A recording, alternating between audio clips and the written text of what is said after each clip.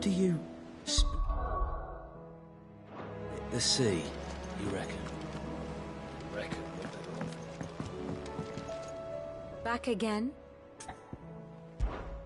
What is it that you wish to learn? Here's the latest information I have. Study it well, Clive. Thus ends today's lesson.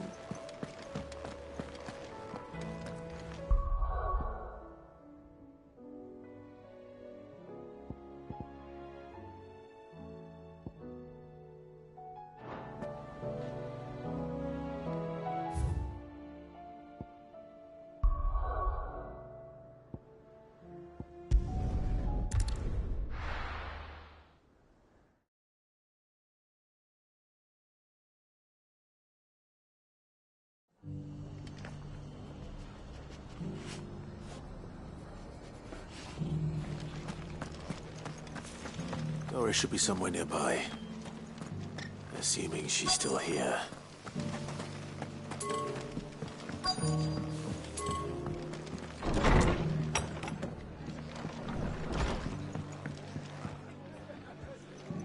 Ah, Clive. I was just about to send for you. I'd like you to take something to Sir Wade up in Eastpool. Seeds for planting. Thought it was about time they started growing their own food. I'll keep providing them with whatever they need in the meantime, of course. But if Eastpool's going to survive, it's got to be able to fend for itself. As have those poor bearers. They've lived their whole lives in servitude, but now they're their own masters. Small wonder they ain't got the foggiest how to provide for themselves. So it's up to us to teach them.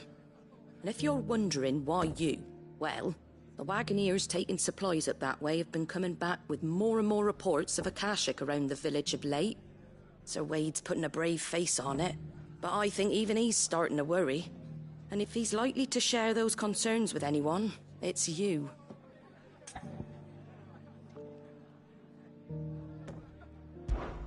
All right. Thanks. Wouldn't ask if I didn't have to. There.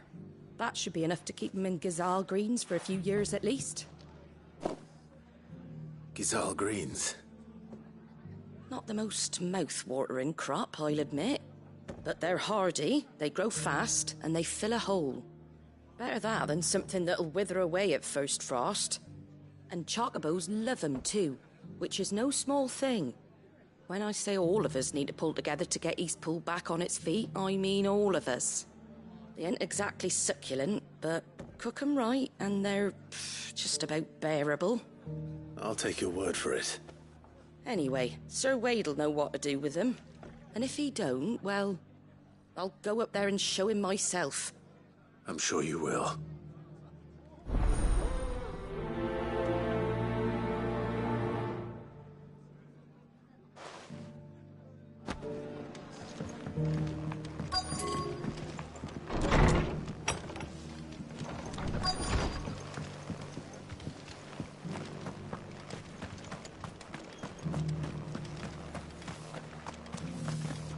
The world seems to be changing so fast lately, I can hardly keep up. Just because the heavens have gone to reckon with me. What are you after?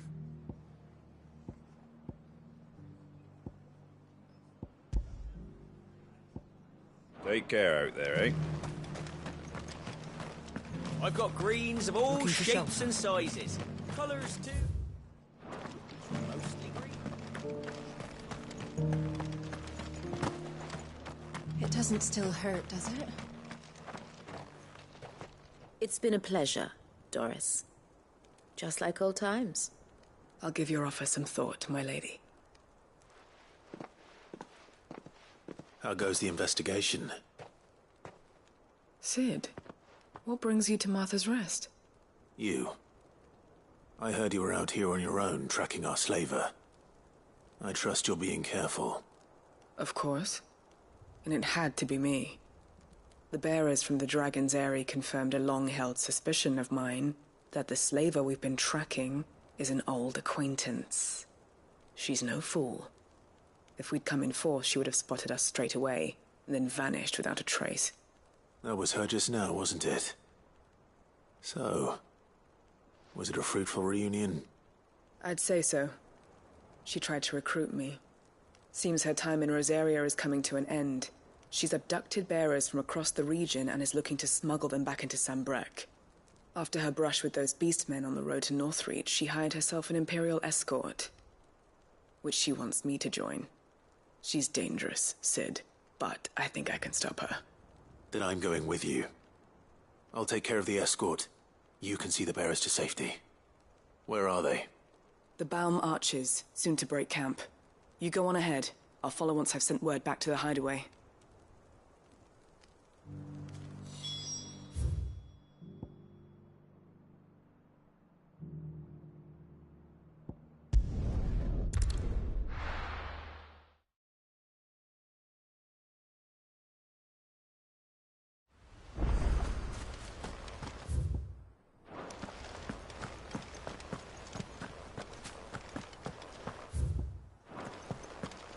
I heard the Guardian saying we're supposed to grow up.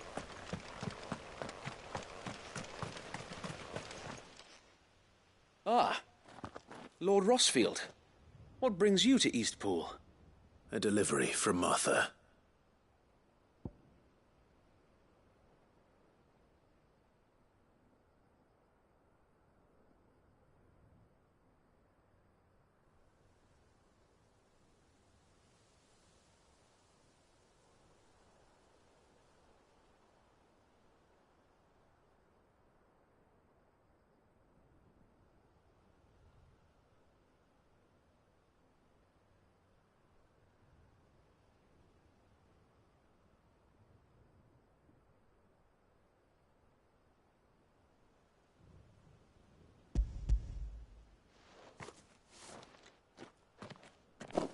These are Gizal green seeds.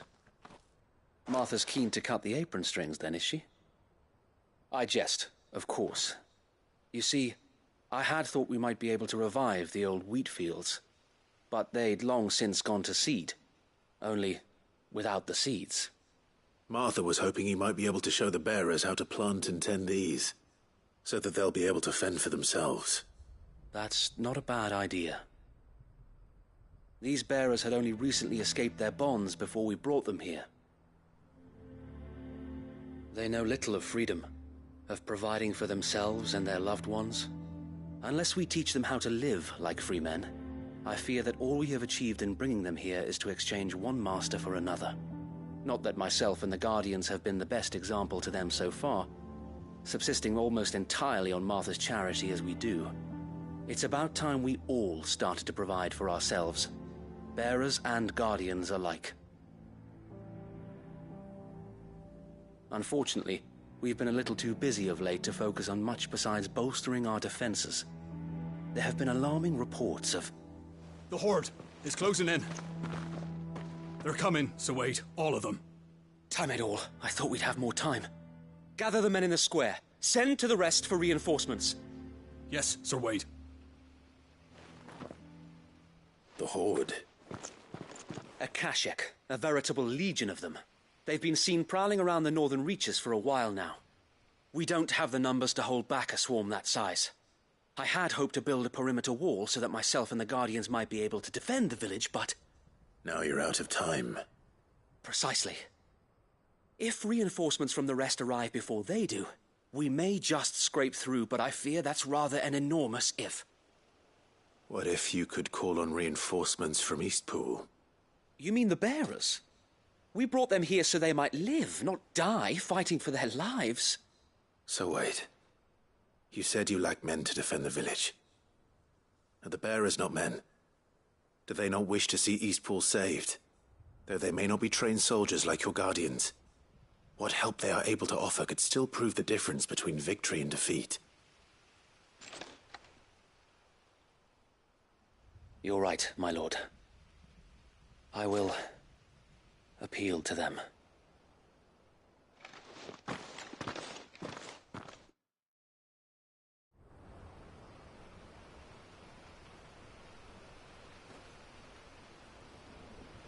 My friends, I humbly beg your aid. We Guardians are few and our enemies many. But I swear we can defeat them with you at our side.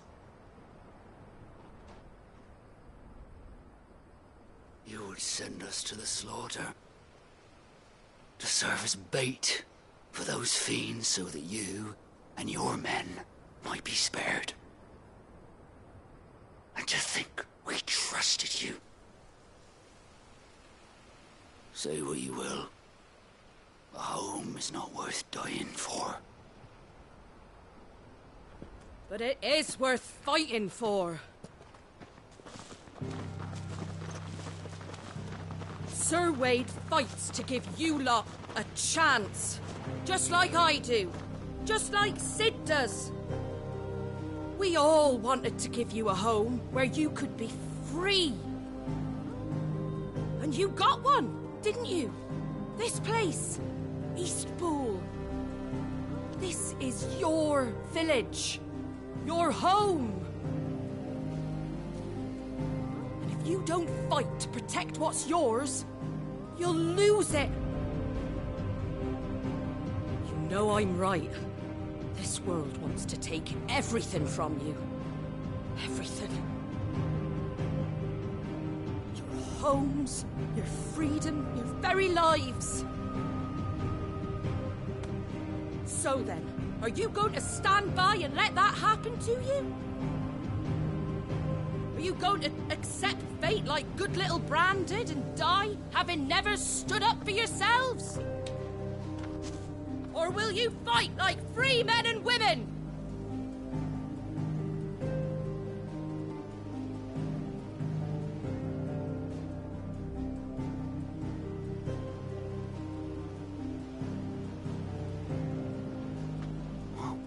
What are you doing? All right.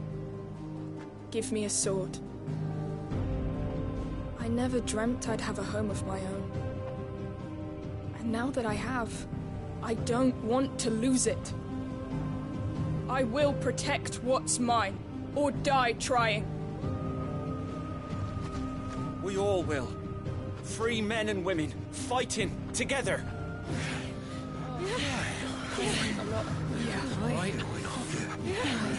For Eastpool! For Eastpool!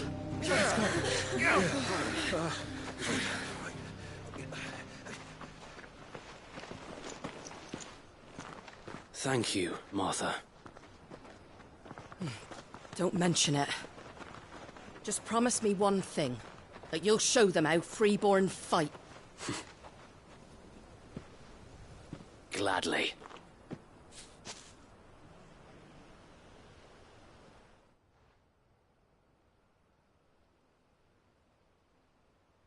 Well, if it was numbers you were lacking, you certainly won't be now. Thanks to you.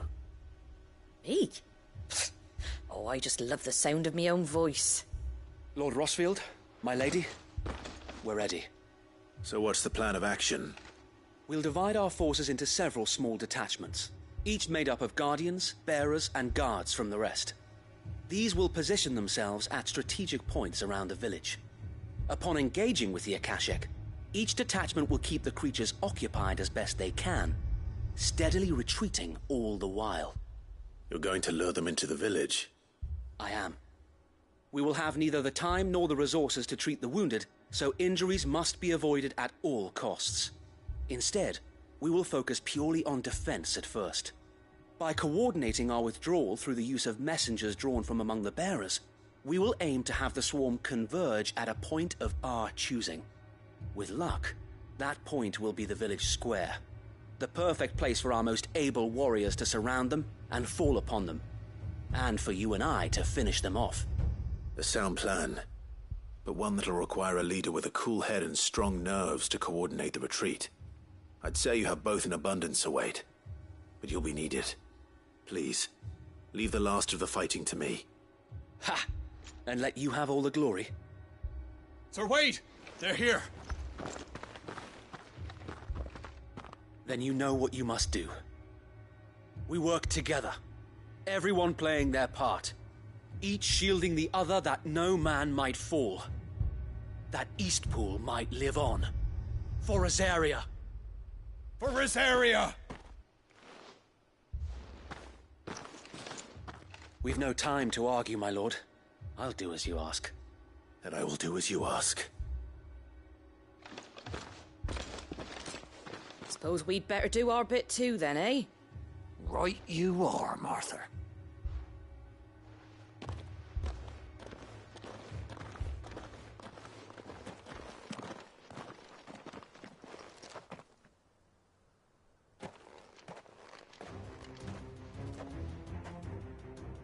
The calm before the storm.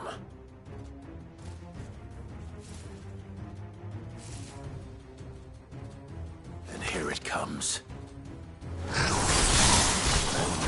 This village fall.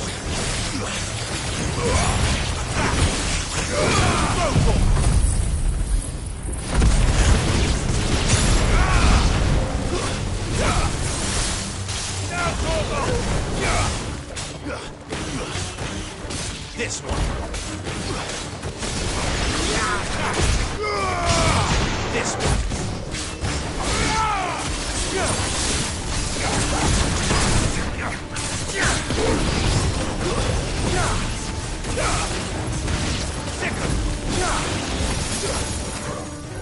Over here!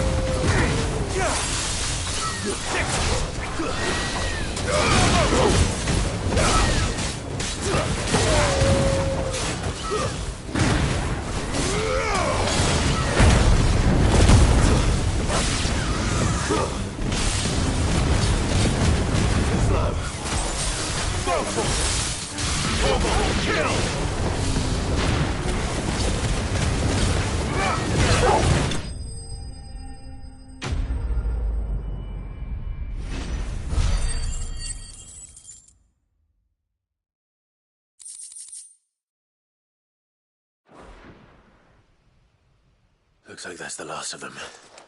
Lord Rossfield! Change of plan! What is it? Owl from the rest. An Akashic curl's been sighted on Rhiannon's ride and is headed in their direction. Well, the better half of her guard is here. So wait, how many Akashic remain in Eastpool? Hard to say. My men are still facing some resistance, but I think the worst is behind us. I could order a detachment or two to fall back and... No. Let them finish the job. You stay here too, Sir Wade. Your men need you. I'll go after the curl. Join me only when Eastpool is won. If you're sure, my lord. May the Founder protect you.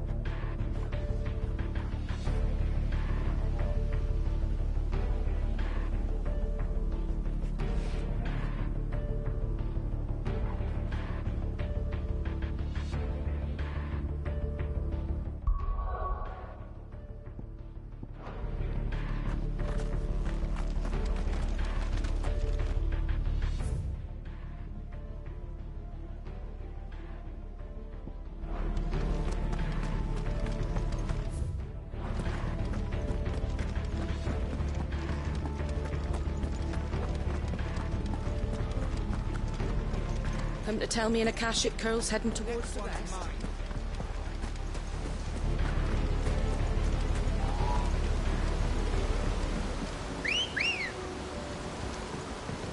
Come on.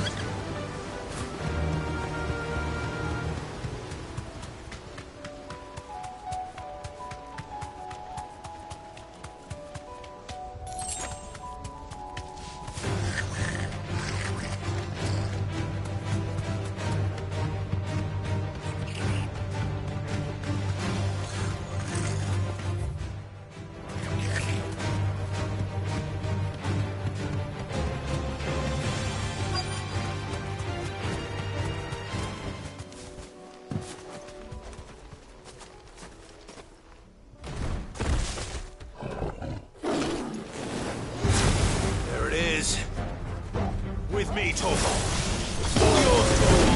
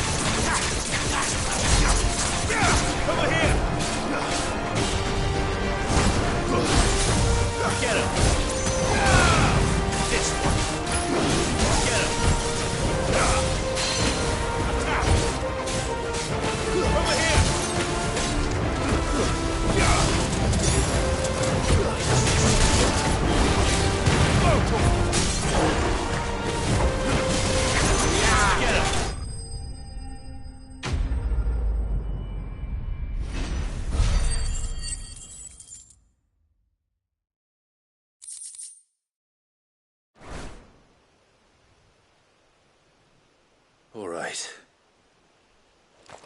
Back to Eastpool.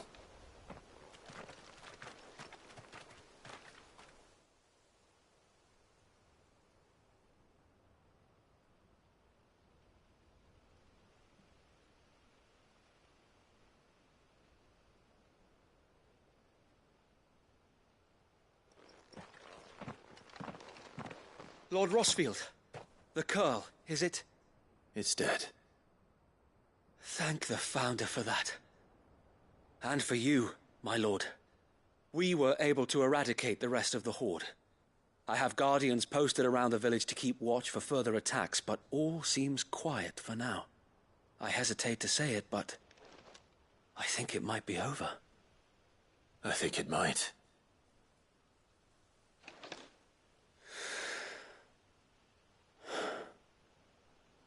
We did it. We saved Eastpool. Thank you, my friends. Thank you. No, Sir Wade. It's us who should be thanking you. You brought us together. Showed us what it means to fight for what you hold dear. We never had nothing to call our own before. We didn't know what it meant to protect it, but now we do. We really do. Forgive us, Sir Wade. You and your people saved us, and still we doubted you. But there's no doubt in my mind anymore. We're free men now, so we have to start acting like it. We have to fight to protect what's ours, to protect Eastpool. And we shall. We all shall. Together. This is our home. And if anyone or anything tries to take it away, they'll have us to answer to. Come on then. Let's get to work. This village isn't gonna rebuild itself.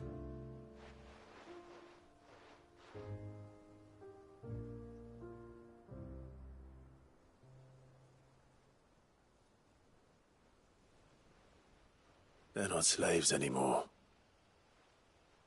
No. They're Rosarians. Your father took pity on the bearer's plight, and I believe if he was still with us today, this is what he would have wanted. I believe you might be right. I shall remain here, my lord, and do what I can to help rebuild the village. After all, this is my home now too, and I could hardly call myself an Eastpoolian if I didn't pull my weight. I think you'll find it's Eastpudlian, Sir Wade. But you should be proud all the same. I'll have to pull my weight too. Can't have the rest getting outclassed. Speaking of which, I ought to be getting back. Can we continue to count on your support, Martha?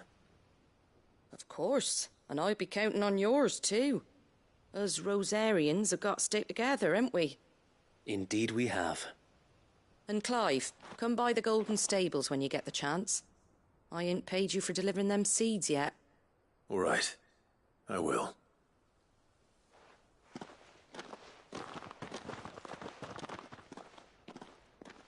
Lord Rossfield, do you remember our very first mission together? Clearing the goblins from the Stillwind marshes?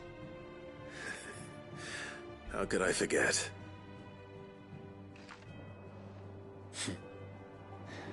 There's one sight that I shall never forget.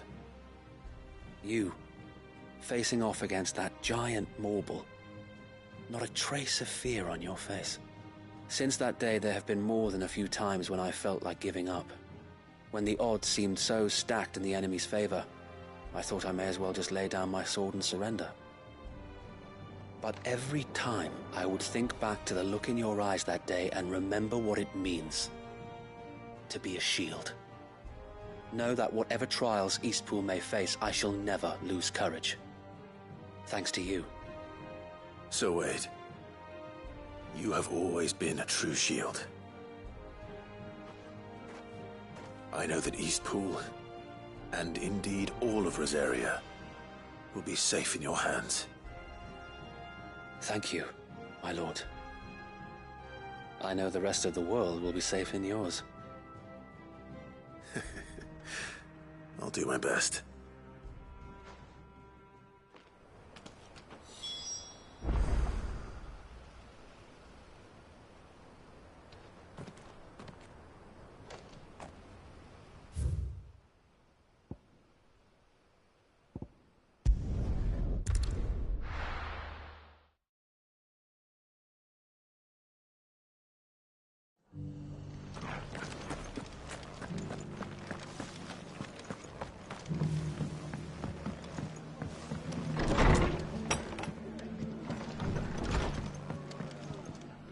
The hero returns. It's lucky you came by when you did, eh? Not only did my seeds get delivered, but you went and saved Eastpool and all. I just did what I could.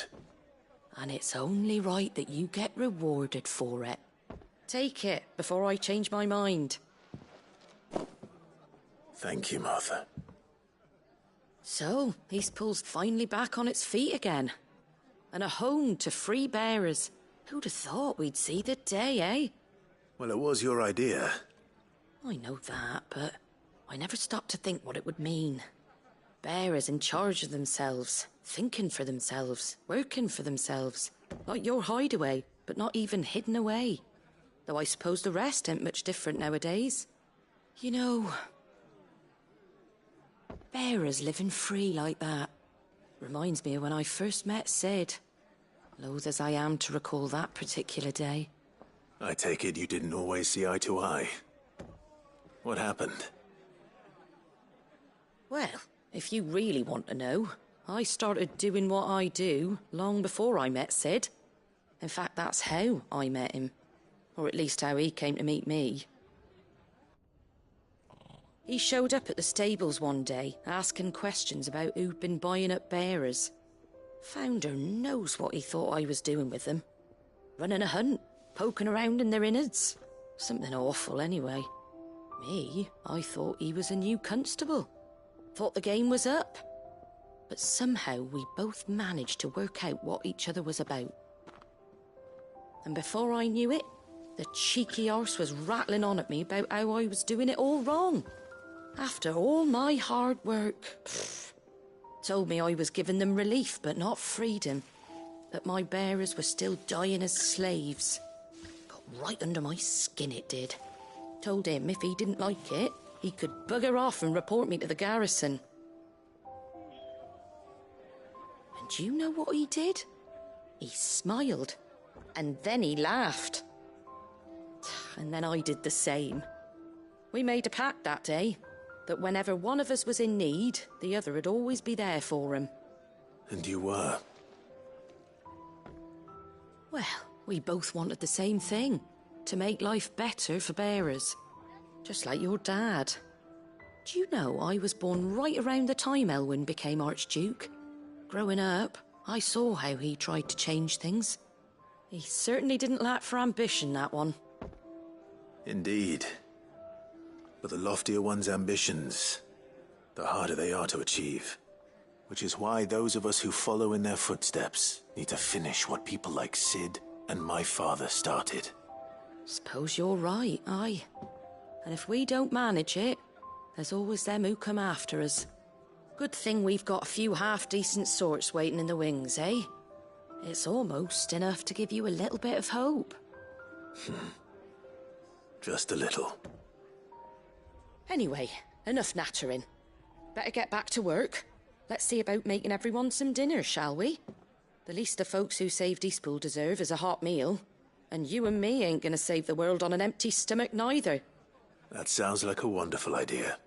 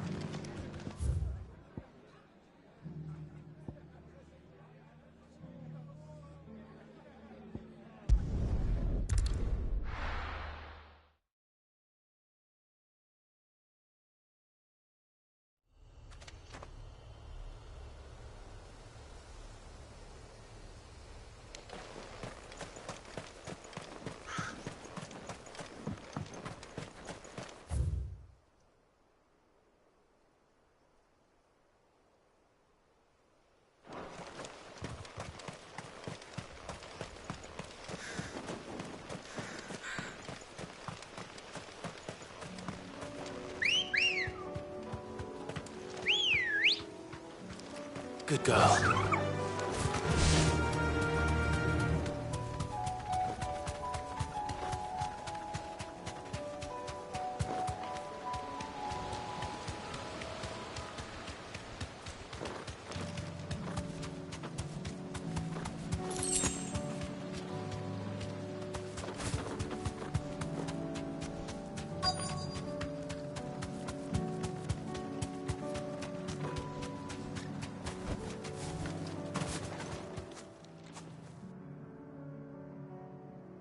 Good.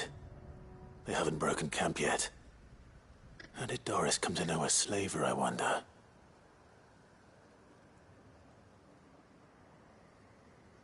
We've waited long enough. She's not coming. Ready the bearers. We're leaving. Back to civilization, is it, Mom? With all haste. Lest any of you lackwits start talking like these feckless bumpkins. I presume your men are ready. We've suffered too many delays as it is. Any more and I'll be docking your pay. Yes, Mom. Oh, but before you go, it appears we have company. Kill him. You're welcome to try.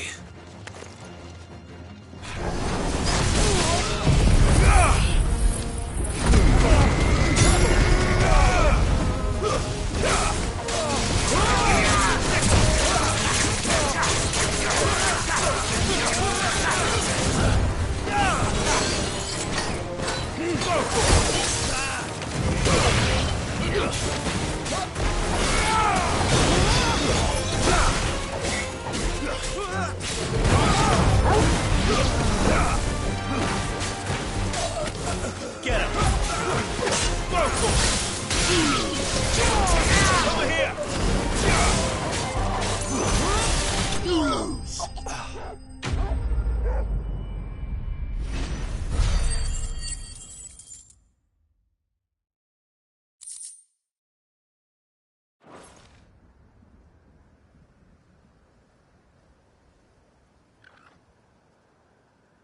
So much for your escort. You'll forgive me for not avenging my men. I'm not the swordswoman I used to be. I surrender. Do with me as you wish, Sid the Outlaw. Sid! Ah, Doris. I take it you're not here to rescue me from our brooding renegade? You know, I always wondered where you'd vanished to. But casting your lot with this criminal of all people...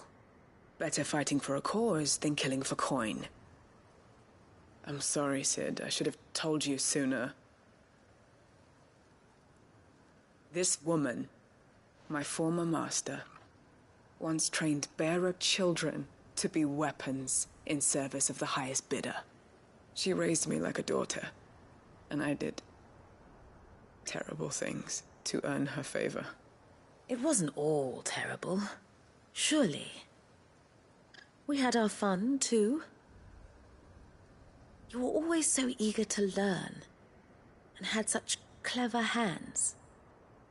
All my other children took either to the blade or to the books.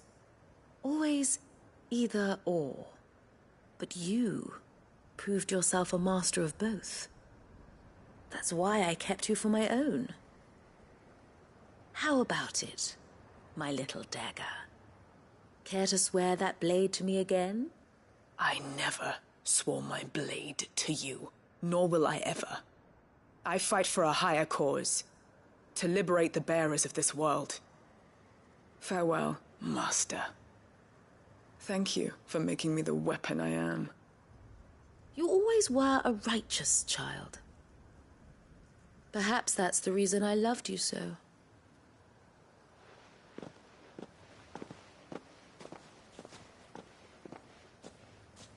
What do you want to do with her? I am not the killer she wanted me to be. Not anymore. And she no longer has friends in high places. The Dame does, though. Her connections at the Imperial Court will see that justice is done. All right. If you're certain. I am. And thank you for everything. Now, I better let these bearers know that they're safe.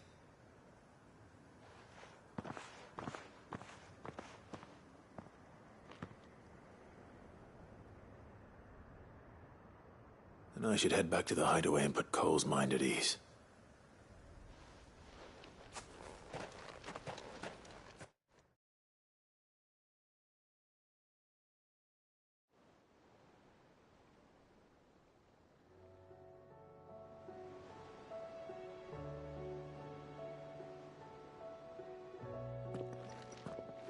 Welcome back, Sid.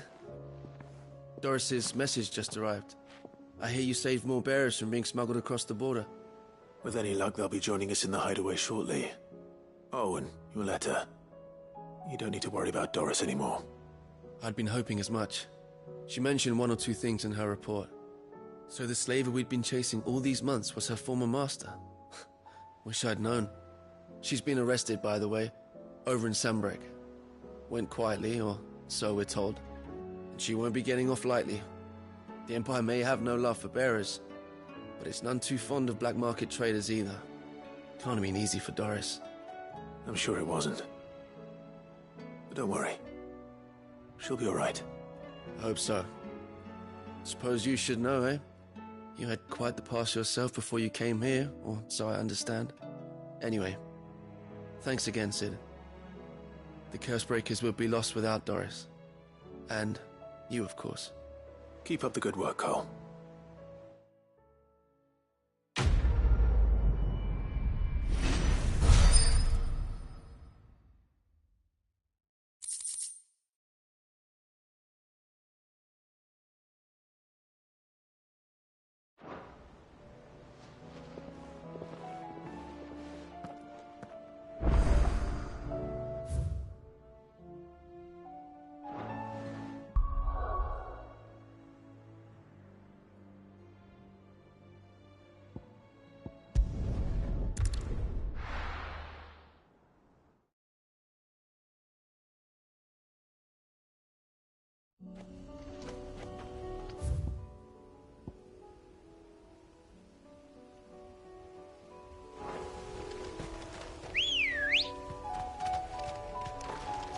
Good girl.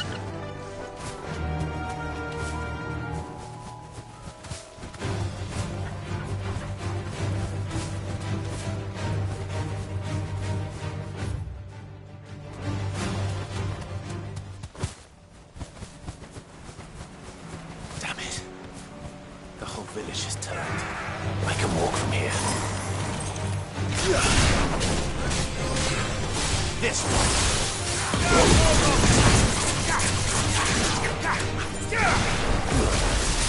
Go for it! Over here!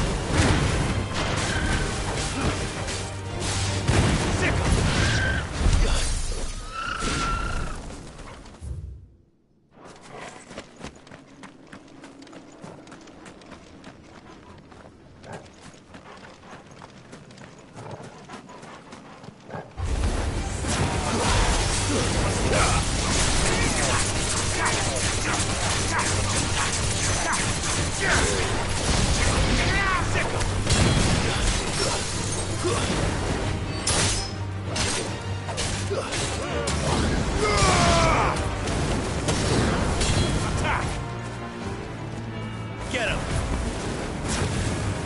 This one! Over here!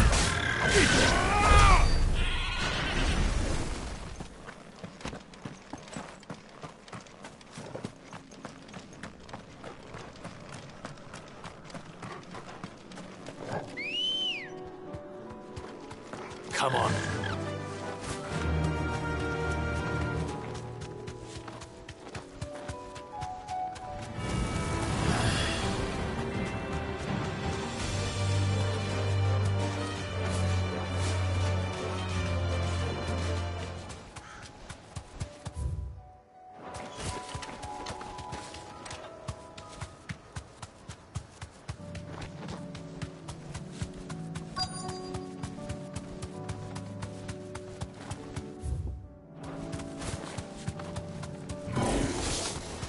I'll need to deal with these ones first.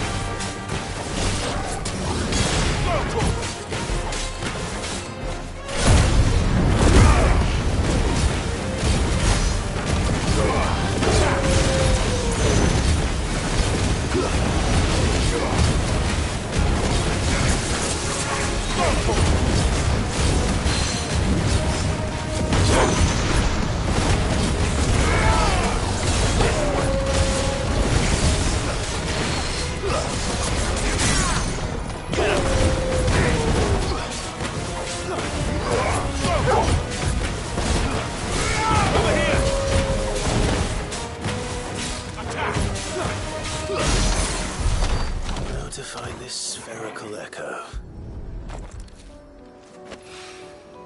This is it. Right then. Just two more to find.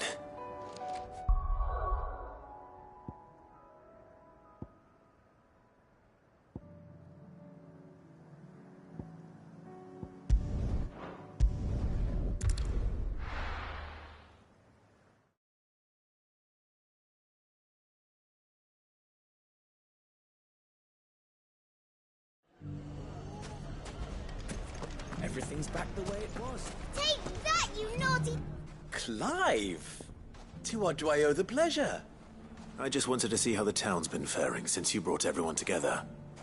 Since we brought everyone together, all is absolutely wonderful. Conrad and Natalie's hands remain safely away from each other's throats and firmly at the helm. Our stores are full, and the bandits still too disorganized to raid them. Just as the good Lady Jane and Lord Underhill intended. Are you a lord? Lubor's going to be one too. They're going to make him the Lord of Dalamil, because of how he stopped all the grown-ups from fighting. It's the mayor of Dalamil, dear child, and the vote hasn't taken place just yet. But if the people wish me to lead them, I shall.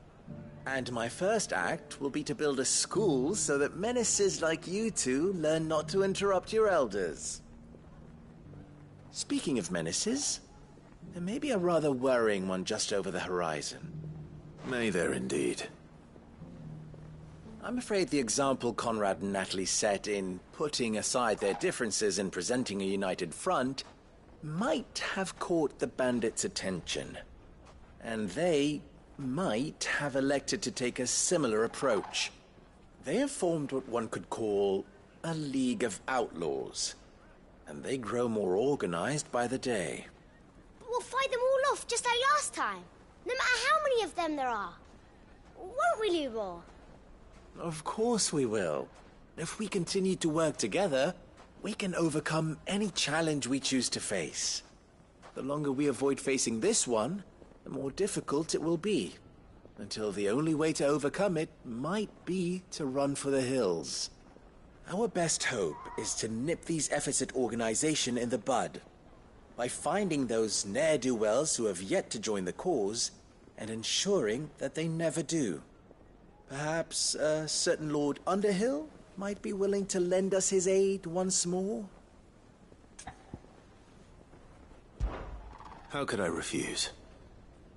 Thank you, my lord. Victor will fill you in on the particulars. I have him stationed by the desert gate, receiving and collating reports from my scouts. Such an amenable soul. He reminds me of you. I'll go and speak with him.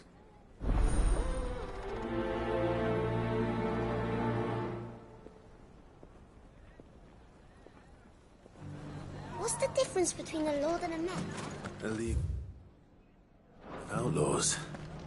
Sounds like we have some competition.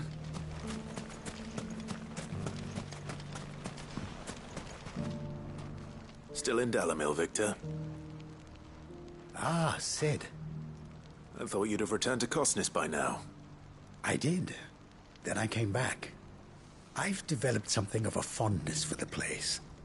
And having worked so hard to see it saved from one fate, it would seem remiss to abandon it to another. A sentiment Master Lubor certainly isn't shy about exploiting. Hence my doing his bidding yet again. You're not the only one. What does he want you to do? He asked for my aid in putting down the bandits. And he said that you might be able to help me find them. Then you've come at just the right time. I was on my way to speak with Conrad about how to organize our forces. There are more camps in the vicinity than we can safely strike at once. But we must strike together, and we must strike soon at as many camps as we can. We can't give this league of theirs time to rally its forces. All right. Which camp shall I take? There's one upriver. Just out there, across the dunes. Leave it with me.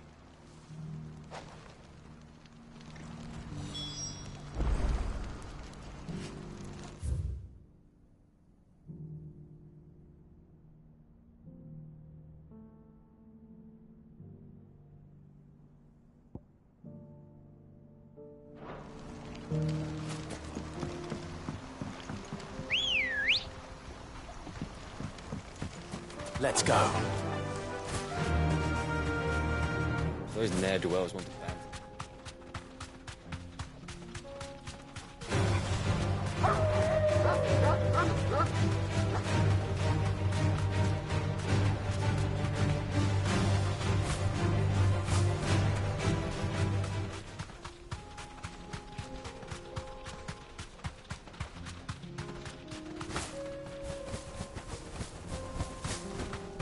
That must be the camp Victor mentioned. Come on then, Toggle. That's him! The one who killed Locke and Fingers! Take his head off!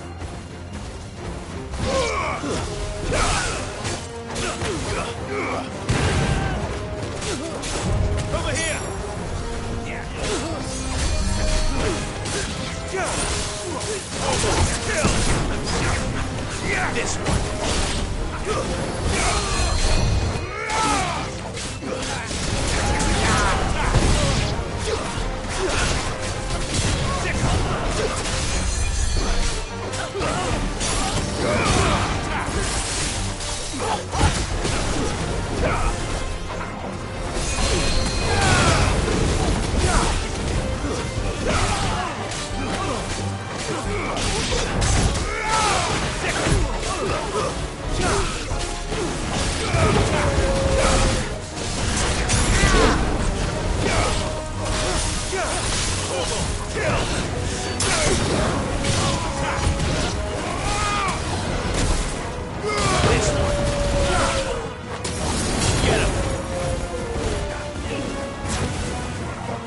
This one.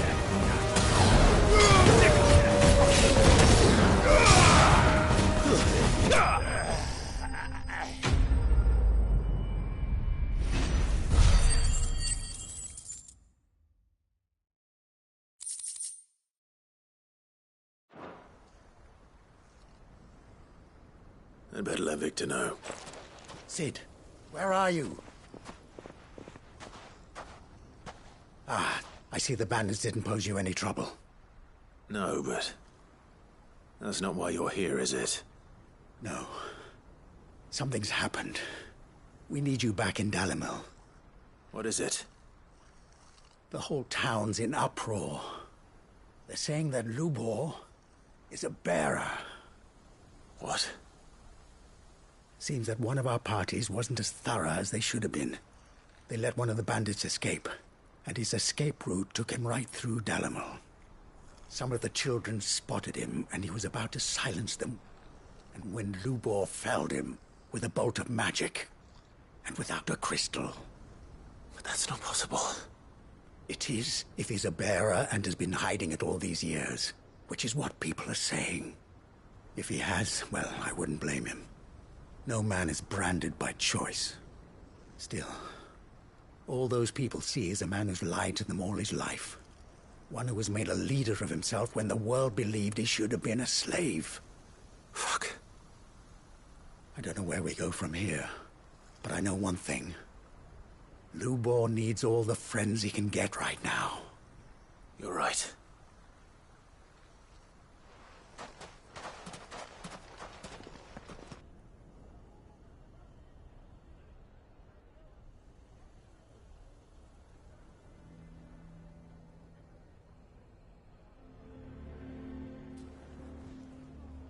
And now everyone knows.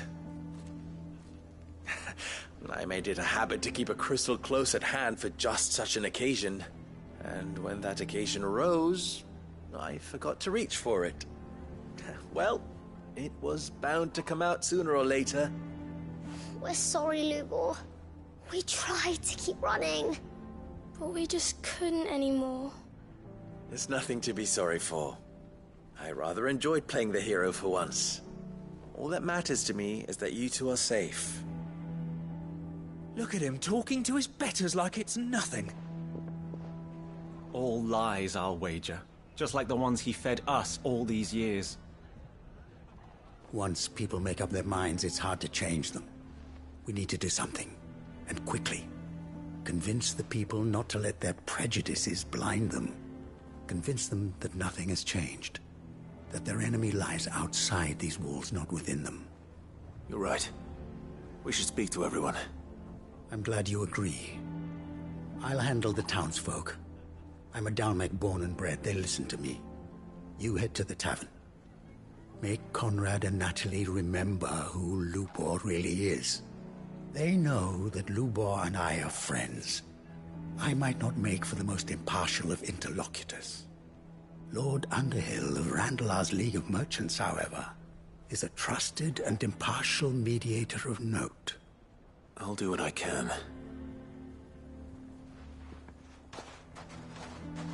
Lubor, stay here with the children. I can't promise anything, but we'll try. And that is all I can ask of you.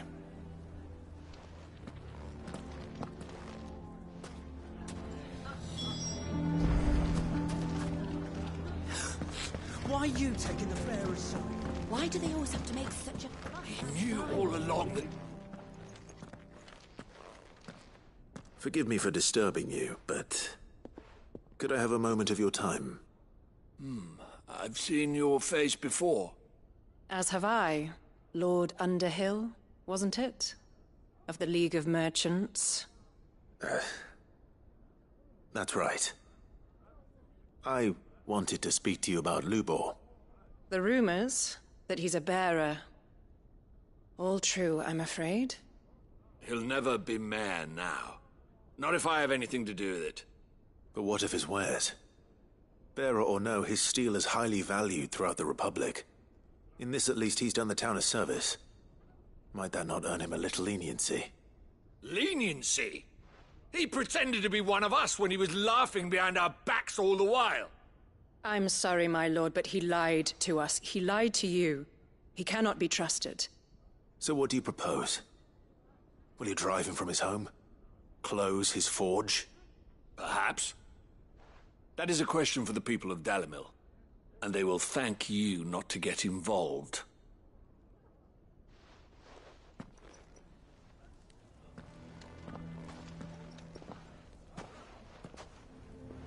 The townsfolk have made their minds up. There was nothing I could do. Nor I. Conrad and Natalie refused to consider anything but their own wounded pride. You never know. Once their anger is cooled, they might see things differently. For now, we should report back to Lubor. All right.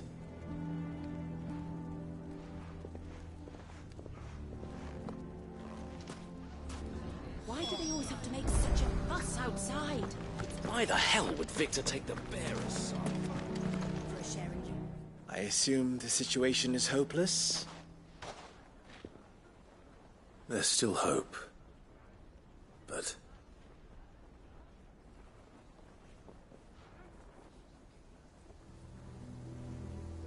But perhaps not in this lifetime, I think it's fair to say. You mustn't think like that, Lubor. Give them time. They'll come around. We'll talk some sense into them in the end, you'll see. No, you won't. And your efforts would be better spent elsewhere. But Lubor... Rosina would often tell me that steel does not lie, that a blade is a reflection of the smith who forged it. To yourself be true, that was her point. Rather an ironic one when you consider that her life was taken with a blade of her own making. But I do not doubt that she was always true to herself and what she believed in, right to the end. And so must I be. I must do what I know to be right, no matter what others might think of me. And now, I know what that is. I must embrace my new role of villain so that the people of Dalimil have something to unite against. For only united can they hope to stand against the threat that awaits them. I'll need to make a suitably dramatic exit, of course. Don't go, Lubor. You're the only one who was ever kind to us. We'll be all alone. Again. Trust me, little ones. It is for the best that I go. Not only for the town, but for you, too. How could it possibly be for the best? These children need you. The least you can do is give the townspeople a chance to change their minds. They would not take it, Victor. It's over. Over, you say? And so just like that, you're going to throw this town and these children to the wolves? I thought you were better than this. But it seems you had me fooled as well. Victor. Forget it. Do what you will. Are you sure you're making the right choice, Lubor? Of those available to me, I believe it's the best one. Yes. Ah, but where are my manners? Here. A reward for clearing out that bandit camp. Right then. I have packing to do. If there's anything I can do. Anything. I'll bear it in mind. Thank you.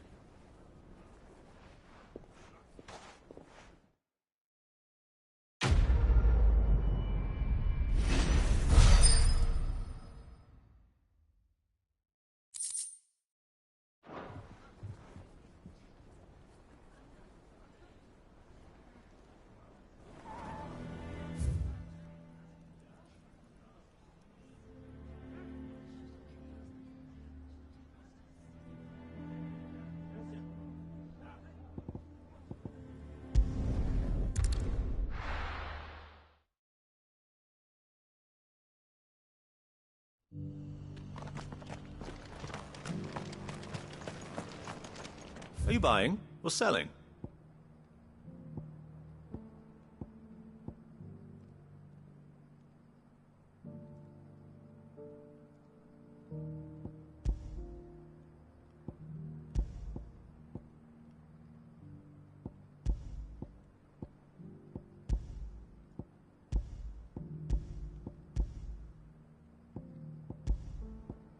Come again.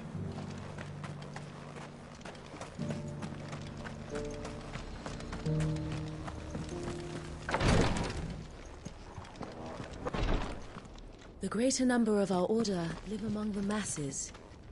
Lord Rosfield, is there aught the Undying might assist you with this day? Perhaps. My brother said that your order was helping him with his quest to uncover Ultima's origins. Have you learned anything of note since last we spoke? Little unless, I regret to report. I see. Be assured, however, that we will not rest until the truth is known. Even now, our archaeologians scour ruins in every corner of the realm for traces of Ultima's touch. Fallen ruins, I take it. Dating back as far as Phoenix Gate. Indeed. Ultima's thralls are oft sighted among the remnants of the fallen civilization, as if protecting the secrets concealed within. Secrets we'd see unearthed. Should our methods be of interest, my lord, mayhap it would please you to observe some of our number at work. Would that be possible? Of course. A survey is being conducted not far from here. Perchance you are familiar with Kretov, a small hamlet built around a fallen airship. I was due to visit my colleagues there to collect their preliminary findings, but if you would consent to do so in my stead, I'm sure that they would be honored to relate any discoveries they have made to you directly.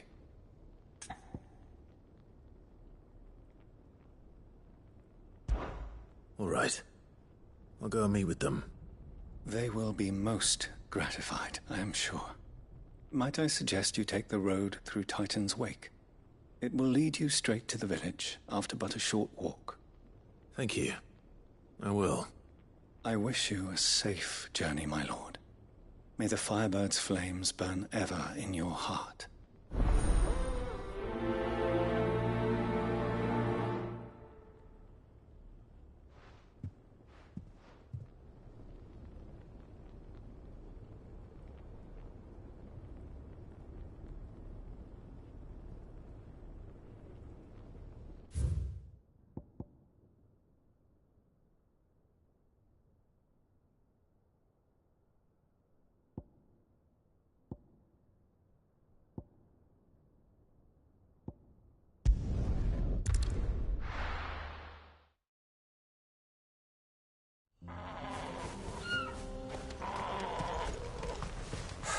So Dravost is still standing.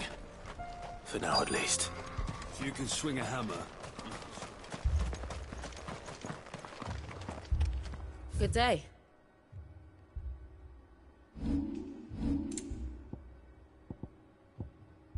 May we meet again.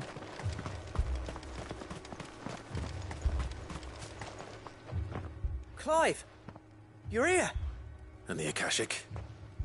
Mostly off to the north still. But I spoke to Doris's scouts and it turns out things are worse than I thought. There's swarms of them out there. Told old Snotty to be ready to seal the north gate. That should buy us some time if we need it. Enough for the villagers to barricade themselves inside their homes at least. Well done. Welcome back, Sid. I'd never have guessed, you know. Not if August hadn't let slip. Who'd have thought that the savior of Dravost would turn out to be the realm's most infamous outlaw? Keen to help us out again? I am. Thought you could sneak off without me, did ya? Blackthorn. Oh, what are you doing here? One of the scouts couldn't keep his voice down. Unlike my best mate who didn't think I deserved to know. Zoldan, how long's it been? Long enough for us two to turn into a pair of old codgers, I see. That your idea of an apology? Prick. Don't listen to him.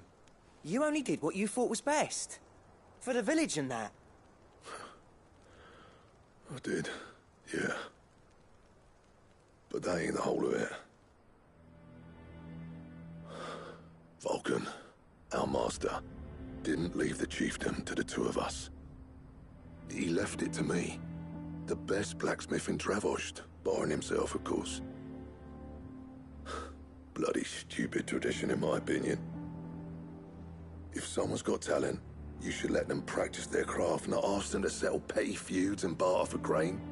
Our master wasted half his life that way. I wasn't about to let that happen to me. So you wasted half of mine instead. You're what Dravost needed. Under me and my precious ideals, this place wouldn't have lasted a year. So I left to devote myself to the work and spare you lot the consequences. I may be a selfish prick, but I only did what I felt I had to. What you had to do was your duty! Even if it meant we all starved? Enough. This is no time for bickering.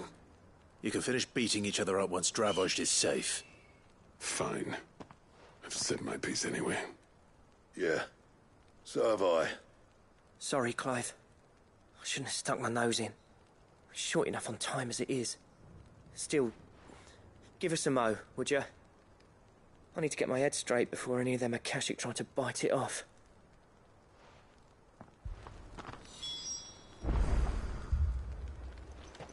You, ready for the off, then?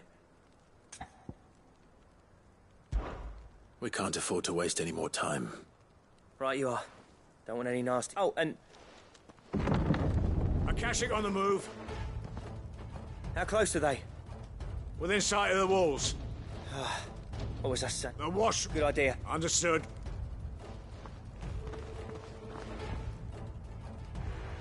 I'm prepared to fight if I have to. Well, let's hope you don't. That's our job. Once the scouts are inside, order your men to barricade the gates. No heroic last stands, you hear me? No fighting at all if you can help it. August's right. I've seen what Akashic beasts can do to armor. The people here are tough and willing, but they ain't equipped to face what's coming. I'm going out there. Start work on the gate as soon as I've left. I'll give you as much time as I can. And if they kill you? You evacuate. And it won't come to that. I promise. You'd better be right. Take good care of Dravost till I get back. Leave it to me. And give those things what for, yeah?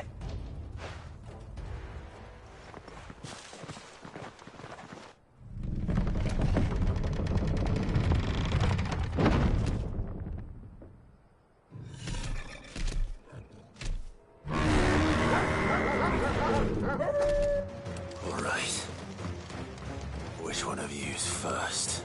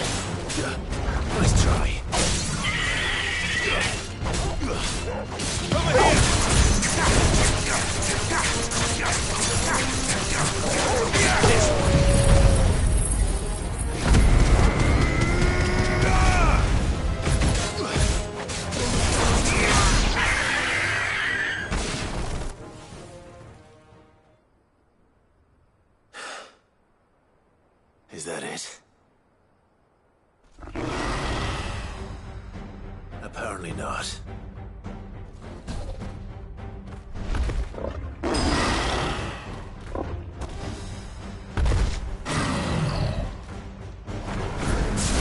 They're not getting past me.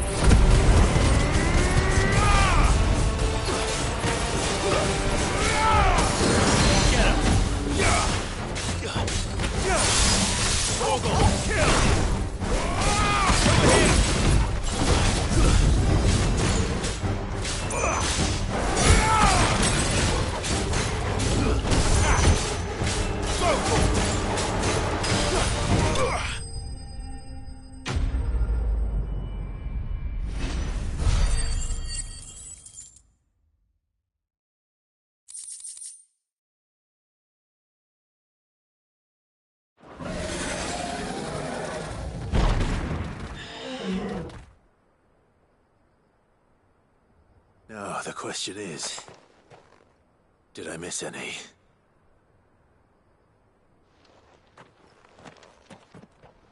Man alive! You're still in one piece! I slew as many as I could. As many as I could, he says. The old bleeding lot, more like it. Well, almost. Only almost. Yeah, one or two did try to sneak over the wall. But we got the bastards, don't you worry. Good. Though you do know, more will come in time. In time, yeah. But we can think about them later. Let's get you back inside.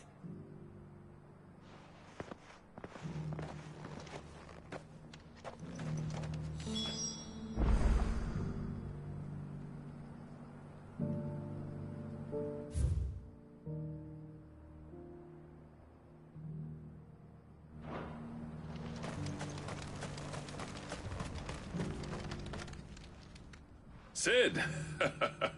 You're even more fearsome than your reputation. Enough to give those Akashic monsters nightmares. I almost felt sorry for the wretched things. But mostly, I felt grateful. Dravoged won't forget what you did today. I'm afraid I've only delayed the inevitable. There's no getting rid of that ether flood. Meaning that any living thing which stumbles into those mines will end up clawing at your walls again. And that's if the flood don't spread. If it does, well, I hate to say it, but the village's days are numbered. That may be, but we're staying just the same. With ether floods springing up all over, it's no less safe than anywhere, and more importantly, it's our home. We'll fortify the gates to the north. And I'll see that they're guarded day and night. All right. Then we'll give you a hand shoring up those defenses. As for you, Blackthorn, that's twice you've turned up when Dravoj needed you. So, thanks. I shouldn't have stayed away so long. And I shouldn't have left without talking it over with you first. Too bloody right you shouldn't. Though I doubt I'd have listened. I always envied you. How you made everything look so easy when, for me, it was anything but. You leaving gave me the perfect excuse to hate you. And from that day on, I never once stopped to wonder what it would have been like if you'd stayed. But what you said earlier, it was true. You'd have been the death of this place. Finally, something we can agree on. I hope you see the sense of it eventually. You kept this place alive.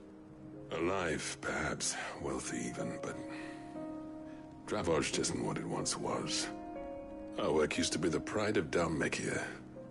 Now, we churn out the same rubbish day after day, because it's easy and turns a profit. It's not about the craft anymore. I wouldn't send my sons to war wearing the shit most of our smiths are making. I've kept working, honing my skills, trying to lead by example, but no one sees the point. The average castle apprentice has as much passion for the craft as our current lot. Come back to us, Blackthorn. Remind Dravoj what a true master blacksmith looks like. I'll even man those bellows of yours if it means we can work at the same forge again. That's a kind offer. Kinder than I deserve. And I wish I could accept, but I'm needed elsewhere. There's people who trust their lives to my steel, and I daren't let them down. Fair enough. But that doesn't mean I couldn't visit from time to time. Let's see if we can't rekindle this town's passion for the craft, shall we? I'd like that. Just be sure to tell Snotty to let me in the next time I come calling, yeah? Knowing him, he'd let you in anyway. Blackthorn. The Master Smith turned outlaw, back in my good graces. I never thought I'd see the day.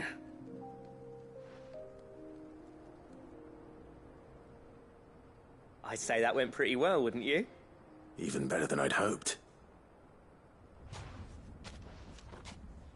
Sid, I've got something for you.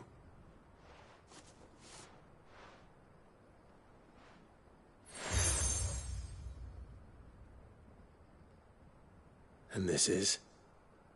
A token of our lasting gratitude. But I'm of a mind to make you a far grander gift. Designs for a certain sword have been passed down from chief to chief for generations. Now hold on, Zoltan. There's a reason no one's made that blade in centuries. There's not been a craftsman equal to the task. I'll admit your cinders make impressive steel, and I've learned to own an edge Odin would be proud of. But the engravings on that thing are enough to make a jeweler cry. And they're not just for show, either. Have you forgotten what brought you back to Dravoj in the first place? A certain ring? I knew I'd never surpass you with the hammer and tongs. So I turned my hand to a different kind of metalwork. Between the two of us, I'd say we're the equal of any master craftsman ever to have graced a forge.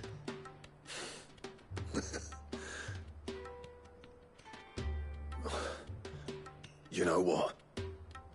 I think you might be right. Clive, you wouldn't mind if Zoltan came back to the hideaway, would you? He's more than welcome. As long as he can keep our secret. Right. Zoltan, get your tools. We've got a legend to forge.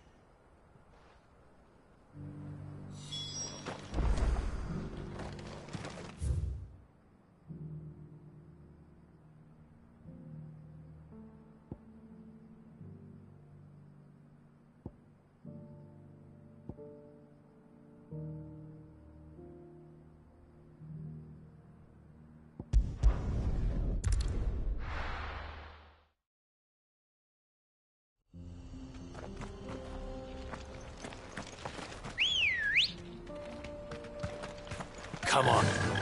Yeah!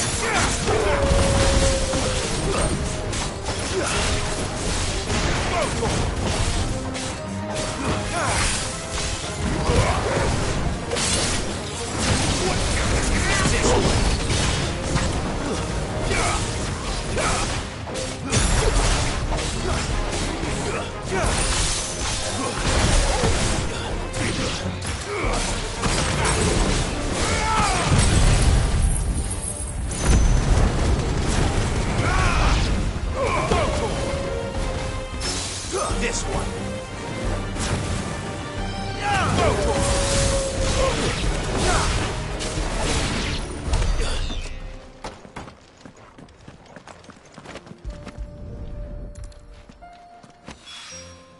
Two down, one to go.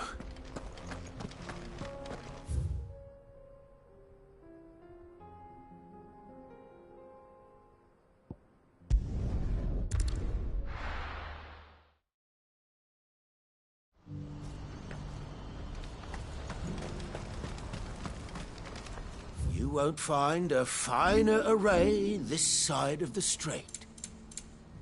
You're welcome anytime.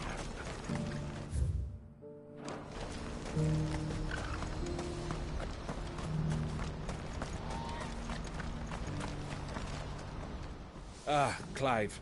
You'll be pleased to know that the negotiations are progressing well. That is good news.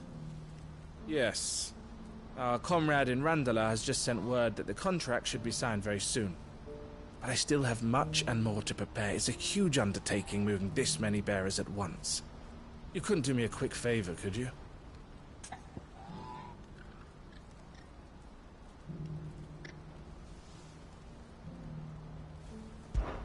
What is it this time? More wild beasts? Nothing like that. I just need you to go over to the caravans and ask El how long we have until the bearers arrive. Find out exactly how much faster I need to get all these supplies moved. All right. I'll go and ask. Thanks, Clive. I owe you one.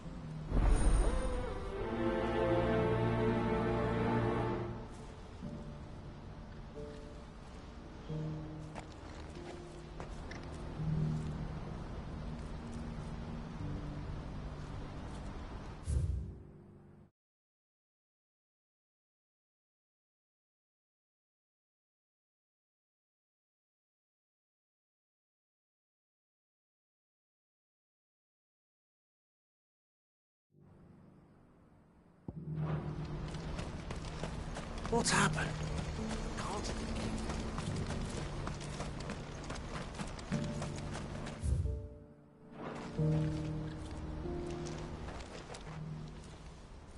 Don't blame yourself, El. This is their fault, not yours. I know, but... No buts about it, all right?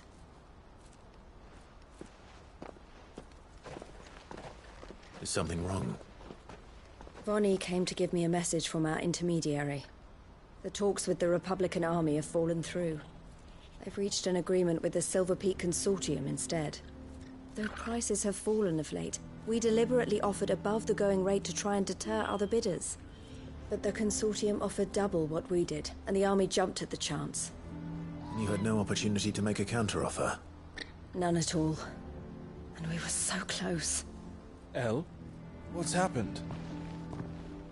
I saw Vonnie leaving. She didn't look happy.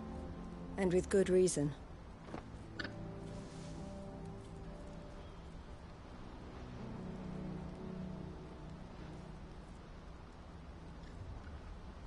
But I thought we were the only ones the Fist was speaking to about the bearers.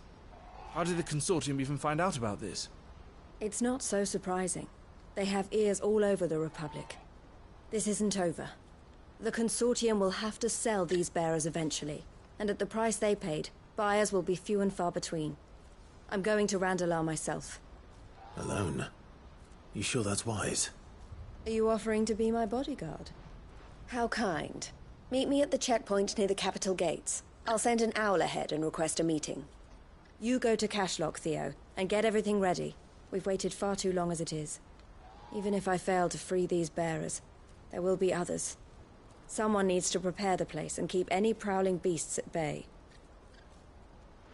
Oh, and that's me, is it? Well, it looks like I'm following orders till she gets back from meeting the Silver Peak Consortium, who've been doing their best to undermine our scheme. She'll never join them after this, surely. No, she said it herself. She still has plans for Cashlock, even if this one falls through. She means to stay with us, then. I can't say I'm not happy to hear it, but... is this what she really wants? You have to trust her. You're right. It's what she wants now. And if Elle's off fighting for the cause, I should do my part too. So I bid you farewell and safe travels, my friend. I'll gather my men and leave for Cashlock. We'll make sure the place is well stocked and defended. You go to Randalar and see if you can stop my sister biting the Consortium's heads off. If she won't consider her prospects, someone has to. I'll do my best.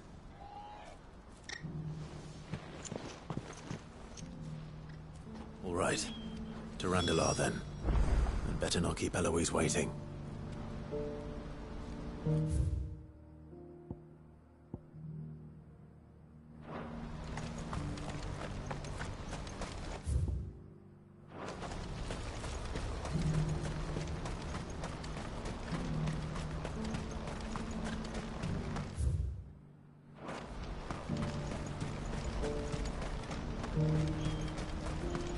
What I wouldn't give for a hearty meal. Looks like this is the end of the road. When are they gonna let us through?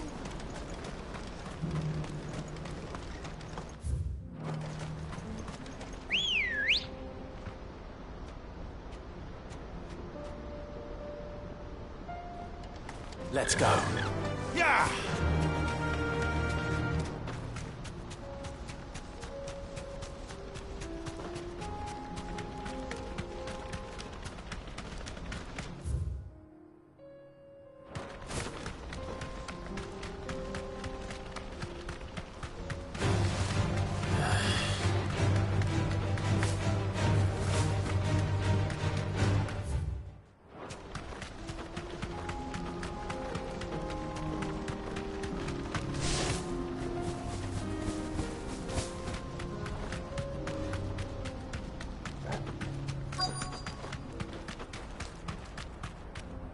Be safe.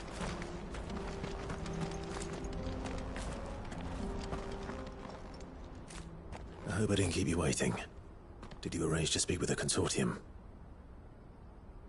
Here they are now. You wish to consult with me? I did.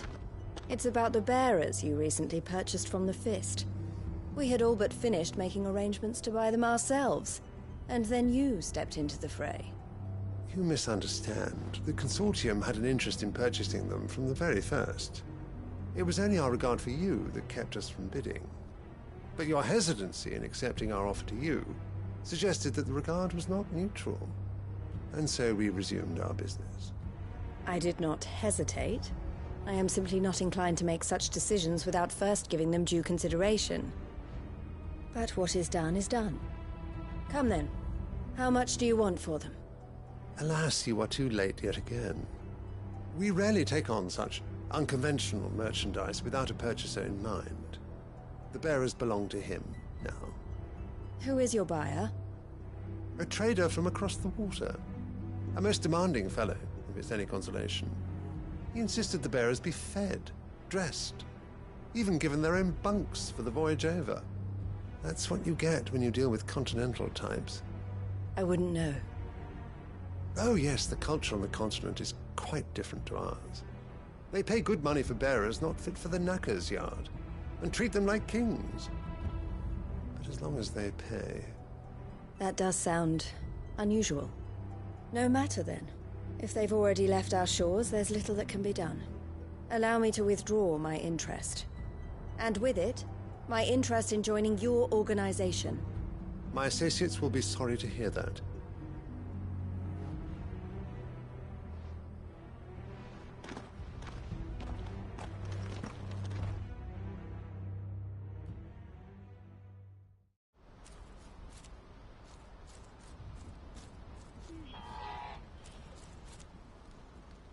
I'm sorry you weren't able to save them. As am I. But I only have myself to blame. He was right, you see. The Silver Peak Consortium did intend to buy those bearers before I did.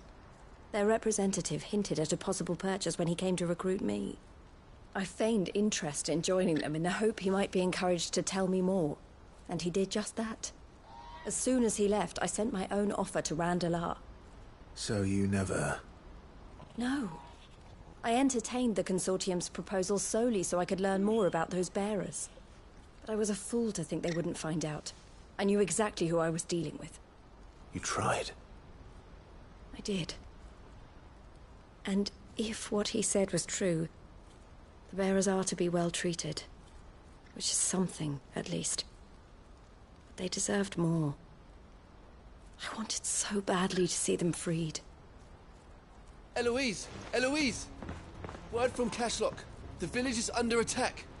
A pack of beasts have come down from the mountains, and there's a dragon at its head. Theo and the others are trying to hold them off as best they can, but the odds are against them. They need help, and fast. Theo! I'll go on ahead. Thank you, Clive. I'll gather some men and join you there. Just... make sure he's safe.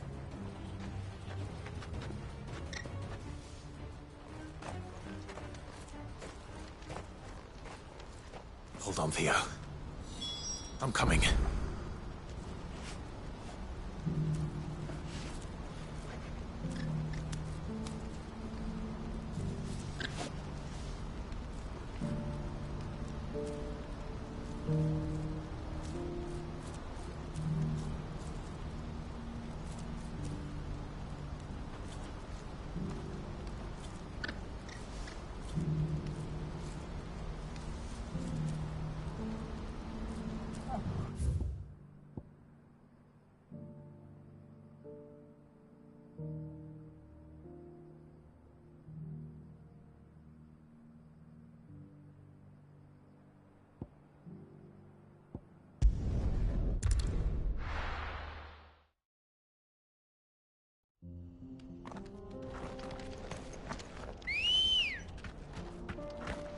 Come on. Run like the wind.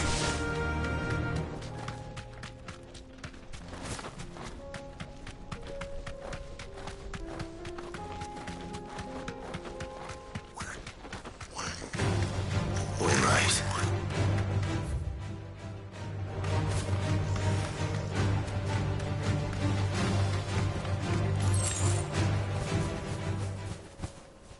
No need to ride from here.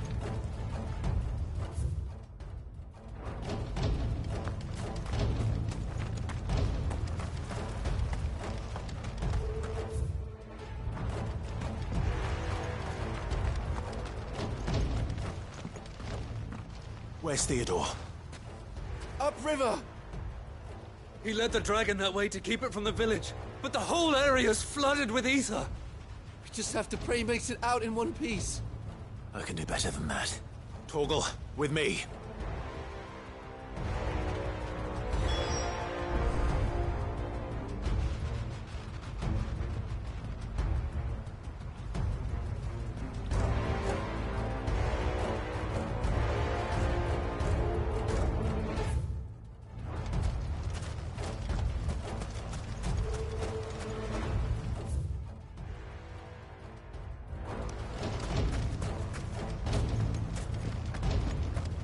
This is no time to ride.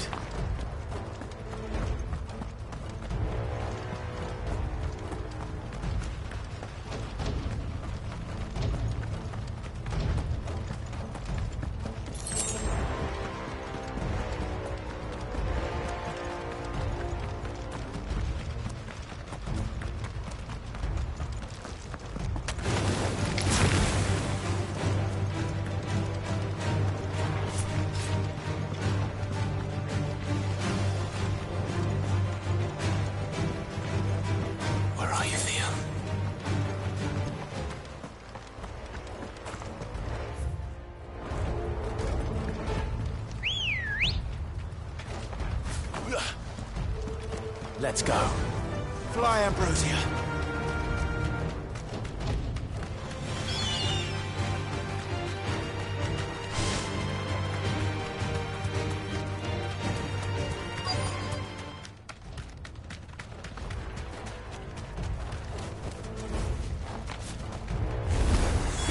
Damn it. The leaf is too thick. These creatures have already turned.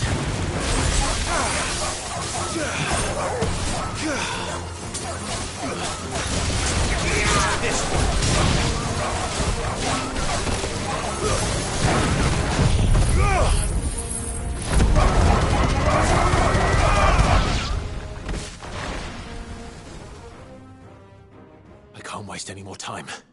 I need to find Theodore before that dragon does.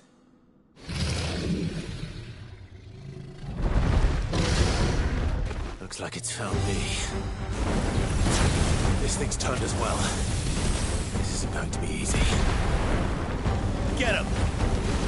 This one! Sickle! Vocal! Over here! I needed that. Attack! Vocal!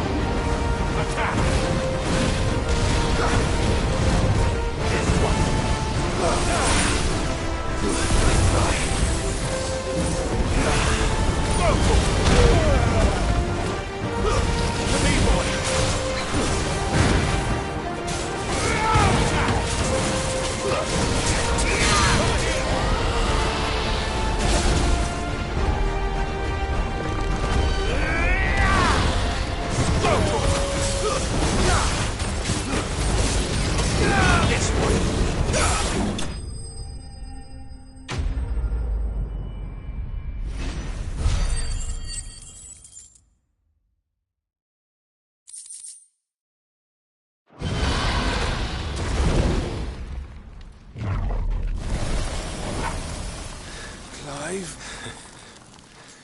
Theodore, you had me worried for...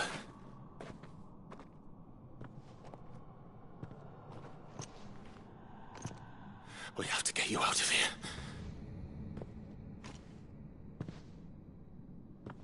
I think it might be a little too late for that. Bearer or no, there's only so much ether a man can take, and that Drake just wouldn't let me leave. You have my thanks, Sid, for finishing what I could not. For keeping Elle's dream. Theodore!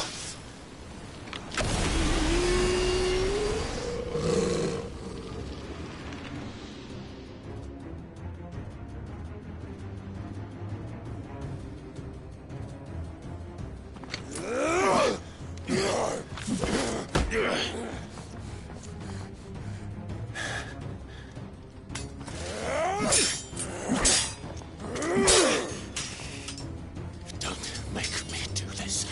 Stop it, Theo! Stop! Stay back, Eloise! He's turned. And so will you!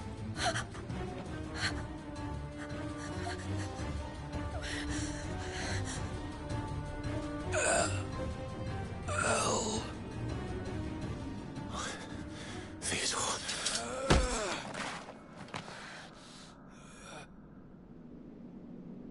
Take care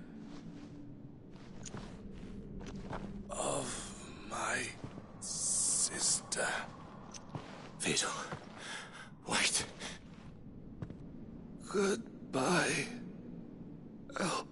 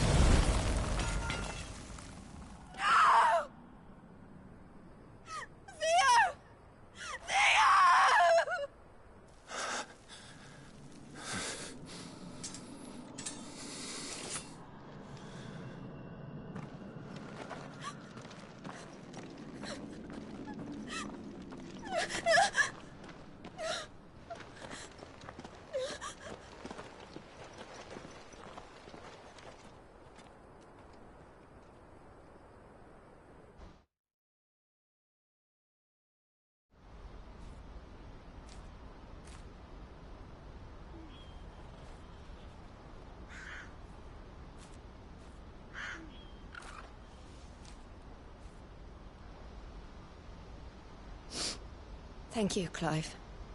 I think I'll be all right now. That was true bravery he showed. Leading the dragon away from the village like that. His first instinct was always to protect people. To put others' well-being before his own. And now he's gone. Because I sent him to that place, against his will. It wasn't against his will. He was ready to do whatever it took to show you he could stand on his own. So that you would finally be free to live your own life. To live my own life? He never could come to terms with the choice I made. What exactly happened? You once told me Theo was the first bearer you ever helped.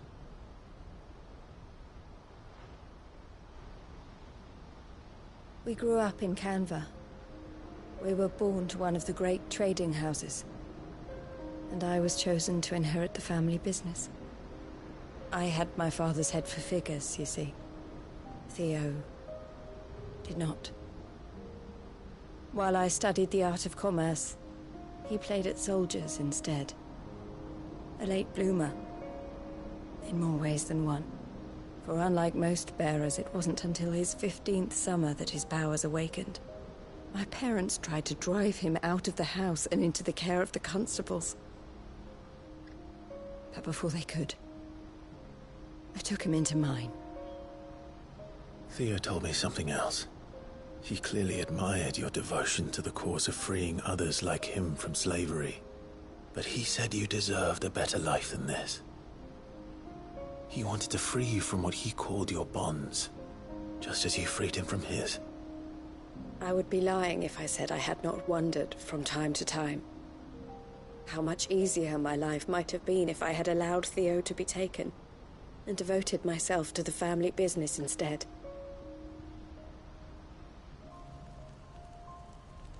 But I have never regretted the decision I made. Being with my brother meant more to me than tradition or reputation. I only had to look at him to remind myself of that night and the choice I made and the fact that I would make the same choice again in a heartbeat.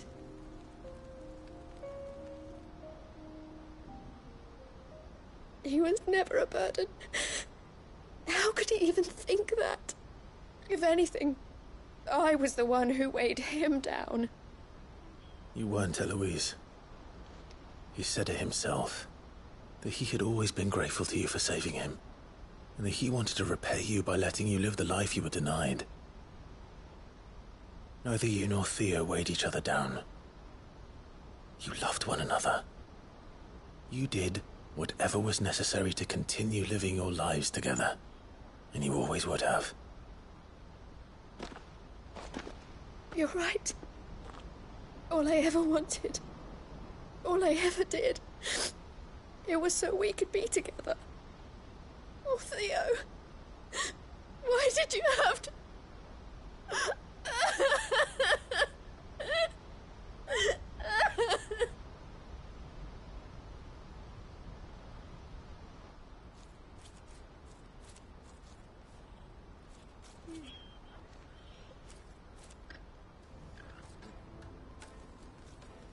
I know Theo wanted me to move on, but I'm staying here at the Crimson Caravans to continue our work. We can make a difference here. We can help people, save them. I need nothing to have, and to Theo's, wherever he is. This is the life I have chosen, the life I will always choose. I've made a choice of my own, to continue helping you however I can, whenever you need it. Thank you, Clive. Let's go on together, then. For Theodore.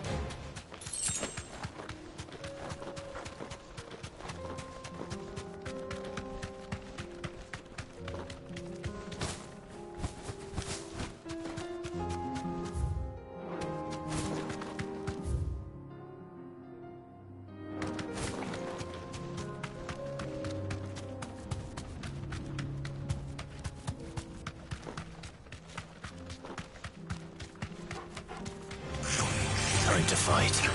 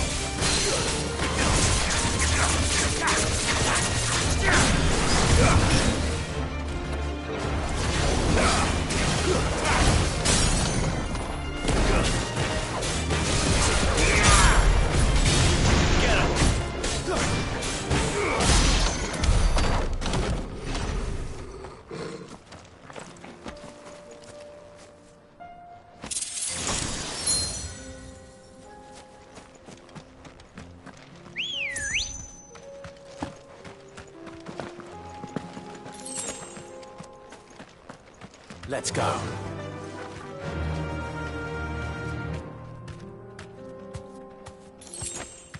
Faster!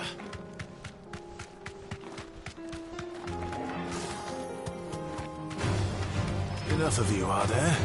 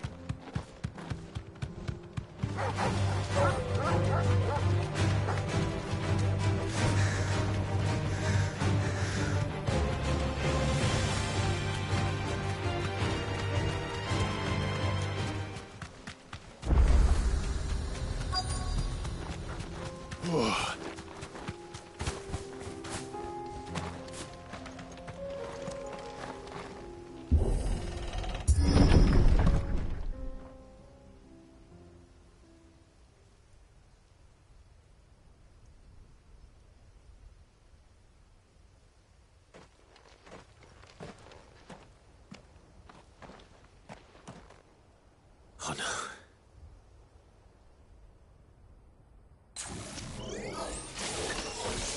You'll pay for this. There may still be survivors.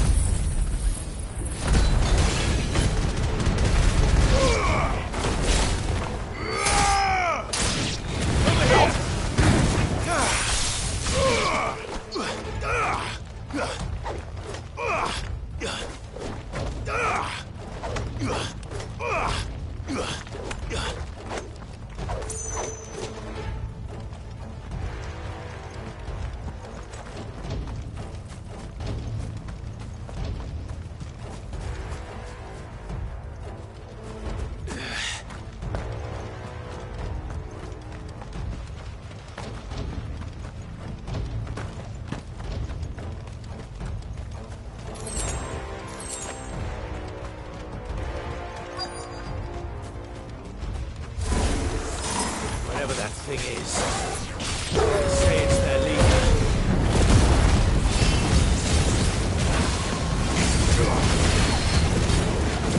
Over here!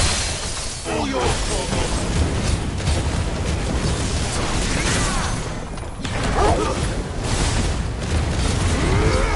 Over here!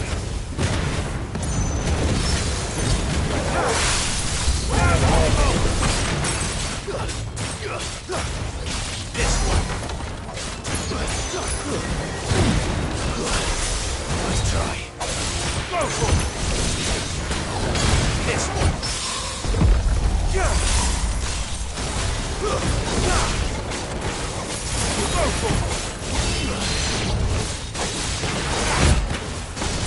it. This one. Get him. Go for it. Over here! Over here!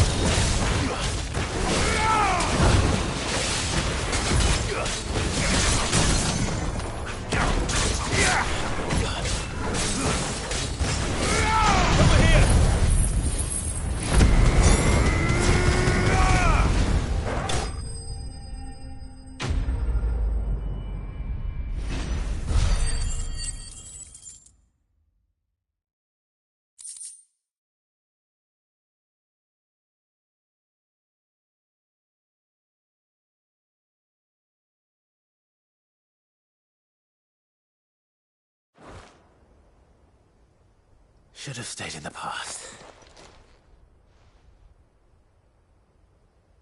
These must be Cyril's colleagues. You have our thanks, stranger. Who are you?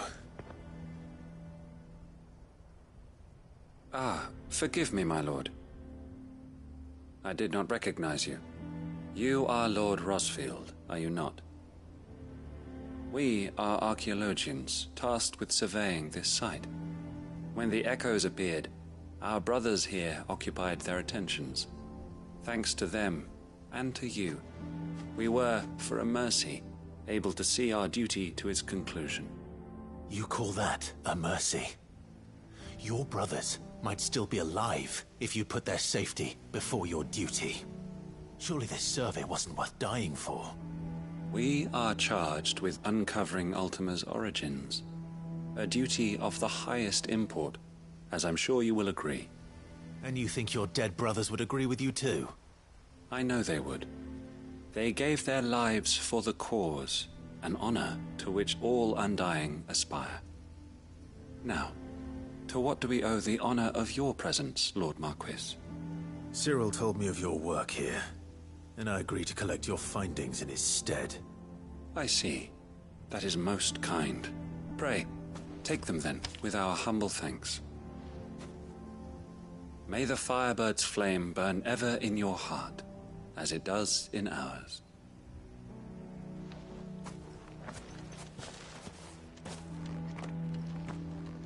It's one thing to lay down your life for another, but for a survey... I suppose I'd better get this back to Cyril.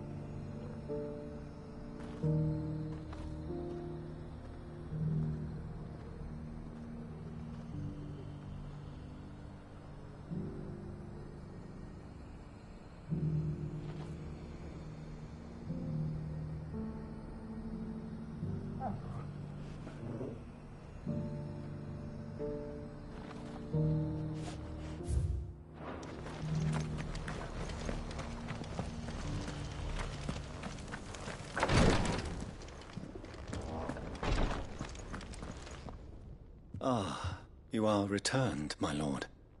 I collected your colleagues' preliminary findings. Here, take them.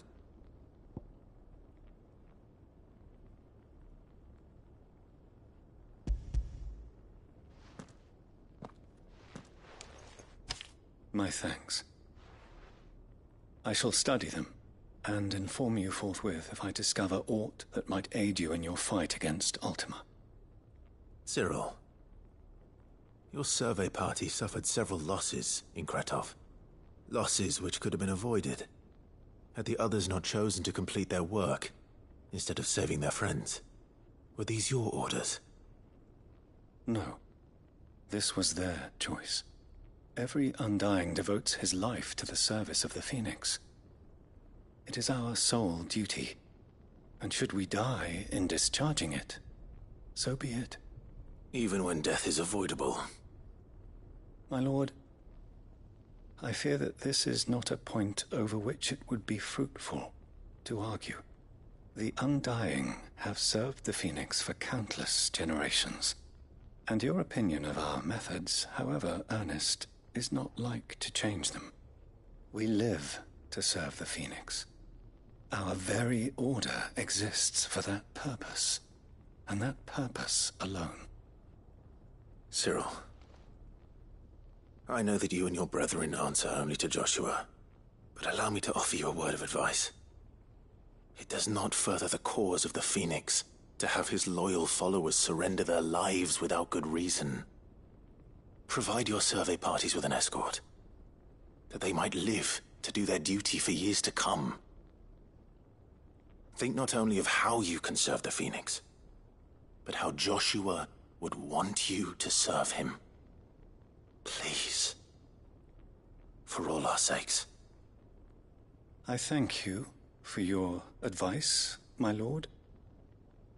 If you will permit me to respond, our faith in his grace, Joshua Rossfield, is absolute. And we of the Undying will do what we believe is right to fulfill our duty unto him. As first shield to the Phoenix, I am sure you understand what it means to do one's duty. I do. Then we are of the same mind.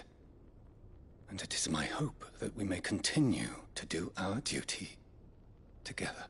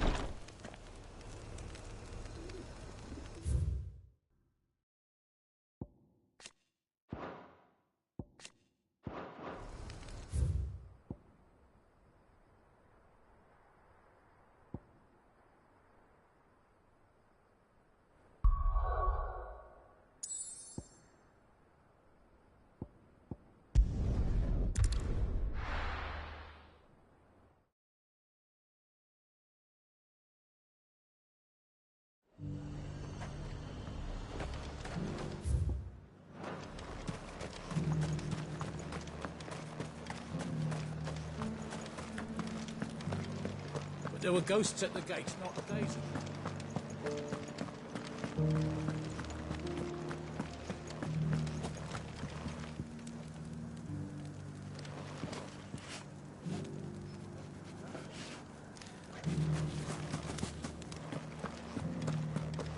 Those things I said before.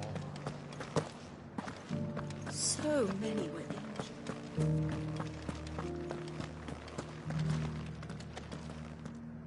Oh, Clive. What am I to do? My wards and I may soon be without a home. What's happened? The High Cardinal has descended from his lofty throne and taken up residence here in Northreach.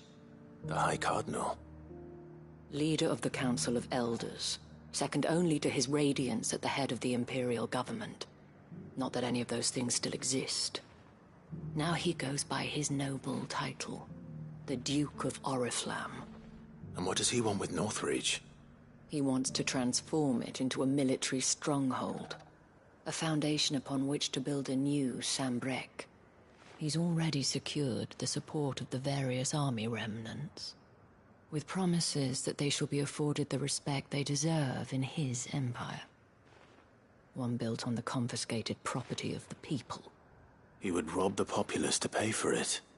Believe me, I have used every means of persuasion to discourage him from this folly.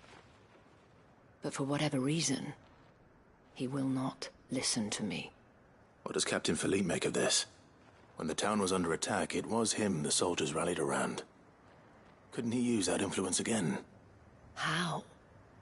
By speaking out against one of the most powerful men in Sambrec.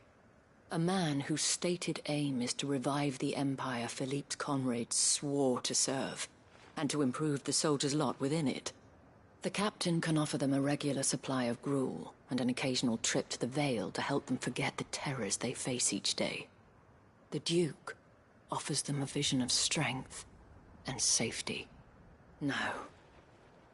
Any attempt to incite mutiny would cost Philippe the support of his men, if it did not cost him his life. But given the mood around town, mutiny may yet be unavoidable. The people have little appetite for further deprivation, least of all when it serves only to elevate others. And who could blame them? Clive, would you appeal to the Duke on my behalf? For your services to Northreach, you have the respect of the soldiers, and they will take you to His Eminence if you ask them. And unlike Philippe, no bonds of loyalty prevent you from speaking your mind to the man. Well, will you try? You could hardly fare any worse than I did. I'll see what I can do. Thank you, Clive. Tell me then, where will I find this Duke of Oriflamme? In the garrison? Overseeing the troops, yes. All right. Wish me luck.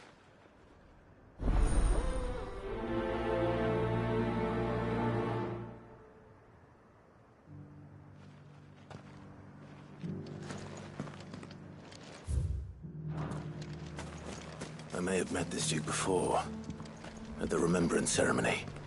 Let's hope I didn't make a strong impression.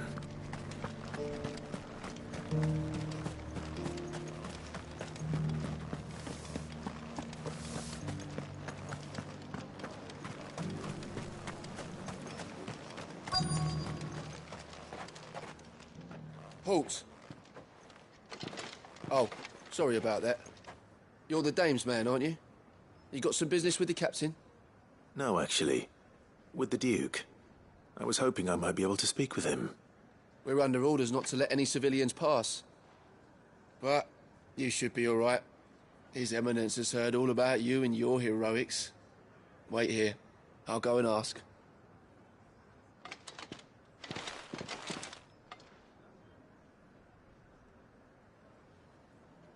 So, you are the sellsword who lent his aid to the garrison. The Empire owes you a debt, and I shall see it repaid. But tell me, is it wealth that you seek, or favor? Neither, Your Eminence. I thought only to inquire about your plan to turn Northreach into a stronghold. Ah, I see. You are worried the expanded garrison will render your services redundant. Yet you needn't be. A proud fighting man like yourself shall always have a place here. Pride of place, in fact. For too long has the contribution of the noble soldier been under-reckoned. But no more. For it is they who shall see the Holy Empire rebuilt, beginning right here in Northreach. Why here, Your Eminence? The town has been fortunate enough to escape largely unscathed from the recent troubles. Her defenses are sound, and her garrison well prepared. Which is more than can be said for Oriflamme or Twinside. The Empire wants for a capital, and I believe Northreach to be the perfect place. With Caer Norvent as her citadel. Once we have seen to the refortification of both the town and the castle, we need only build a wall around both to create a city that would be the envy of the twins. Plans are already underway for the construction. Soon enough, these thralls shall learn that they are no match for the might of Sanbreque. I fear you underestimate how dangerous these creatures are, Your Eminence. Should they return in force, you will need all the people of Northreach to come together in defense of the town. Something they may be loath to do if they've been deprived of their worldly goods. The people will do as their leaders command. If Sanbreque is to be rebuilt, she will require a functioning government. One whose authority is beyond question. That is why this levy is necessary. So that any man who wishes to join the army might do so and be fed, outfitted, and paid as befits a defender of the Empire. And yet there are those who persist in peddling the treasonous lie that I seek to steal from the people and drive them from their homes. I suspect they're afraid of losing what little they have left. Precisely. The common folk have little and less, and you mean to deprive them of even that. You would sow the seeds of your new empire in your own salted earth. Sabine, we have discussed this. Yes, and I told you then how putting the empire before her citizens would lead only to revolt. Without an empire, there are no citizens. And in yours, there will be only beggars. Is that what Griga wills for her people? Do not take her name in vain, Sabine. I'll come back later. A citizens' revolt. I wonder what the people really think of the Duke's plan. It wouldn't hurt to ask them, I suppose. Let's begin with those on the other side of the wall. Sabine, you are embarrassing me. You're embarrassing yourself.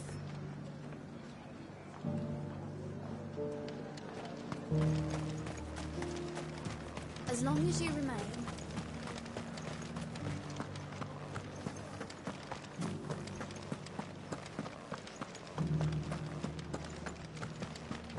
You needn't fret. The creatures have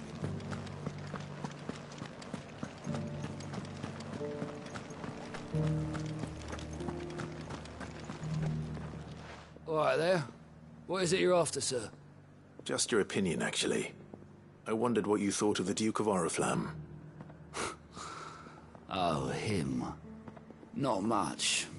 None of us traders do. It's thanks to nobles like him that we had to set up shop this side of the wall in the first place. Couldn't have the rabble getting any closer to the holy capital, could they? And now he's trying to drive us out completely, threatening to take everything we got from us if we don't clear off. If the dame said she wanted him run out of town, I'd be straight through that checkpoint, tar bucket in hand.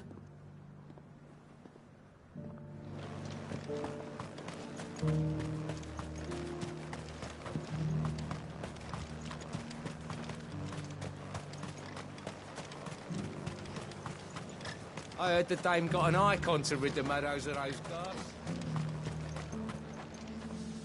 A question, if you don't mind. What do you think of the Duke of Oriflamme? Don't get me started.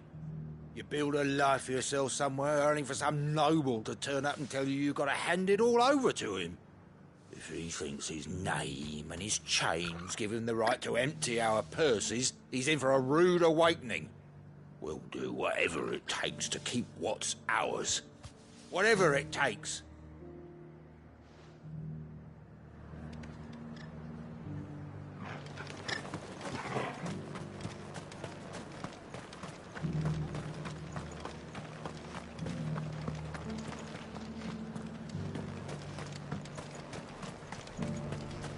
Why, your storm is as... I've been hearing a lot of talk about a certain duke. Nothing good, I'll wager. Going around acting like he owns the place. And with hardly a word to the dame. This is her town, not his. I take it you'd rather she was in charge. As far as I'm concerned, she still is. Just need his eminence to sod off back to Oriflamme.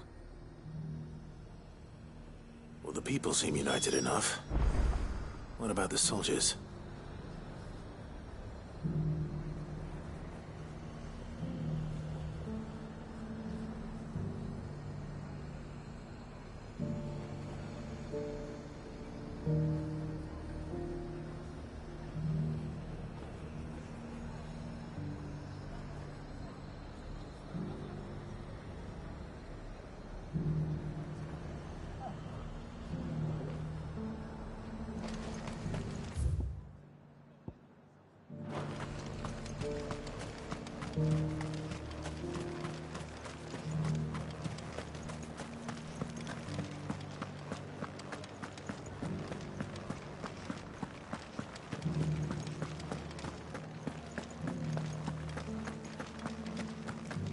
Those things I said before.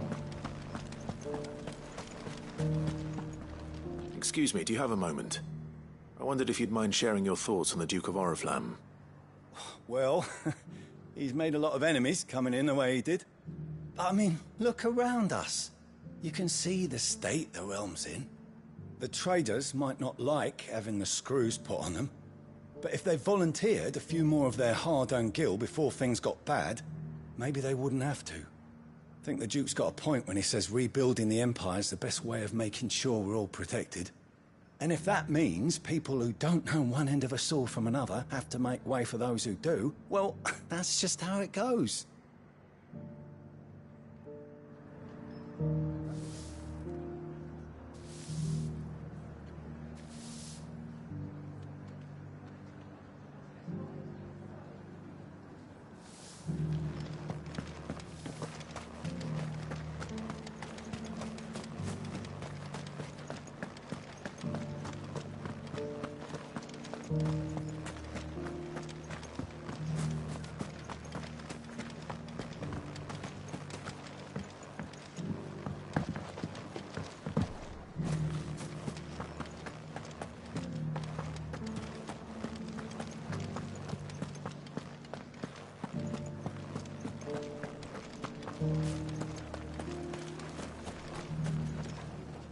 You. You're the one who was talking to His Eminence. On the Dame's behalf, yes. I was trying to persuade him not to take the people's goodwill for granted, but it seems my words fell on deaf ears. What do you think of his plans? I'm a soldier, mate. He tells me what to do, not the other way round. Listen, I've got nothing but respect for the Dame, but I've got a family to look after. That's where my loyalties lie, not with the town or the Empire, but with my wife and children. If the Duke can get us the men and the equipment we need to fight off those blue-skinned bastards, I don't care how he does it.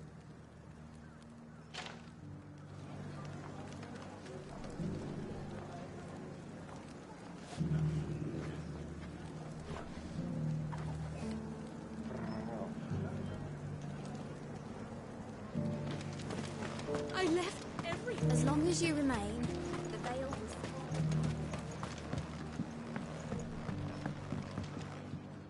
I hear the Duke of Oriflamme plans to turn this town into some sort of fortress. Do you think that's a good idea? It's not for me to say. All I know is that unless the Emperor orders me otherwise, His Eminence's word is law. Look, no one likes all these taxes and tariffs, but empires don't come for free. Once Sanbreque is back on her feet, we'll all reap the benefits. Let's see what Philippe makes of all this.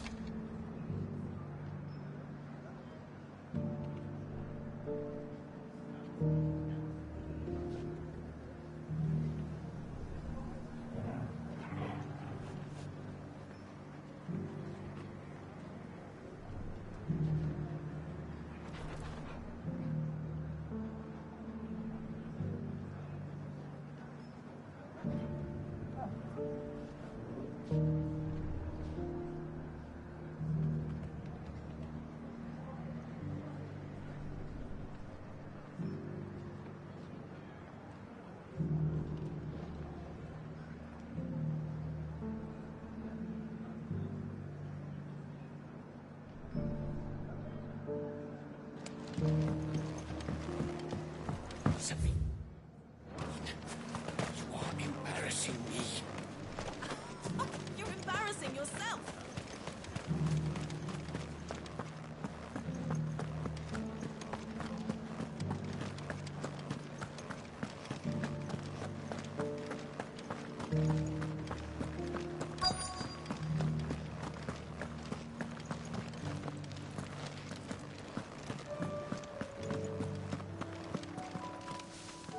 Captain, do you have a moment?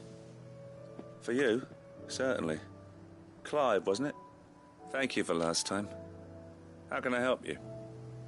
I wanted to ask you about the Duke of Oriflamme. Do you intend to go along with his plan? But to tell you the truth, I'm in two minds. It's my sworn duty as a captain of the Imperial Army to obey his orders. But I can't say I agree with him. Philippe, I remember you saying that you became a soldier to protect the people you loved. The Dame included. That's right. I did. Well, she doesn't agree with the Duke's orders either. She thinks they could tear Northreach apart.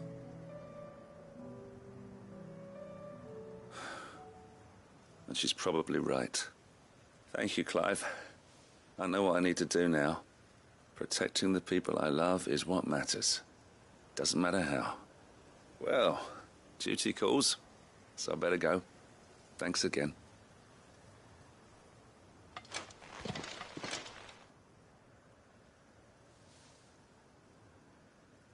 It seems Philippe wants to do the right thing at least.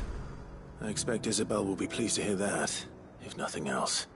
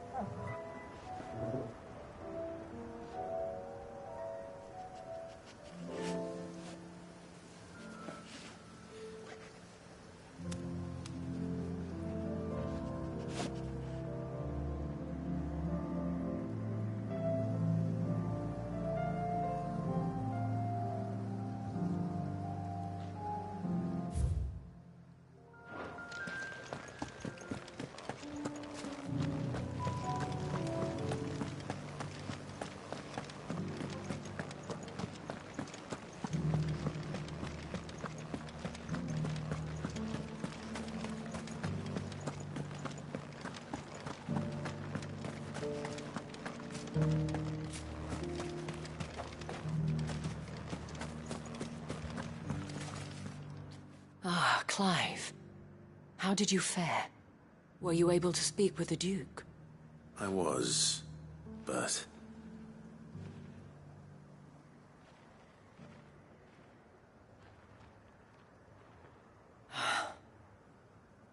So Northreach is to be a fortress after all.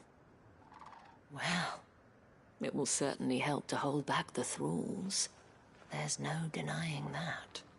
Though I doubt it will come as much consolation to the townspeople whose worldly goods are confiscated to pay for it.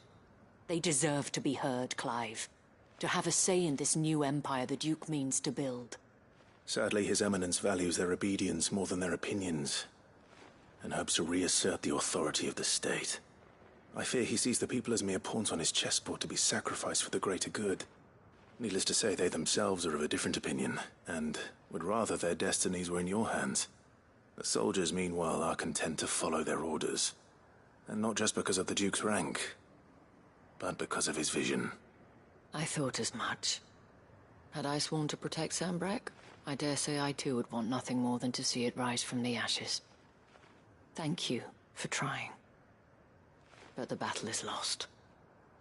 I don't know about that. What happened to your uniform? I handed it in, along with my resignation. Told the lads I wished them well, but that I owe it to those I love to call it a day. But why? Because I realized what really matters to me. Not following some nobleman's orders for the sake of it, but protecting what I care about. Protecting Northreach. I honestly don't know when those monsters will return, but I'm certain they're not finished with us yet. And when they do come back, we need to be ready for them. We need to stand together, all of us. And with you to lead us, milady, I reckon we can do it. It was you who finally convinced me, Clive. There's no point following orders if they go against everything you believe. Indeed. All of us, standing together. That has always been Northreach's best hope, and one which still lies within our grasp. We have only to turn our attentions to the true enemy. Thank you, Philippe, for showing me what I must do. Anything for you, milady. Speaking of standing together, would you mind if I borrowed a few of the lads from the Vale to help keep watch around the town? I fear His Eminence has loftier tasks in mind for the guard. Not at all. Be my guest. Wouldn't be the first time.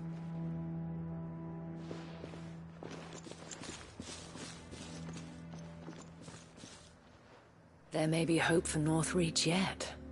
Especially with men like you and Philippe to champion our cause. I, for my part, shall continue to work upon the Duke, in the stubborn belief that I might still tempt him into joining hands. But I suspect I shall have to call upon your aid again. Until then, Clive. Until then.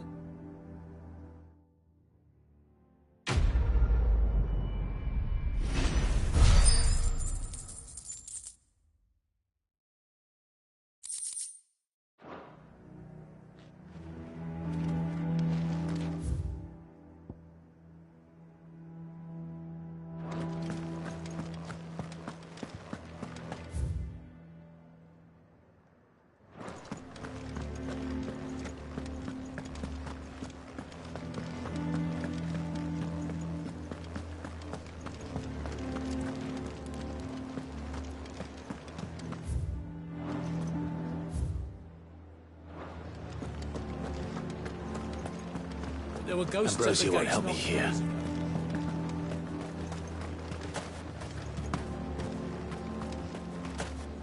I heard the dame got an eye. This is no time to ride.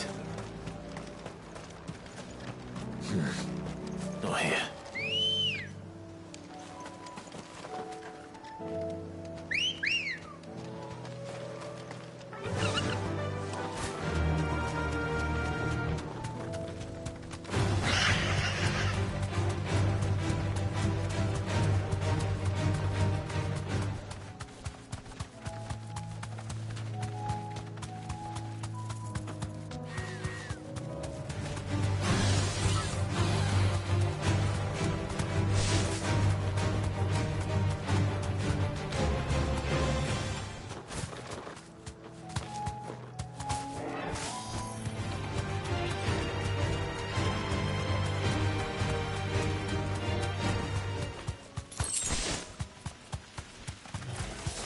Enough of you, are there?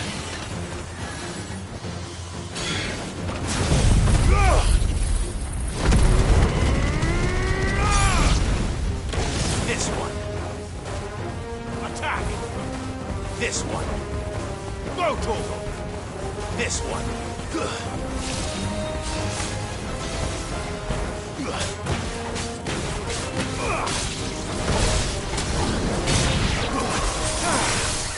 All yours, Torgal! This one. Get him! Sick him! Eat you out, Torgal!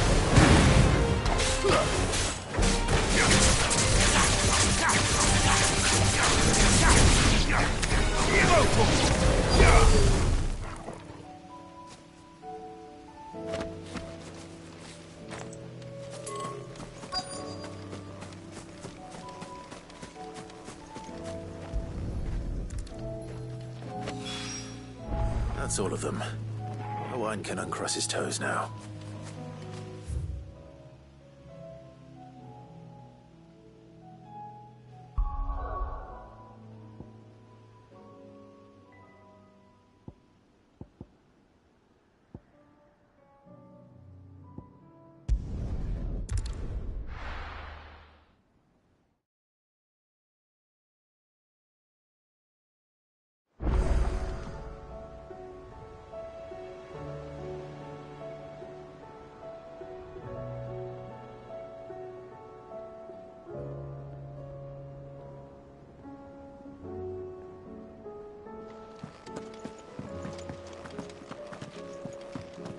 Come back.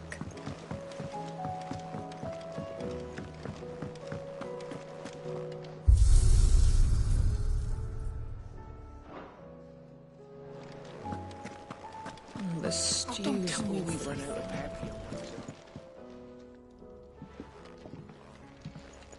Ah, the man himself. We were just about to make a start on that sword I promised you. It's funny, but none of this would have been possible without your help. You remember Camille? We'll be using his leatherwork for the grip. The steel, meanwhile, will be tempered in a fire, burning the cinders you charmed out of old Zoltan here. And that whetstone from the Outer Isles, that'll be what gives the blade its edge. And the final flourish will be my talented colleagues' engraving. A team effort led by the greatest blacksmith alive. Now, save that talk till the thing's finished, yeah? Right. I'm ready if you are. To the bellows it is, then.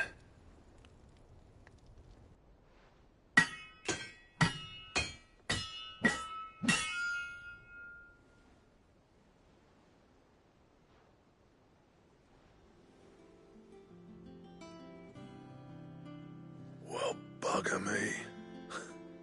We actually did it.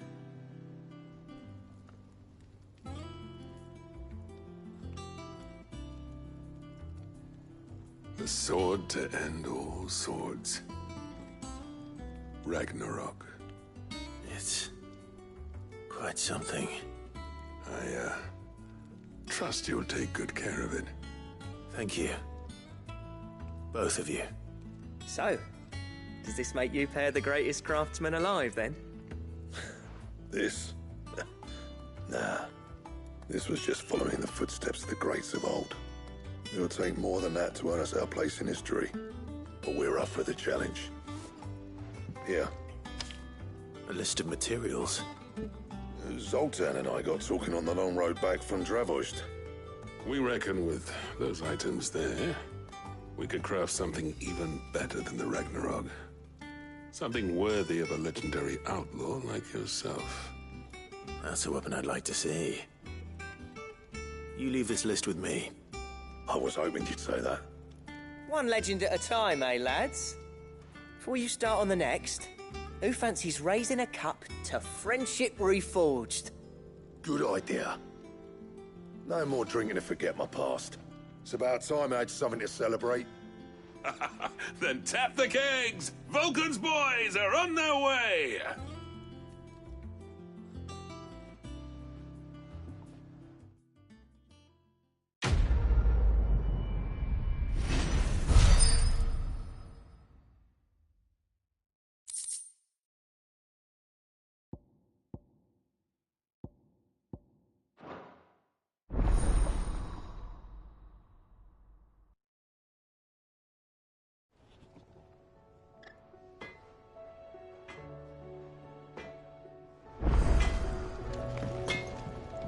Trouble with your gear, or... I never thought me and Zoltan would ever speak again, let alone work together. And if it hadn't been for you, we wouldn't. You've been a good friend of me, Clive. The best. What's that for you, dear?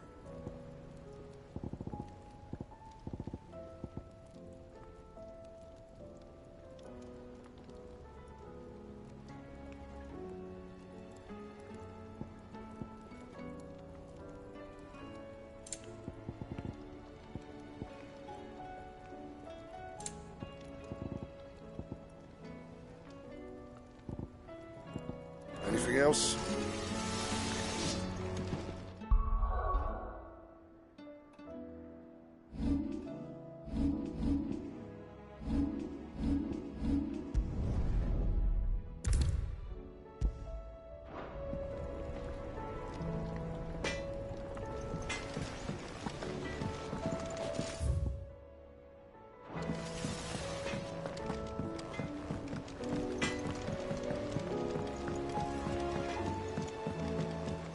Have you tried Molly's lemon tarts?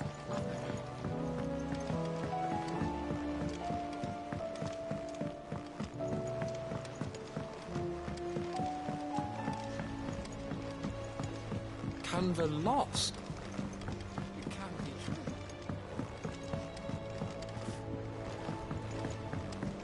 Miss?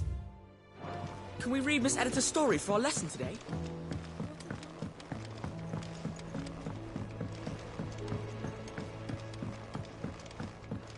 How was she? The Enterprise. Ah, Sid. Wasn't expecting you back so soon. So, is it good news or bad? Good, thankfully. Here. Ah, that's brilliant! Thanks a blimmin' million! I'll fit 'em to the smelter right away!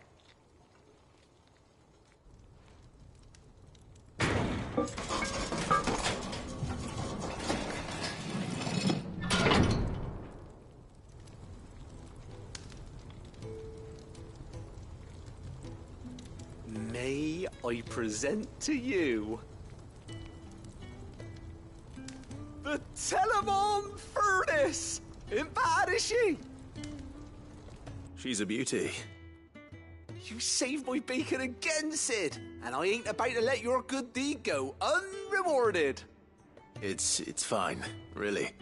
My bag's flexible enough already. Oh, don't say that. I'm sure I can make a few improvements to it yet. You could just buy me a bigger... How about that clasp? Looks a bit stiff. Reckon you could loosen it up and make some more room? And I reckon I know how. With a new alloy we've been working on. The Telemon Furnace was just what we needed to perfect it. It's a metal, see? So it's lovely and strong, but it's also, well, stretchy, if you can believe it. Stretchy metal. Well, if you insist. That is the spirit. You'll love it, I promise.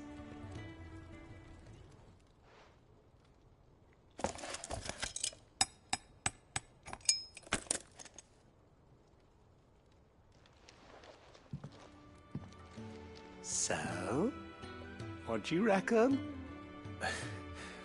It's actually quite ingenious. Thank you, Owain. Shh, don't mention it. You earned it. And I wanted to get some practice in using that metal anyway. Reckon we'll have all kinds of uses for it around the hideaway. Can't think of any right now, but that's our job, innit? Dreaming up new ways to make life easier around here. Maybe even out there, too. One day, the whole world's gonna know about the inventions you've helped us put together. That bag of yours will be the first of many. You mark my words. They'll hardly believe their eyes, I'm sure.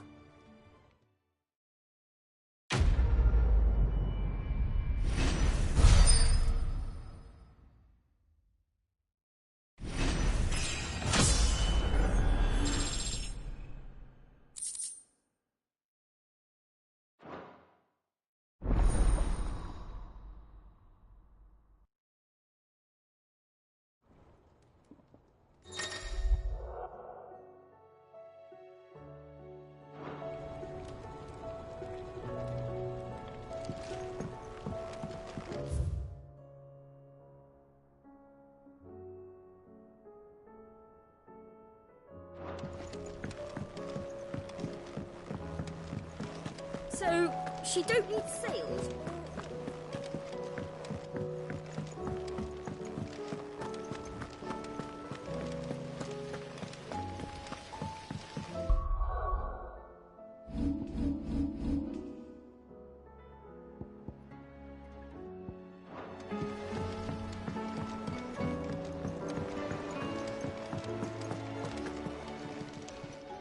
How may I help you today, Clive?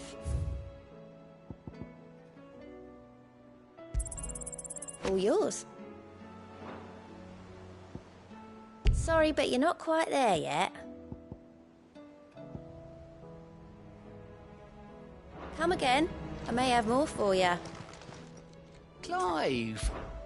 Quick look. Seen enough?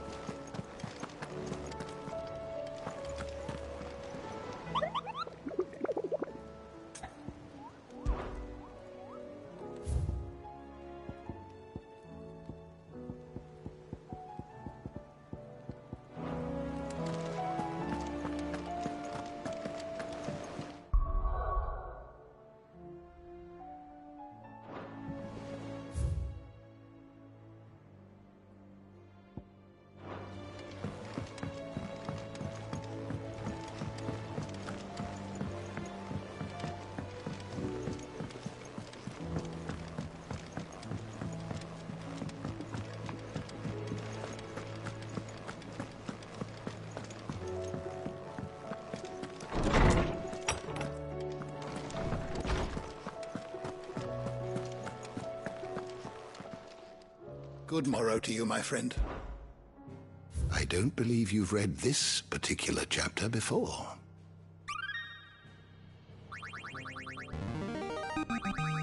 I have quite the find for you today.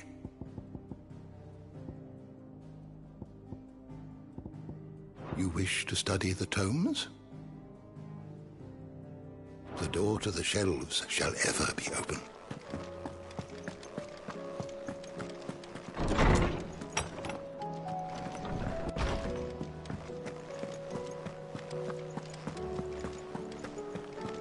Don't tell me we've run out of papio nuts and all.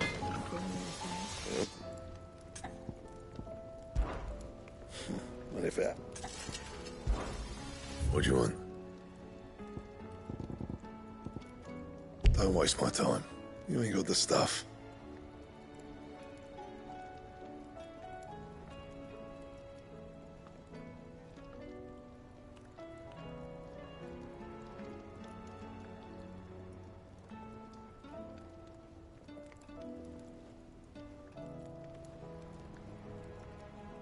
That it? Fine.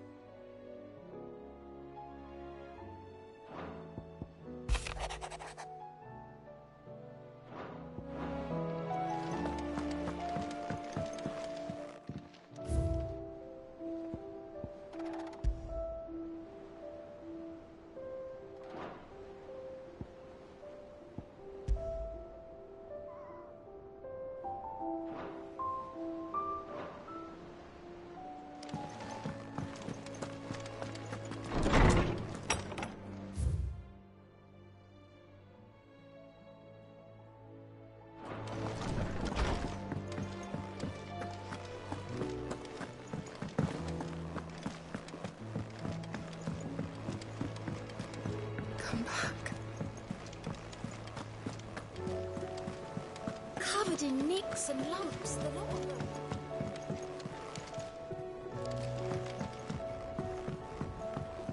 How do you split the sea?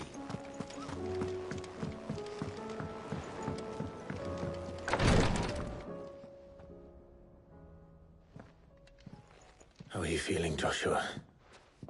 Better than I was. But not nearly as well as you should be. Your cuts and burns may have healed, but your body still bears the burden of every spell cast. And what would you have had me do? It was no ordinary foe we faced. It was the Warden of Darkness. Yet still, it was not enough. The king could have ended me at any moment, but instead chose to toy with me like a curl does a mouse. You underestimate yourself. Oh, it was crystal clear. Only one man established his dominance that day, and that man was Barnabas. I'm sorry, brother. That was ill-spoken. It's just, I have never felt so powerless.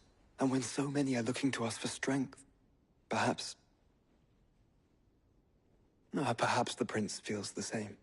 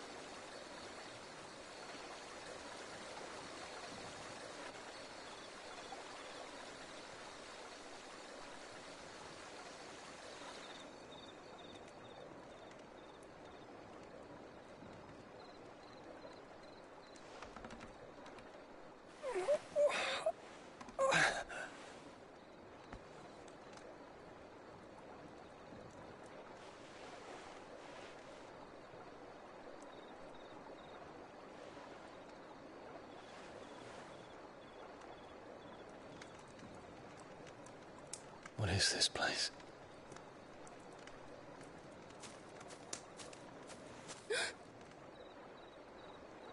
Don't move.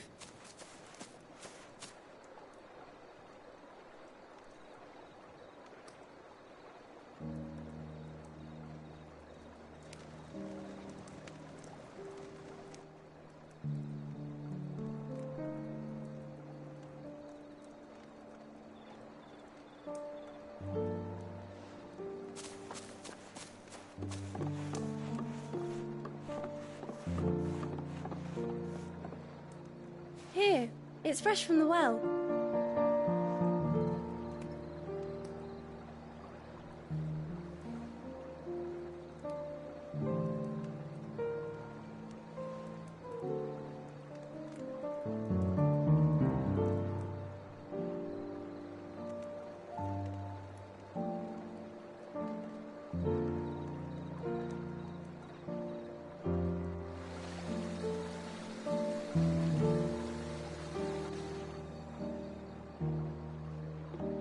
Grandmother told me spirits sometimes get lost, and that the lanterns guide them to their proper place. I set one on the river for her when she passed away.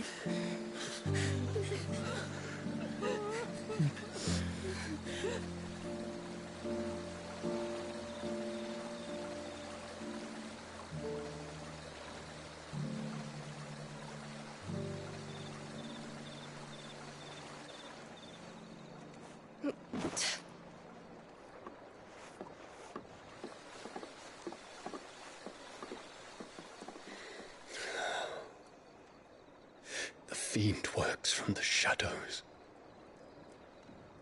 Was it you who guided my hand then, Ultima? No, not you. This is my doing, my fault, my sin to bear. And for it, I must atone. Your hurts are healing nicely. It was my poultices that saw you well. You make them? And sell them, or try to. Earns me enough for bread, most days. Forgive me. I have nothing to... I know, but I couldn't just leave you lying there.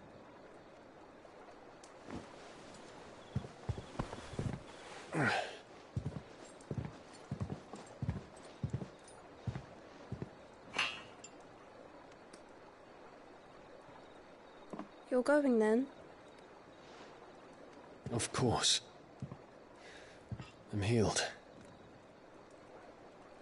Thanks to you and your poultices. Will you promise to come back and visit?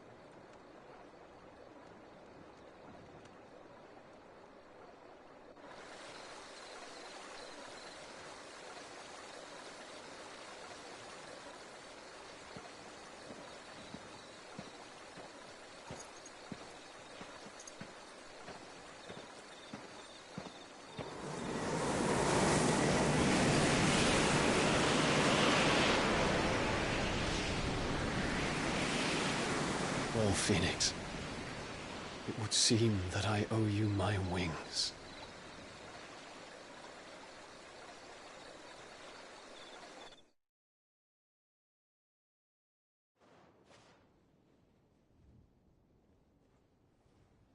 Perhaps he can find an answer. You will be returning to Waloed soon, I gather. I see no reason to wait. Then neither do I. I can think of a few, but I doubt they'll stop you. You will take your medicine. Of course, Lady Daya. Set on leaving already, are you?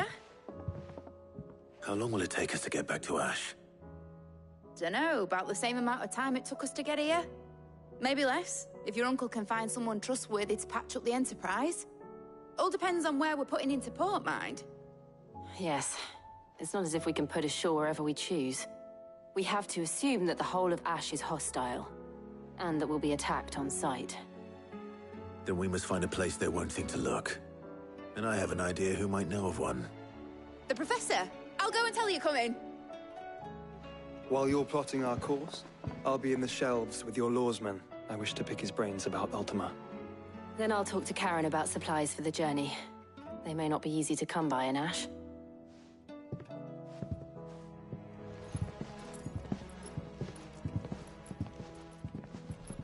Your brother's body won't take much more of this recklessness. You know that, don't you?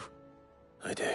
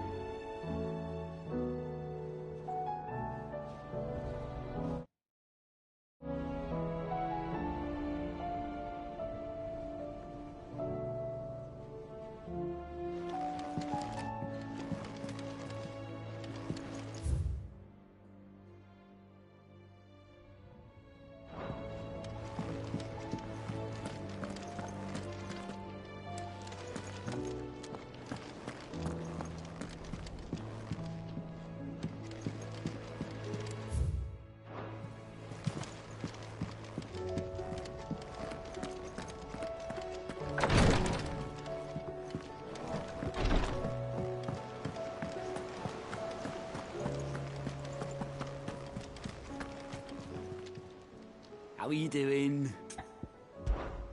Here you go. Think you can help? I still say it were a compliment. Ah, Clive. Please tell me you've come to take our young prodigy here off my hands.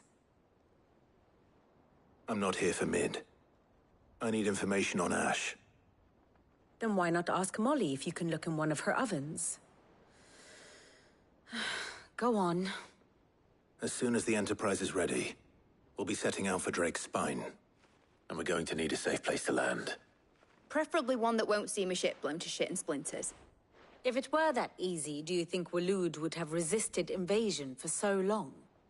Very little is known of Ash, and the information we do have is spotty and outdated. We have the good King Barnabas to thank for that. Waloed's borders have been closed to outsiders since the day he seized the throne. If there is anywhere safe to land, you won't find it on my map. And tell us what we will find. I'm sure you know better than we do. But no splinters!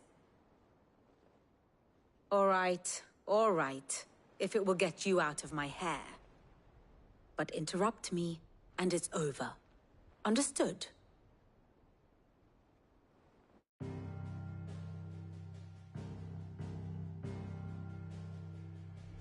Barnabas Tharm.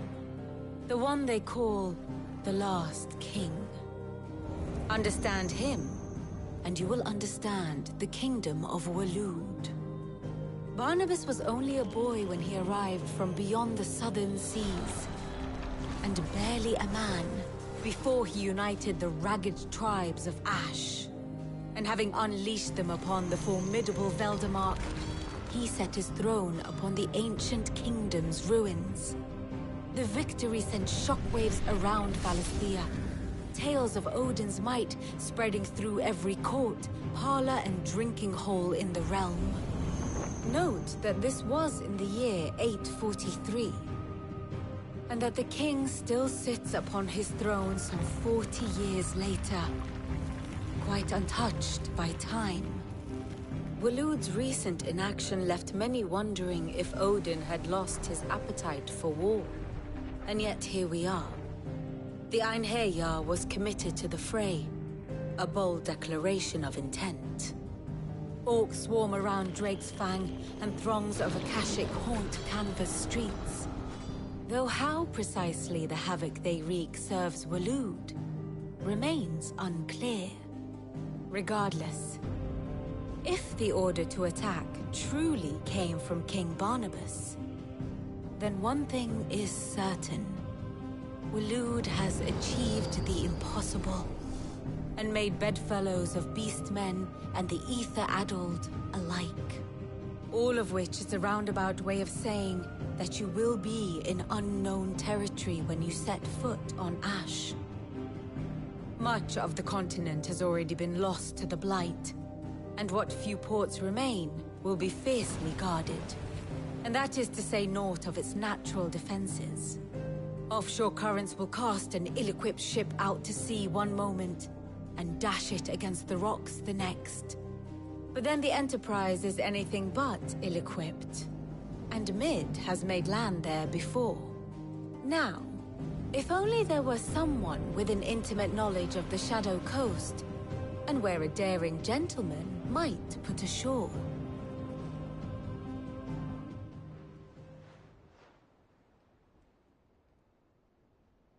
You see, Clive, you had the answer all along. Do you think you can get us back to that beach, Mid? Picked you up from it, didn't I? Not that it were easy. The currents were a right bastard. But then, if it wasn't hard, it wouldn't be worth doing, would it? Well said. Thank you, Lady Vivian. If a few morsels of common knowledge and a sprinkling of tavern talk are worthy of your thanks, I wonder what genuine intelligence might earn me.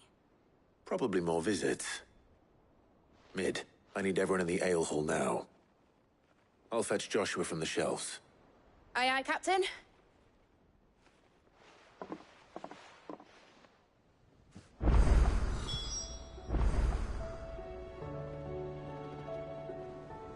Back again?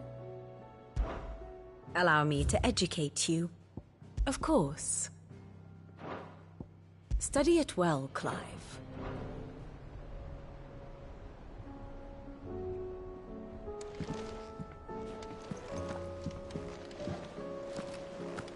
How do you split this? I reckon we're better. Fancy a look at the list, do you?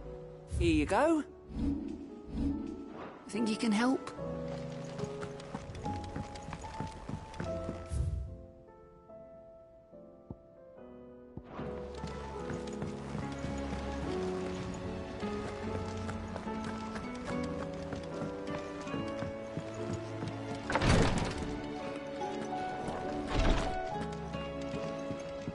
Please, Your Grace. My Lord Marquis. Your companions are kind indeed.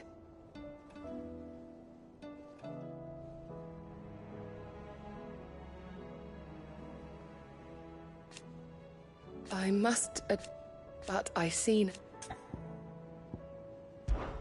It was the greatest honor of my life. But now, so I bid you. Yote, is anything the matter? You seem troubled. Perhaps I might be able to help. My lord. Yes. Perhaps you might. It's your brother. His condition continues to worsen, though he does his best to hide it. The lesion on his chest pains him more with each passing day. I had feared as much.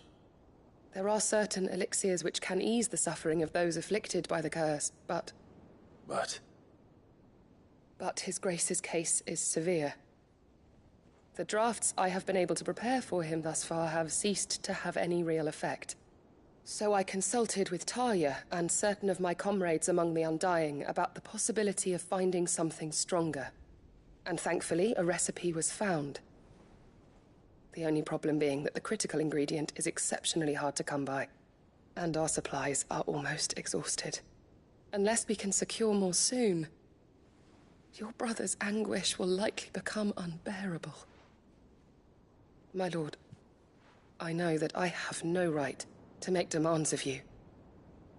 But would you help? For Joshua's sake.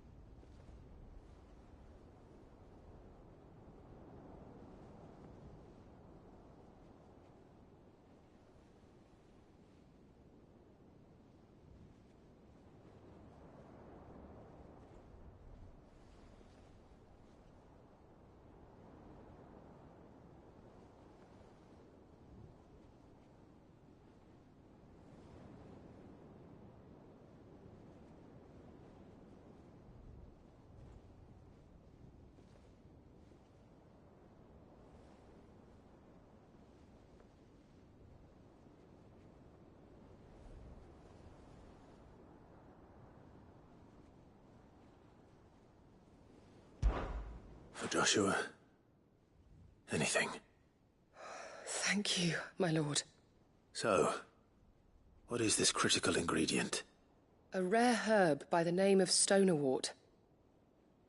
It grows only where the ether is densest.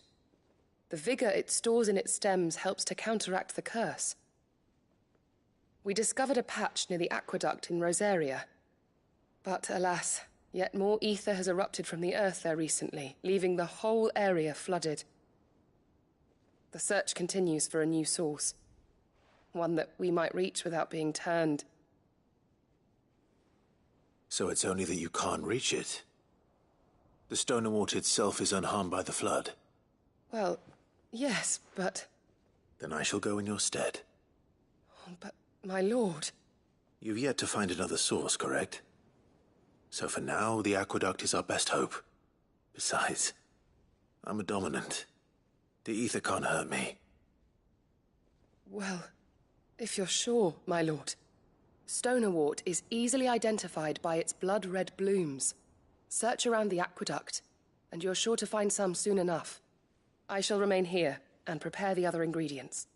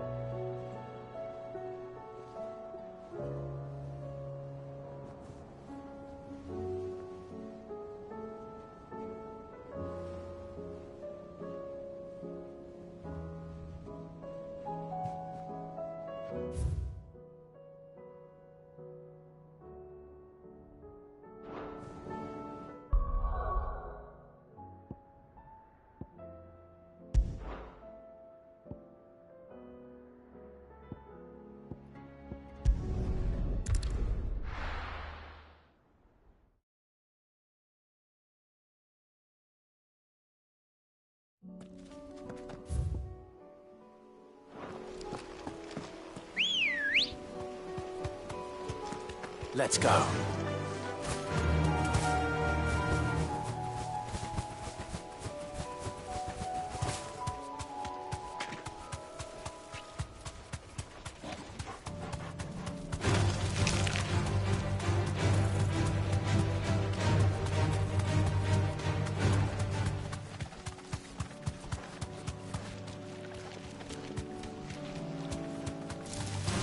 All right.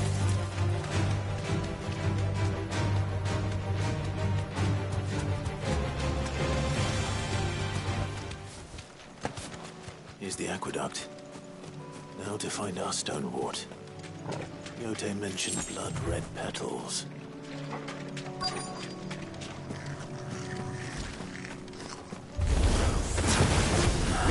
Just about done. Till they're gone, there's only one thing for it. It's over!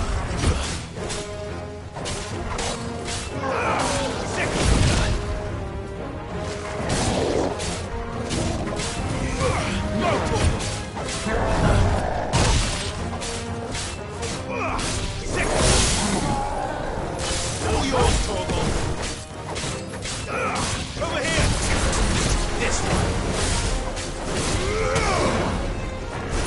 Go, Torgal! Get him! Over here!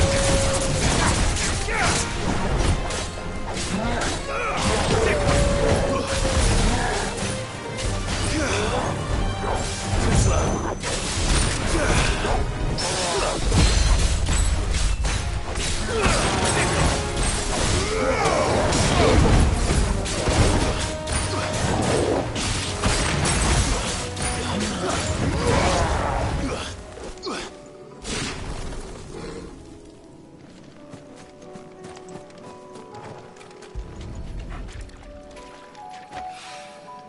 Here it is. Better collect as much as I can before reinforcements arrive.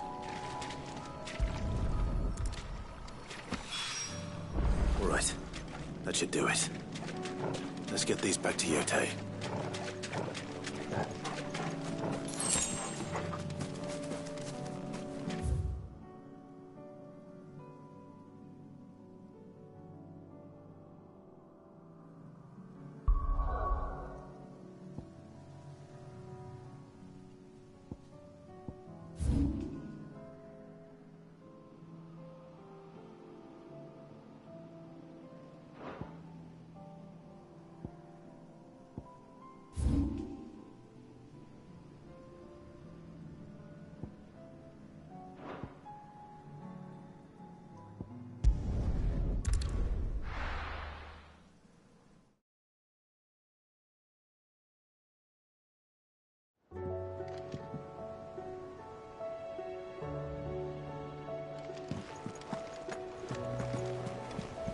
Covered in nicks and lumps, the lot.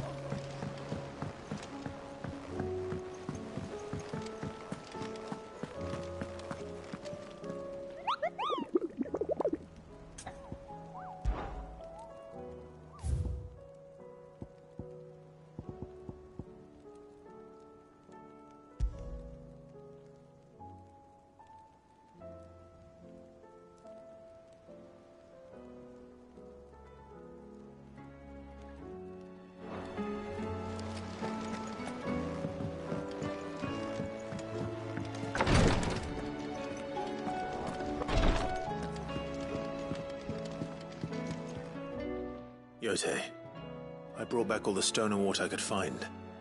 Will this be enough?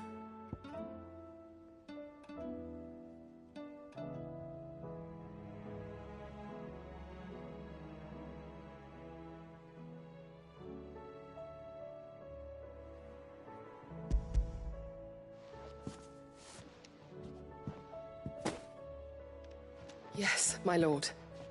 Thank you. I'm sure it will serve us until we can find another source. I'm very glad to hear it. You and His Grace are very much alike, you know. You think only of how you might help others, and never of the danger to yourselves. No more than you have minding my brother. You've risked a lot for him, and I thank you for it. I am honored that you should say so. But I beg you, my lord, do not give too much of yourself for the sake of others. We could not afford to lose you. I'll keep that in mind.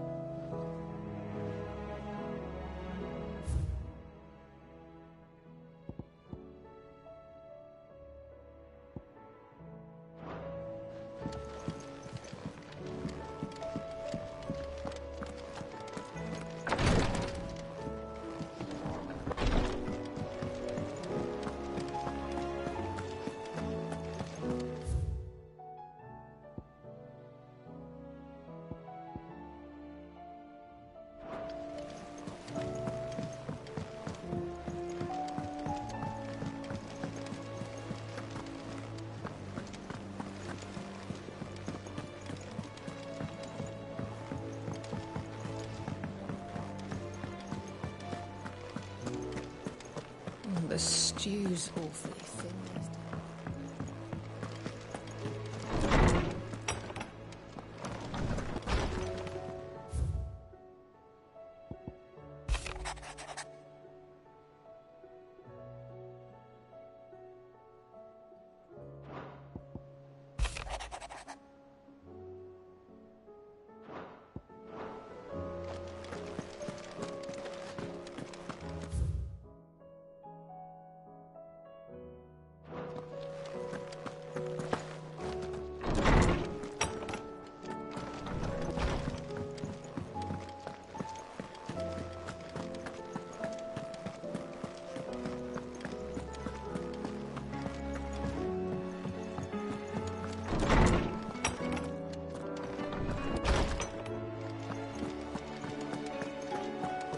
I have no reason to assume other. Clive, you must listen to this. Lawsman, tell him. Do you recall when we spoke before on the divinity of Ultima? Well, it inspired me to delve deeper into the subject. And what I discovered appears to agree with the findings of His Grace. You will recall that my quest to uncover Ultima's origins began with the mural at Phoenix Gate. But while I've always known it to be important, its secrets have heretofore eluded me. Now, however, I believe I know where to find the more complete example, one that will reveal all we seek. Master Clive, have you ever in your travels chanced to hear of the Circle of Malleus? I would think not, if you have. But there was once a time when the faith flourished, the oldest known religion in the Twins, and though its popularity eventually waned on Storm, hints of its dogma remain embedded in more modern faiths such as the Crystalline Orthodox. Wait, you said it waned on Storm. What of Ash? Religious monuments are often torn down or repurposed when new faiths rise to prominence. But if no new faith arose, then perhaps the ancient temples might still stand. And so, you see now why I must accompany you to Waloed. It would appear the past still has much to teach us, though in this case, it would not have been possible without the musings of Moss. To think that you carried a copy of my old mentor's chronicles all along. I am relieved to discover it in good hands. I shall guard it with my life. Joshua, if you're finished here, join me in the ale hall. I need to speak to everyone before we leave. Right away.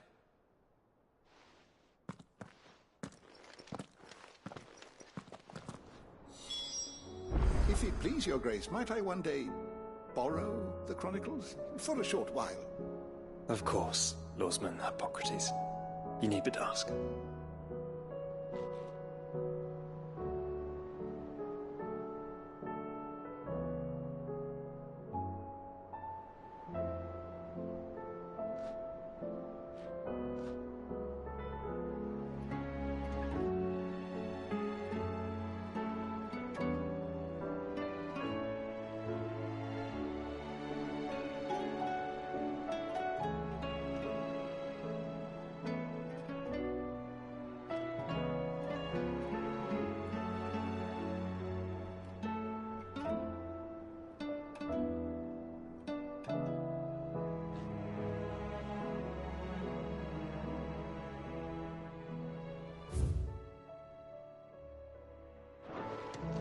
Mid said I can ride the Enterprise.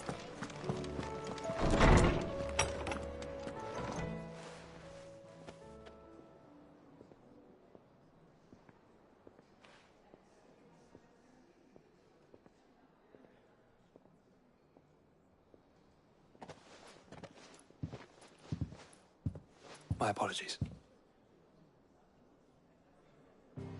By now you've all heard where we're going and why.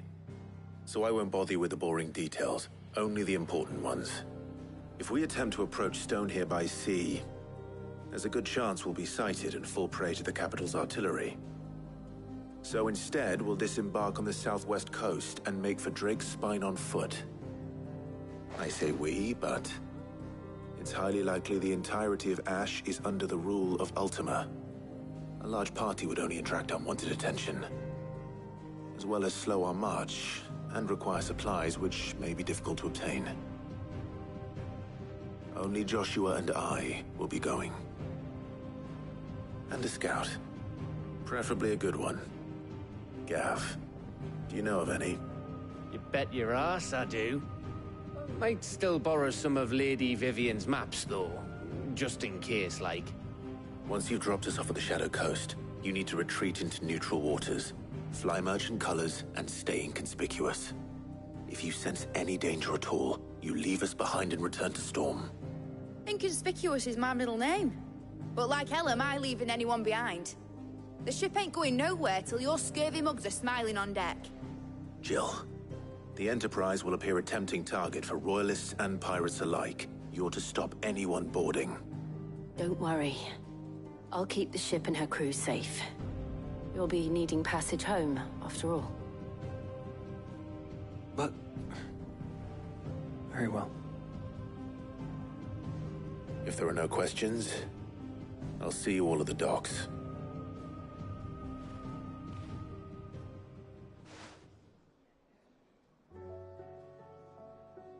Let me know when you're leaving. I want a word before you go. Of course.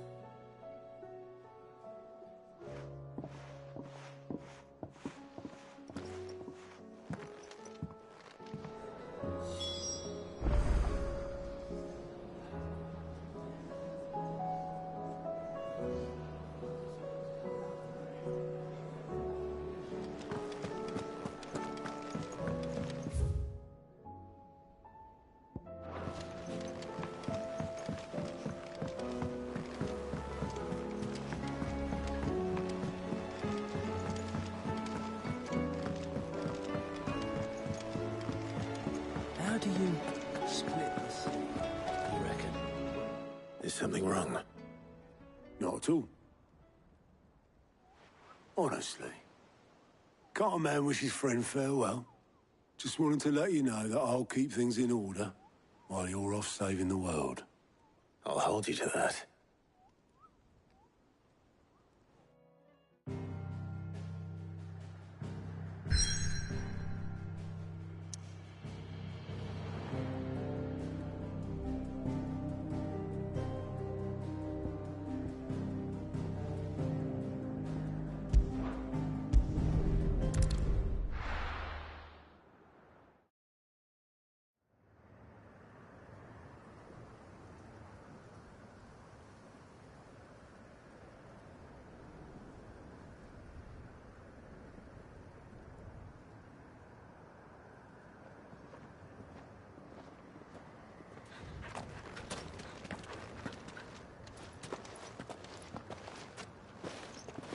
Reckon it'll be a long walk to the capital if we follow the cliffs. I'll scout ahead, see if I can't find us an inland route.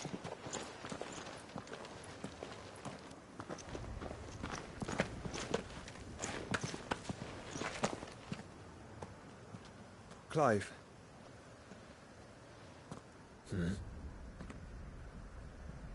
There's something I've been meaning to ask. You took her icon, didn't you? Yes, I did. She understood.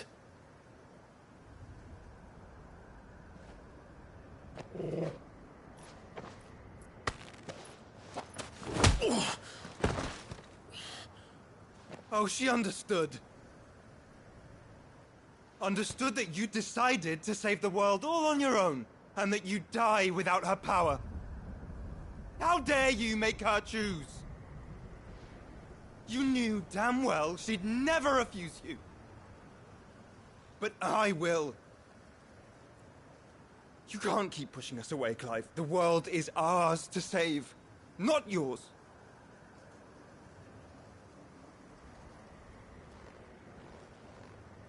I used my gift because I thought it was the right thing to do.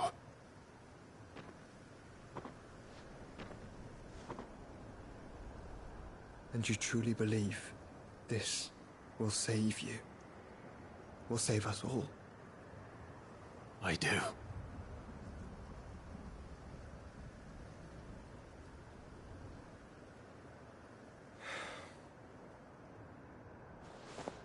Then so be it.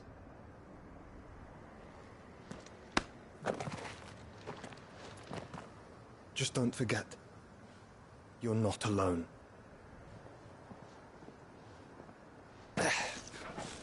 Think I found us a trail. Did I miss something?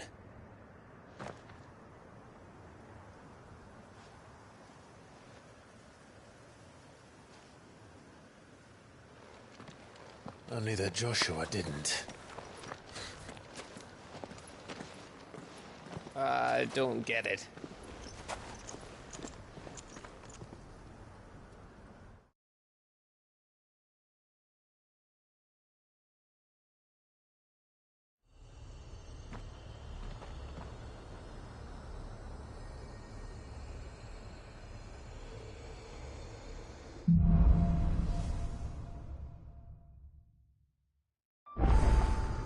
Always wanted to visit Ash.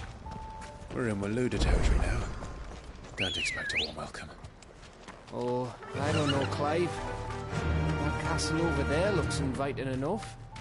Shall we sample its inhabitants' hospitality?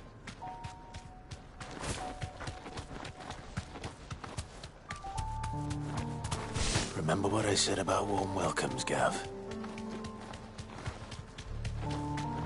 This place is as dead as Grieger's ghost.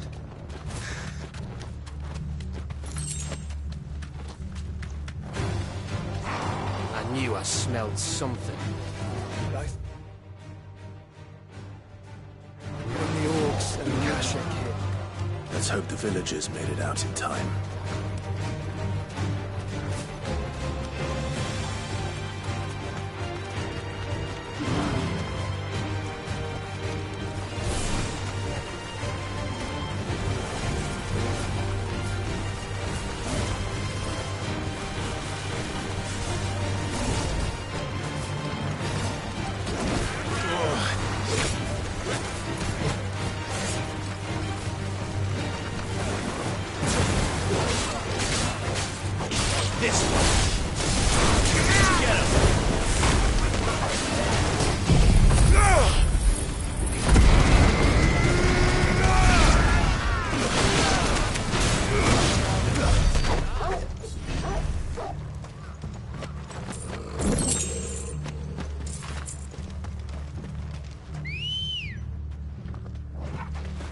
Come on.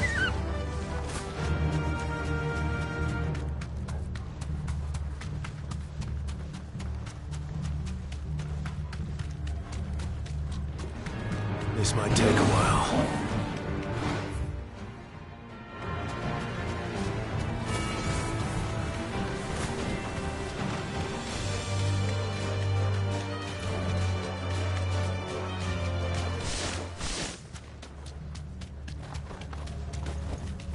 You deserve a rest.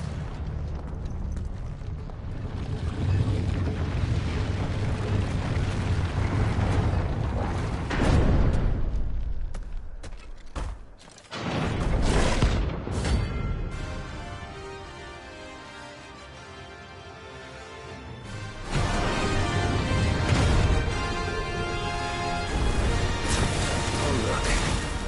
It's the king of the castle.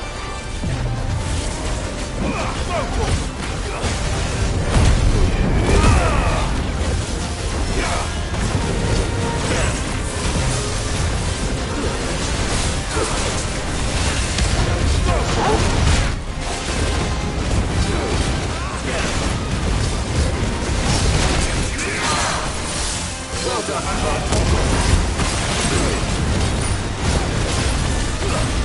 get him! Go for it! Get him! Go for it!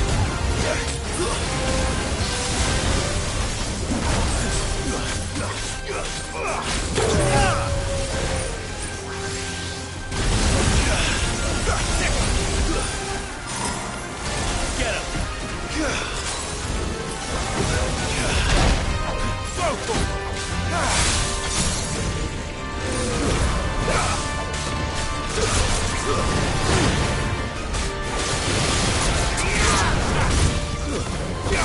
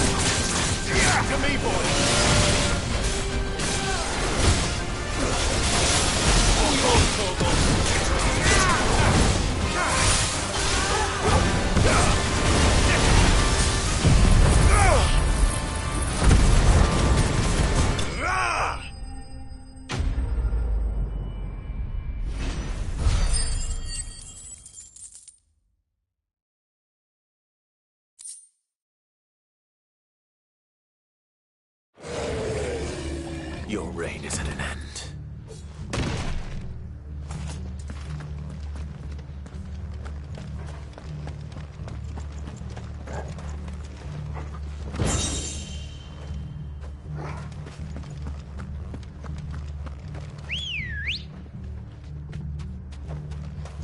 Good girl.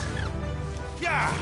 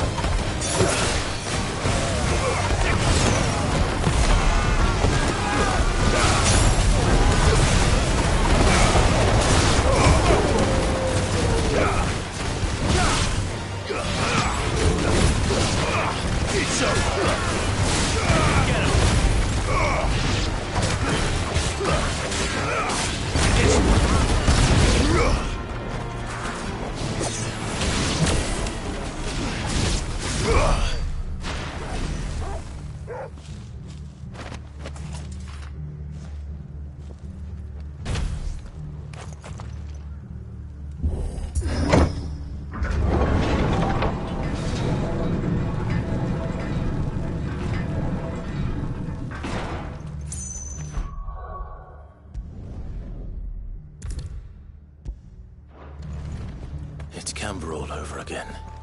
Where the hell are the Royalists? Seems you were right about that welcome after all, Clive.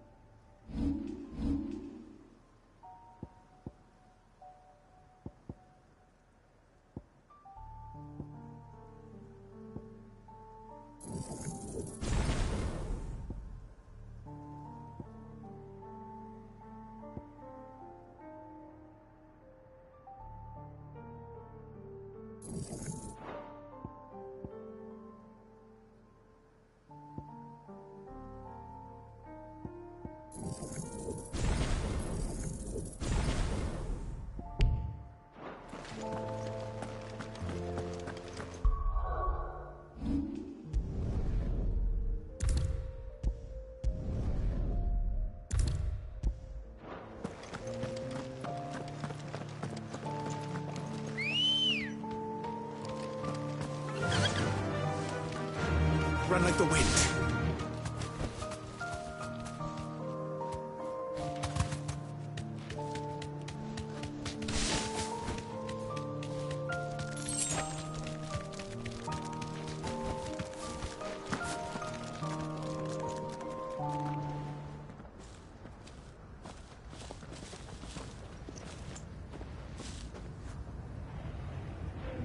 Aye, aye.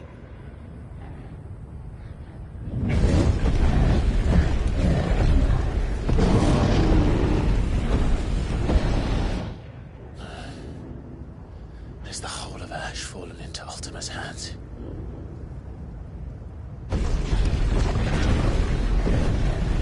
That's no peace delegation. We should send a warning to the others. No. My uncle will have an eye on the coast. I trust he'll find a way to entertain any uninvited guests. Our mark is Drake's Spine, and there's a lot of road between us and it. We press on to Stone here. Aye, you never know. It might not be a nest of slavering monsters. It may yet hide Ultima's remaining secrets, and if we are to best him, they must be unearthed. All right. Stay out of trouble. I always do. Mostly.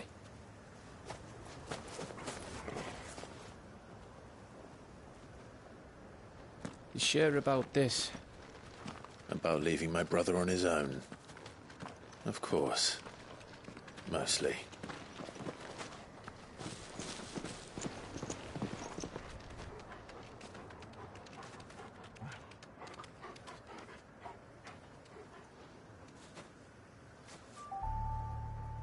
Lady Vivian's map is old. It's hard to tell which way is up. But if I'm right, we're not far from a village called Eastla. Then we make our way there, resupply, and wait for Joshua.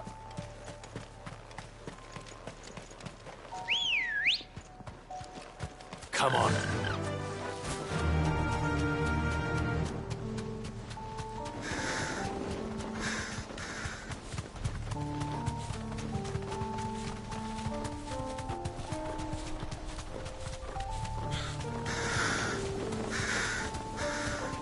This place reeks like a mobile's arsehole. Though I'm guessing it's not the smell that'll kill us.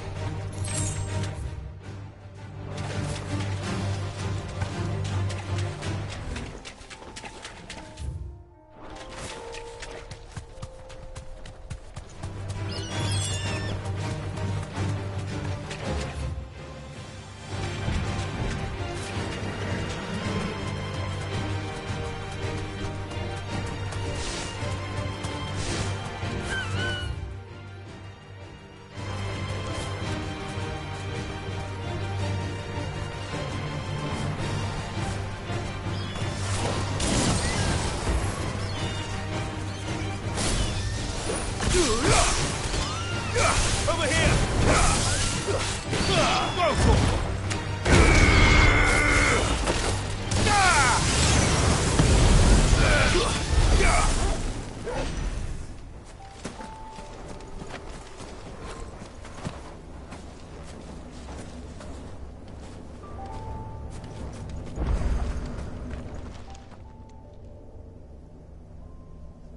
This one's awake.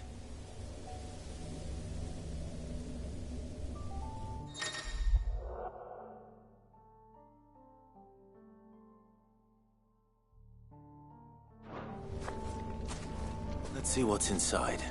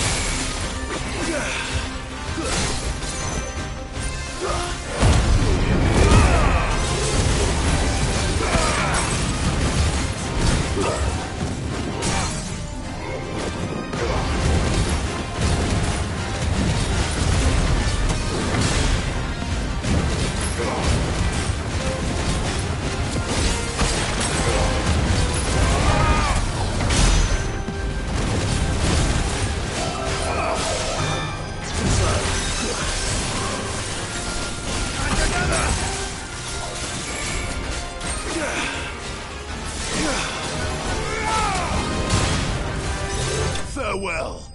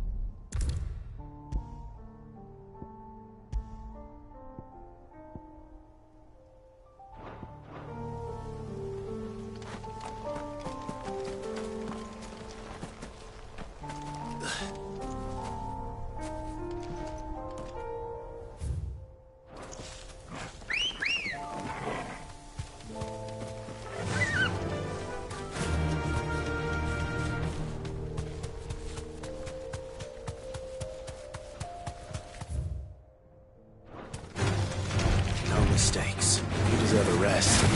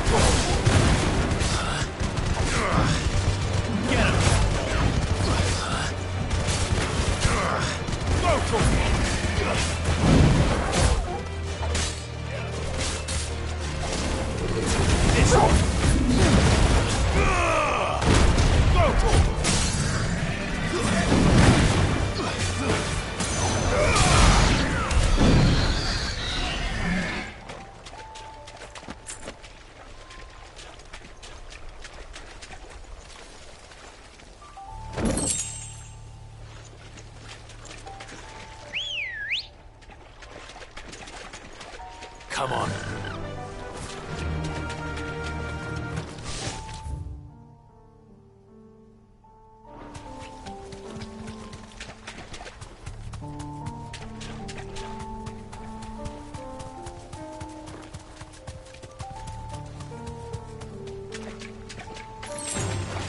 This won't be easy.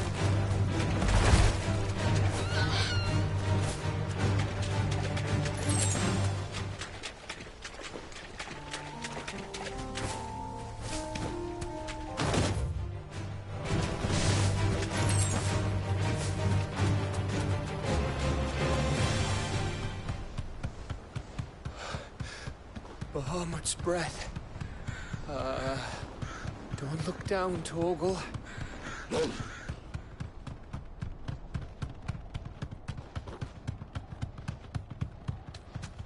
That must be Aistla.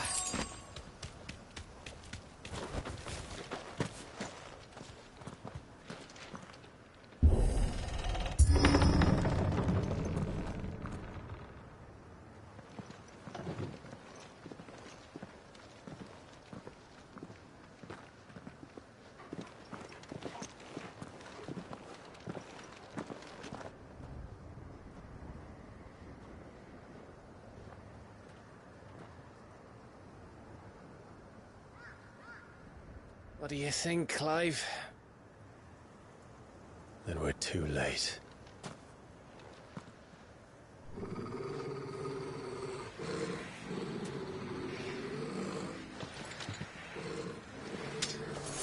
Damn it.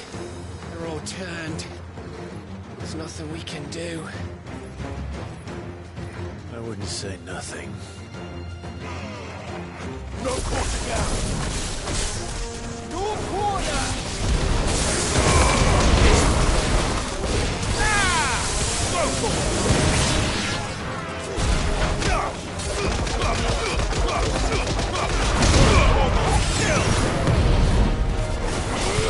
Get him! Go for it! This one! Over here!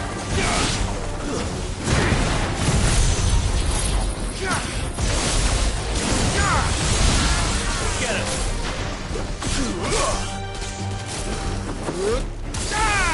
This one! Over here! You think all the villages in Ash are like this? A question for later now! This one!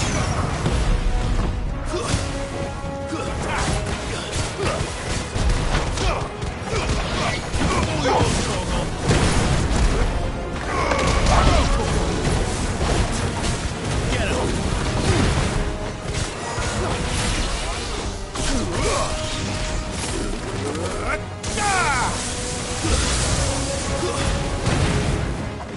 Here they come!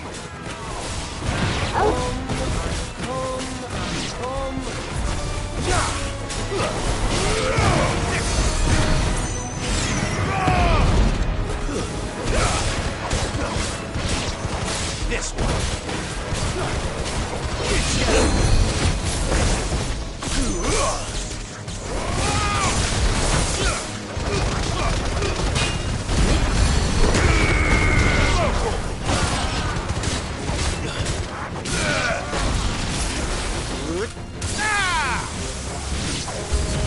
I don't want to die here, Clive.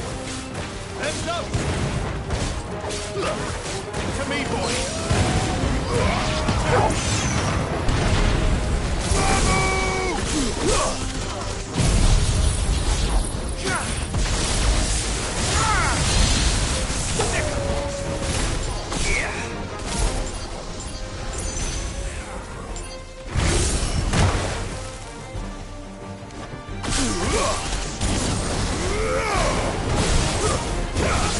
This one! My turn!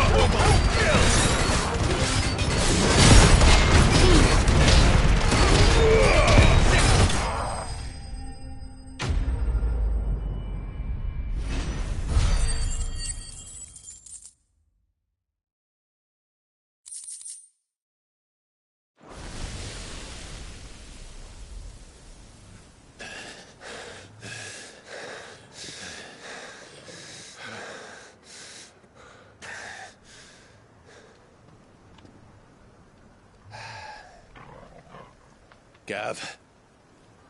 Gav! Don't tell me there's more of the bastards. Oh, fuck.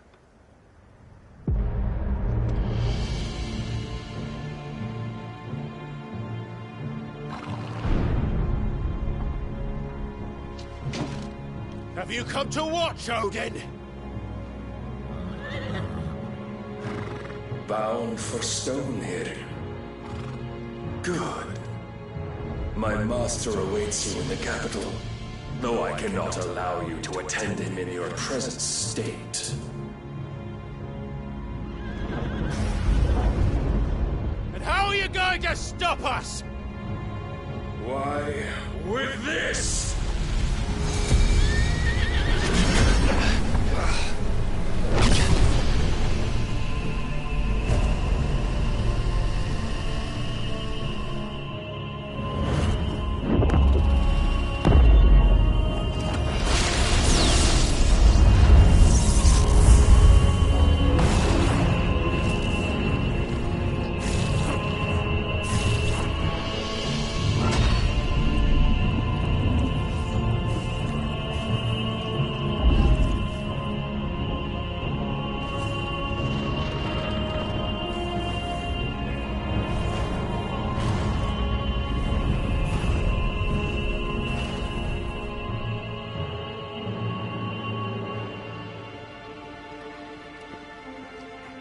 What did you do?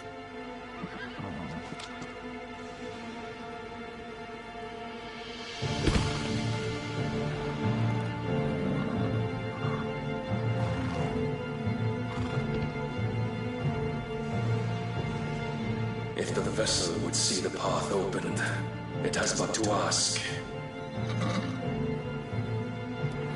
I shall see that my master's prize is made presentable.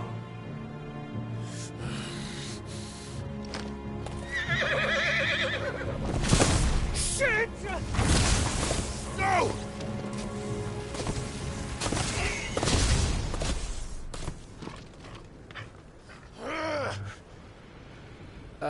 Clive, would you mind telling me what the fuck just happened?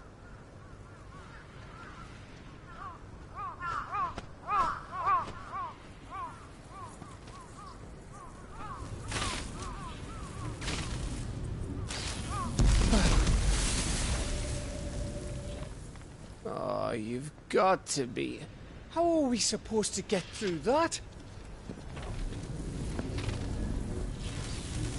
We seek an audience with the king.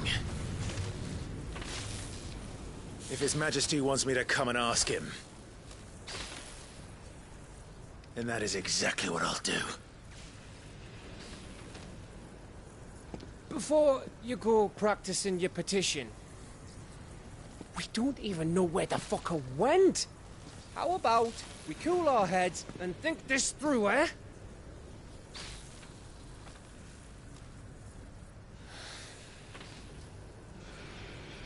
All right. Maybe there's something here we can use.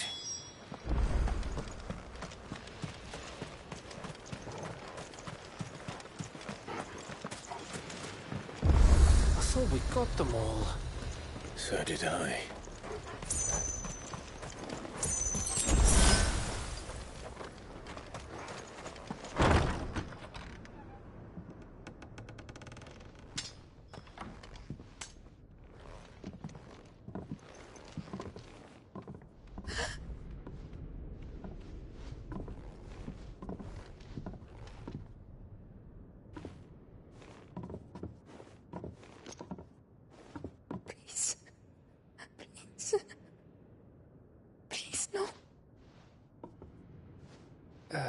Miss.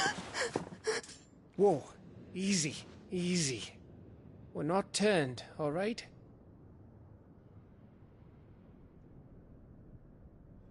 Who?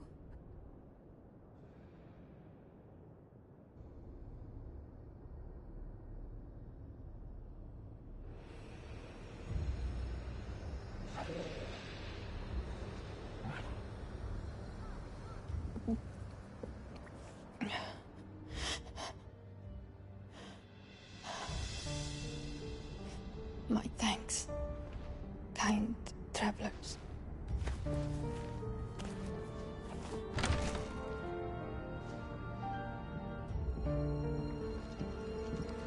Edda, forgive me for asking, but what went on here?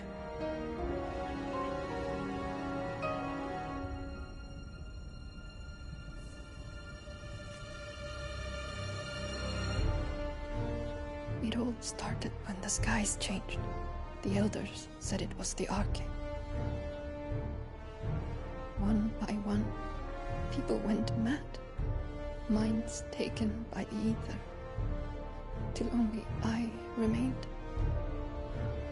By then, I was too far along to run.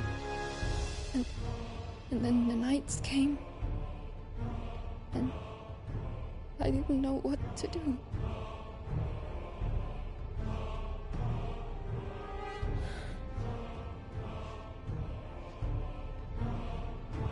And this, Arche is... Just a story. Something our grandparents told us when we misbehaved.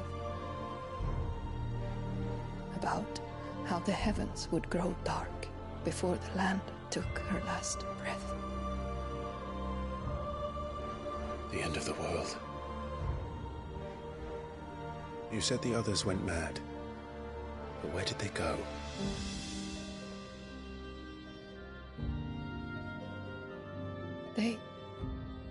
They all left. Drawn east to the tower, to reverie. The elders, the healer, the blacksmith, my husband.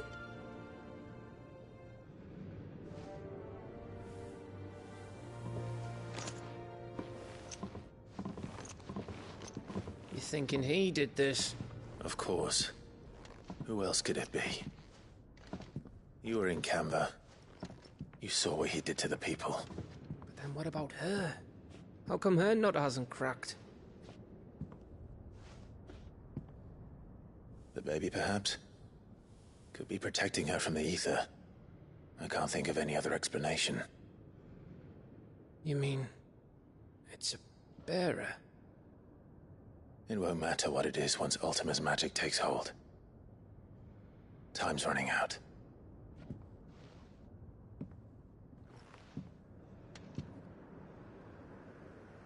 This tower. That's where we'll find the king.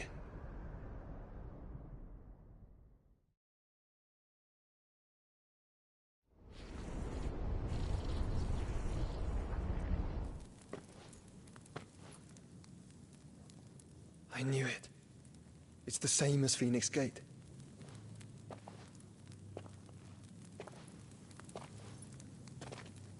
Which means at the end of these stairs should be...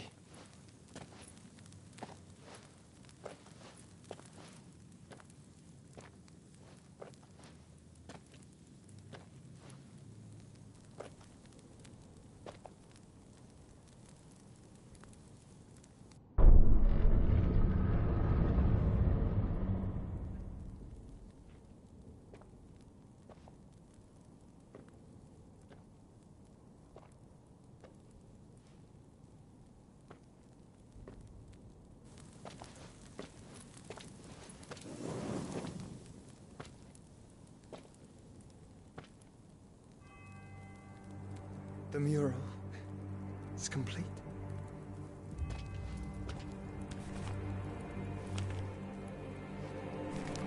Ultima and this vessel, Ifrit. Garuda, Ramu, Shiva, Titan, Bahamut, Odin. Even Leviathan the Lost is here. But where is the Phoenix?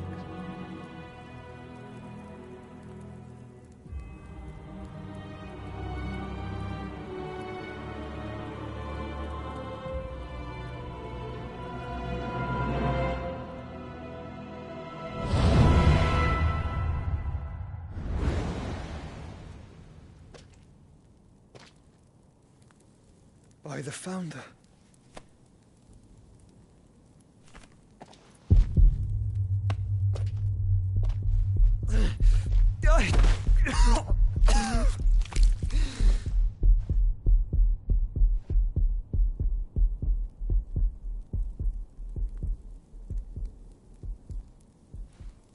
So that's what you want, isn't it, Ultima?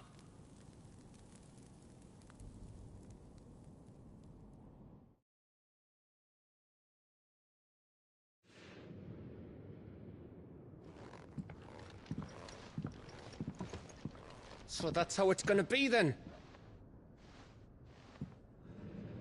I'm not asking, Gav. I need you to stay with Edda. What? I must do this alone. If I don't return, you're to find Joshua and make for the Enterprise. Understood? Aye.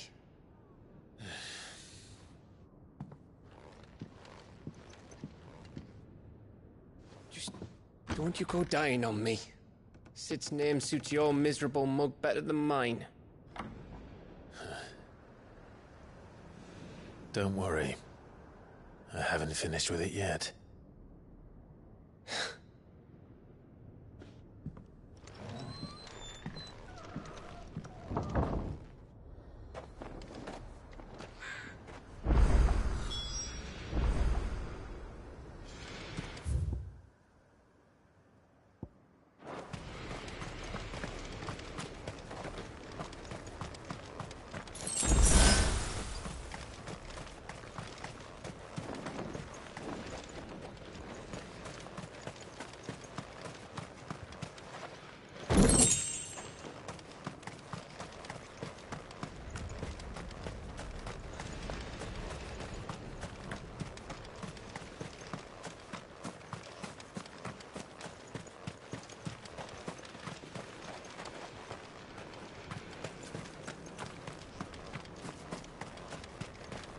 If Barnabas is controlling the Akashic, then wherever he goes, they'll follow. And so will...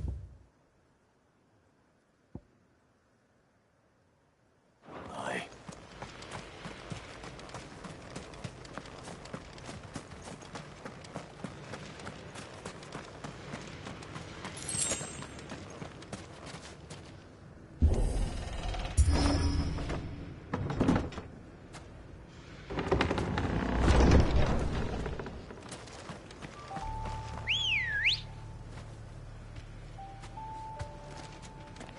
Ready, go?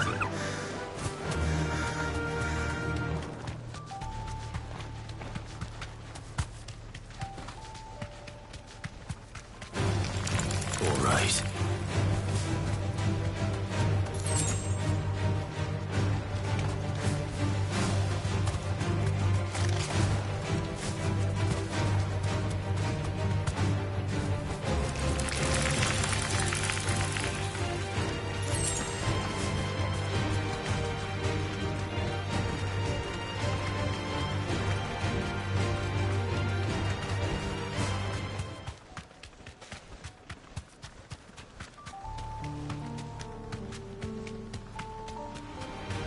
Time to fight. That's it!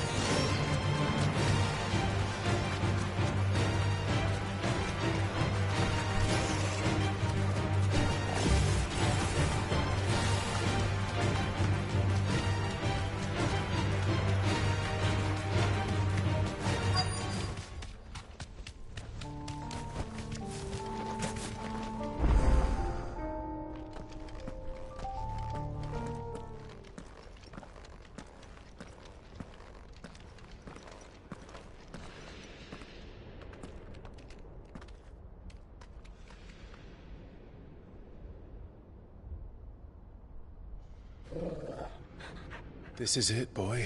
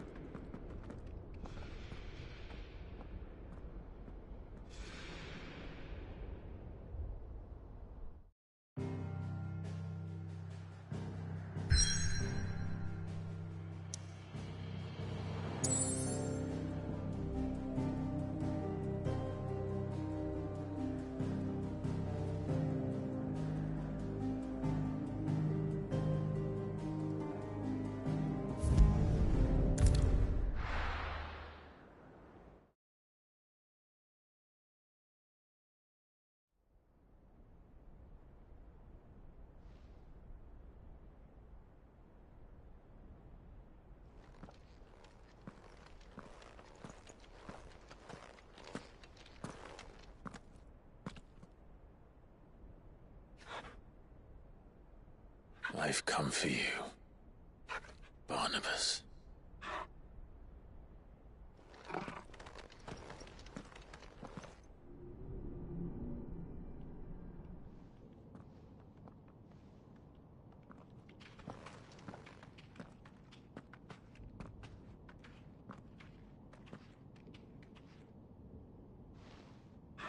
Stay close, Torgal.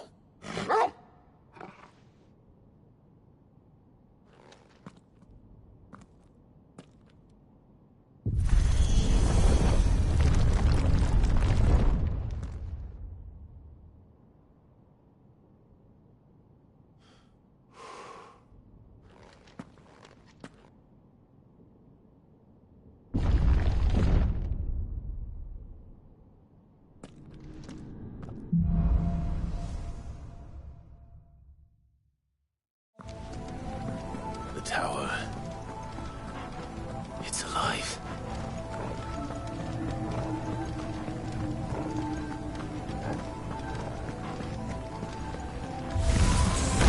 More echoes have fallen. They seem to feed on ether.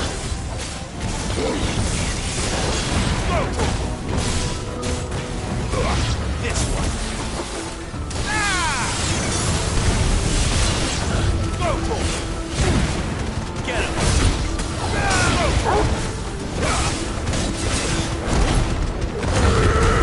Get him!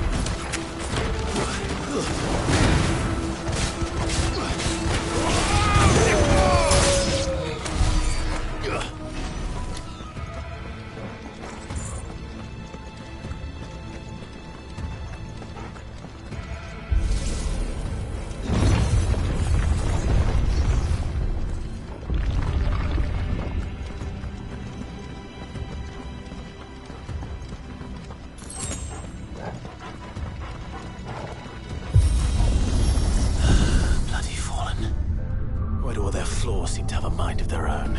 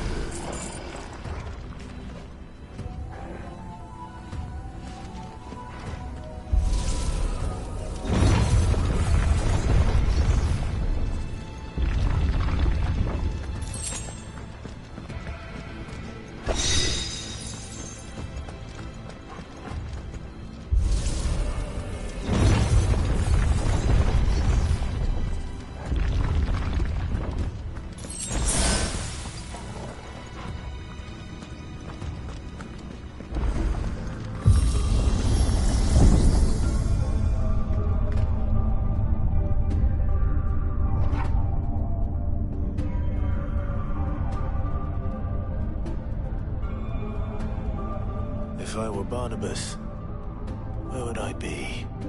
The top. So I could look down on the world.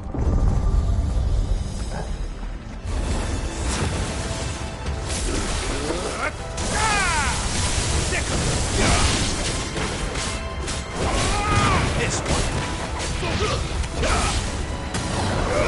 Over here.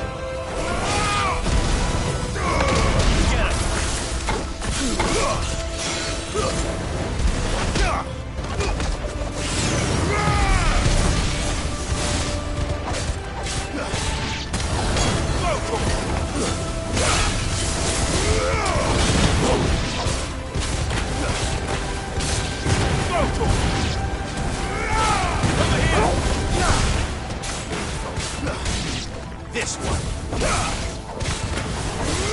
Over here.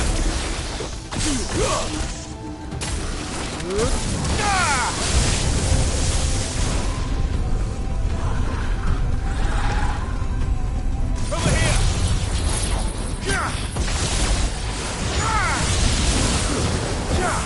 This one.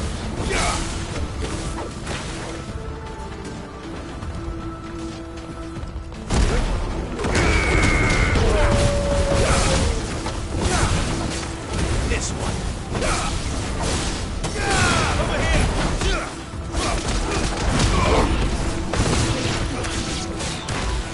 This one.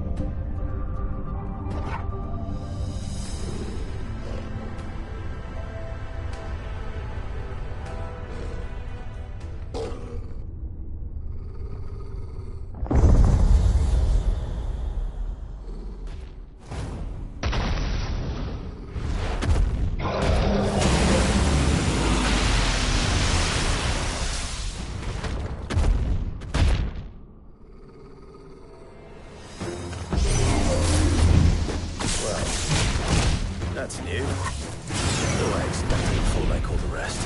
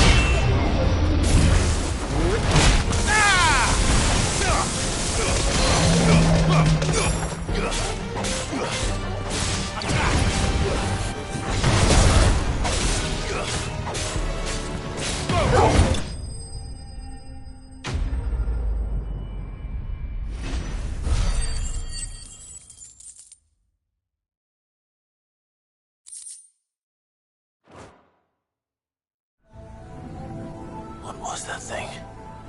Hopefully there aren't any more.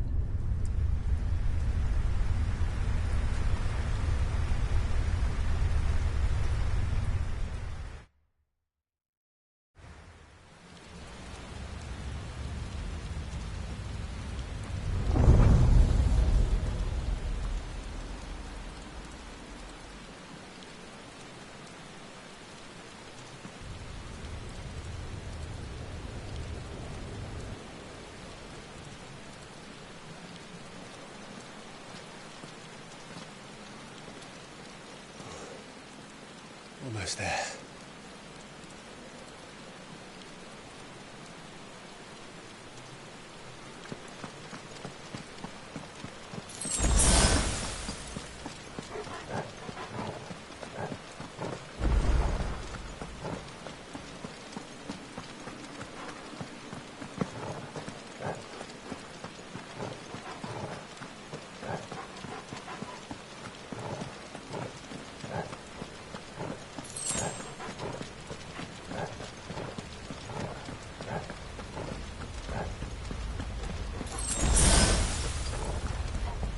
He's here.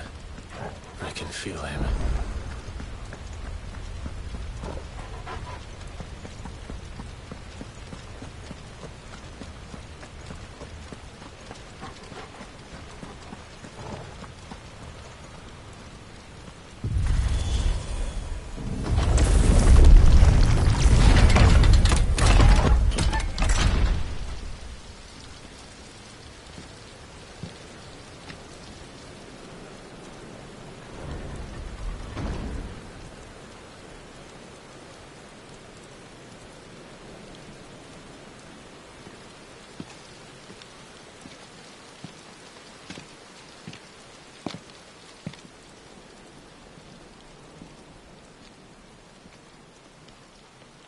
Why? The blade must ever feed if her edge is to remain keen. Butcher. What care you for these worthless creatures? They are nothing. Weak from the moment of their conception, ever longing for power not theirs to command, they turn unfailingly upon themselves. Like sheep, they roam in filthy flocks, eager to trample those few gifted a fleece of gold. Or that they might feel contentment with their pitiful existence. Prejudice and persecution, severance and strife, every earthly wrong springs from the malice in men's hearts. Malice born of the pain and suffering that is free will. Its corruption is gnawed at your being from the very moment of your birth. You're wrong. It is no corruption. It is who I am.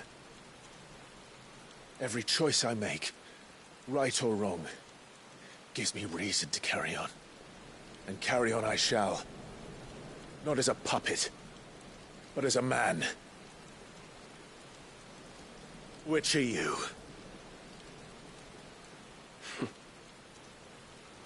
There was a time I too thought those the only choices. What? Long ago, God granted man the gift of magic. And with that gift did he build great civilizations.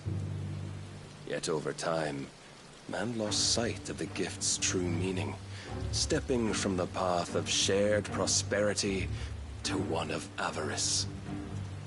He abandoned his creator for sword and flame, and through his folly, beckoned the blight.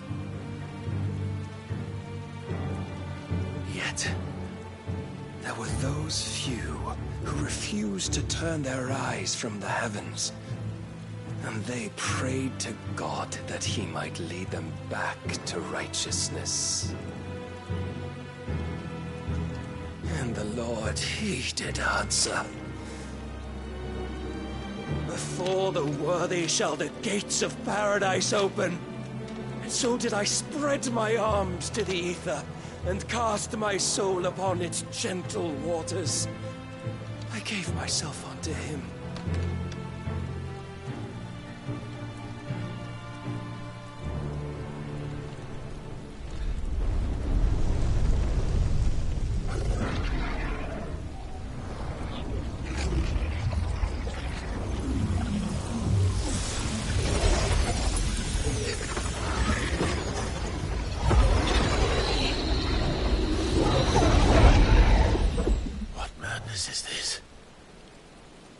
My worth proven, the Lord charged me thus. If your kind are to find salvation, they must be made to serve. You see, paradise lies but a single step away. Could we only take it? Could we only leave our transgressions behind? For none save the pure of heart and mind may set foot in the new world. I will save us. But it all begins and ends with you. You are the key, Mythos. And with this humble offering, shall I prove my faith once more. So you forsook your kingdom. You forsook yourself to serve. Tell me, how is that living?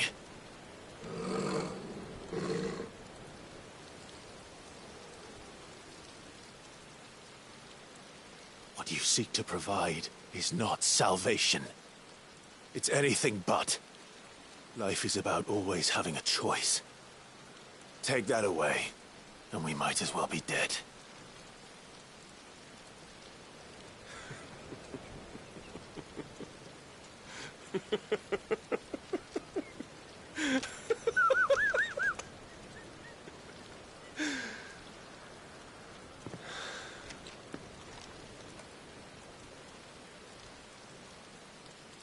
Very well. Come then. Show us the strength of your will. It's not the strength of my will that should worry you, but the weakness of yours.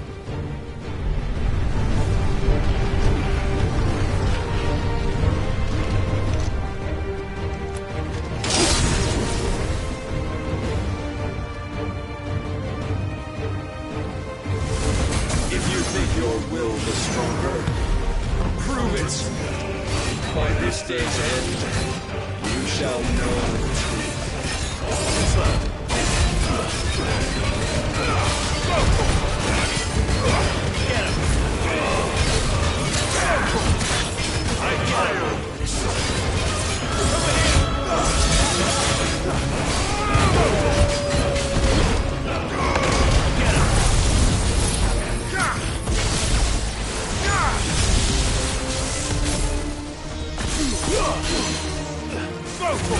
Don't mess with the might of a god, yet still you fight like a man.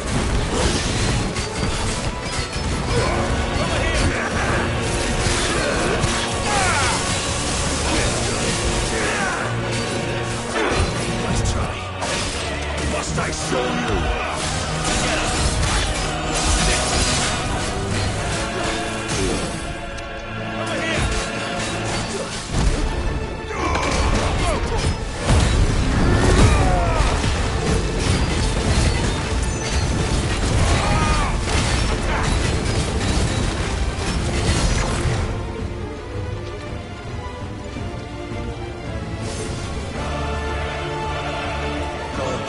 You to serve as his vessel, and you cling to this foolish notion of hope when there is none.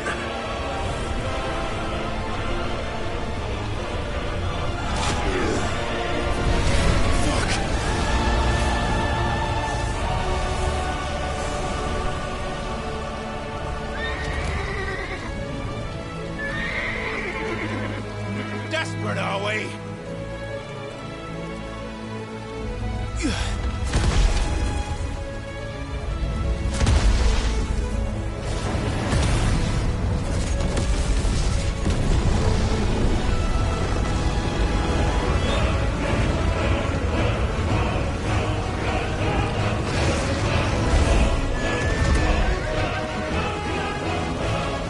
Finally, we can begin.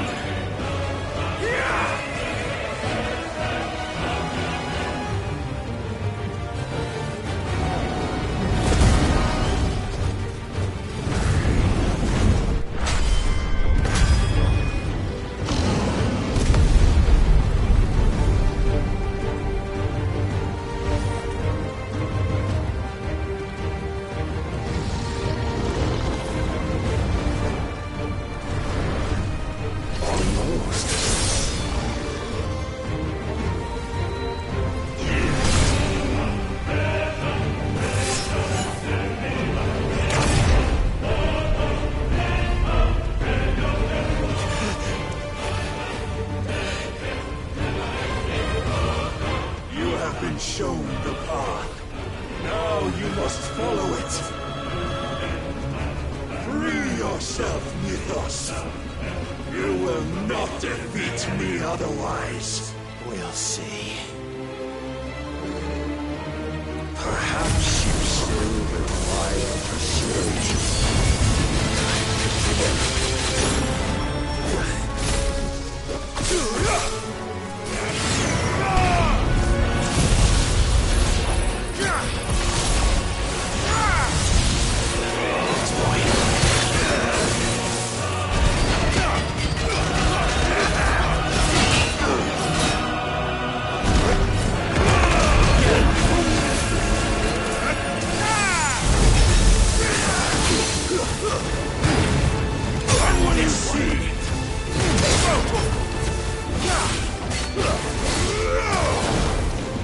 Get him! Enough, Mythos!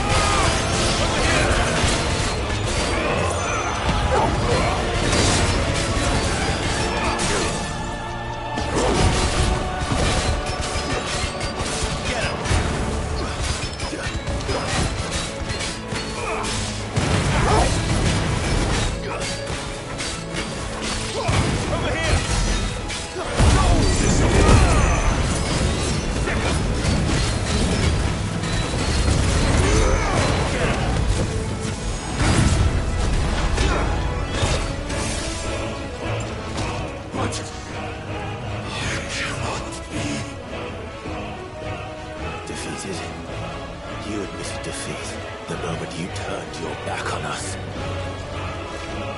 When you turned your back on the truth, Barnabas.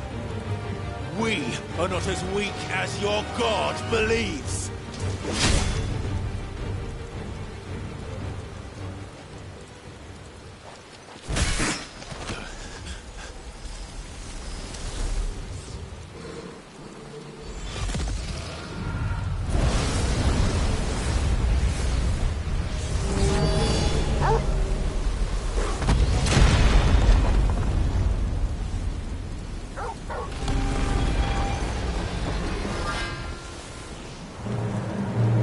Damn it.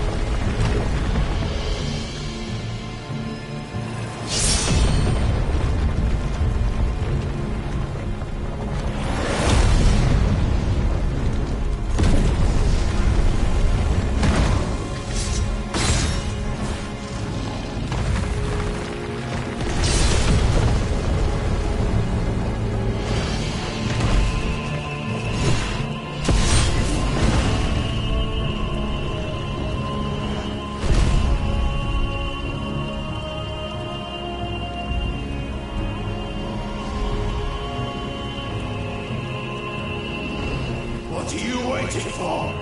Men know nothing of strength.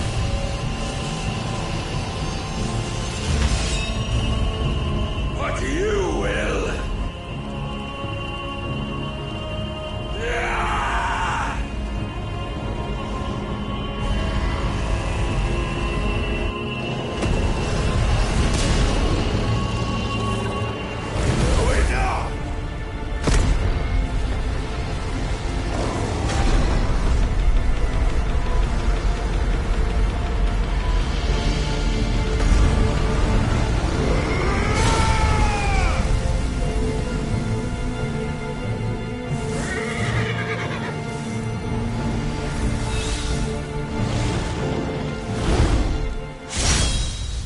You dare!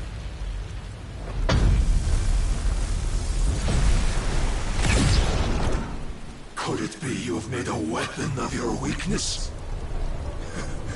My apologies.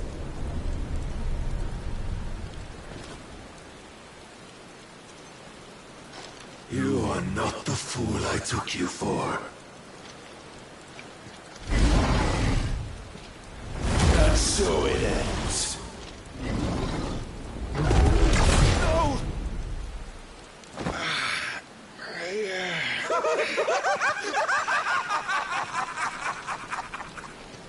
tell me you are tired, Mythos?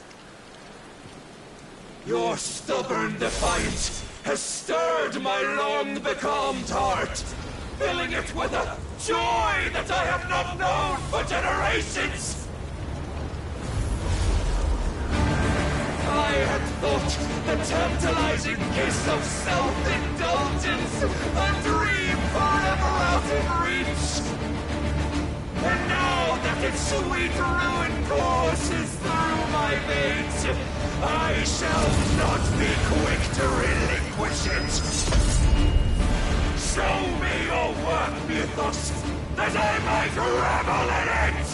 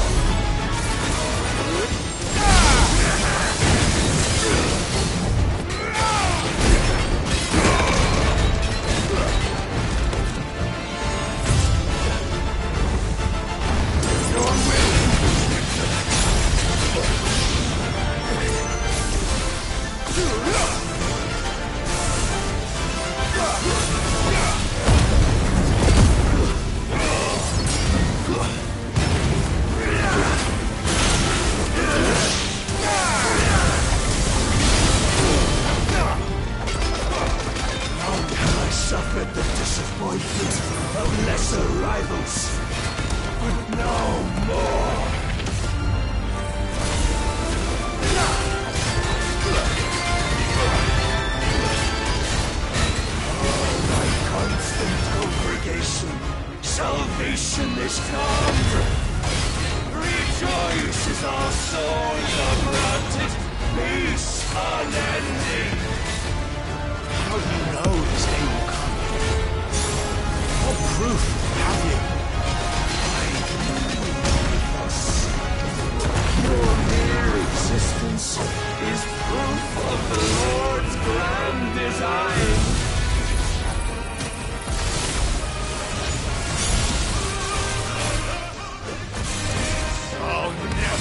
Serve your god!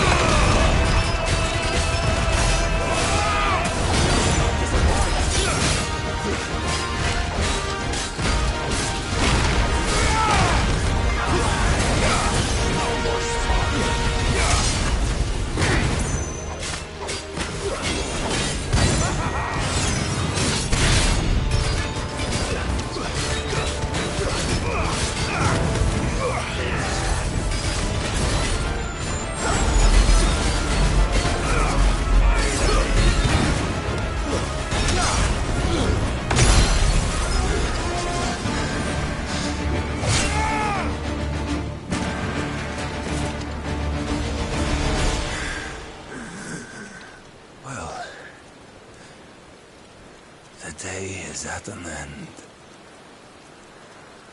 And we both know the truth. It is I who stand victorious. My will that prevailed. Your will? No. It was his. Clive Rossfield.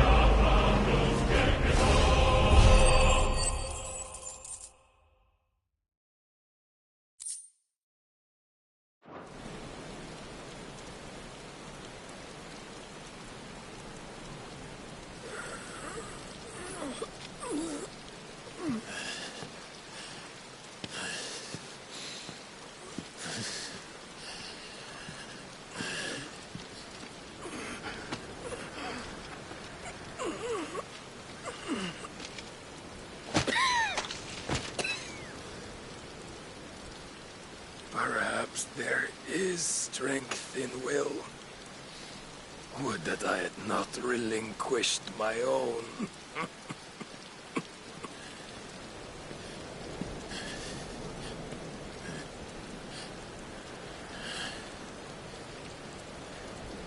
You relinquished nothing. What was it, if not will, that made you strive for a new world? Strive to win your master's approval?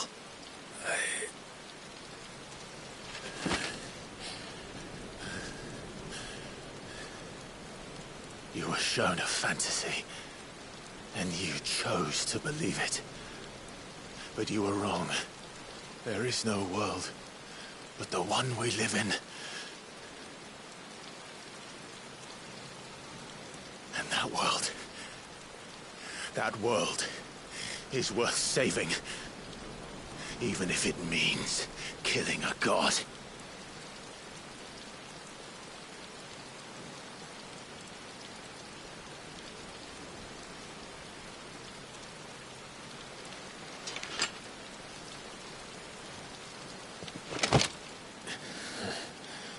Bold words from one who has served the Lord so well. This is pointless.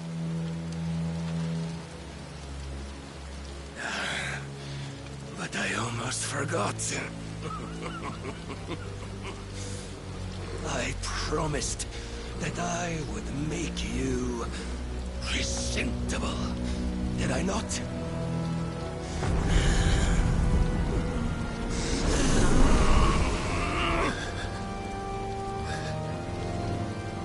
We shall fulfill our destinies, just as the Lord's Mother Crystals have fulfilled theirs. Come, Clive Rossfield. Take what is rightfully yours. Become one with God. No.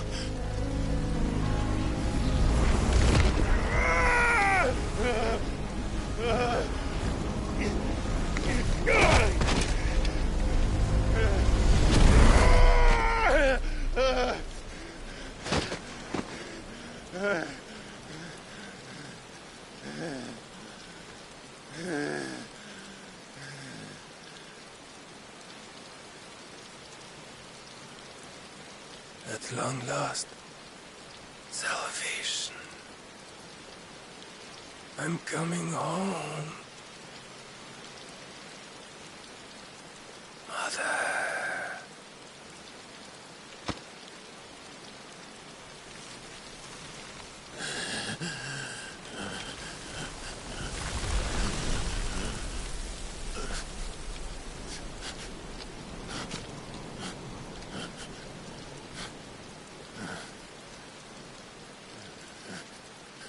Tell me, how does it feel? Show yourself! Face me! How does it feel to consume your rival's strength, to gorge yourself on their beam, to edge step by trembling step ever closer to the divine? With or without a will, you are still but a vessel, our vessel. Behold, how your body shudders in anticipation of its fate.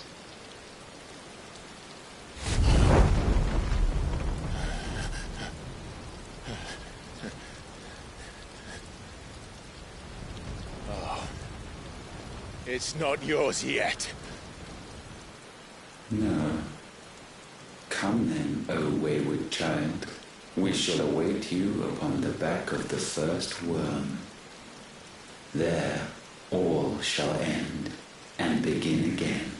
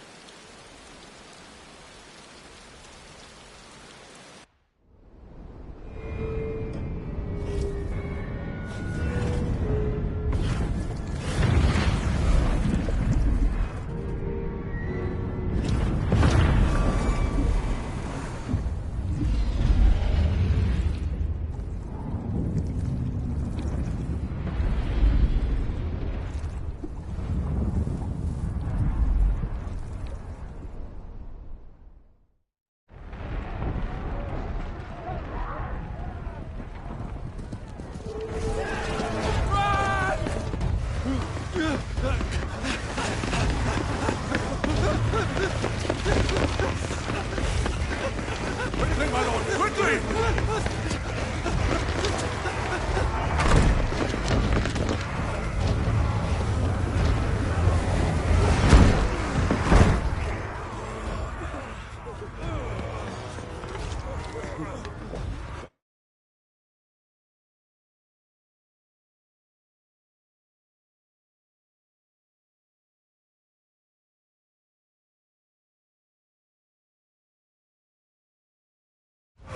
Why the hell is my city falling with a casting?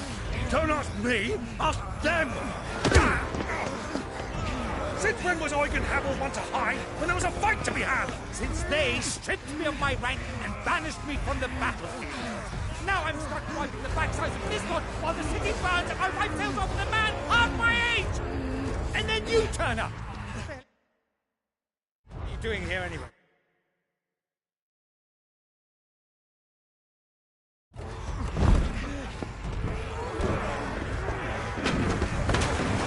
What indeed? The enemy numbers 200,000 or more, counting the orcs. There are simply not enough soldiers garrisoned in the capital to repel an army of that size.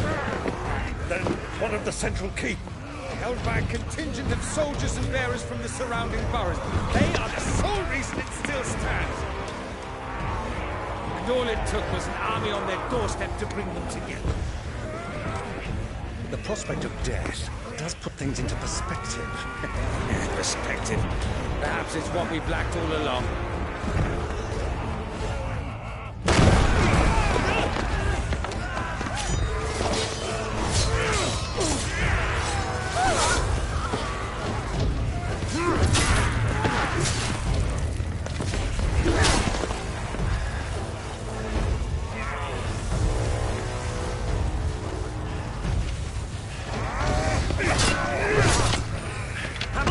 I need you to lend me some of your best men. Preferably all of them. My best men! Does it look like I have any more?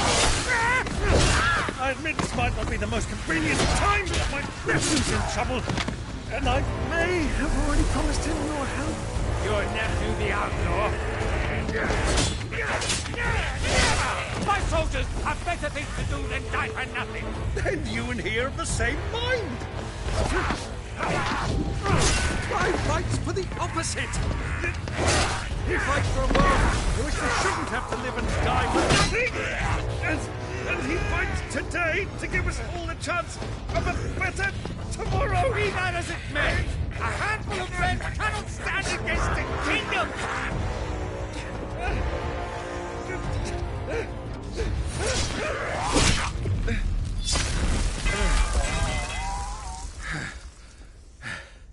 Then mayhap they are the wrong men.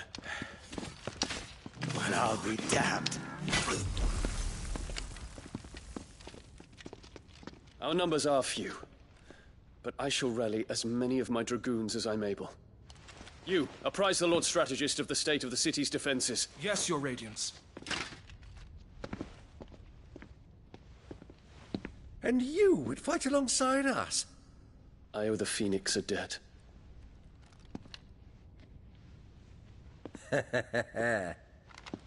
Does this vouch for my nephews? Aye, but I still have my doubts about you. Which we can discuss later. Indeed. You said you had men garrisoned in the keep. Captain, do you know how many yet remain? Allow me to confirm. Commander? Whatever their number, Randalar will be needing Gather the them bodies all. and build a pyre in the courtyard. Quickly. Terence. My lord.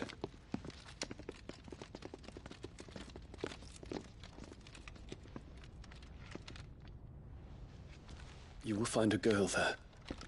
A girl? We are in the middle of a war. I owe her my life, and I always pay my debts.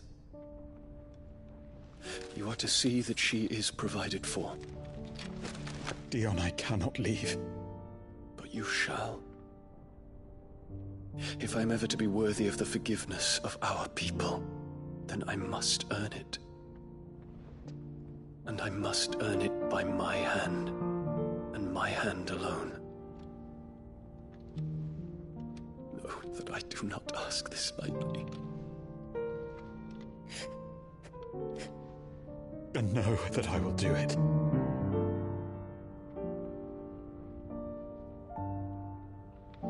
Farewell, Terence.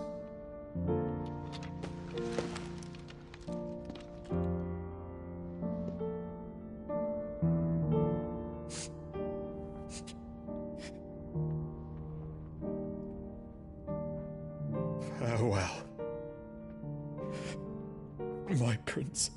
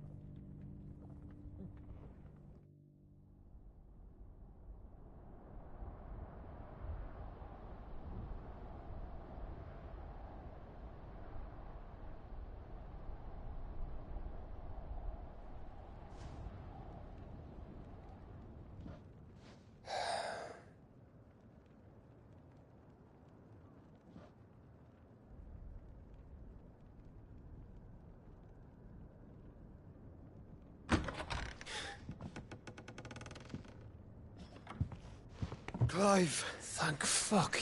You alright? I am. But I'm a damn sight better for seeing you, Joshua. And Barnabas. The king is dead.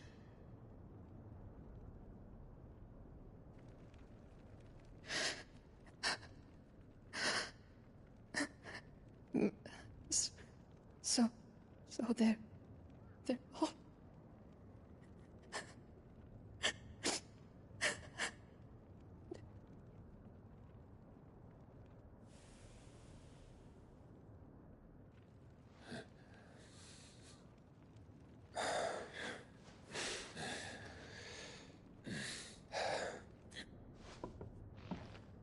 they are, but so is their killer.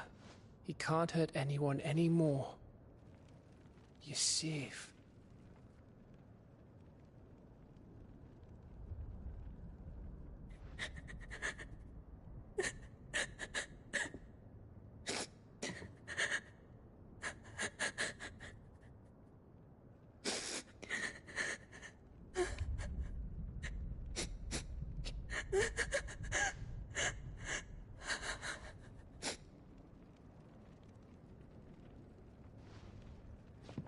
Gav, we need to talk.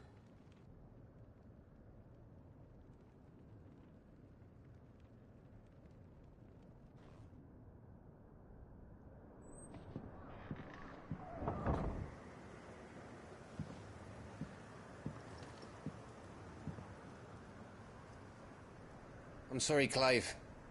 You know I want nothing more than to go with you. I do. But I'm glad you're heading back to the Enterprise nonetheless. And not just for Edda's sake. Our people need to know what happened here. You can count on me. As can she, I hope. Thank you, me lords.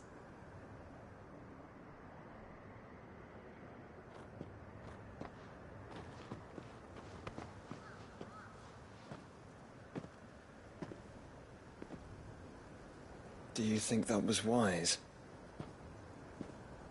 Wiser than leaving a woman with child alone in the Deadlands. They'll be safer at the hideaway. For now, at least.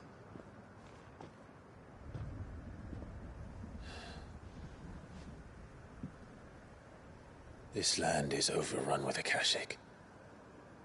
The king himself was long turned, albeit by choice. All to serve Ultima, in his damnable quest to forge the perfect vessel.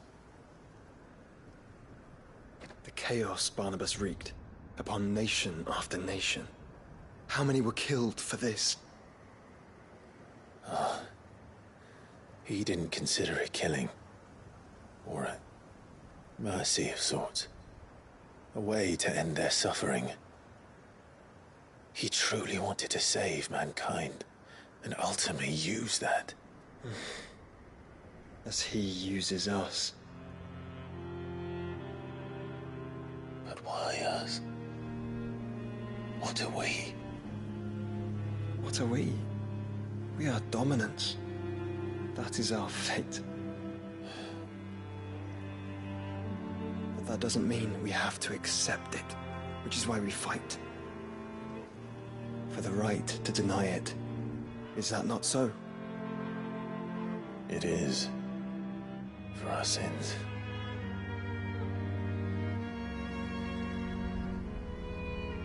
Barnabas said something else. That the Mother Crystals were Ultimas. Ultimas? Are you certain?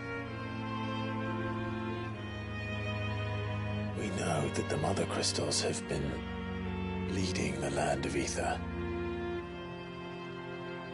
And we also know that it's this which hastens the spread of the Blight. But what I cannot fathom is what Ultima stands to gain from that. What did you find at the Stronghold? The truth about Ultima's prize. For so long, I believed it to be you, and you alone. Yet, it is not merely a Freed that he desires, but a Freed and Phoenix both. That which we became in the skies over Twinside. Only when the twin flames are joined shall his vessel be complete. Quite why he needs a vessel is another question. Unless there is something he cannot achieve without one. Something his immaterial form precludes. Something requiring an unthinkable amount of ether and a body resilient enough to channel it. If I did not know better, brother, I would think that he meant to cast a spell. A spell 1,000 years in the making. A spell to end all spells. And he cannot do it without us. Nor without the Mother Crystals. But if we destroy them all, we will stop not only the Blight, but Ultima as well.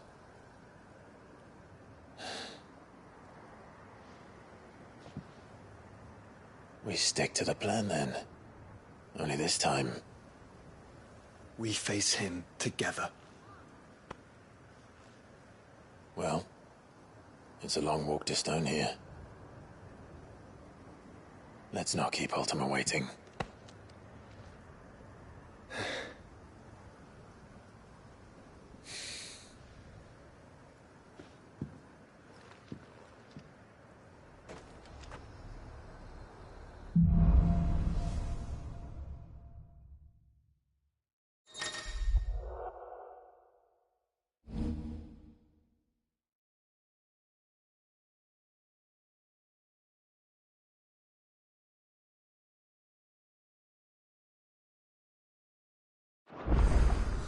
When Barnabas fell,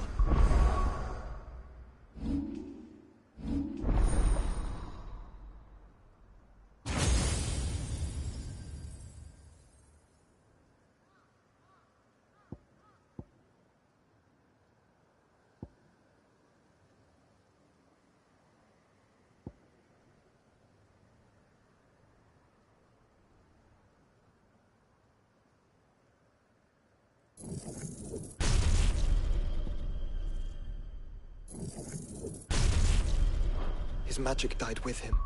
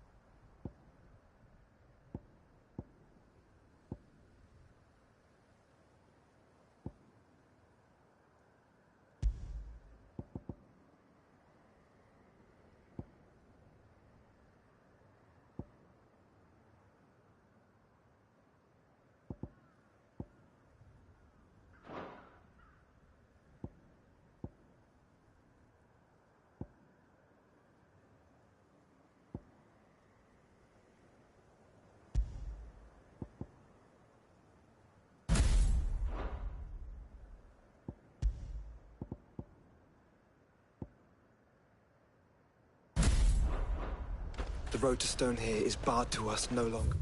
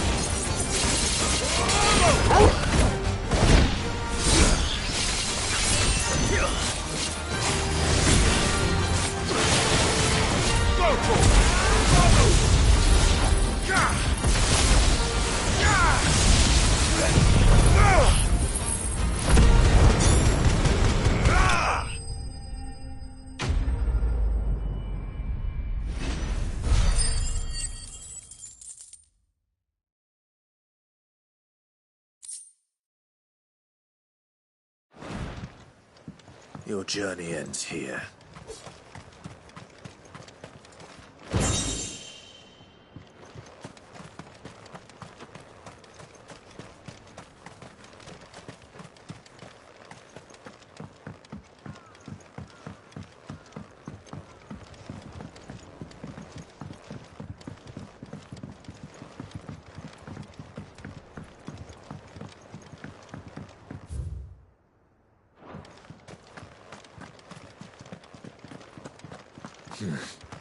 Not here.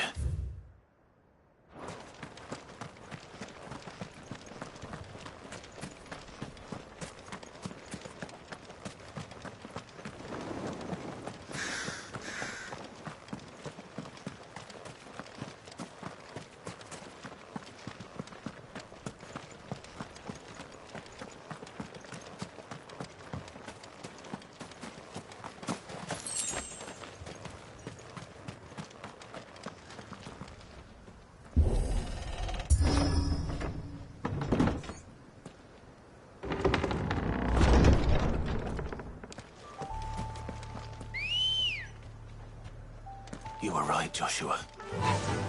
Run like the wind.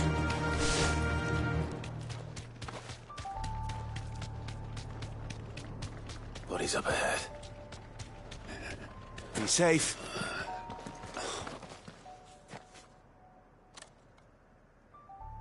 Is there no peace for a dying man? What happened here? The ether floods made savage beasts of my companions. And those faithless orcs, I knew they weren't to be trusted. We were told that they would stay loyal to our cause. Something commanded their loyalty, but it was not us. It's a wonder they stayed faithful for so long. Perhaps they sensed our downfall. The king is gone, our nation in ruins. What becomes of us loyal pawns now? Sworn to a shattered throne. Fuck Walud. Fuck the dead king and his god. Fuck this withered shithole. The floods do not affect you. You are a bearer, albeit one who's lost his brand. Pray, hear me, brother.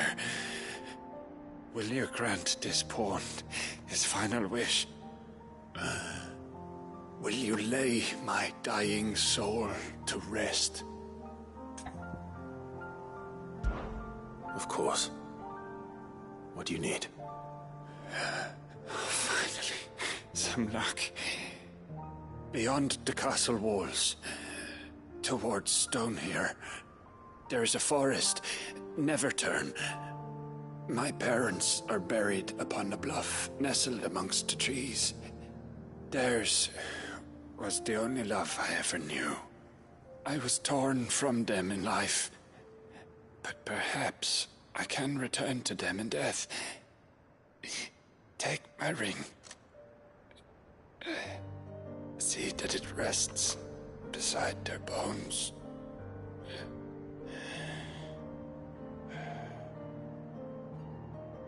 May you find peace at last.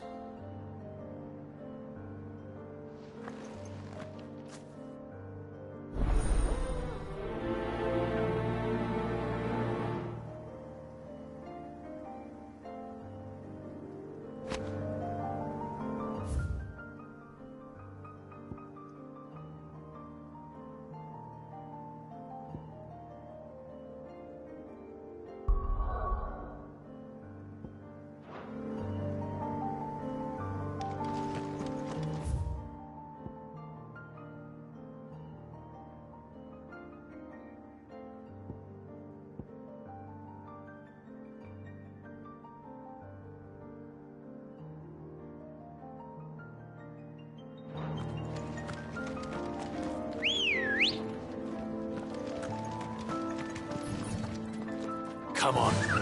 Yeah!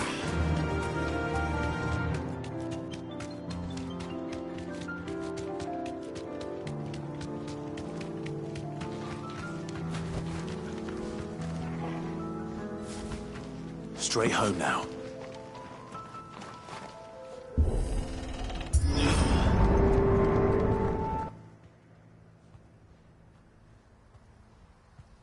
Don't tell me. The only way to the capital is through that gate, just as you surmise. There's an army down there, Joshua. Yes, but I don't see any dominance.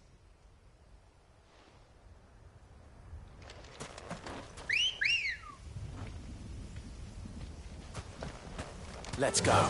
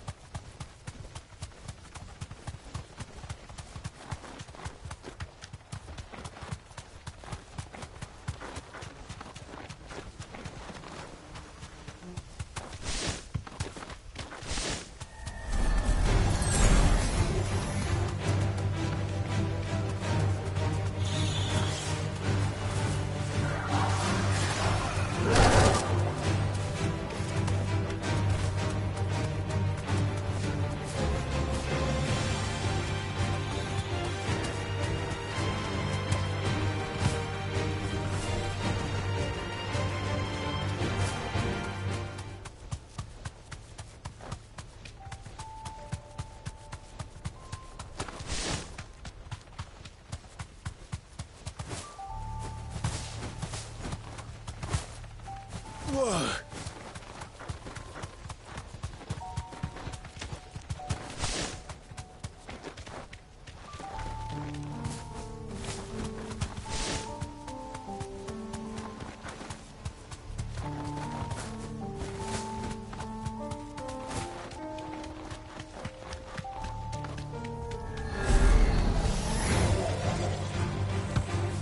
Safe. Over here!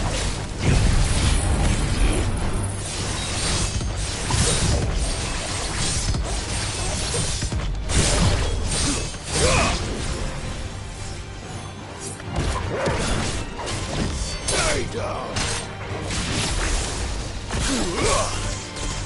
Get him.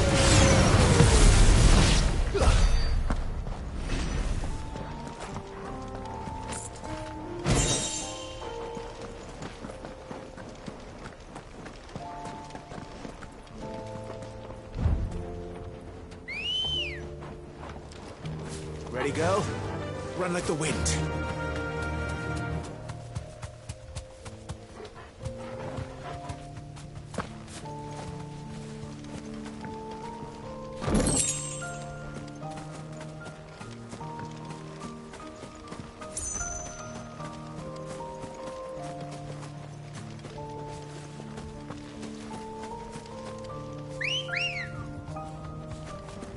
Come on.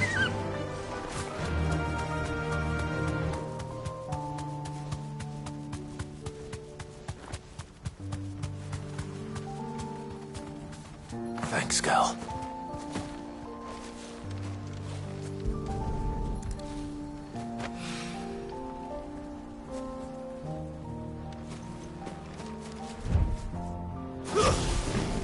Ambrosia won't help me here.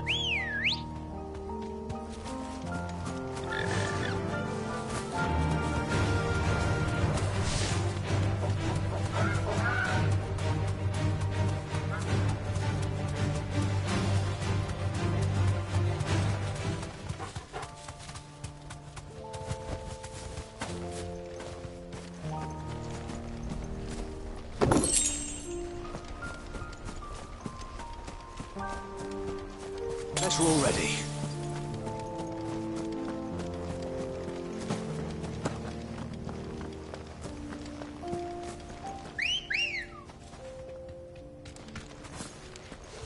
Let's go.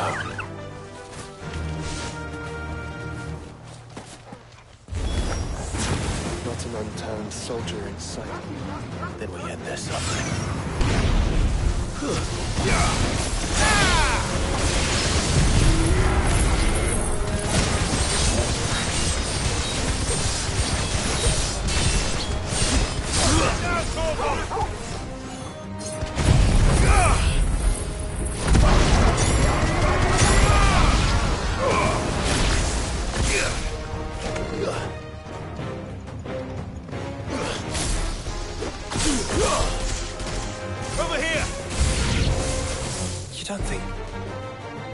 this?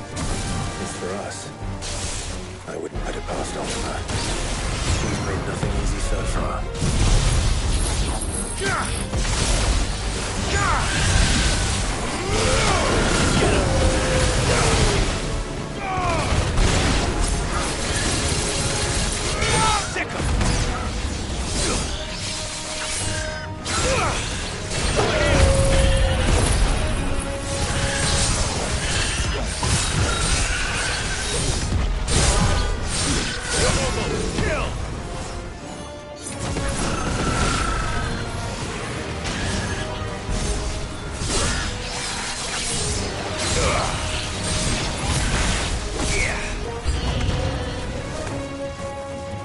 Joshua, can you go on? Do I have a choice?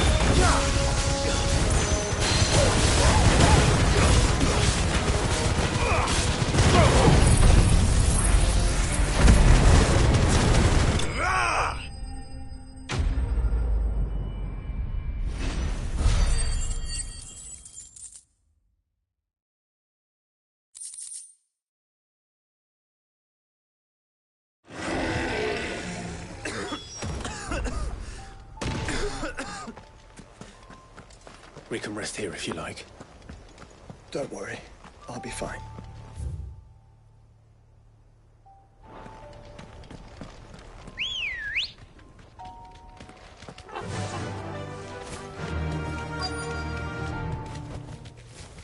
stables, girl.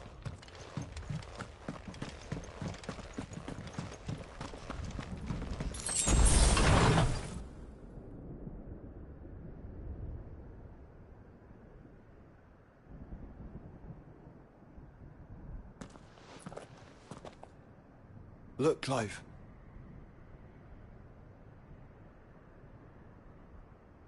By the Founder. The place is a fortress.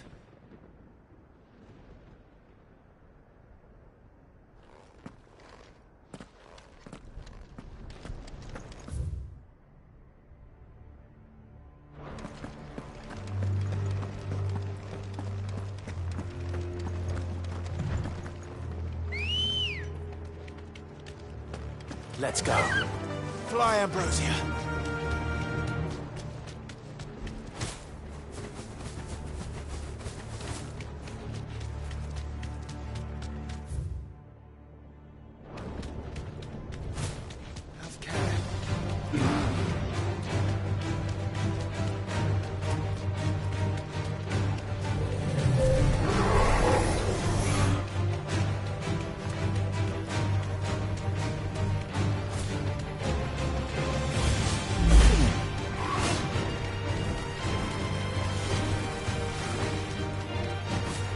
What do you suppose that is?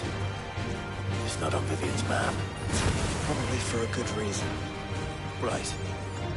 Just down here.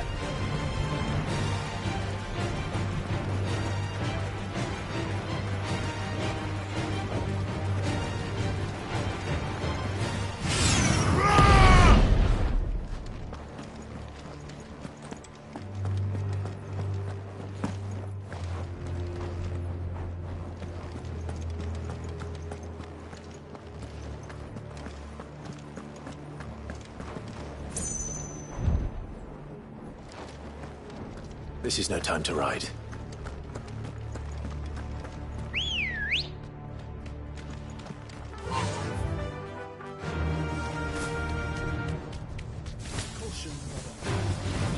All right.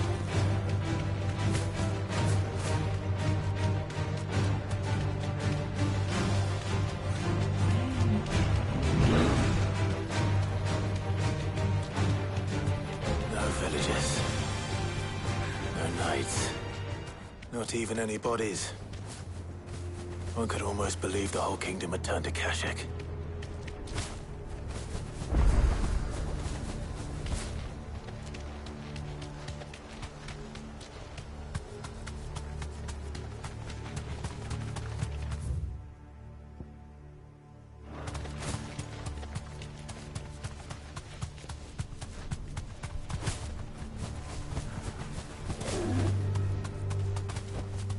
Straight home now.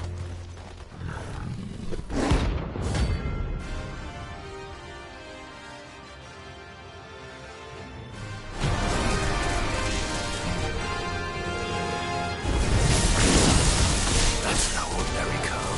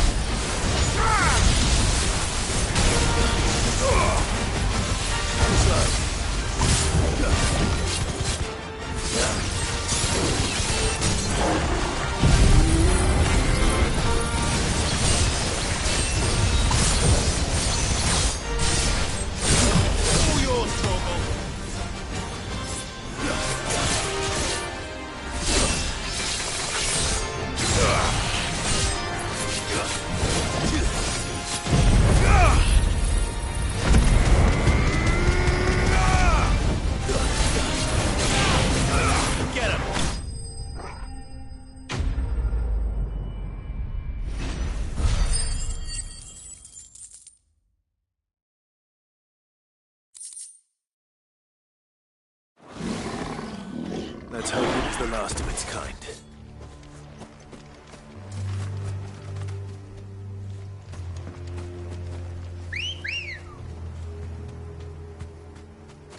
Good girl.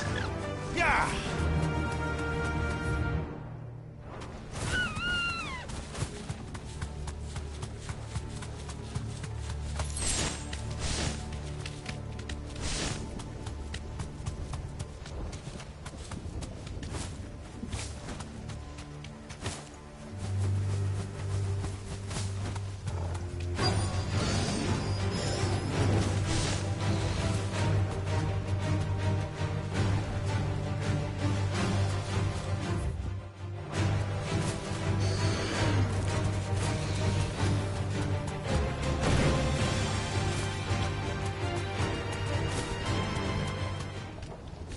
Thanks, girl.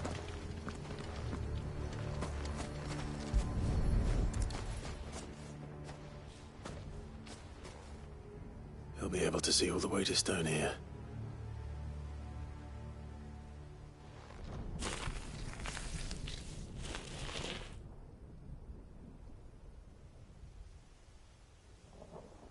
As fine a resting place as any man could hope for. Reunited with those he loves at last.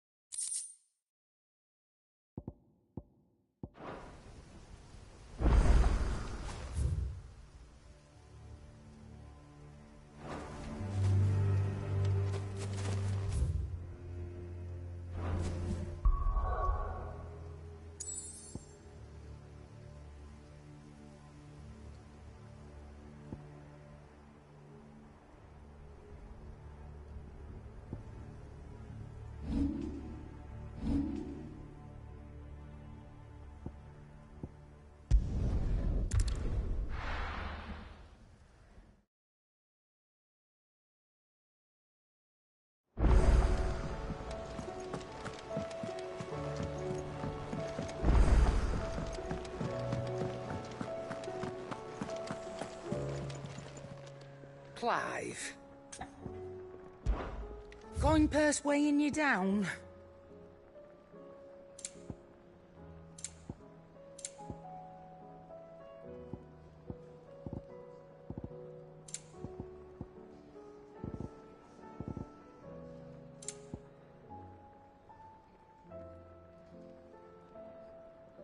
Let's not be greedy now. And how were you gonna carry all that? You'll break your back stuffing all that in your satchel. Come again. Or don't. I'm not much bothered either way.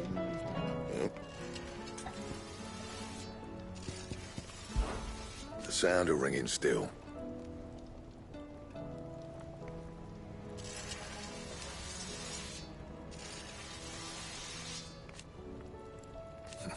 So, who knows? So, will it be?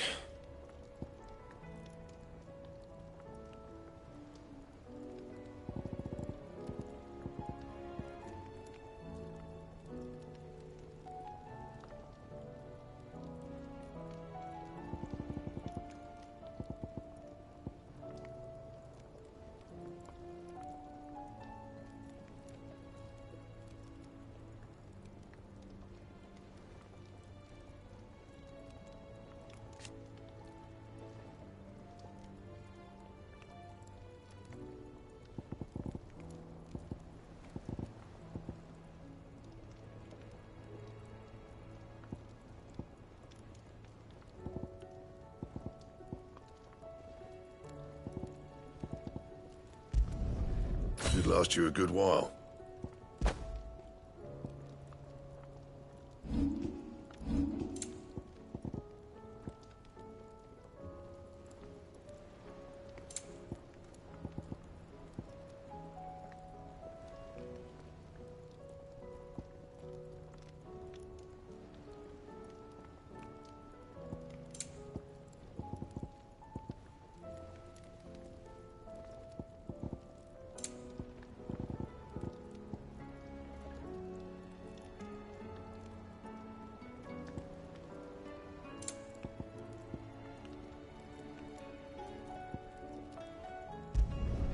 No scratches, all right?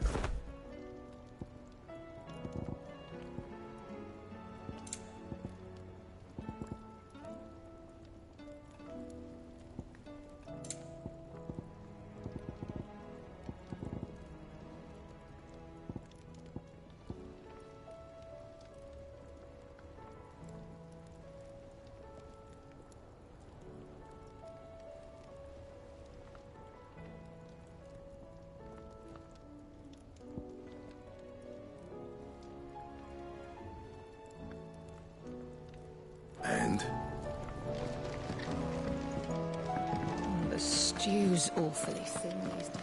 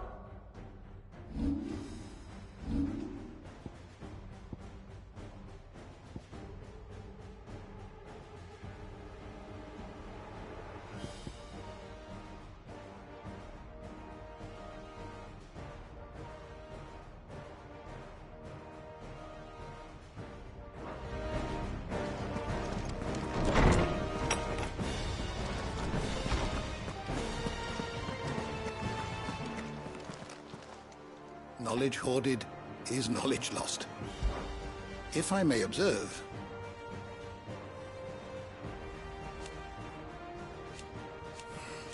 history can wait.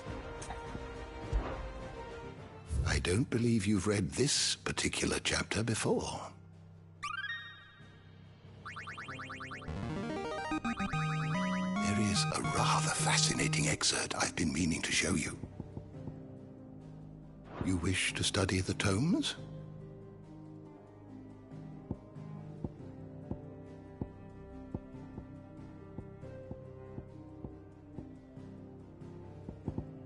You are always welcome, Clive.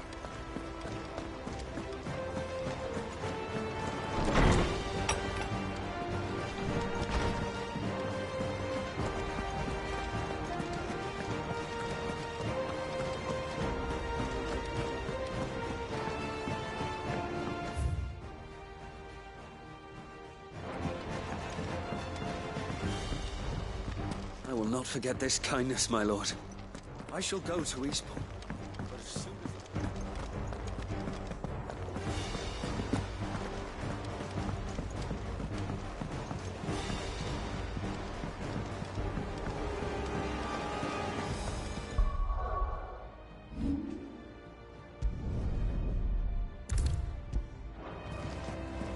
Covered in nicks and lumps.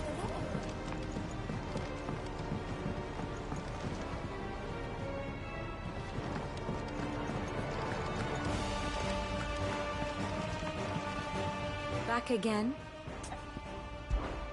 What is it that you wish to learn?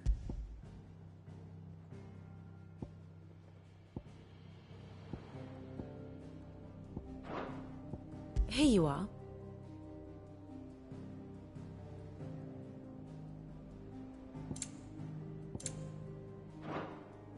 Very good.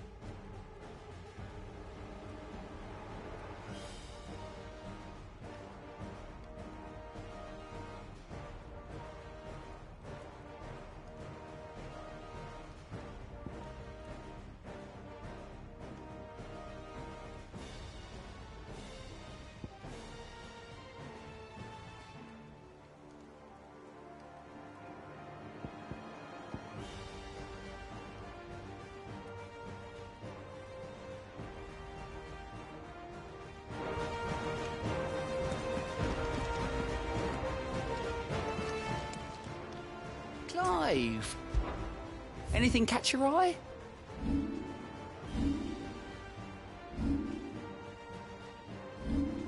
Always something in there. Oh, I wasn't expecting you back so soon. All done?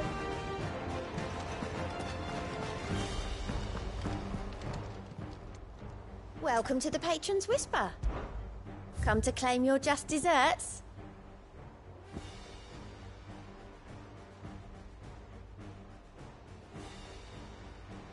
All done?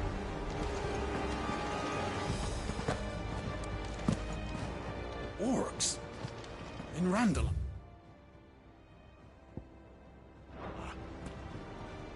What of the fist? Where it is, they held the walls. But only just.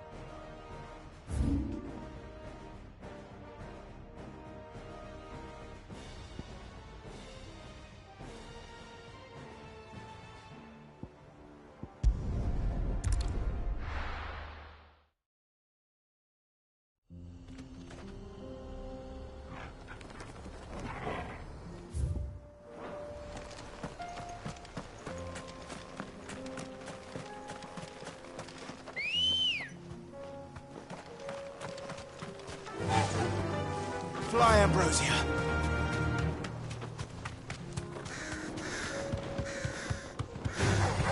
All right.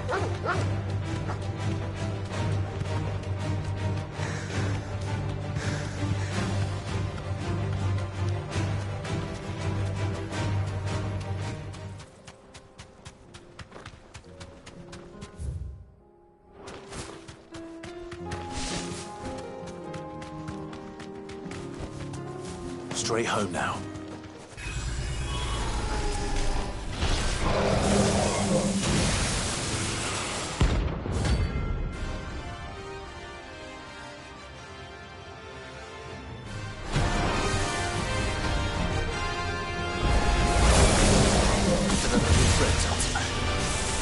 It's me you want. I'm right here.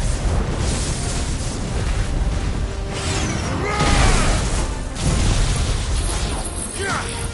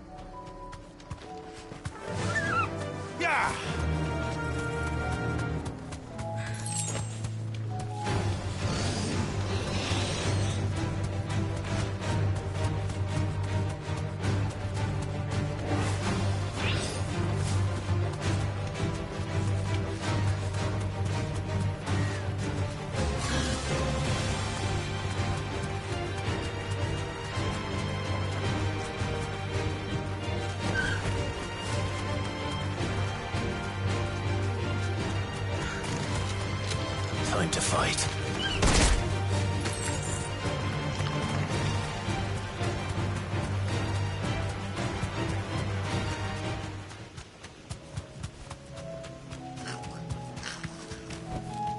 That'll do, girl. This one.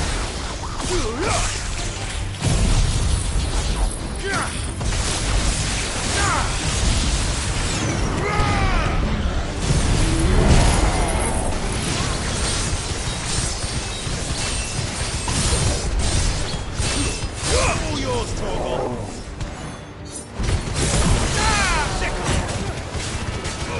Go for it.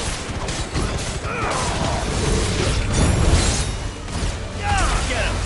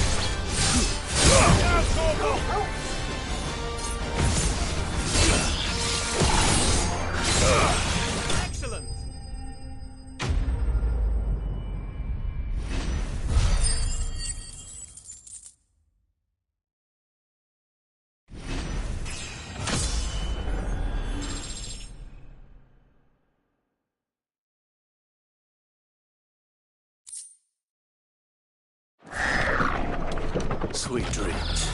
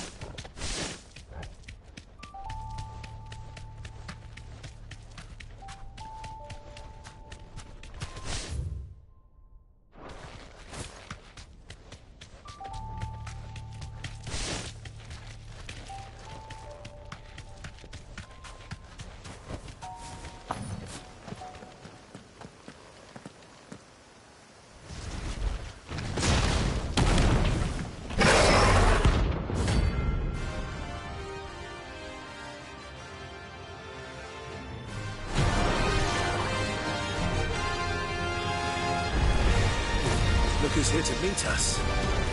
Pity they don't seem fond of visitors. Yeah!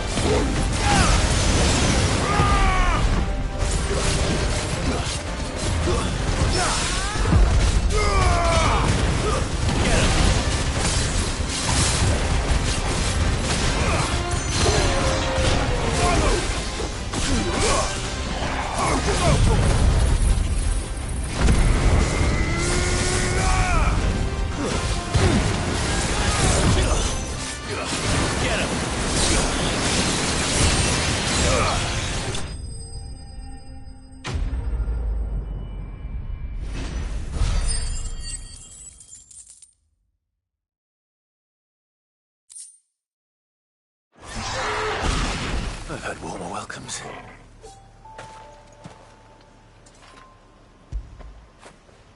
What a fine home.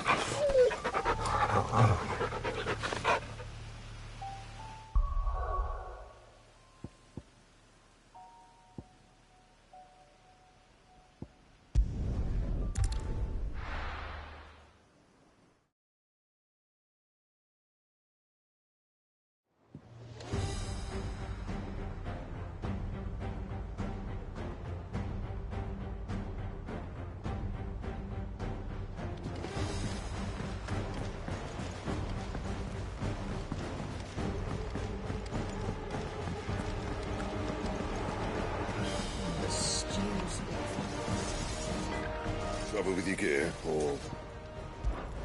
So, what'll it be?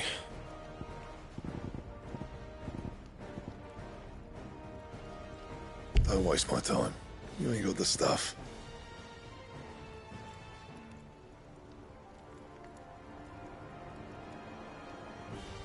Anything else?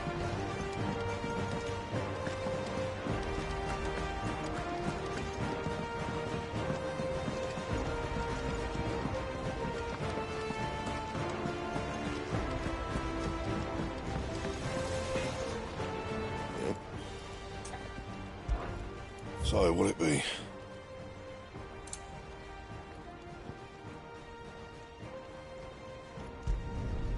Not bad, if I do say so myself.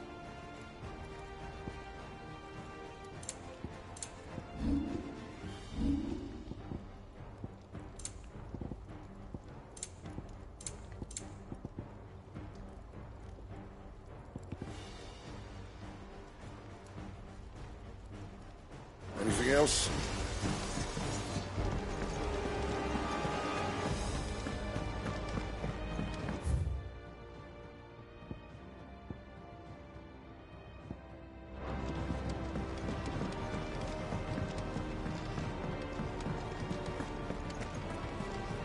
Covered in nicks and lumps.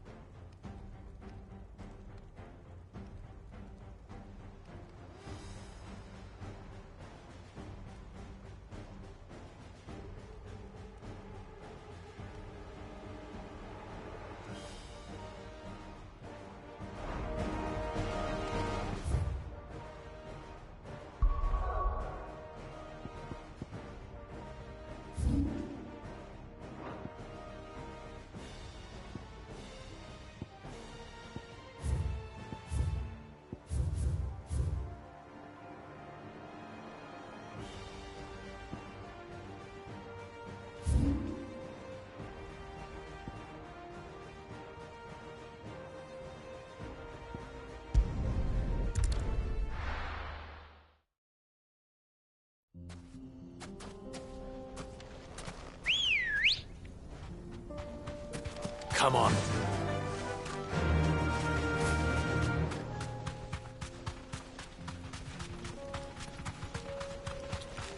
Ocean, brother.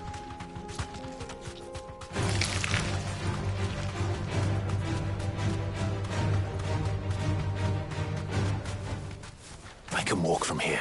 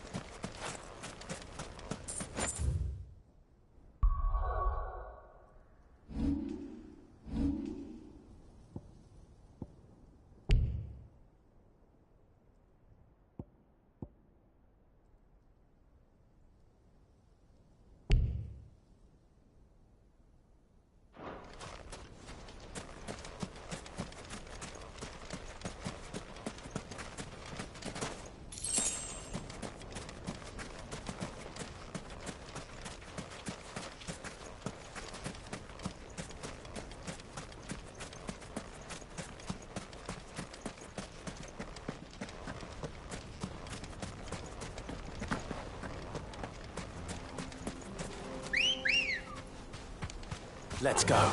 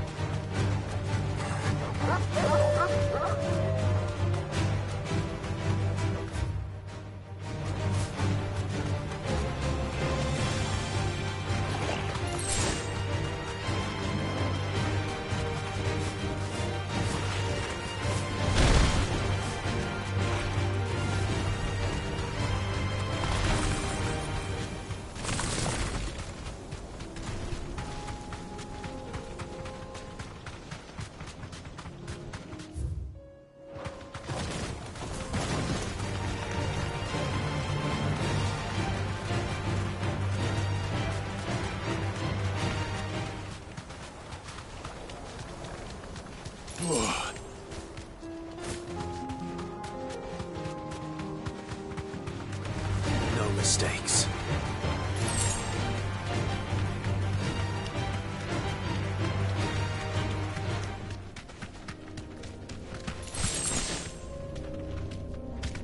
Straight home now.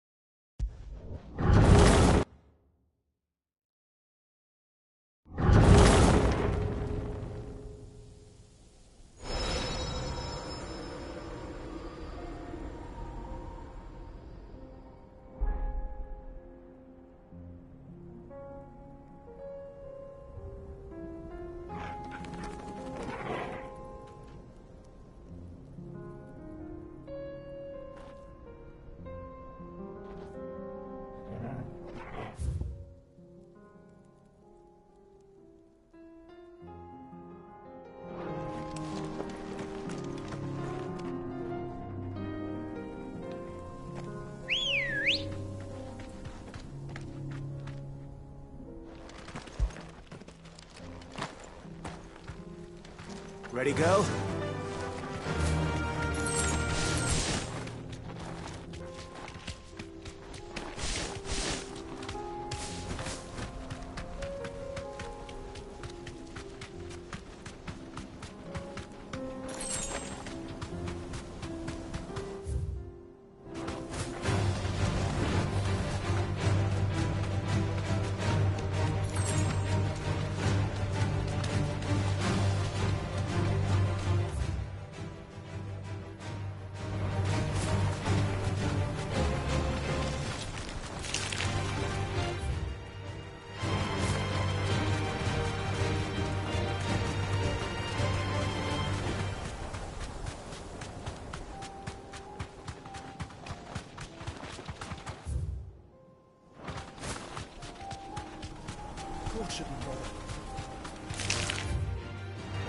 All right.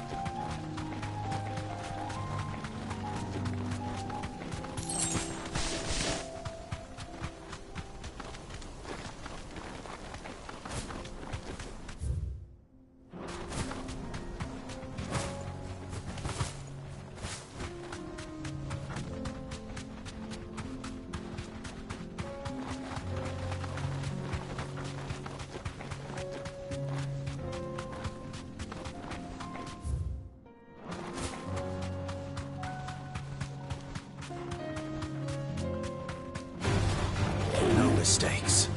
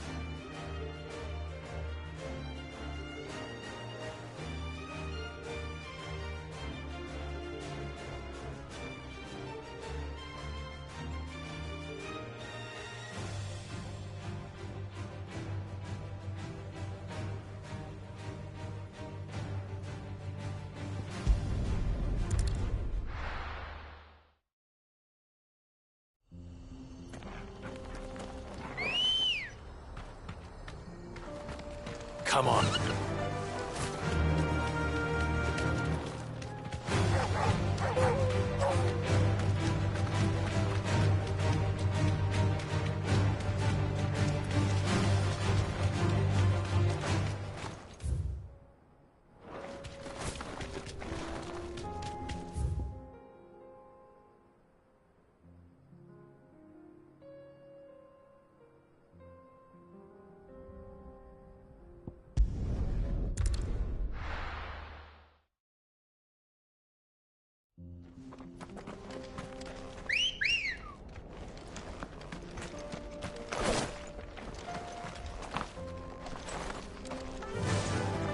Fly, Ambrosia.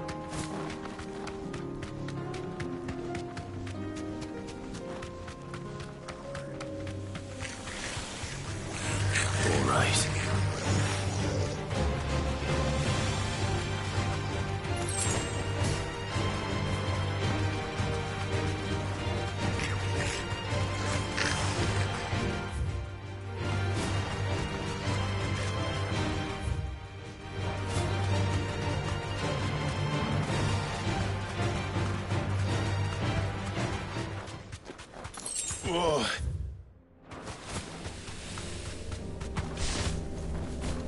Straight home now.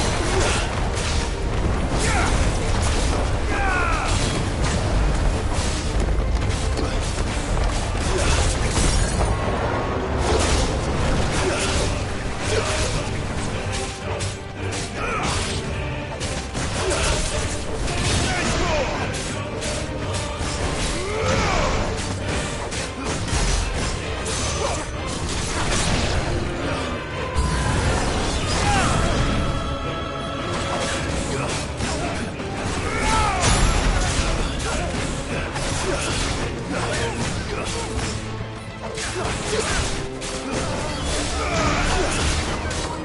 over!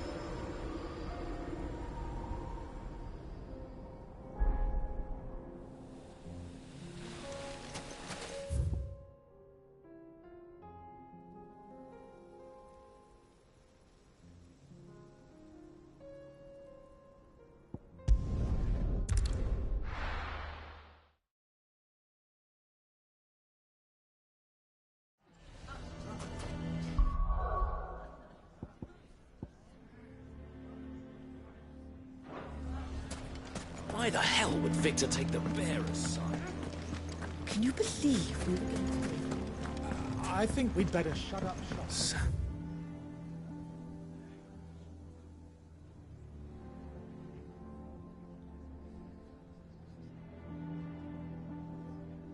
It's like something's happening in the square.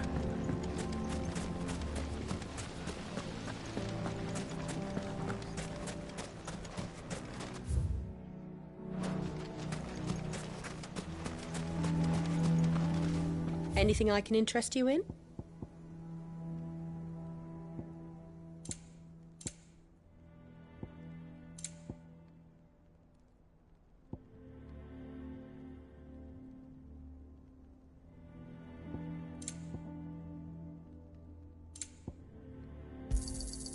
My thanks. Go with Gilbert.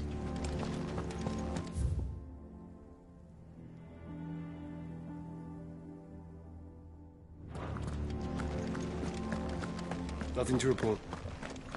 Same as yesterday. Come on. Yeah!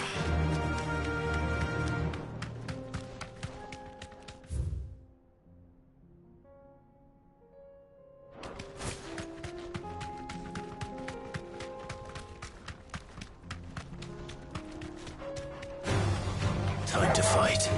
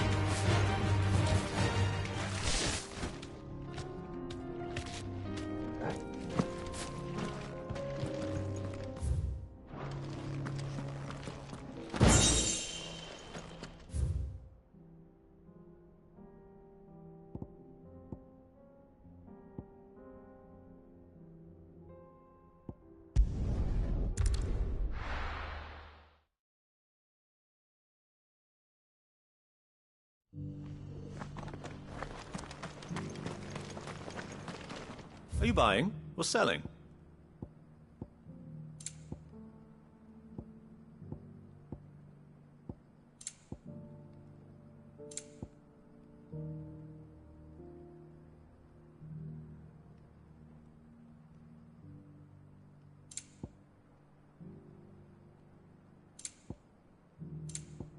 Come again.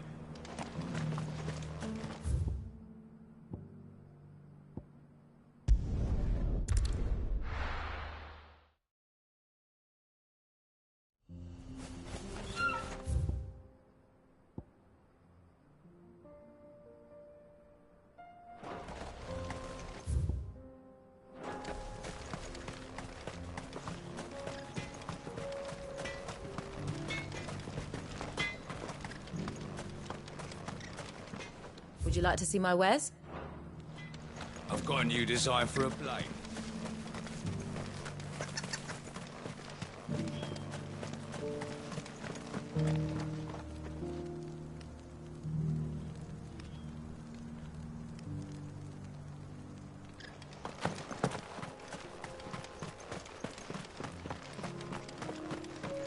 But what if the Akashic come? No use calling Ambrosia now.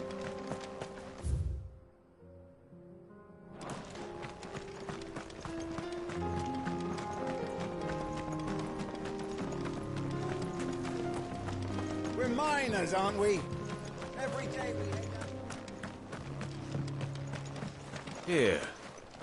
You don't reckon we could get this old smelter back in working order, do you? Easily. Sling that crystal, drill a hole in the side for a set of bellows, and we'll be...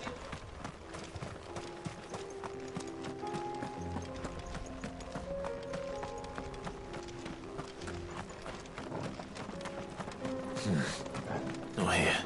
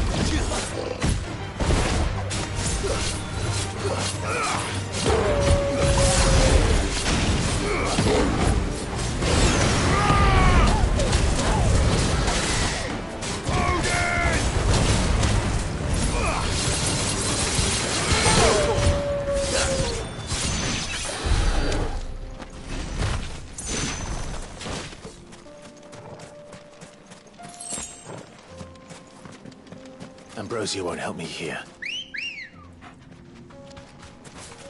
Ready, go? Faster!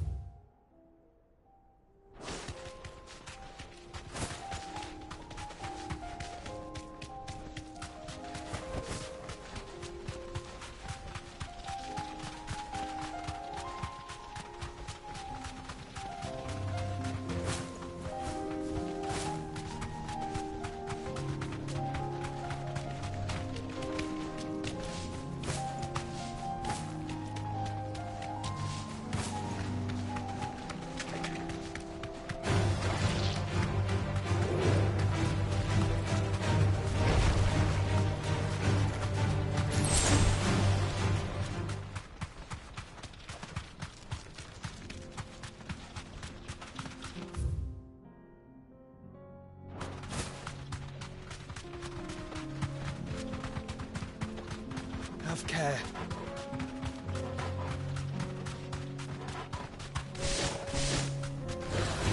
This won't be easy.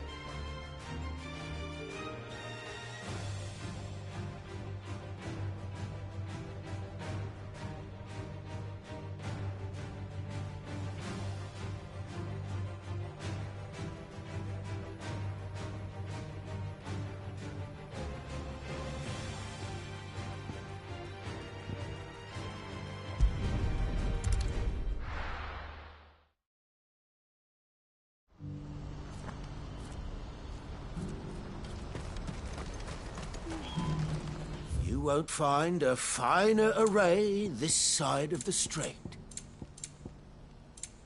You're welcome anytime.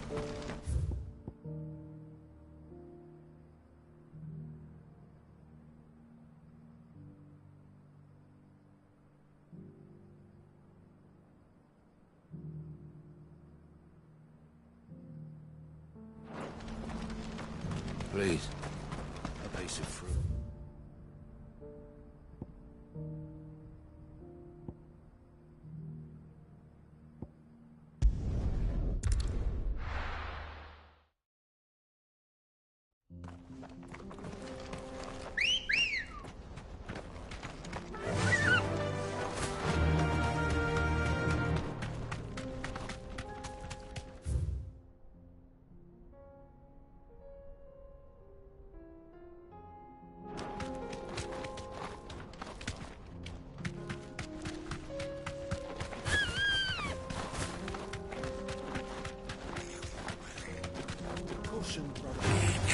All right.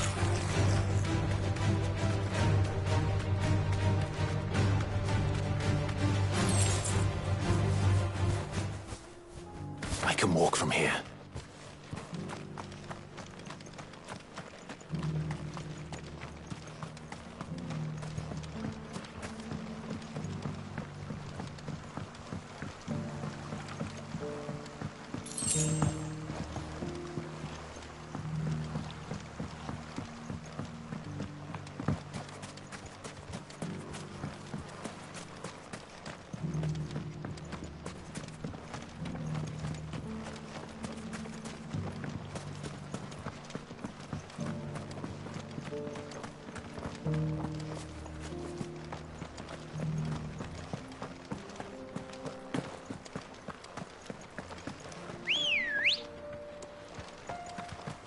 Ready, girl? Run like the wind.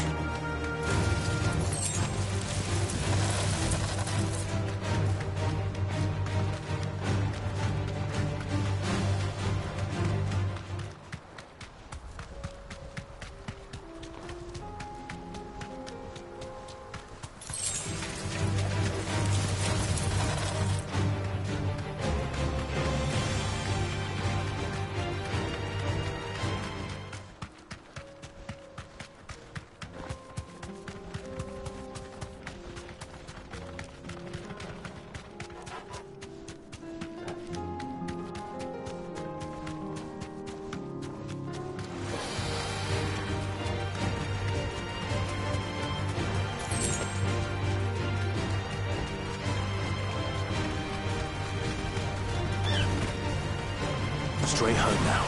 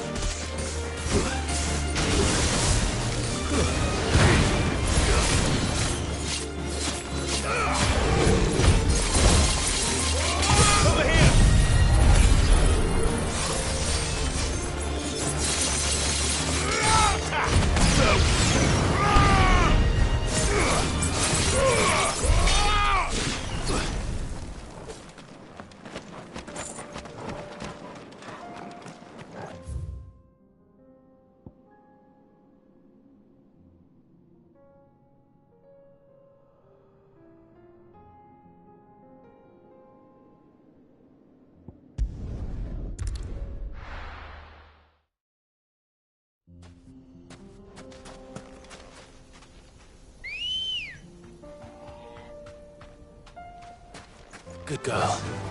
Faster!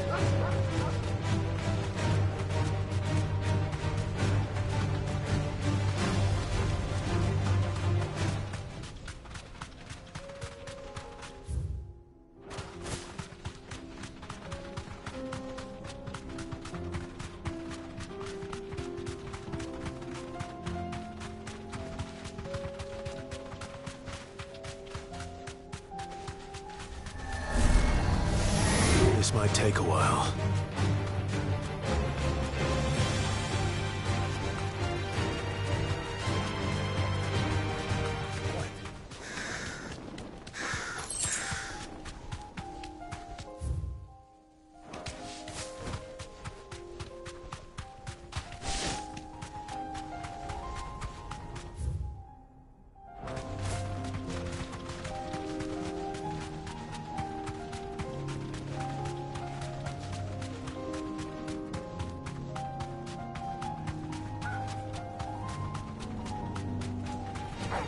All right.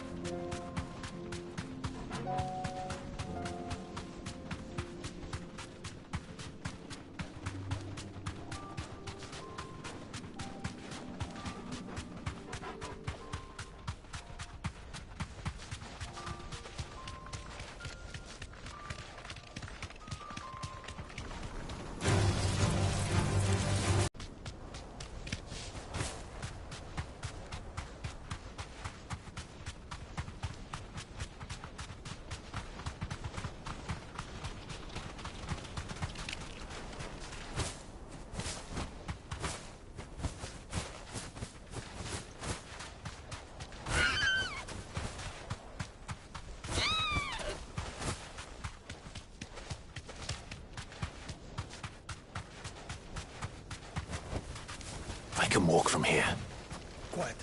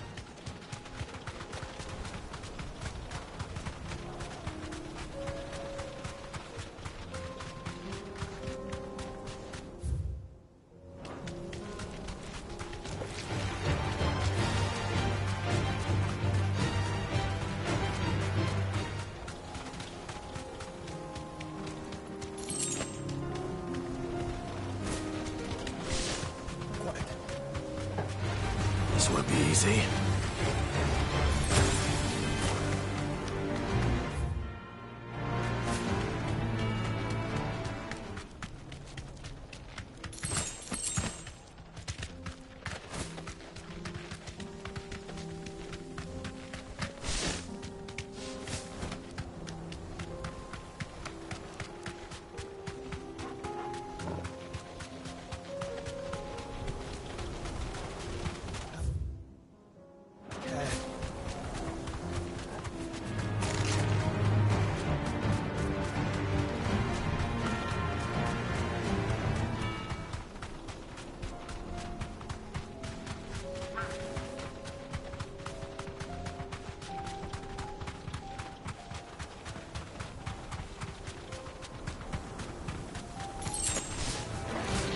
Holding back.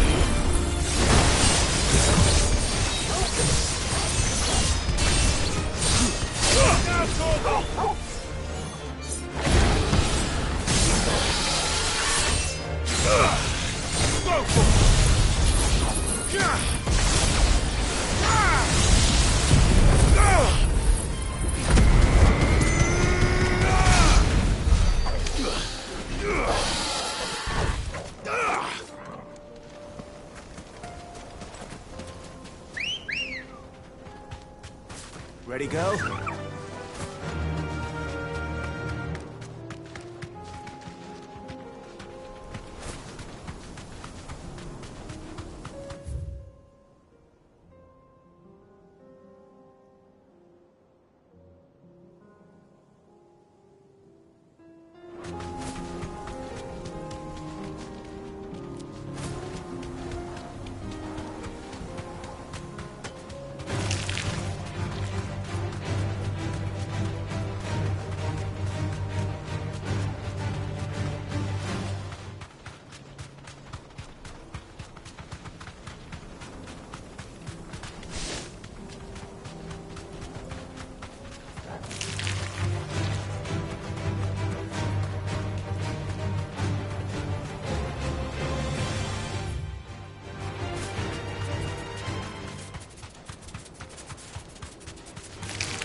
Time to fight.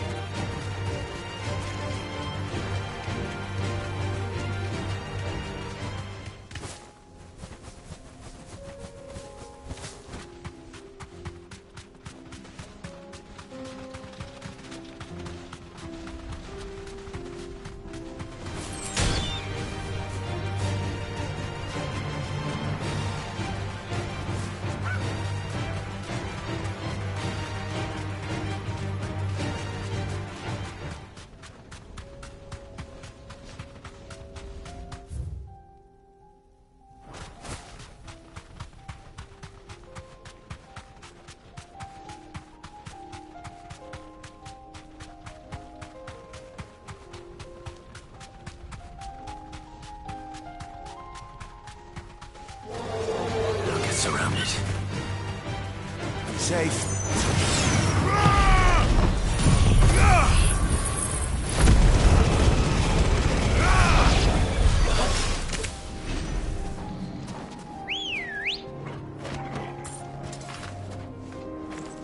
Let's go. Yeah!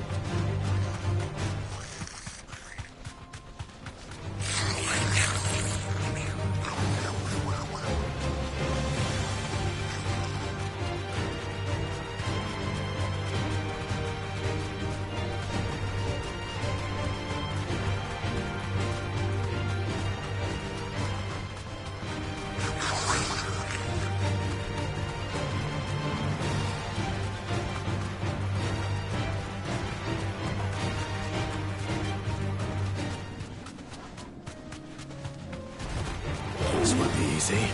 Thanks, Cal. This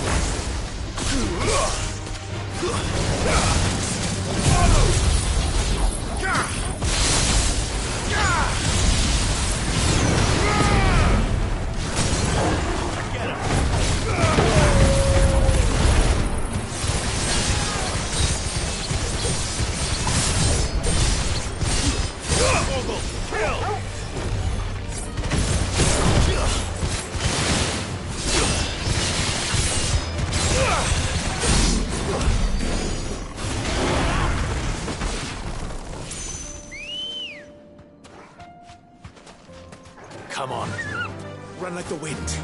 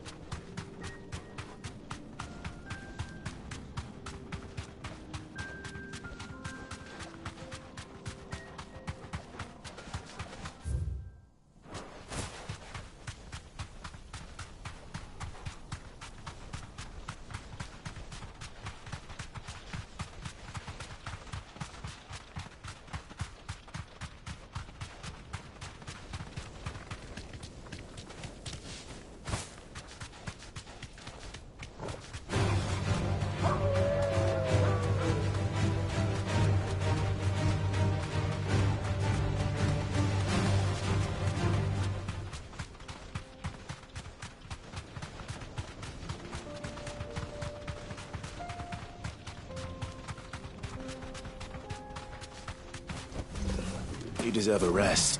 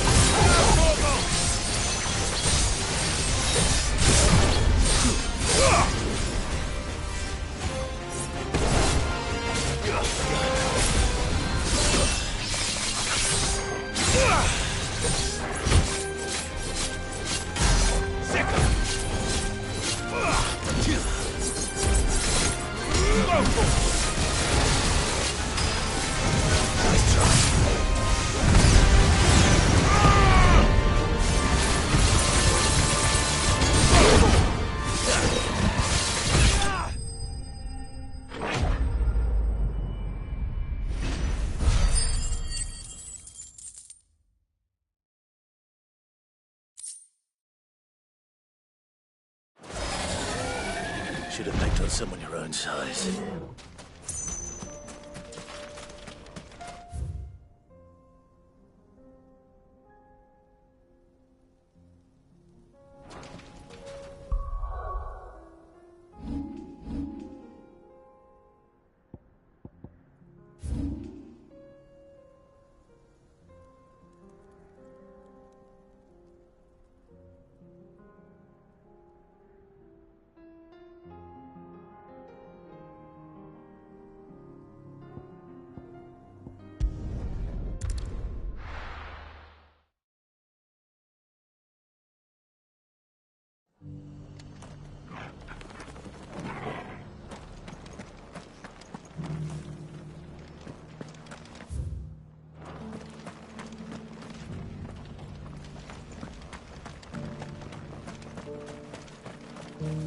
Anything catch your eye?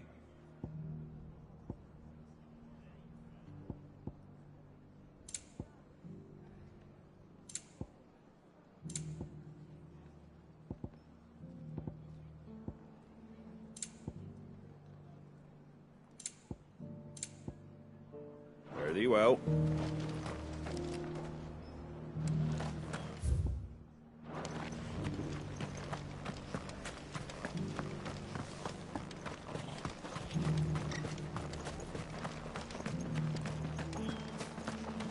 I'll build a barricade so sturdy, even a bandit.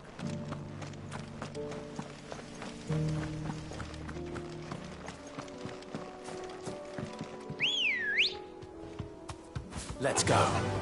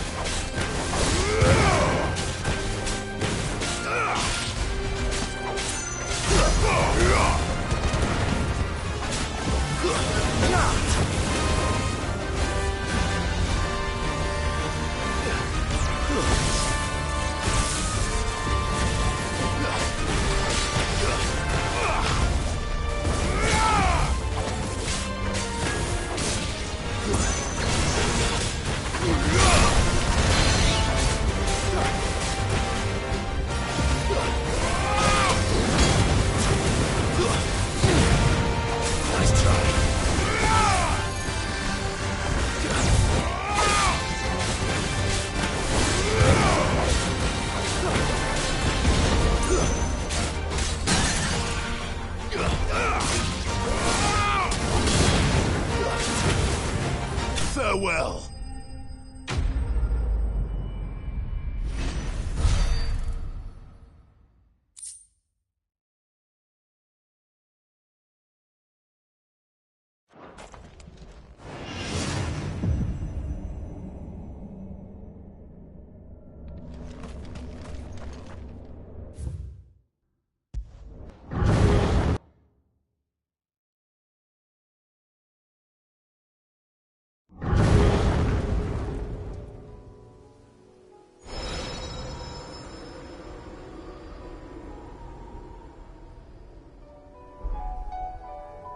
Have care.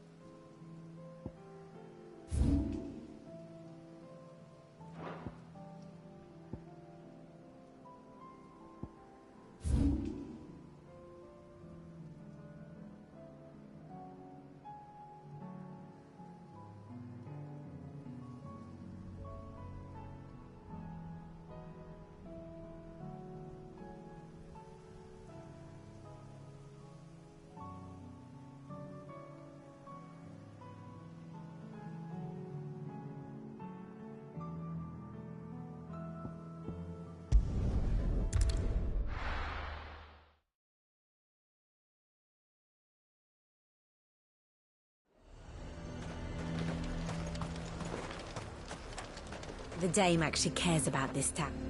Do you see anything you like?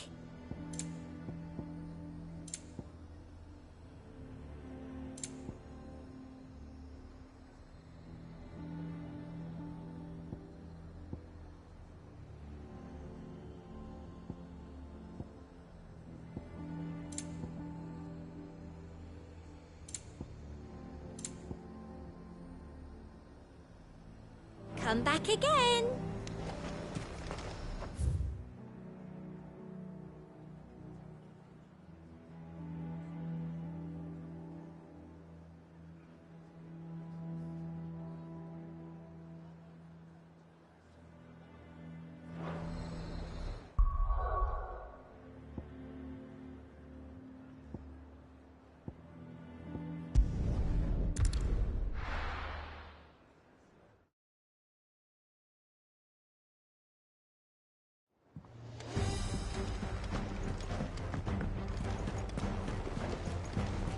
Covered in nicks and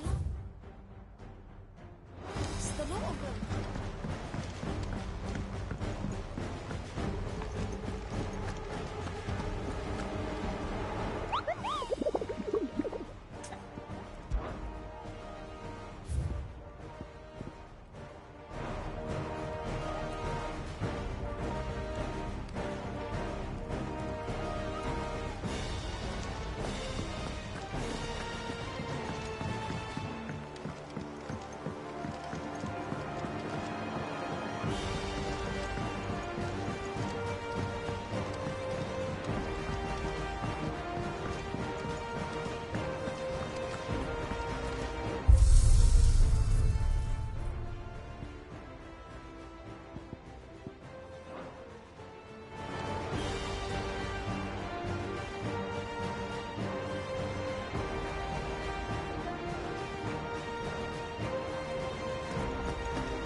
Stew's awfully thin these days.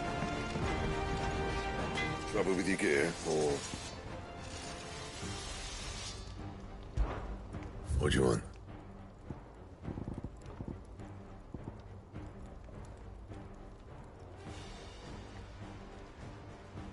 And?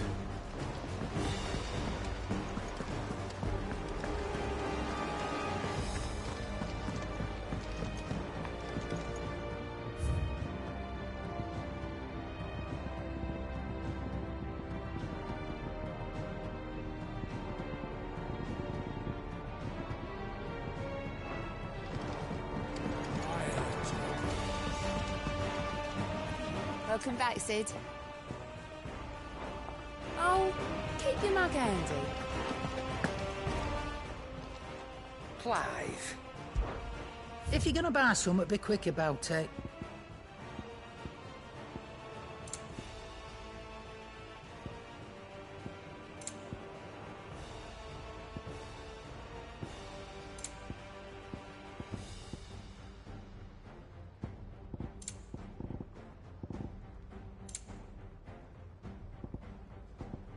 Let's not be greedy now. You'll break your back stuffing all that in your satchel.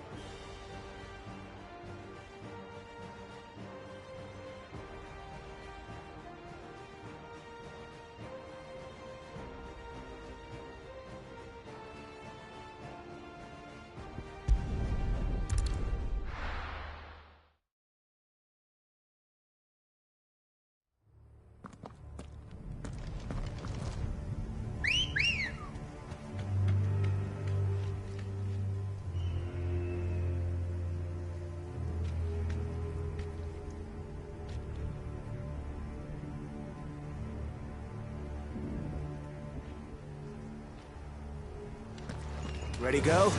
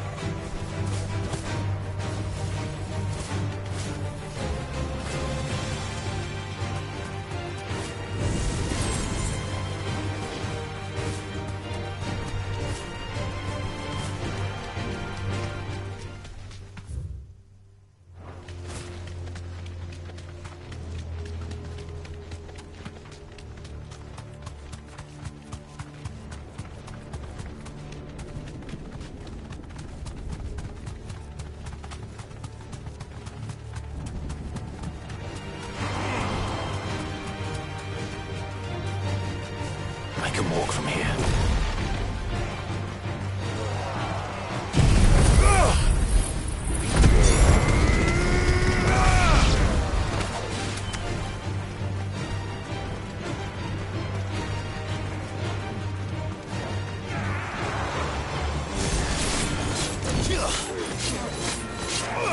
This way.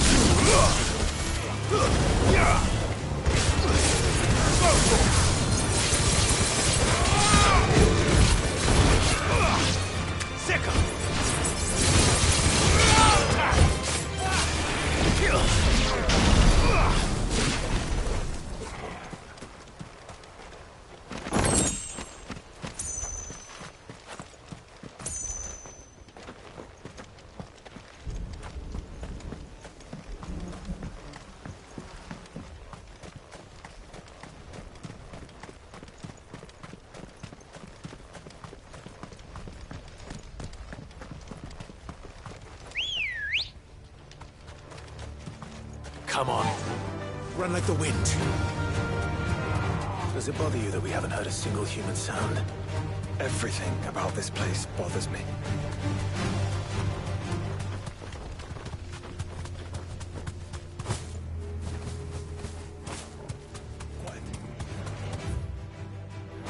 enough of you, are there?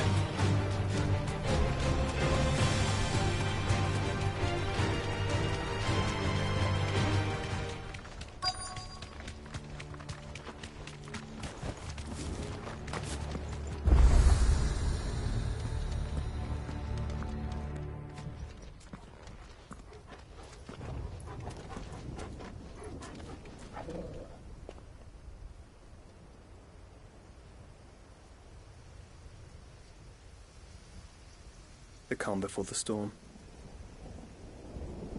There's only one way into that city. Across the bridge. Through the main gate.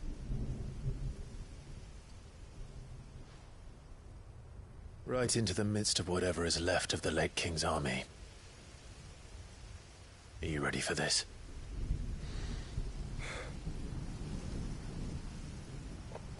As ready as I'll ever be.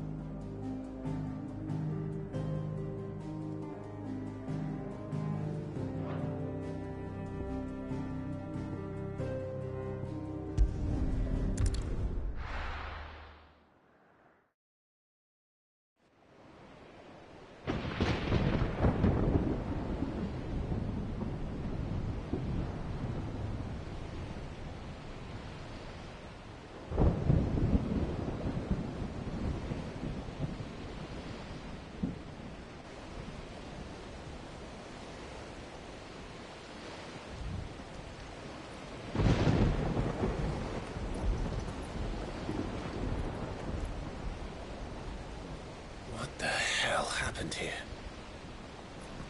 I dare not think. A stroke of good fortune, perhaps?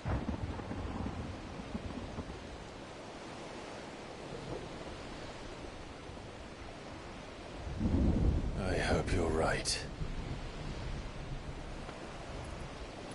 So do I.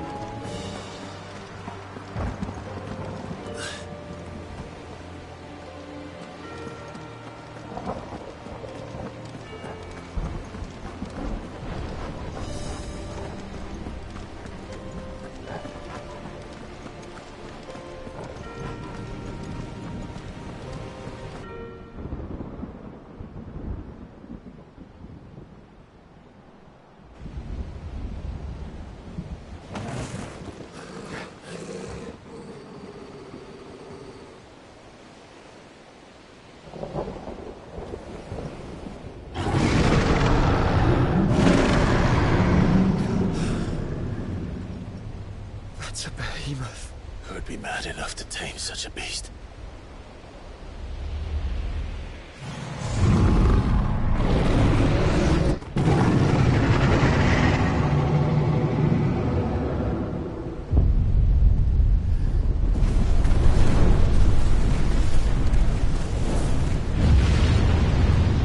Stand back.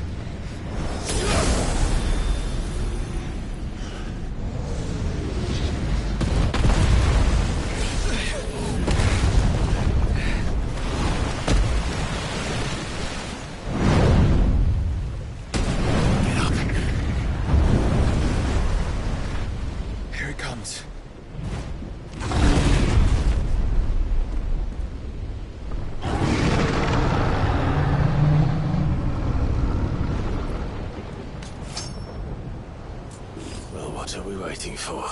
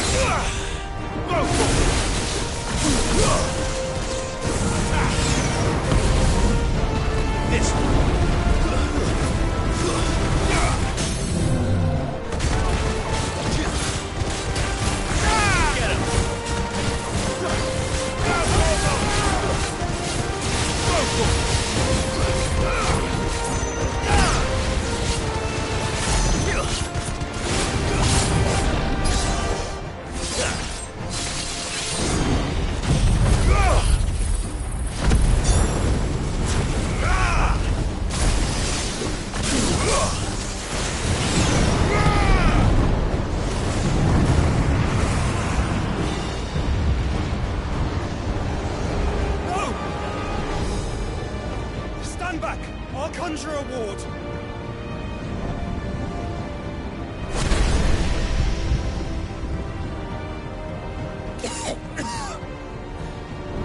Joshua!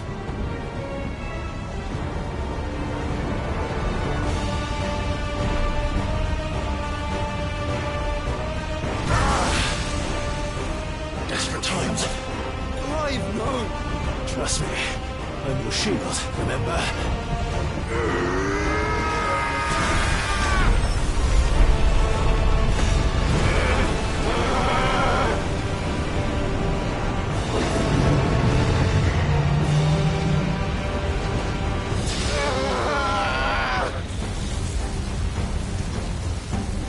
I think this might be a job for Ifrit! Why would you turn to him, brother?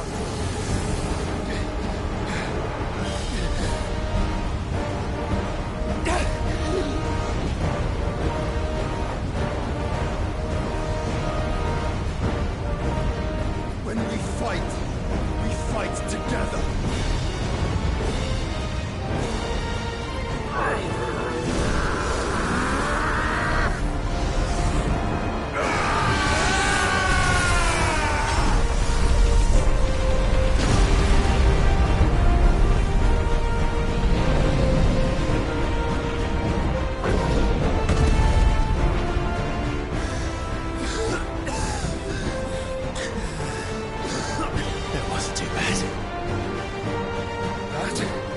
Just the beginning.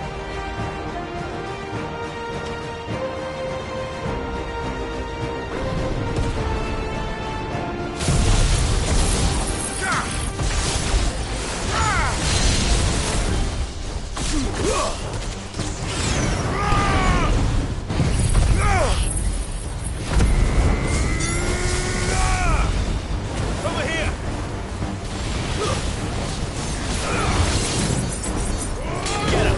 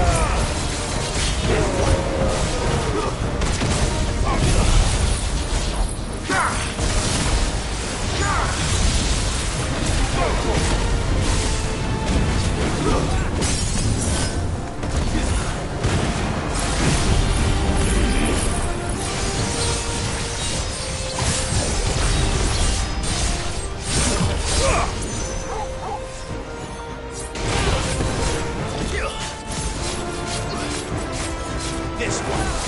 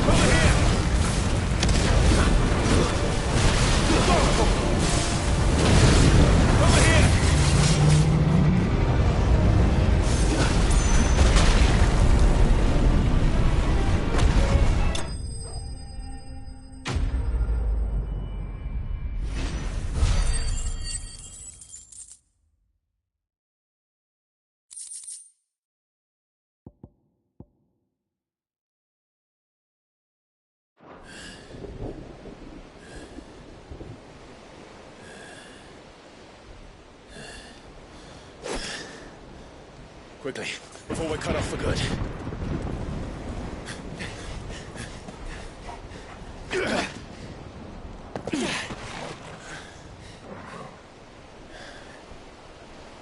If it is like the others, the entrance to the inner sanctum will be at the foot of the crystal. We're almost there.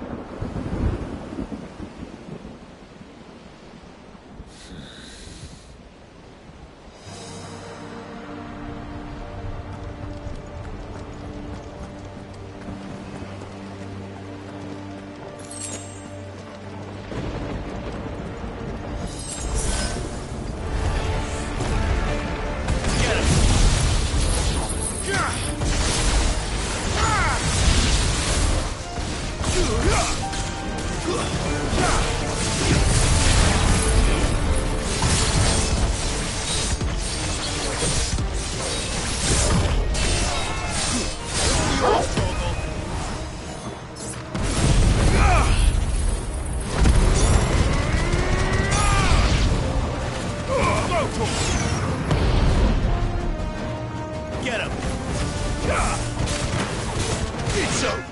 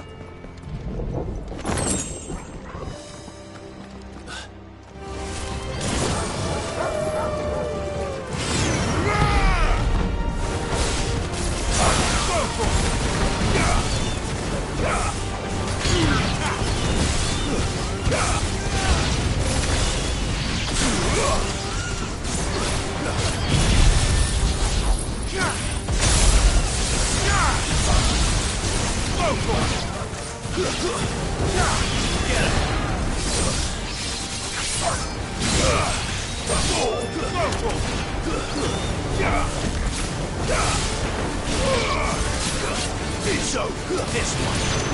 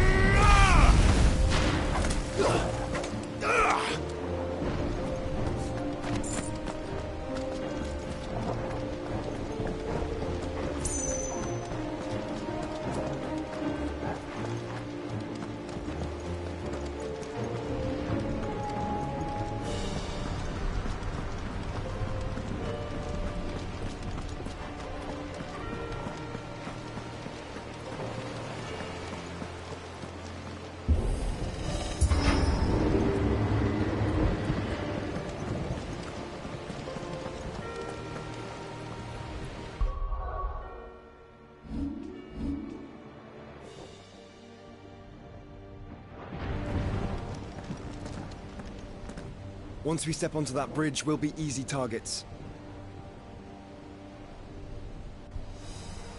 Then we better move quickly.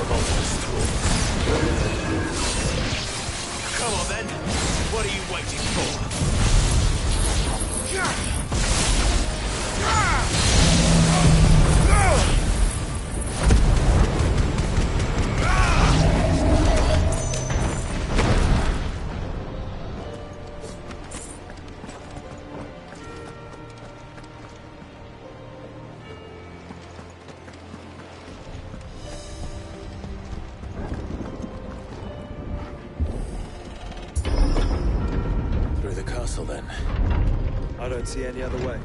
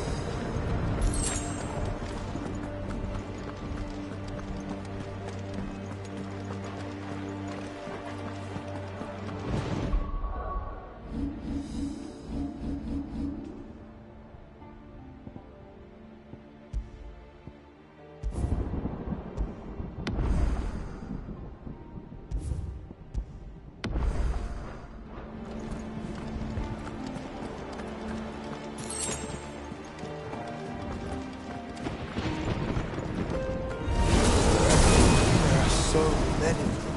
Focus, Joshua. We're not done yet.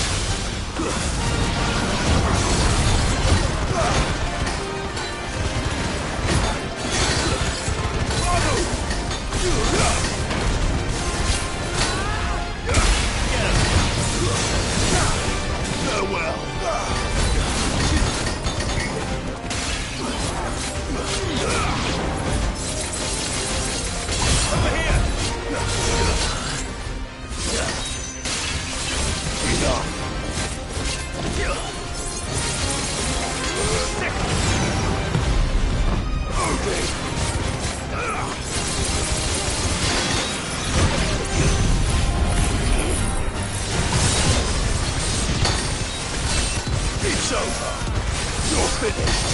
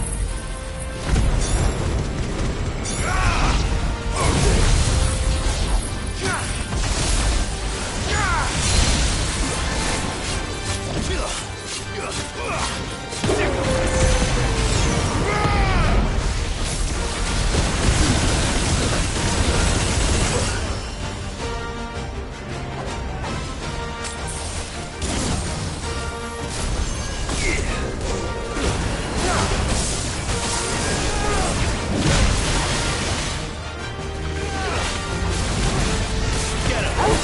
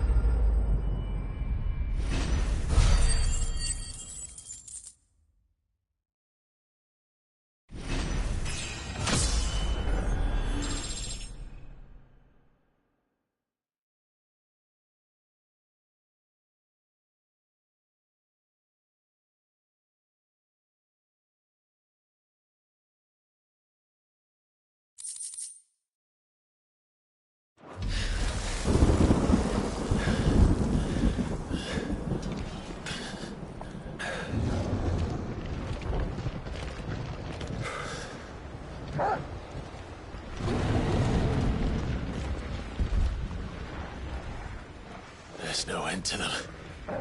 The whole bloody army's here. Stand back, Joshua. I'm summoning Ifrit. Stop, Clive. You mustn't. We still have a long way to go. If you tap your strength here, you'll have none left to destroy the heart. Then you'd rather die?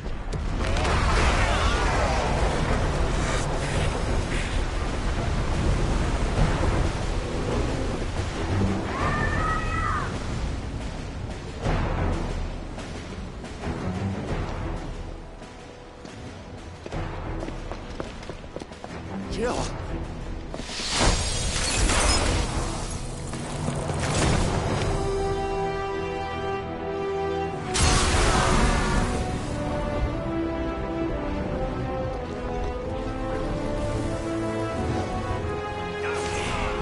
She's not alone.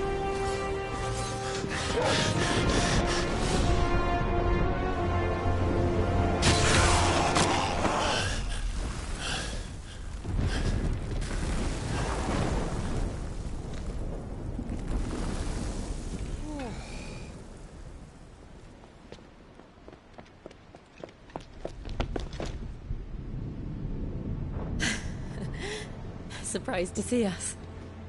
How did you? Gav. He told us exactly where you'd be. Even sniffed out a crack in the castle wall. And when we saw the heavens come crashing down, we had no choice but to believe him. It's been quite a day. To what do we owe this honor? A debt I would see repaid. Prince Dion. It's good to see you well. So, this must be Ifrit. Your uncle bade me give you a message. Listen to your heart. It will guide your steel true. Your father would expect no less. That is all. Thank you. For everything, Your Highness. Dion, please. You do realize the only thing we've freed so far is this wall from its foundations, right? Now, if your lord and ladyship's quite finished. Well said, Gav. We have work to do.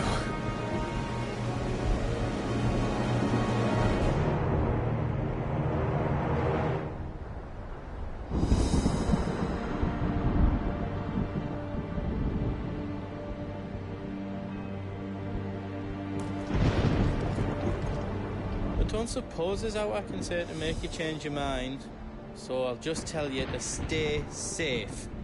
Nan won't take kindly to losing her best customer, especially after letting us carry all this stuff all the way to Ash.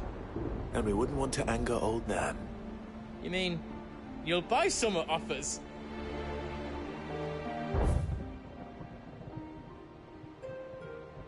I've got some good stuff for yous.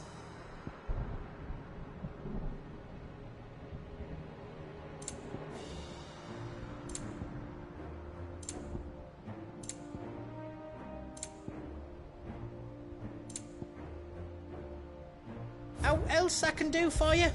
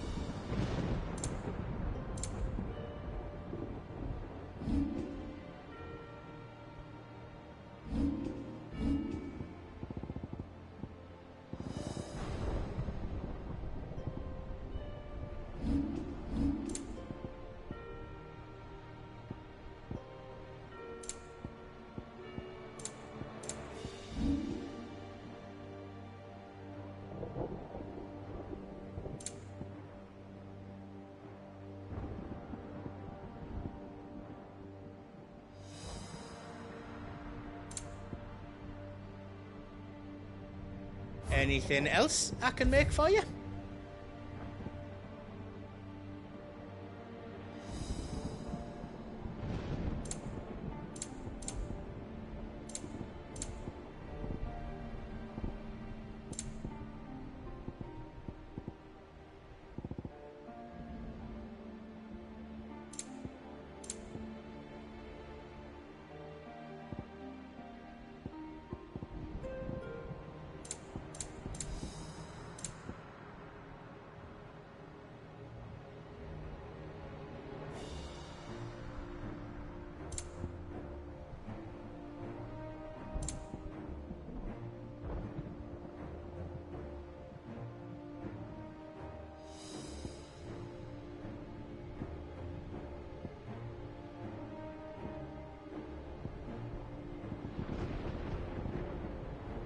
All done then? Whatever yous need, leave it to me.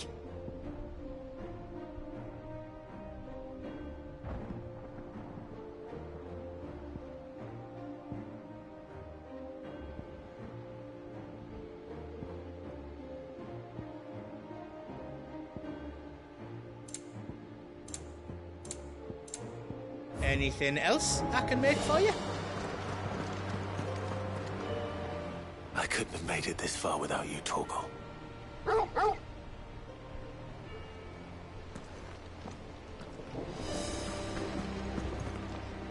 If Sid were here today, I reckon he'd be proud of you, Clive. He'd be proud of us all.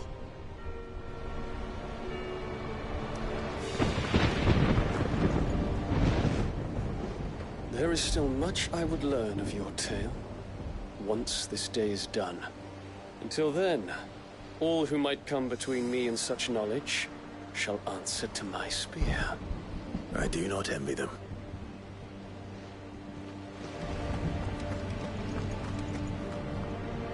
Each parting brings the hope of reunion. I missed you, Clive. I missed you too.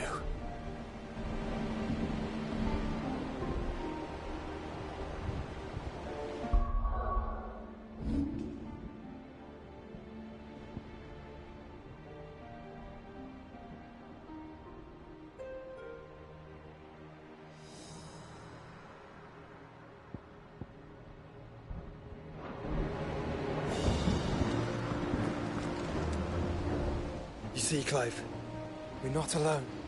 If we are to win the day, we must all play our part. And ours.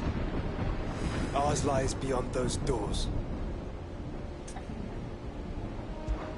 We fought long and hard for this moment. Sid's dream, our dream, is within our grasp. We need only endure this final trial, and we shall. Together.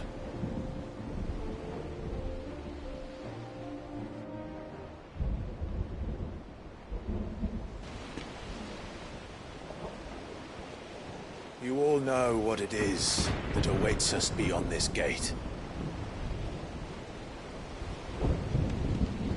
And we shall face it together. Aye.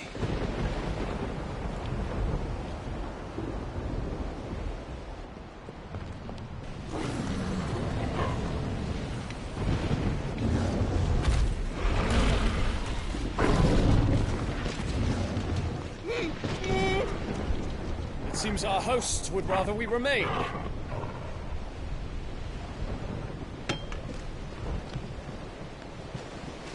I will stay them.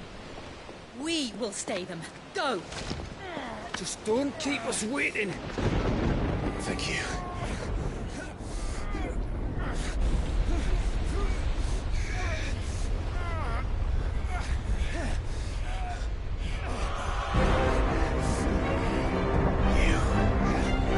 Welcome, sons of fire.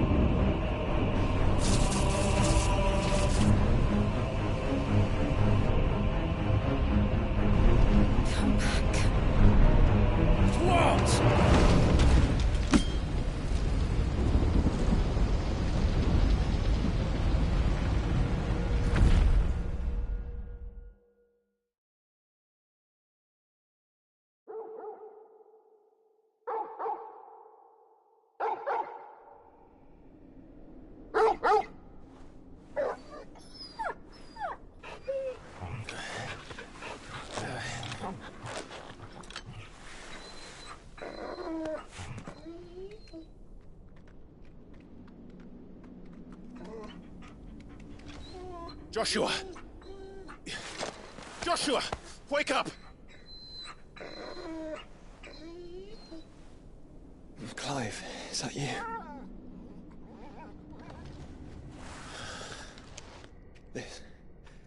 This isn't stone here.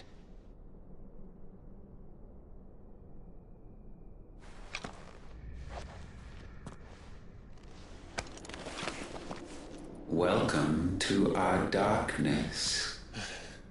A rift between worlds wherein your kind might reflect. Show yourself! Grave and many are the sins of man. And we would have you know them, all of them. As fate has seen fit to deliver you home, consider this our welcoming gift.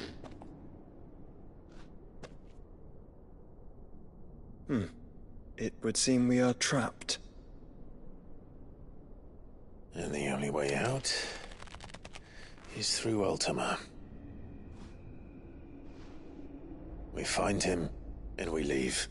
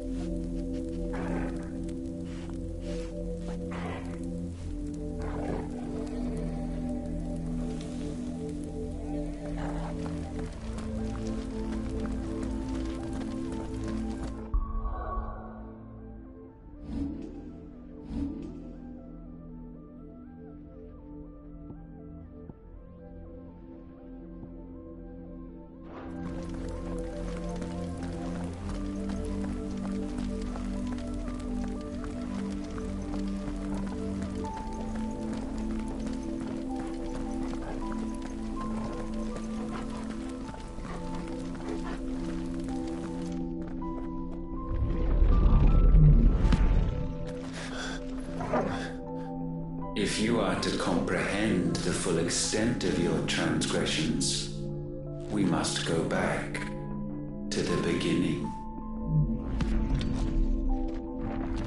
When the world was still young, we visited upon it a miracle, magic, and in its light did all life flourish.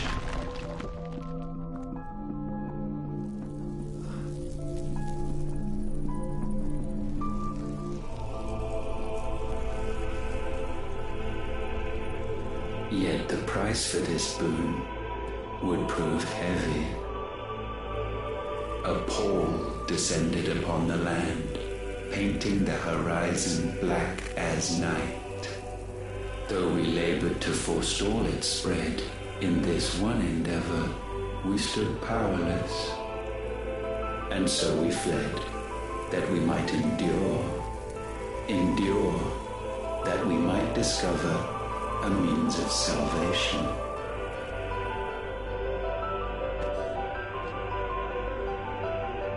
But if it was magic that caused the blight, what of the mother crystals?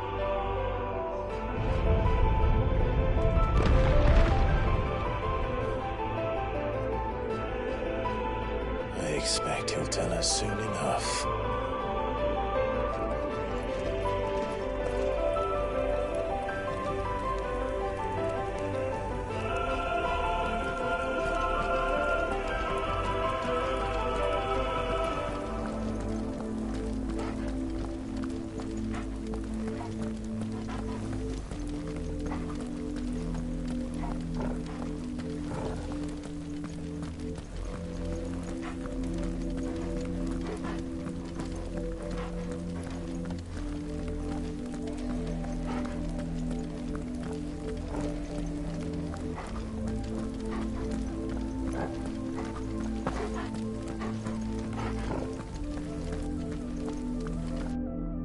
Salvation, alas, was not readily to be had. First, we would require a land unvisited by the stain of corruption. An unprecedented journey lay before us, one beyond the limits of our fleshly bodies. And so we cast them off.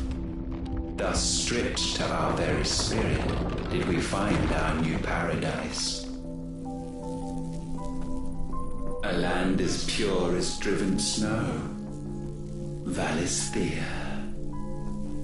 There would the true work begin, for the black crept yet behind us. And soon did we arrive at a solution, the illness having spread to every organ. There was but one escape from this fate, to start afresh. With a new world. The one for which Barnabas labored. A paradise free from the blight where his God awaits. And where, if we only forfeit our wills, and abandon everything we hold dear, humanity can join him. So, Ultima would have us follow in the footsteps of the king. And follow we shall. For now.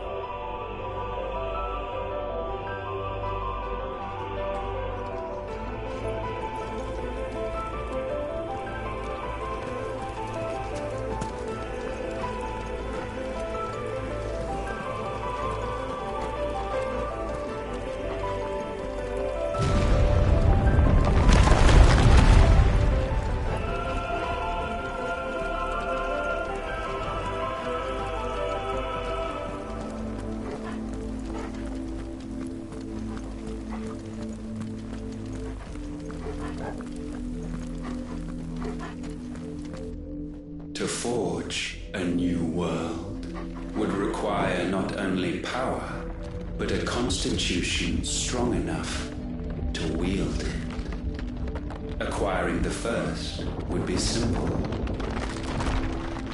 Untouched by the blight, Valisthea was replete with ether, and we had only to place jewels in her crown to claim it.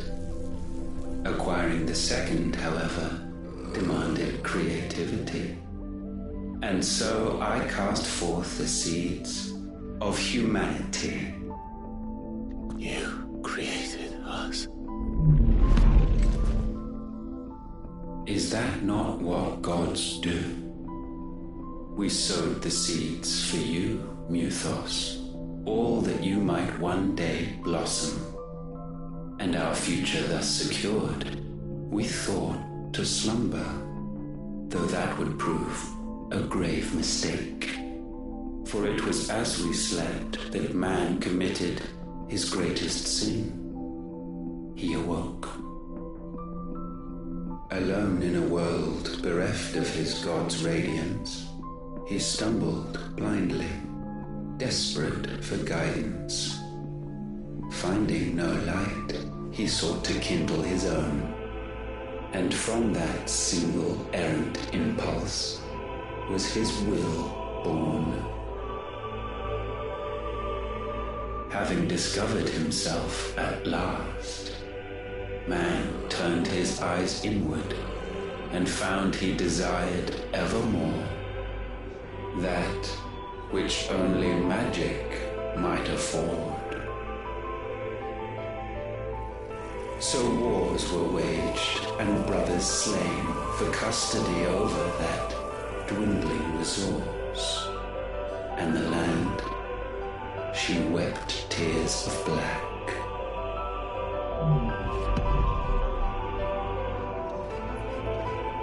He would condemn us for this.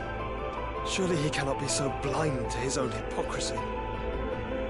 Not blind, just unwilling to admit the truth. Though we're one and the same.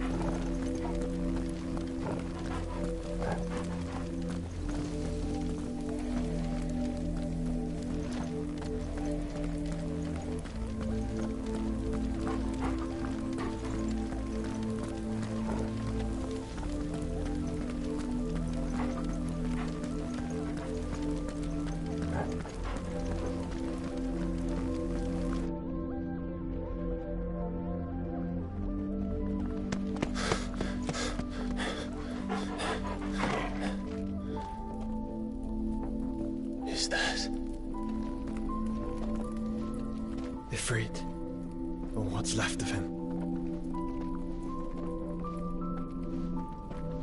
Long have our ashes lain cold for want of a spark. Cast your eyes upon them and see what you must become.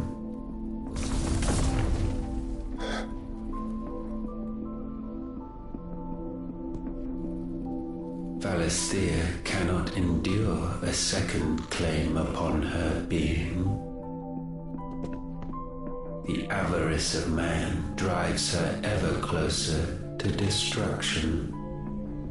But she may yet be saved by you. It is what you were born to do, why we nursed you and fed you, as your own mother should have. And now that you are fully grown, our Muthos, it is time at last for you to serve your purpose. To right your wrongs. If our sin is wanting to survive, then you are as marked by it as we are. The fault is yours. Our wills were born because you abandoned us. And now, you would have us forfeit them. All for a place in your new paradise. Do you imagine yourselves worthy of one? Mankind has no place in our world. Is this truly so difficult to comprehend?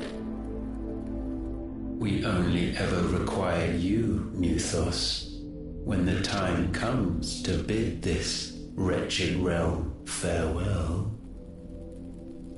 None shall follow, none shall remain. What do you mean, none? This is our world. Once the land's rebirth is complete, humanity will have served its purpose. Why would we continue to suffer that which has caused us so much vexation? Because the land doesn't belong to you. It belongs to us all!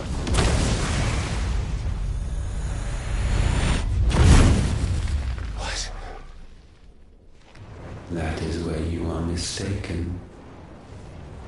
You own nothing but your precious will.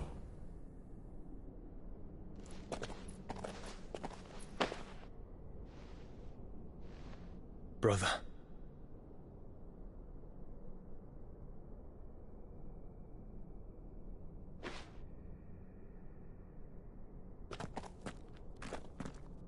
I can't do this alone. And you don't have to.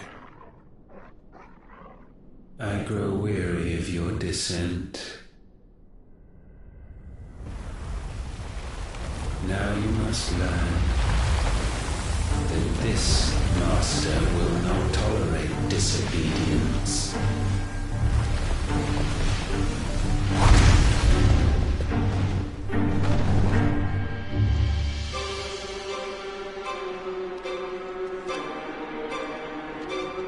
My friends, my family. We have all suffered, all fought to survive. This world may be flawed. It may be broken. But it's all we have. And if we can't share it, I see only one other choice. You have to go. You may have created us, Ultima. But it's time we lived on our own terms. This isn't your world anymore.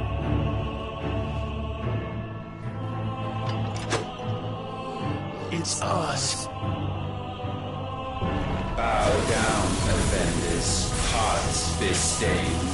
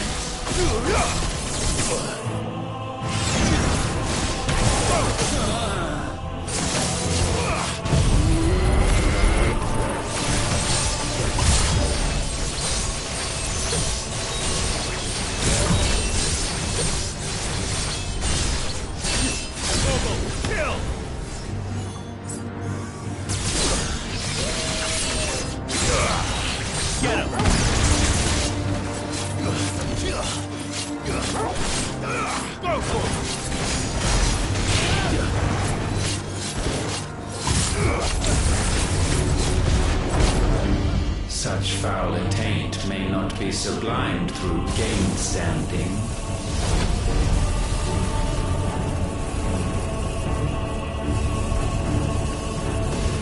Only with heads hung low is penance paid.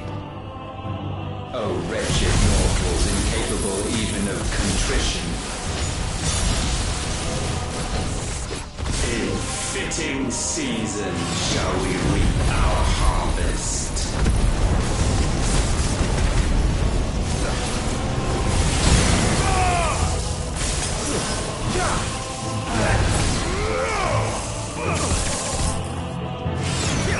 As we're ready.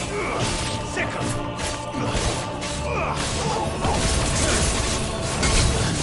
Nice try. Get him!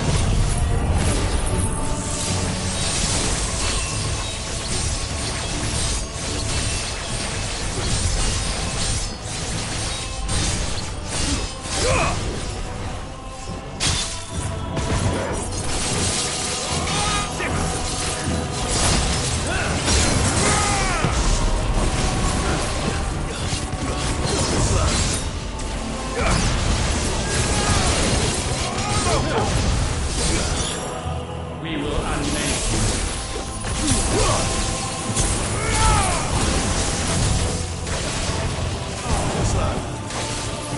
Nice try. Over here!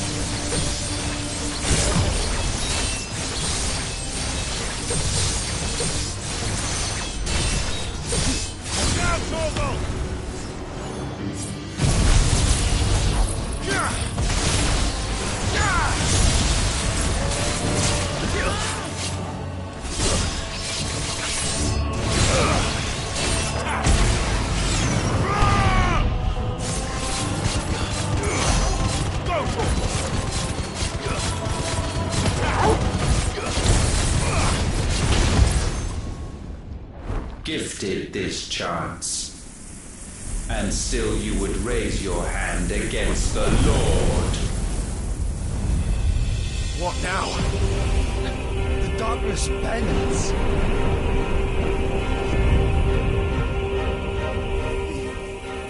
He means to end us. It wouldn't be the first time. But let's make it his last. Your fate is inexorable. Surrender the vessel unto the darkness. Surrender it unto us. Kneel before us. I'll do that. Get him!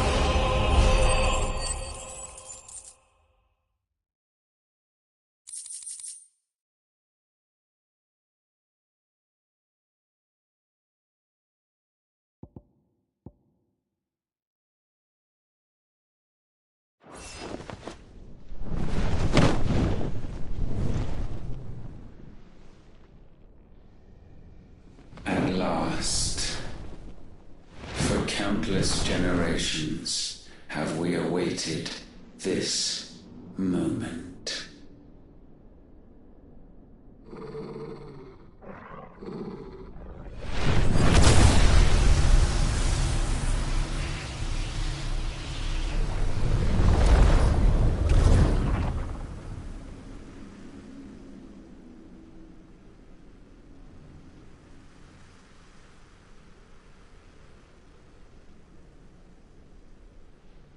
Your struggles have made you strong, yet your soul remains heavy with sin.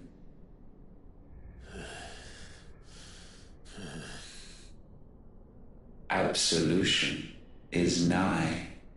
Repent, and all shall be forgiven.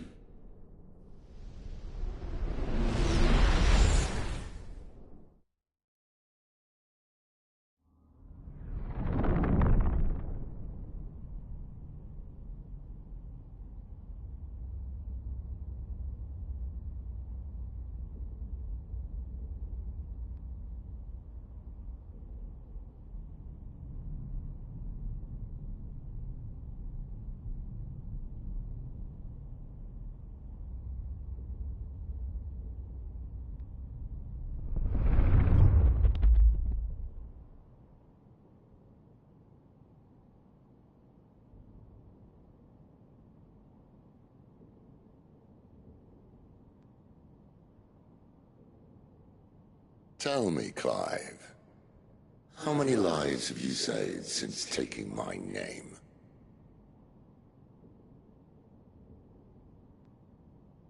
Fewer than we have ruined. Wherever we go, we leave a sea of tears in our wake. These are the wages of your will, son. What good are our choices when all they ever bring, all they will ever bring, is death? There's no atoning, Clive. No matter how hard you try. So why not leave it all behind?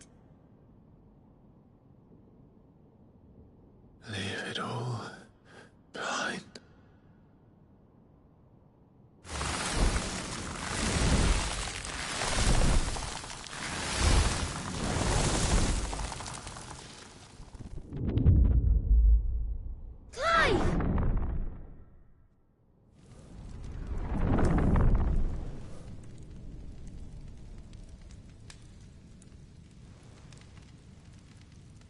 Please, won't somebody save me? Won't anybody love me? I yearn, yet still she is not mine. Have I not given enough? From will is born desire, and it is this which consumes you, rendering you incomplete. Do you not see how the world bends and warps under the weight of your hungering hearts?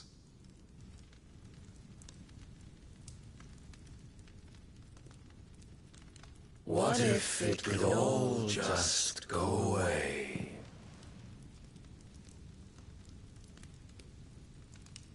Just go away.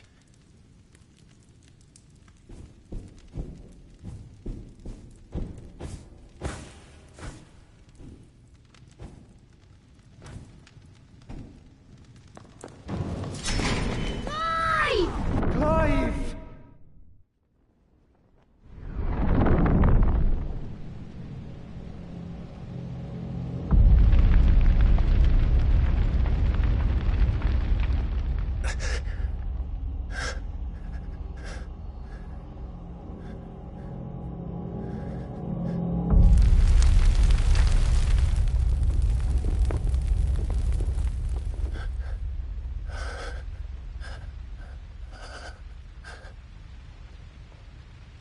None of this is real. Wake up. It's time to go home, Clive.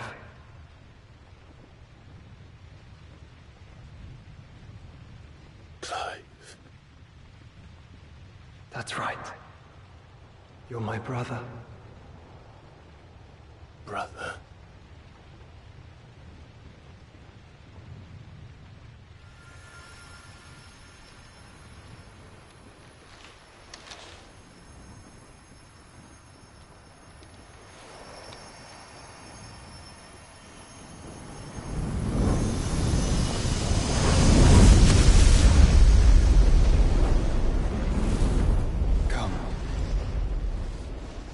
Remember who you are. Clive.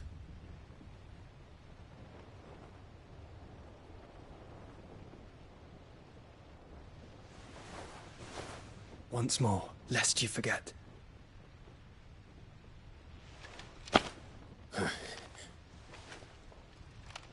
My name is Clive. Clive Rossfield. Look, Ultima.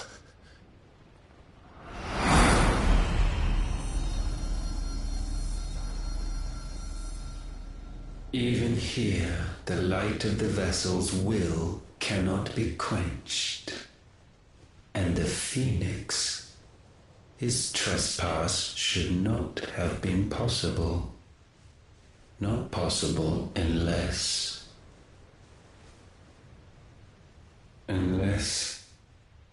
he has been with Muthos all along.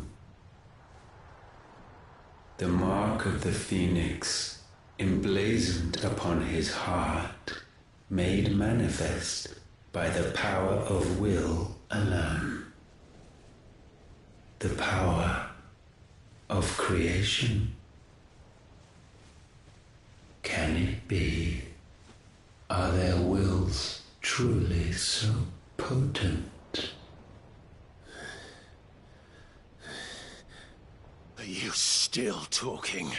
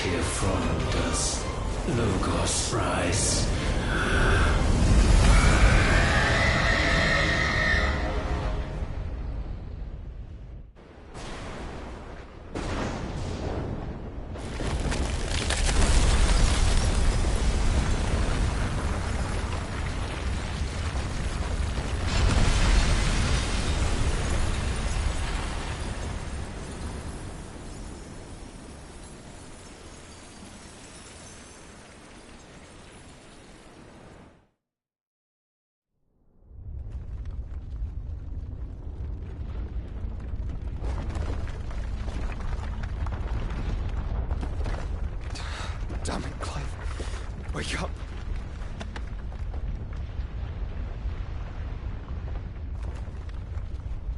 That hurt. Sorry to wake you, but I think it may be time to leave.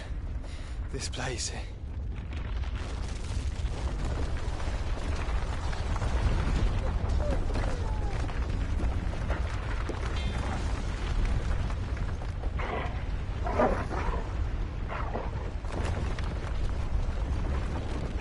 Once again, does my creation stray from the path laid before it? Steeped in conceit, you fancy yourself a god. You embrace Logos. But we will put an end to this hubris. What are you talking about? In the halls of origin, does our true power quicken? And there shall you be made complete. Soon, Muthos, soon you will discover little you know of suffering.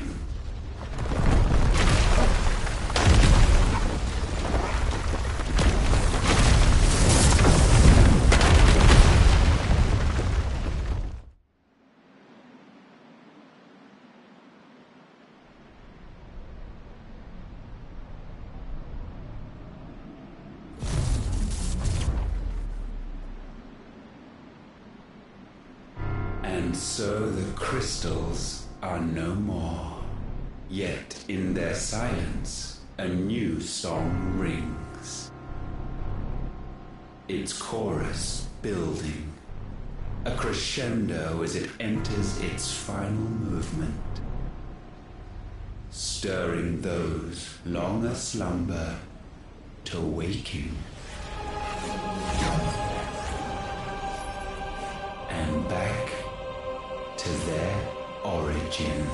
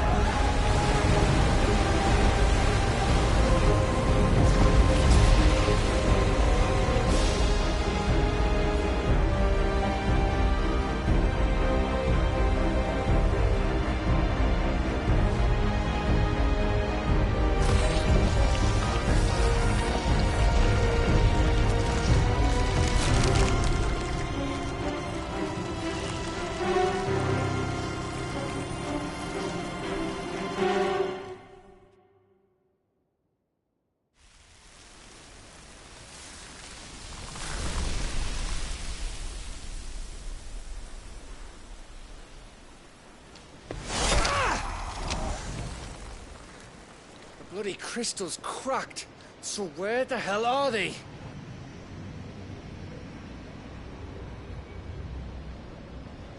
Oh, fuck me.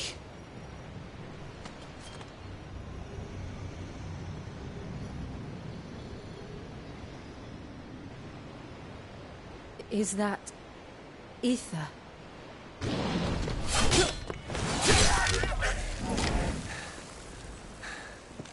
What in good Grieger's name is going on? This is wrong.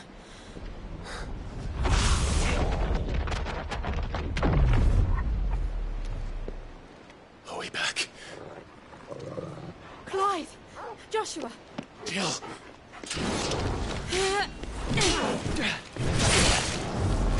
Is everyone all right? We're fine. What happened? Too much to explain here. Mate! We're leaving! Now! Everyone, fall back to the ship!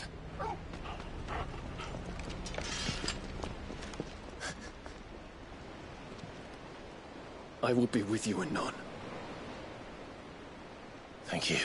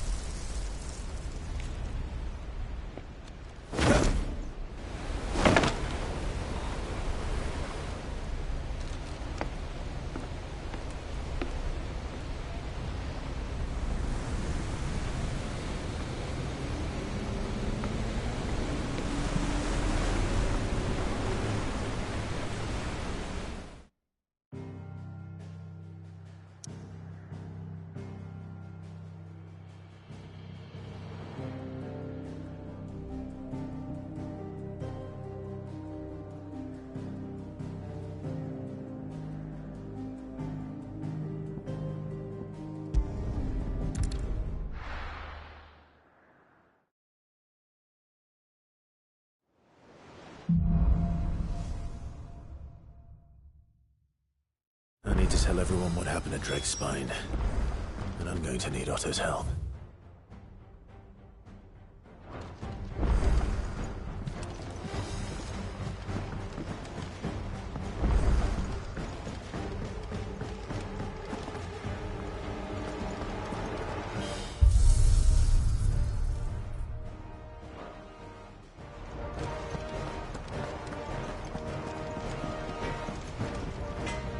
trouble with your gear, or something falling, do you?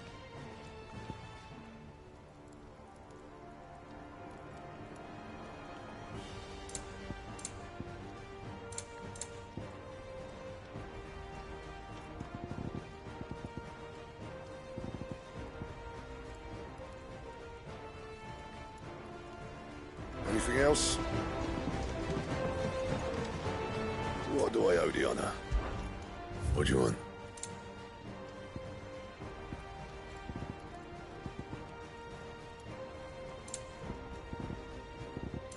That it?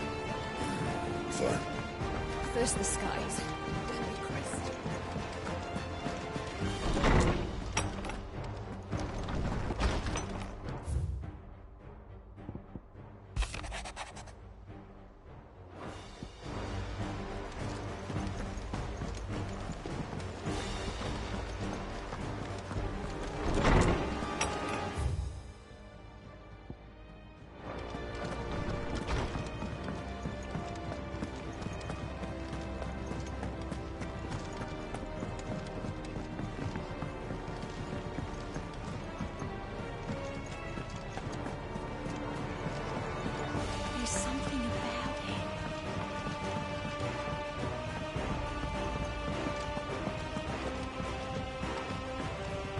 What will it be today?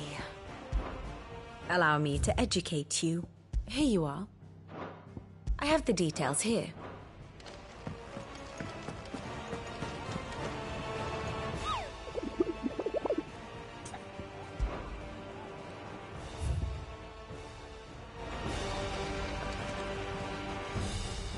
Still alive, I see.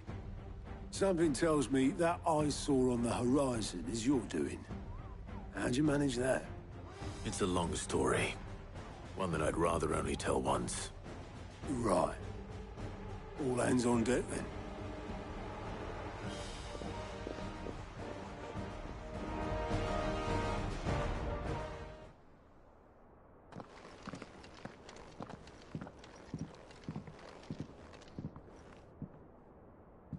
Is this everyone?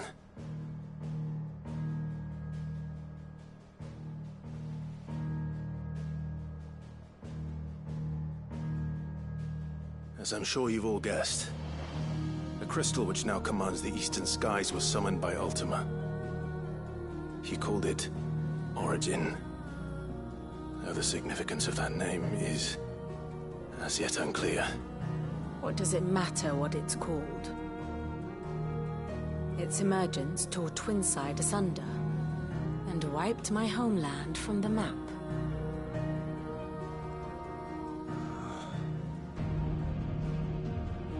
Mention of the Dominion spires can be found in the oldest of Valisthian records. But to the best of my knowledge, none provide any hint as to their true nature. That they would prove the horns of some slumbering demon. Well... The Dominion's demise was at least quick. Elsewhere, the Republican army cannot hope to contain the chaos engulfing Randalar. Canva is in flames, and the Empire... Our allies are crying out for answers. I've sent the Cursebreakers to give them what assurances we can, but right now that amounts to fuck all. They wouldn't be able to stop what the skies have started in any case. People here and across the realm grow sicker with every passing day. Could it be that this new Mother Crystal is like the others? That it draws upon the land's ether? It certainly looked that way from stone here. If that were true, it would explain the hastening spread of the Blight since the crystal's appearance. Would it not?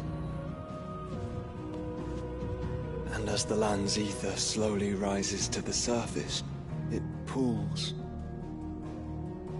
corrupting all who cannot channel its energies. Archay above, ether floods below, and in the middle, here we languish, hopelessly entrapped.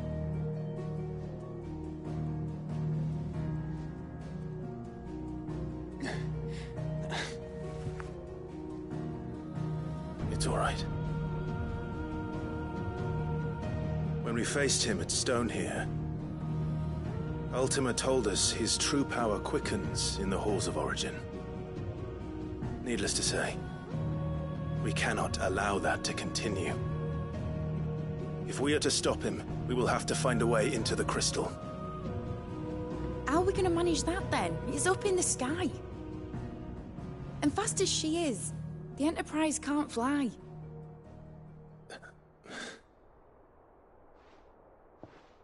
It's a lot to take in, and I reckon we'd all benefit from some time to clear our heads. The answer will come to us. Don't you worry. Ain't that right, Clive? Right. That's right. Well, go on then. Bugger off.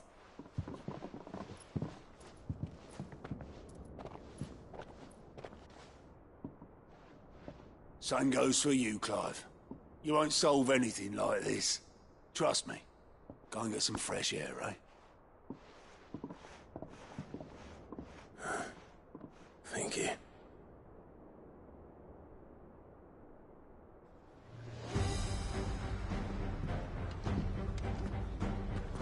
Joshua seemed upset.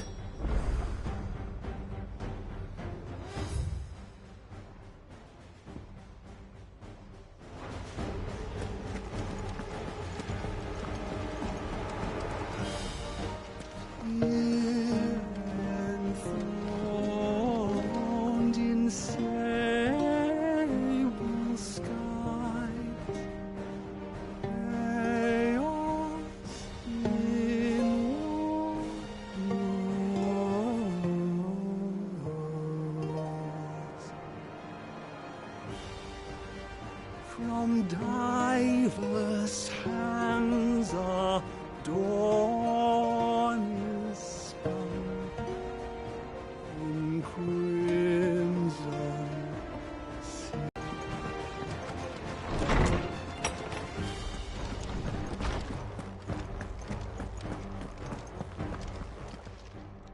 I was wondering when next you'd visit. I don't believe you've read this particular chapter before. You wish to study the tomes?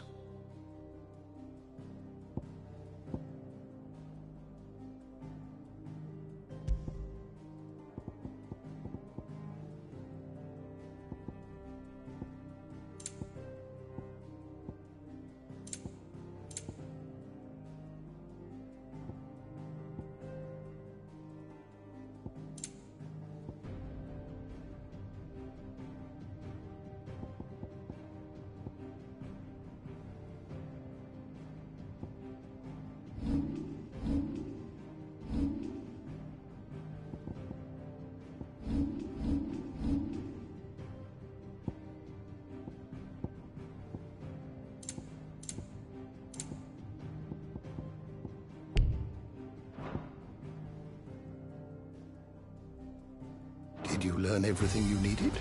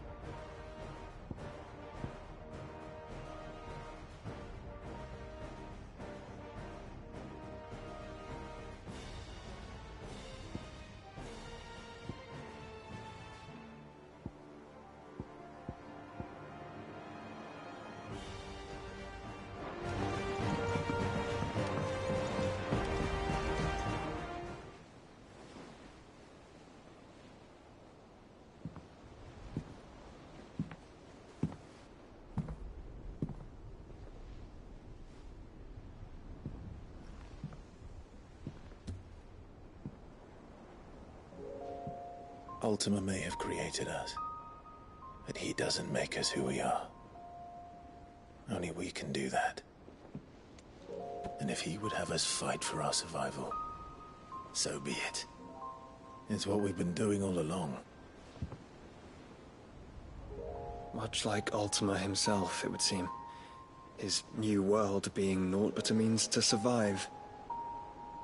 And so, we must contend to decide which of us shall inherit the land. Should Ultima prevail, it will mean death for us all. Of that, we can be certain. But even should he fail, what world awaits us? A withered, godless place, where our newfound freedom will most like prove a chain in itself. Well, that may be. But a chain can always be broken. As long as one has the will to break it. It won't be easy. It may take generations. Centuries of suffering. And that is, if everyone plays their part. But it will happen. And when it does, it will be on our terms. That is the world that awaits us. Indeed. And what better world could one wish for?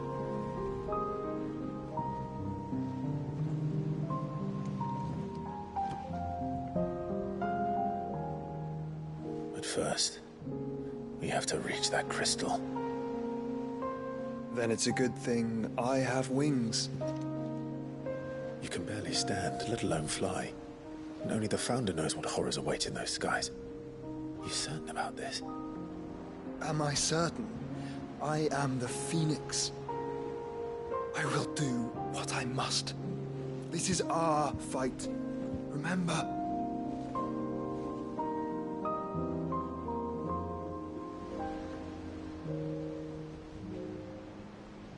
All right. I yield. But only what you must, yes? I'm still your swan shield. That you are. And what of my wings? Lest you forget, you go to stand against a god. I would not have you succumb to fatigue before the fight begins. Ifrit, your brother mentioned that some few of the dominants who had lost their power to you were still able to prime. Is that true? It is. But their icons no longer submitted to their will.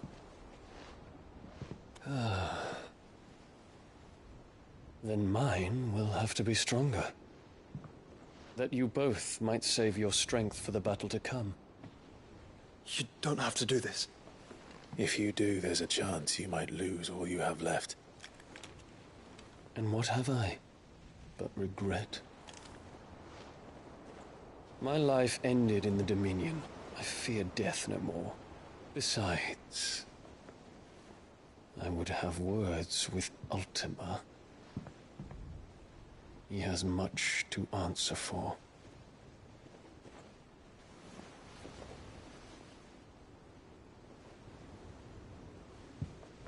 We are in your debt, Dion.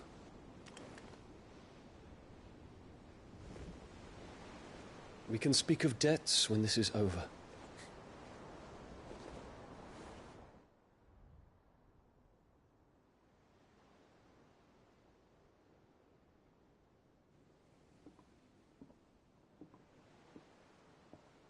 He speaks like a man who knows he's not coming back. And has come to terms with that. That doesn't mean that we have to. Does it, Clive? Time to talk to Jill. I only hope she understands.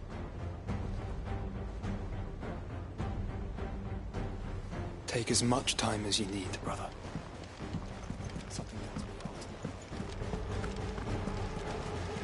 You be careful up there.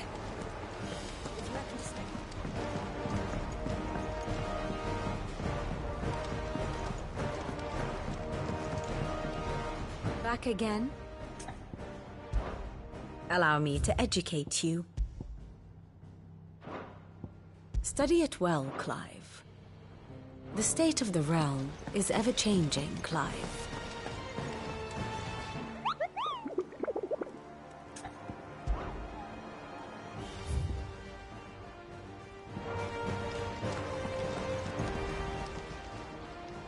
Clive. Anything catch your eye? Always something in there. How may I help you today, Clive?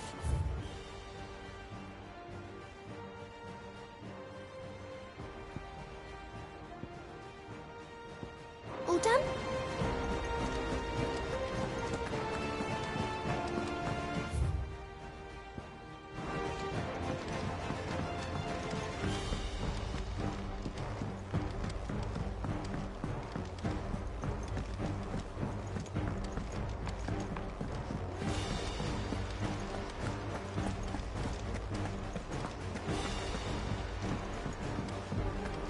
I will not forget this kindness, my lord. I shall come to these, but as soon as the rebuilding...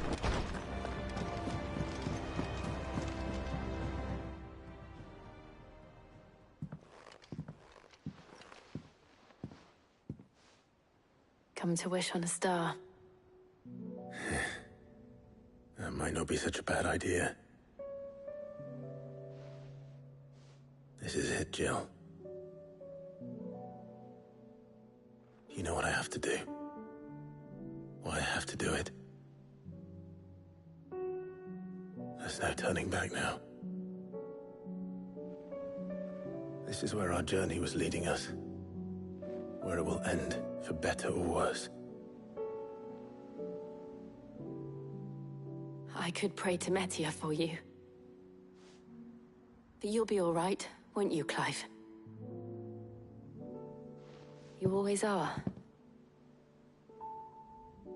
I did promise we'd watch the moon together. I'll be waiting.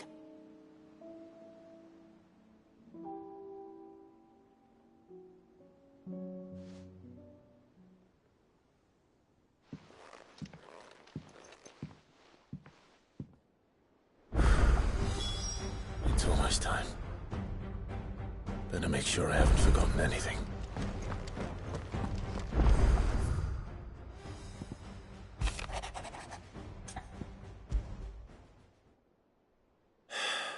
What is it this time, Torgal?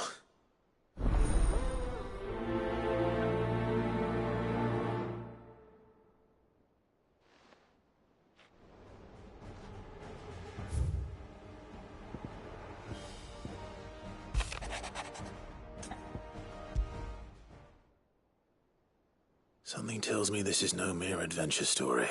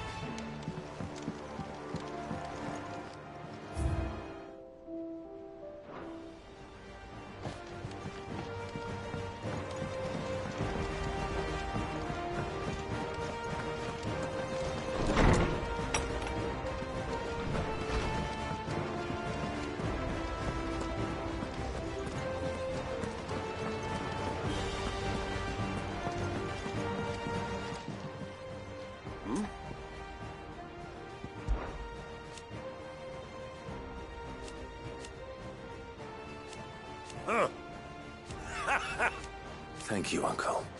As for down here...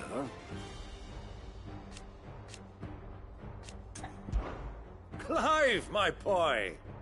Rutherford informs me that we owe you our thanks. Hadn't intended for you to get involved, but such are the times we live in, huh? I would have done the same for anyone else. You're far too modest, Clive. You'd make a terrible nobleman. But tell me, is the realm truly in as dire a state as Rutherford suggests? From what little I saw, you were right to be worried. I suppose I should have expected the worst. But I was rather hoping the great and good of the realm might have things a little more under control. Alas, it seems that firm leadership is in short supply these days, and without it, the people are bound to lose their way. We must move quickly. But where do we start? True, the challenges that face us are many. But in my estimation, there are two key areas to be addressed before any other. The realm's armies and her larders. As you've seen firsthand, it's every man and woman for themselves out there. Certain cities have banded together to try and maintain some semblance of order, yes, but such cases are few and far between. And yet, the only remedy for the chaos that faces us is unity. A unity that transcends even the borders laid down by our ancestors. In short, if Storm does not stand together, she will fall apart. But how would one even begin to unite the realm? The armies, my boy. As I told you already, we begin by restoring order among the ranks of those sworn to maintain it. Sadly, I doubt I could convince even the lowliest gaggle of privates to dig a latrine together. But I do know someone the High Commanders have been known to listen to on occasion. Field Marshal Eugen Havel. I thought he was retired. He was, until an Akashic army tore through Randalar and killed most of the rank and file. There is no man alive more capable. Literally. And as luck would have it, I've already spoken with him on the matter. Of course you have. And he's agreed to help. On one condition. That he first speaks with you personally. Havel has always been a man of frustratingly rigid principle, and he has certain qualms about clasping arms with, well, with an outlaw. I extolled your many virtues as best I could, of course, but the old goat was adamant that he be allowed to appraise you in person. You don't mind, do you, my boy? Of course not. As long as chaos reigns, we will never build a better world. I'll do whatever it takes. And if the Field Marshal wishes to speak with me in person, then so be it. That's the spirit. I'll leave for Randalar at once. Would you send a Stolas? Of course. Rutherford is already in the Dalmekian capital. I'll have him tell Havel to expect you forthwith. Excellent. Thank you, Uncle. No, thank you, Clive.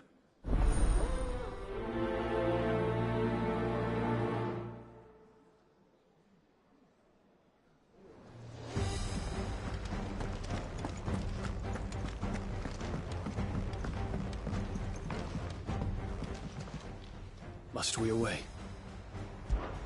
My decision is made. You said it yourself. He must.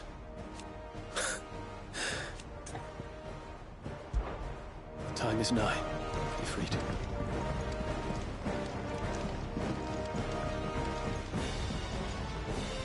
Sid, do you have a moment? By all means. It's my old master. Seems there's no escaping her. She found some way to send me a letter. And something else. Records from a Waluda prison.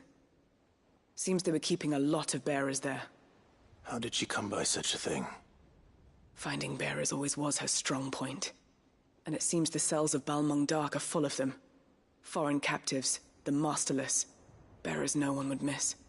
And even better for her, bearers with no one to look after them.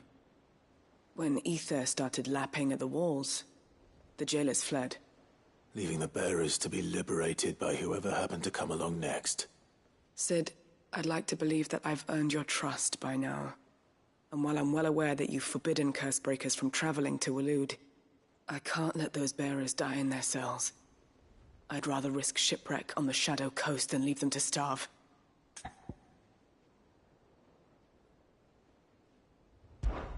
We'll be needing the Enterprise if we're going to navigate the Narrow. Does that mean...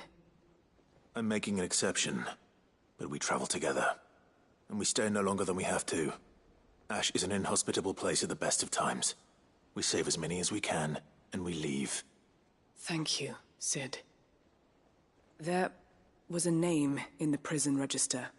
A name from my past. Chadwick. Another of my former master's protégés. A gifted soldier, and the closest thing I had to family. The thought of him held captive in that place. He must be very important to you. He was. Is. Then we find him. The entrance to the prison lies in the shadow of Ravenwit walls, just beyond the portcullis. We should head there as quickly as we can. I only pray there are still bearers alive to save.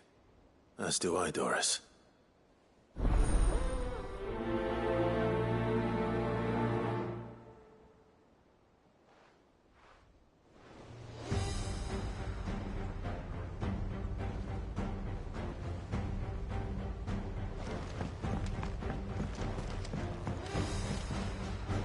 Sid, I was wondering if you could help me. It depends what with. A bearer, but recently freed from his bonds, is keen to join the Curse Breakers. As you know, the work we do is not easy, which is why we test every volunteer's suitability. I was hoping you could oversee this one's evaluation. I don't mind, but why this one? Because he wants to be a scout. Our ranks are filled with men and women capable of breaking chains and putting slavers to the sword. But scouting, we're few with the nose for that, which is why we still rely so heavily on Gav. And since he accompanies you on so many of your missions, I thought you might be better placed to recognize the traits in him that we should look for in those who'd fill his boots. Sounds reasonable. So you're happy to oversee the boys' test, then?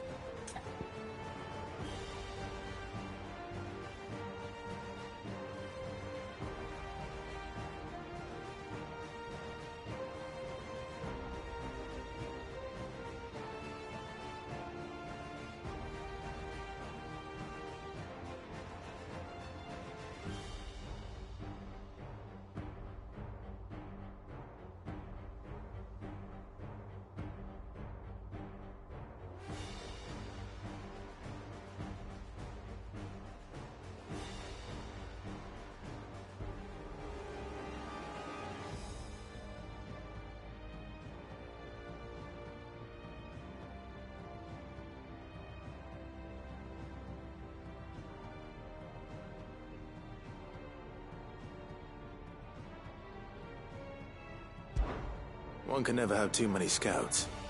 Truer words, Sid. I'll let the initiate know that you'll be attending his trial, and that he is to proceed directly to Northreach in readiness. No time like the present, eh? No time like the present. I'll await you there.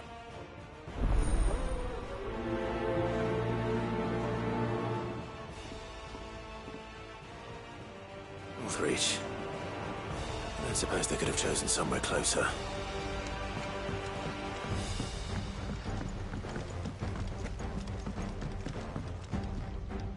Vivian, I read your note, and I'd be happy to help you find the book you're looking for. Thank you, Clive. But tracking it down will not be easy. Are you sure? Please. You have always granted me your wisdom and insight whenever I asked. It's only right that I return the favor. Or at least attempt to. You are too kind. Alas, what I ask of you is rather more trying than delivering the odd lecture. I spoke with Harpocrates to see if he had any inkling as to where another copy might be found, but... But perhaps it is best that you hear the details from him. If you say so. Forgive me, Clive, for asking this of you. But this book, it set me on the path to becoming who I am today. Its importance cannot be overstated.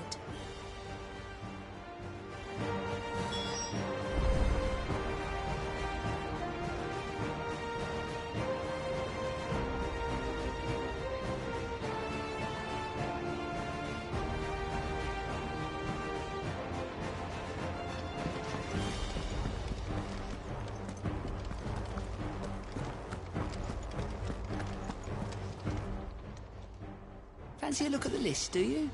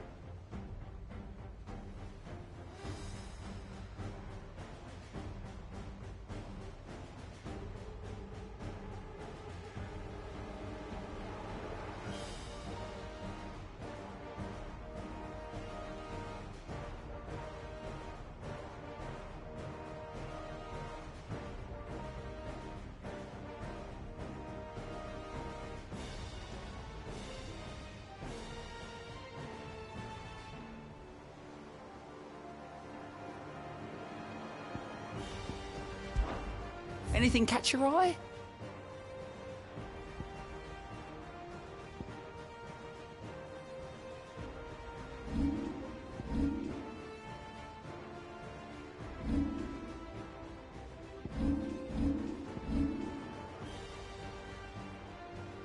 Think you can help? Quinside's hundreds of leagues away. That'd mean the crystal is Massive. Why?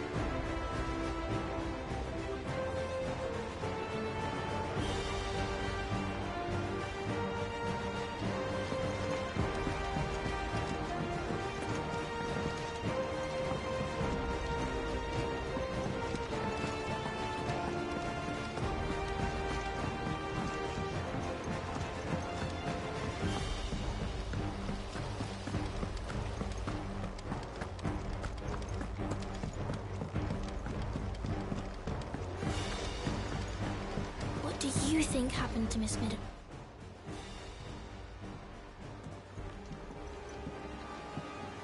Sid! You have to help us! With what? You didn't take apart another of Mid's contraptions, did you? No? Well, yes. But that's not what we want to talk to you about. It's Miss Middle. She's been acting strange. Very strange. She's barely ever around. When she is, she acts like we aren't even there. Her head's in a crowd. In the clouds. That's what I said. In the clouds. Well, she does have a lot on her mind. When did you last see her? Not long ago. Right after she got back from saving you from Stoneir. Then it's probably just about the Enterprise. It did take quite a battering on the way there and back. You didn't break it, did you, Sid? You really should be more careful around Miss Middle's inventions. Don't listen to her. Even if you did break the Enterprise, you could put it back together, couldn't you? But who's gonna put Miss Middle back together? She seems really sad.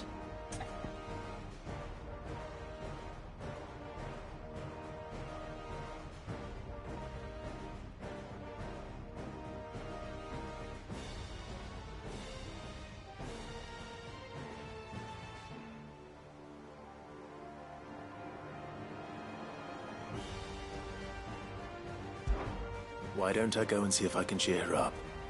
You do that? For us? She's in her dungeon. Don't scare him. It's not a real dungeon. Thanks for the warning.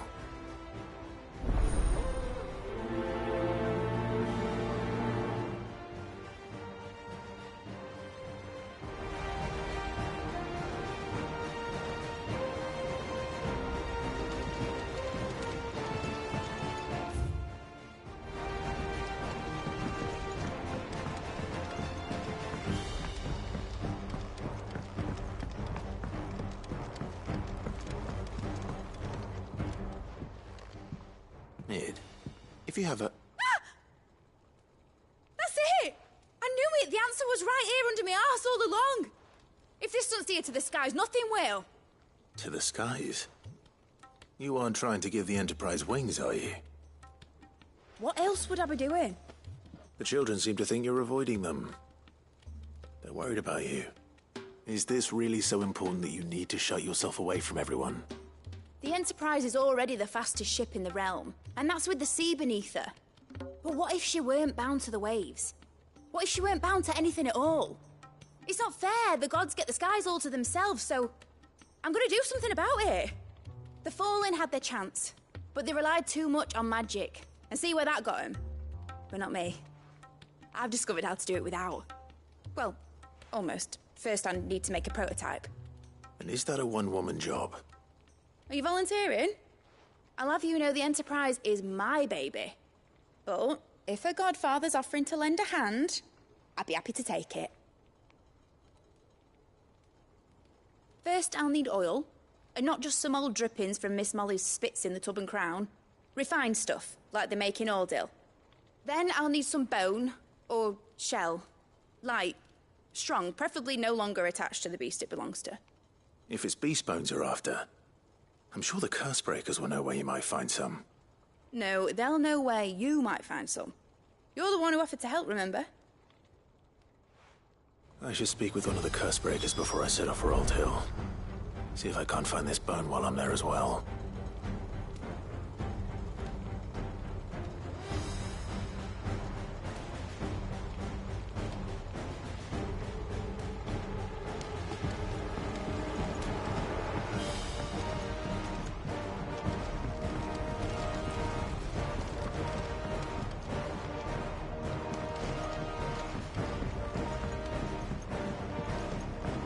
Has Middle mentioned a new project?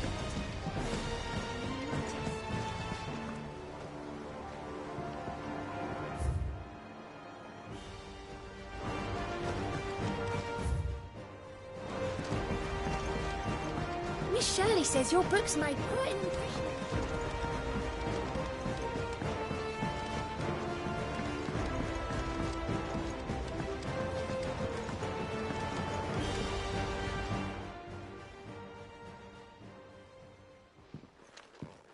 Pining for something, boy?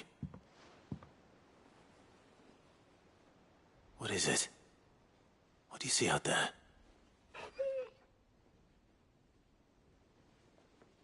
I never did ask where you got that anklet of yours.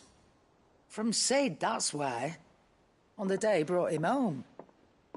That long ago? And you're only thinking to ask this now? Sid saw that the pup had a habit of gnawing on his leg, since you ask. Clap that there iron on him to keep him from doing it. What was wrong, boy? Heartache, like as not. Must have been hard on the poor whelp losing his loving masters at such a young age. Doubly hard in being a frost wolf, torn away from his icons and all. Sid would always tell him, you want that iron gone, you find what it is you're looking for. I reckon what he were looking for was you. I'm sorry, Torgal. Sorry for making you wait so long. Let's get that thing off you.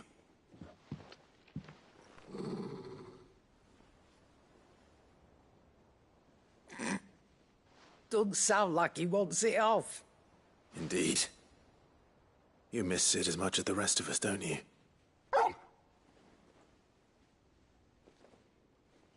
You want me to go with you somewhere?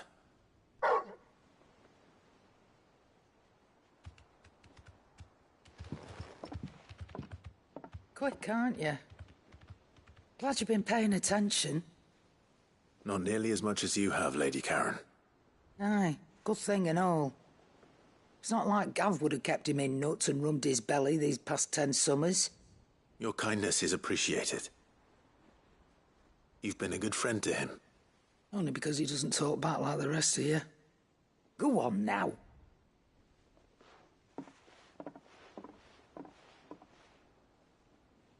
Where to then, Torgal?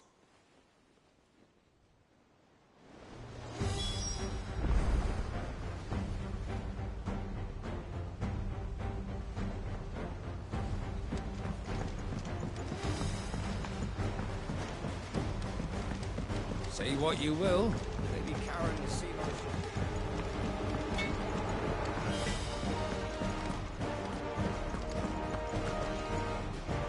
All right, Torgal. Where are you taking me? I'm going to need a little bit more than that, boy. Do you have a better hint for me? Unless... you've already given me one. Back on the rear deck, you were looking west, toward Rosaria.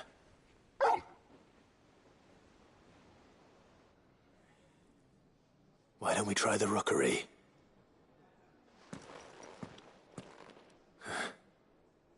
I haven't been to the island in almost 20 years. To Port Isolde, then. Fingers crossed the old mooring is still there.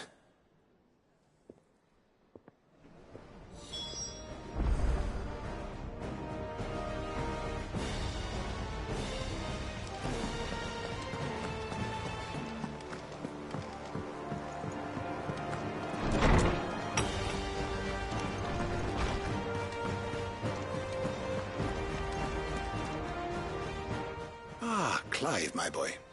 What a pleasure it is to see you. Harpocrates. There's something I need to ask you. I've been charged with locating a book called From a Distance. Then you seek a rare gem indeed. One whose name I had not thought to hear from your lips.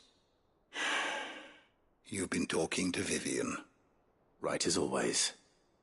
But she didn't seem keen to tell me very much. I take it she didn't like what you had to say.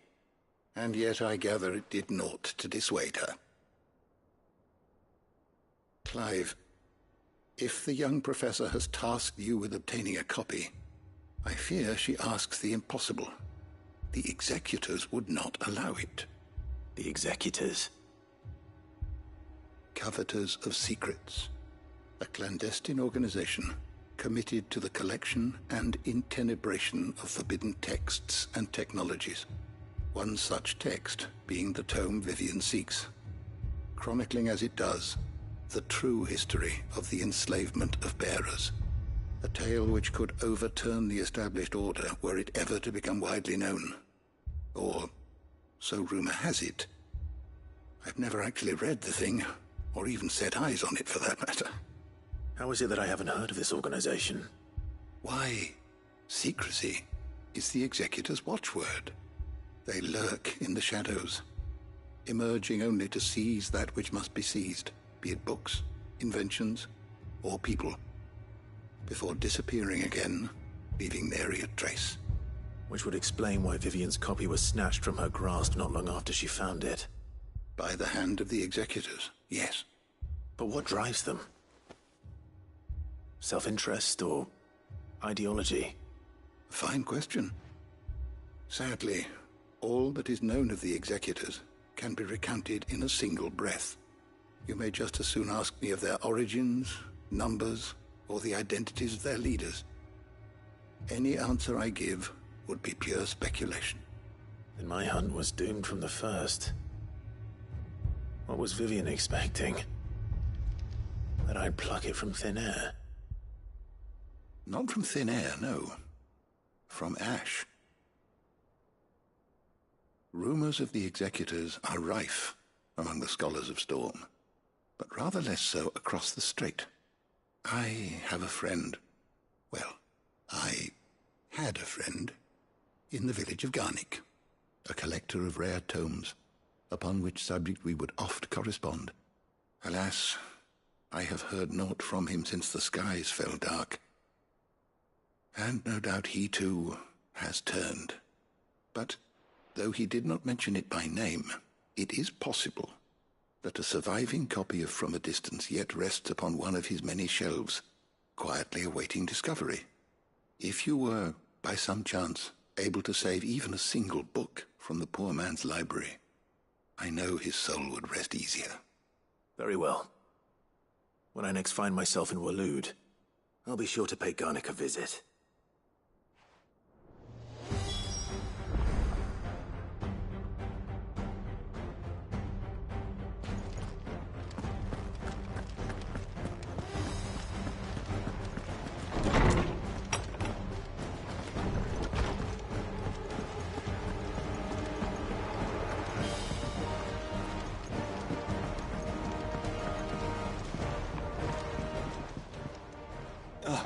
Clive.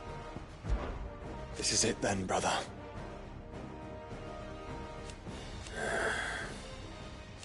Indeed. You're wrong. Of course. Joshua, what's wrong? I've received his will. In the crypt beneath Rosalith Castle.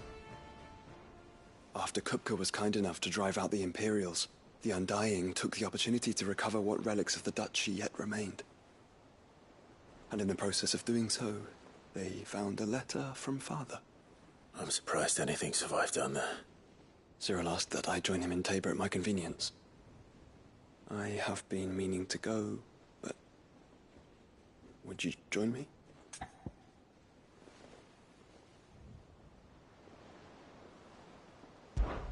Of course. I want to know what's in that letter as much as you do. Very well.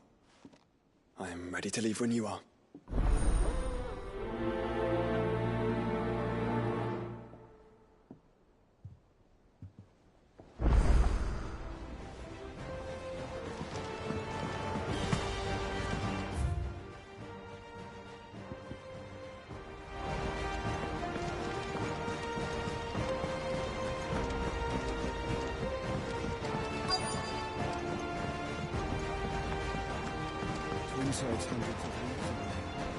All right, Sid. Come to buy us around, have you? Only if you earn it. Mid needs a piece of light but durable bone for her next project. You've encountered your share of beasts on your travels across the realm. Any ideas? Most bones are the same. Whack 'em hard enough and they'll break. If it's durability you're looking for, shell will serve you better. You know what an adamantus is? I do. And I know to give them a wide berth. Will any old adamantus do? Well, with shells, the older the harder. There's a rumour of an ancient adamantus down in Karava, near Bidza. All what's left of the village anyway. But don't expect to make quick work of the bastard. There's a reason it's lived as long as it has. I'll keep that in mind. Thank you.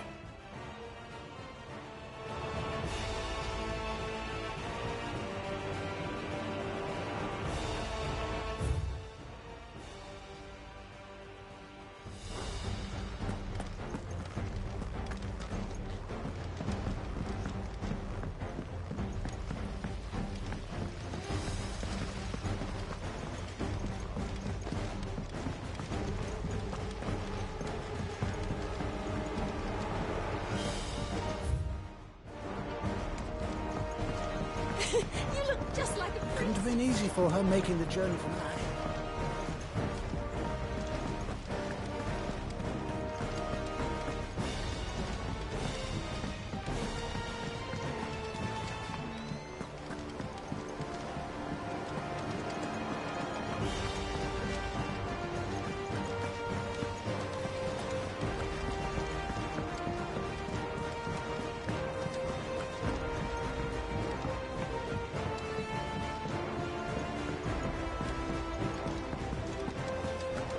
I will not let them be forgotten.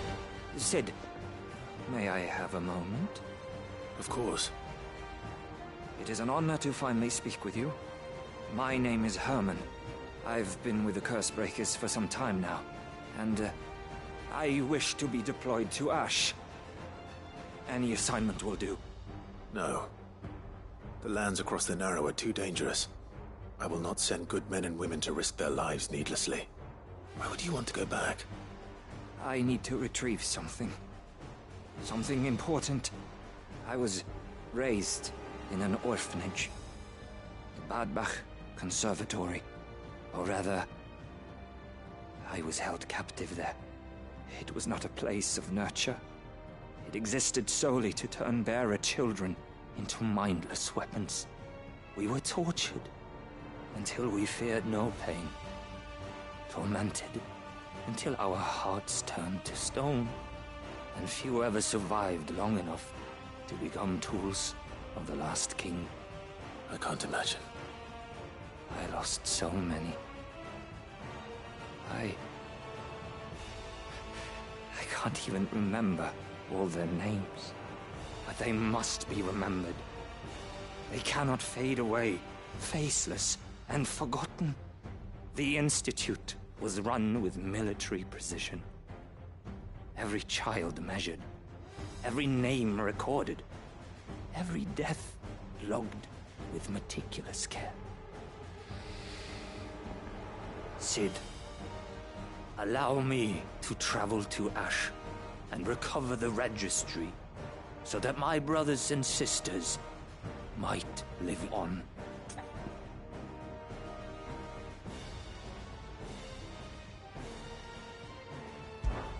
You were a good friend, Herman. But the fact remains that Ash is simply too dangerous. Sid, please. Even should it cost me my life. Too dangerous for you, Herman. But not for me.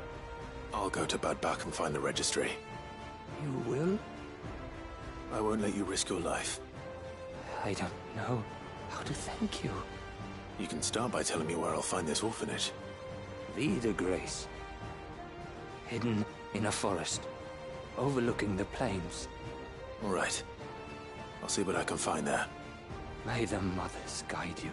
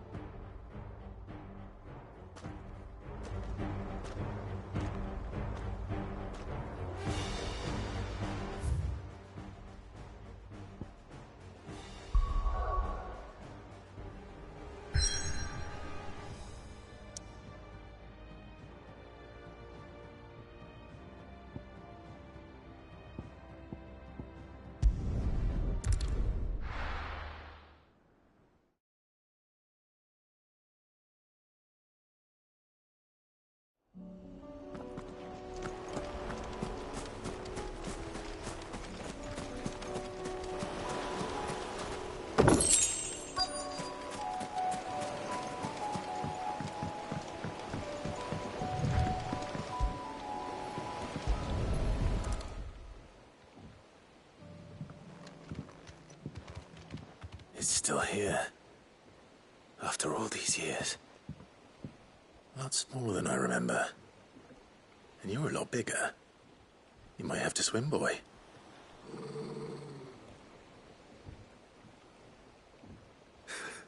I wasn't being serious. You two go on without me. I doubt that boat will hold a third. If you're sure, we won't be long. Hop in, boy.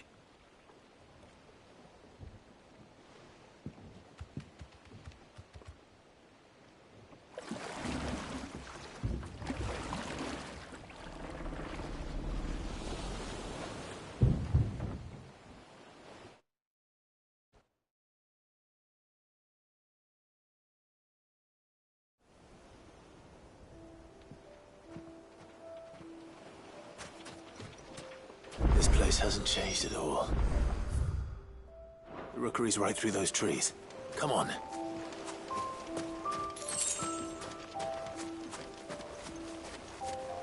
Race you there? I bet I could still beat you.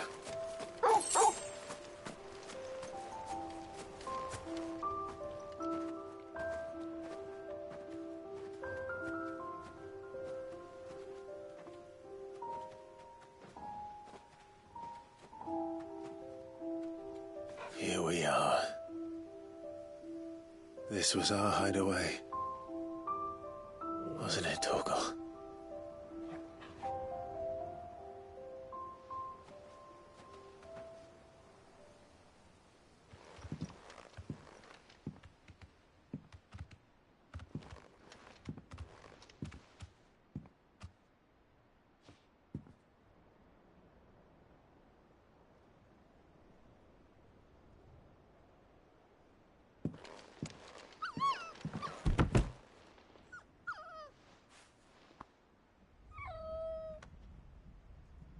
Coming here helped me to forget who I was.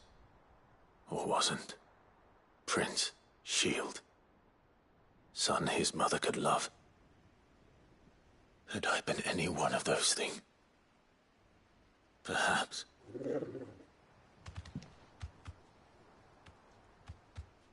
What is it, boy?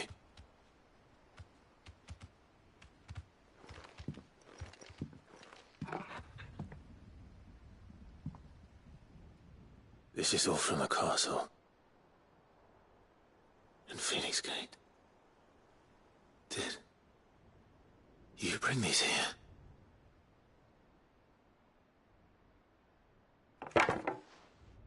My sparring sword.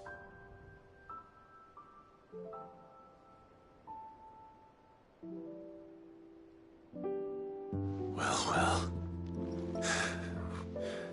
You never stopped looking for me, did you, boy?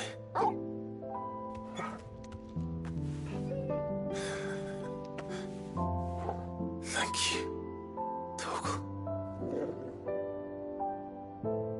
For never giving up. For never forgetting.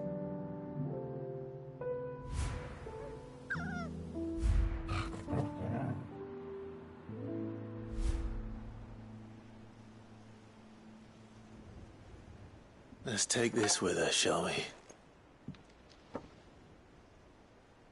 So I don't forget either.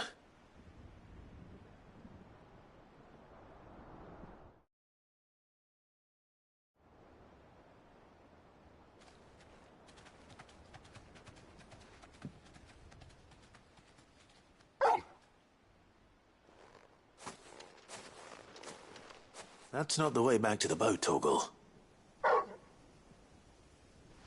All right. I'm coming.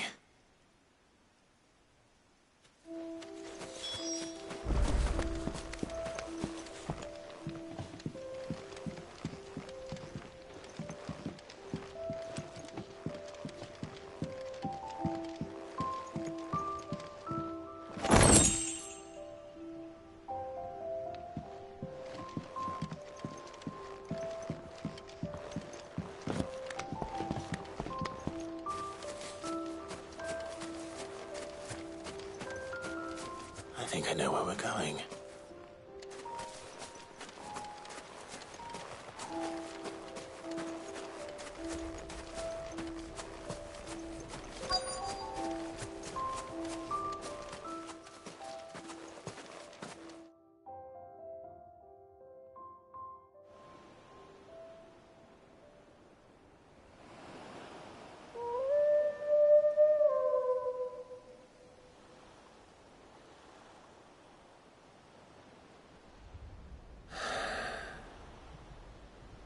People always talk about the importance of putting the past behind you. But without it, we wouldn't be who we are today. And we certainly couldn't steer our way to a better tomorrow. Come on, Torgal. Let's go home.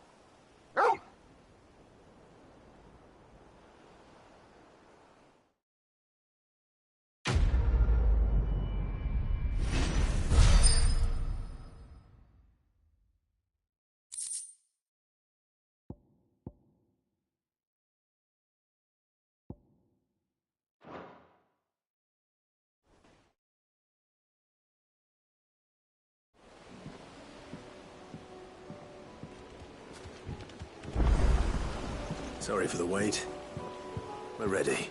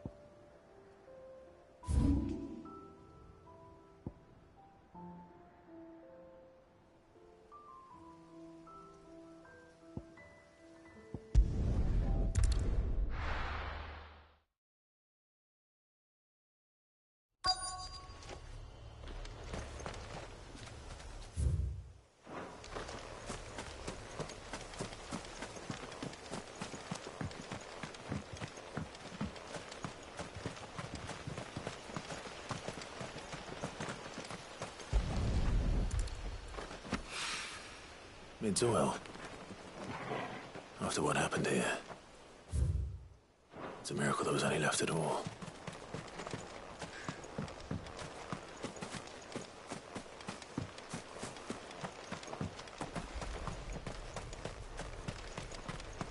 Caution, brother.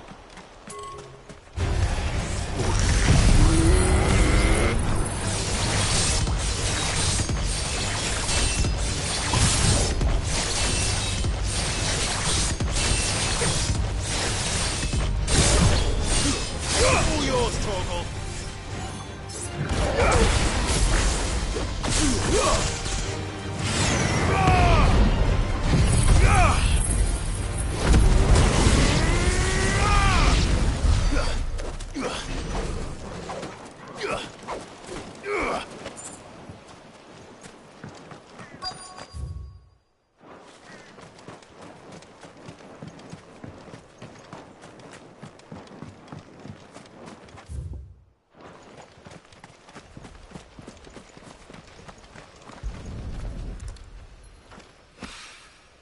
This should be enough.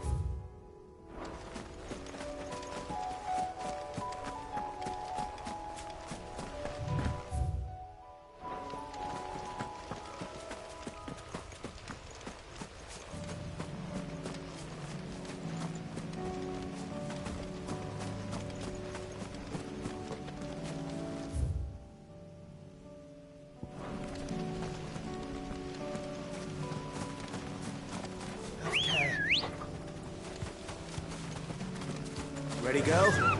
Faster!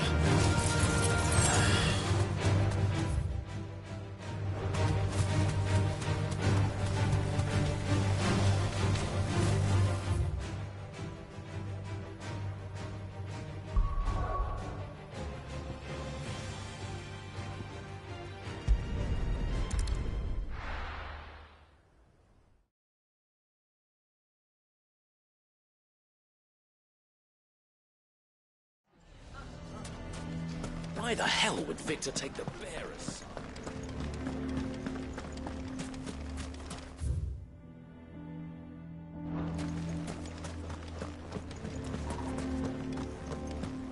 Why is everyone being mean? I'm going to go with him.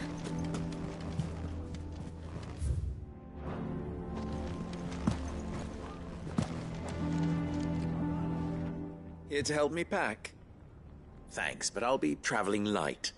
I'm almost finished already, in fact. You're really going to go through with this, then? I am. But before I go, there is one small issue I'd like your assistance with. Well, two, in fact. If it's within my power to help you, I will. It's the children. I refuse to let them share in my disgrace. And if I leave them here, they surely will. Our friendship would see them ostracized forever. But I can't take them with me either. I can think of only one place where they are certain to be safe, and provided for, and loved. The Hideaway.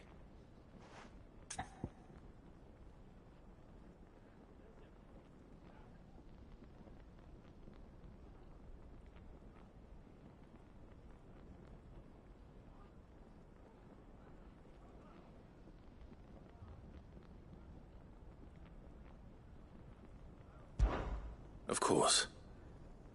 The children would be more than welcome. Thank you, Clive. I will not forget this. Lubor, are you still here? What is it, Ferda? You look pale. There's been a flood in the Velcroy, a damn big one. The League of Outlaws encampment was completely submerged in ether. What? Every last one of the bastards has turned, and they're headed this way. Bandits are one thing, but Akashic bandits are quite another. The town guard won't stand a chance against them. We need to evacuate. There's no time to lose. Ferda, gather the men. The Akashic may strike at any moment. We must make ready to cover the townspeople's escape. Well, what are you waiting for? Yes, my lord. Clive, change of plan. The children stay with me for now. I need you to find Conrad and Natalie. Tell them to prepare for a full and immediate evacuation. Understood. I'll do what I can to convince everyone else. Wish me luck.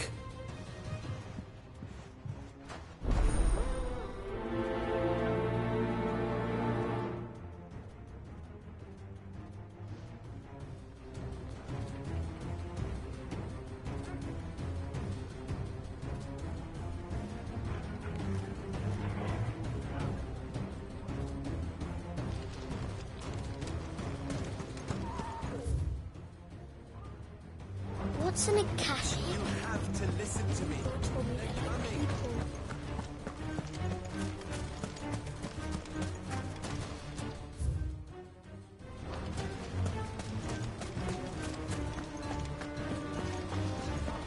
You lied about being one of us? I don't lie.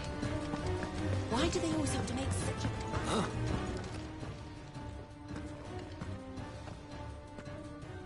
Ah, it's you. What do you want, Lord Underhill? To pass on an important message. There's been an ether flood out in the Velcroy. The camp where the so-called League of Outlaws were gathering has been swallowed. They're no longer just bandits. They're Akashic now, and they could be here at any moment. You need to begin preparing for a full-scale evacuation right away. Oh, do we?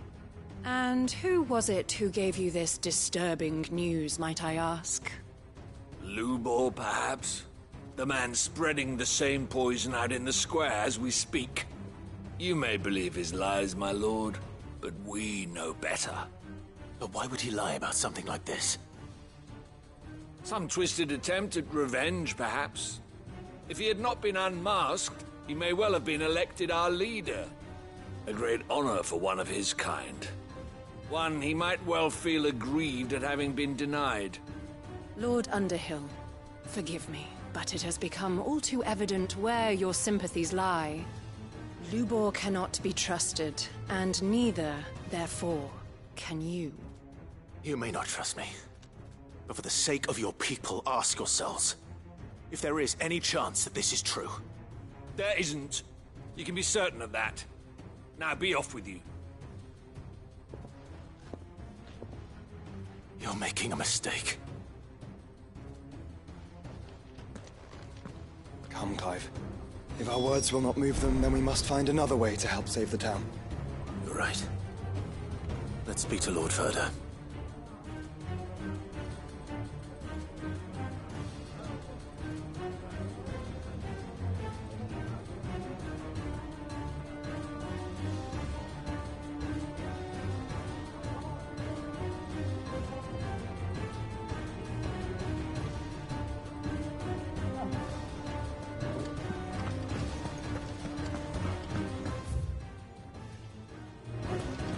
You lied about being one of us, and you're lying.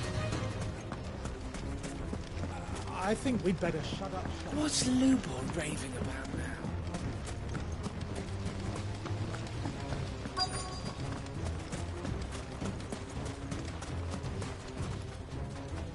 Lord Ferda. Sid, what's wrong? I went to warn Conrad and Natalie about the Akashic, but they wouldn't listen. They've convinced themselves that nothing Lubor says can be trusted. The bloody fools. Which means the town guard can't be counted on for support. But I can. If there's anything I can do to help you defend Dalamil, you only have to ask. I appreciate it. Sid! Ferda! I've been looking for you everywhere. Victor? I thought you'd left. I couldn't abandon a friend in need. And Lubor is in need at this very moment. Come quickly.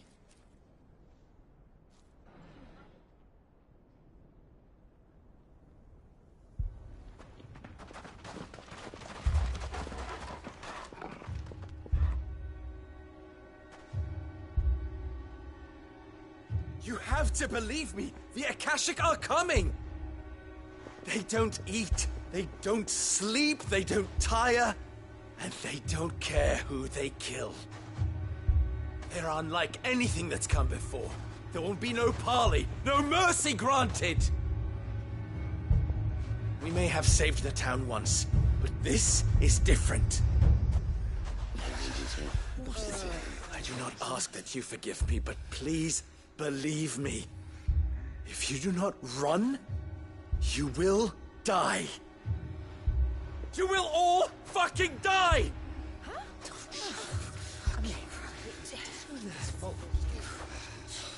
You'd like that, wouldn't you, Bearer? Yeah, with us out of the way, your kind will be free to claim Dalamil for yourselves. It's you who should run! Run, Bearer! Yeah, run! Run! Far, far away! Run! Just go!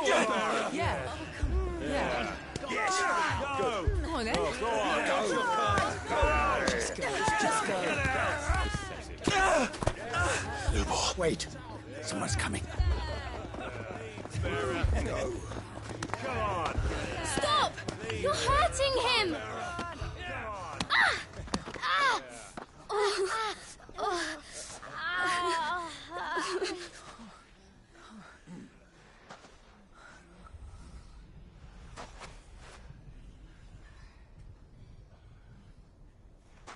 What did Lubor ever do to you? He solves all your stupid problems, and he keeps all of you safe. You know there's nothing he wouldn't do for this town. Who was it who made that cleaver you use every day, Conrad? And what about your counting table, Natalie? Who fixed that? Whose men make sure the streets are clean so all your boots don't get dirty? Who spends all day every day making sure things run smoothly round here? And none of you ever say thank you. Ever. But did Lubor ever complain? Well, does he ever stop smiling? He keeps this whole place going. And you act like it doesn't even exist.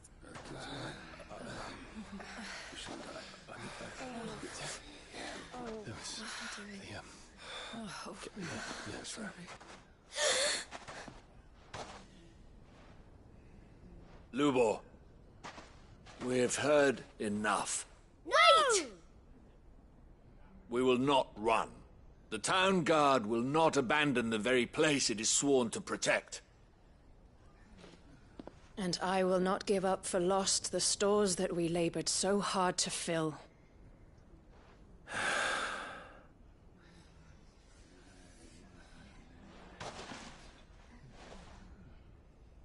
So tell us, how do you propose we deal with these Akashic of yours?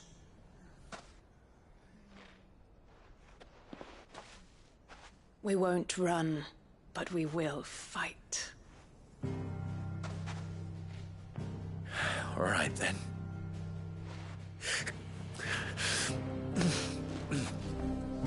Fine.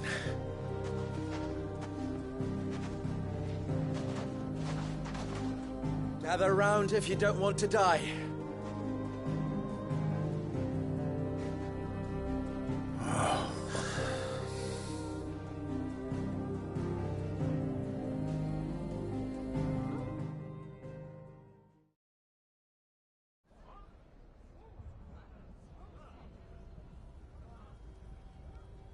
Allow me to explain the situation. The ether flood occurred near the village of Cheratina, deep in the Velcroy. The place had been abandoned for years, until the League of Outlaws decided to make it their base of operations. Now they're all turned, and if the scouts' reports are correct, heading in this direction. They are mindless monsters, driven only by hate and rage. And they are utterly unpredictable. With the bandits, we at least knew how and where they were likely to attack. When these creatures come, Dalamil will have the bitterest fight it has ever faced on its hands. The town guard will muster at the north gate. The rest of us will take the south. Both forces will provide men to serve as scouts and messengers, ready to spread word of the size and nature of the Akashic force as soon as it is spotted. And as soon as it has been, we will converge on its position and see that it is driven back from Dalamil at all costs. Conrad, can I count on the support of the town guard? Always. I leave the selection and coordination of the messengers in your hands, Victor. And the command of our men in yours, Ferda. If you would both be so kind. Consider it done. As you wish. Natalie, I would ask that you and your people have the townsfolk barricade themselves inside the bathhouse. And tell the merchant not to waste time securing anything beside the essentials. Preserving life is our one and only concern. As long as we survive, it doesn't matter what trinkets we might lose. Our riches can be regained. And if anyone doubts that, let it be known that the Briar's Kiss stands ready to cover any losses. Very well. I shall tell them. Where do I fit into this plan? Where else but the most perilous place of all? I would like you to travel to the home of our erstwhile League of Outlaws, Cheratina itself. The main host is most likely still there, and Dalamil will not be safe until it is eradicated, root and branch. A little gardening. How pleasant. I doubt it. I have a feeling these weeds will be particularly stubborn. Luckily, so am I. So you are. All right then, we all know what we have to do. Now it's simply a matter of doing it. For Dalamil.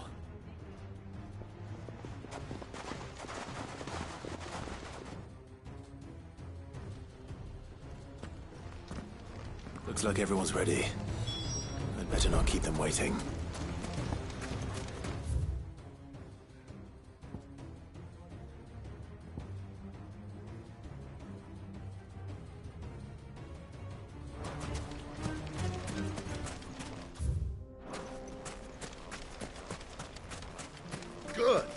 That will keep some of them out. Any man sighting an Akashic is to raise the alarm immediately. The message Dalamil will be safe with us. You have my word. We stand together.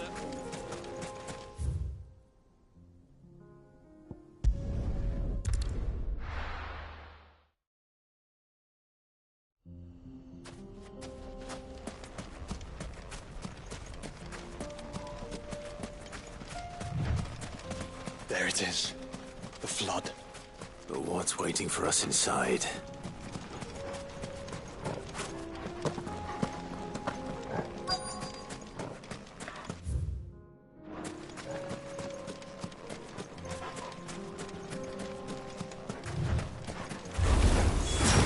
Can't leave a single one alive. Get him!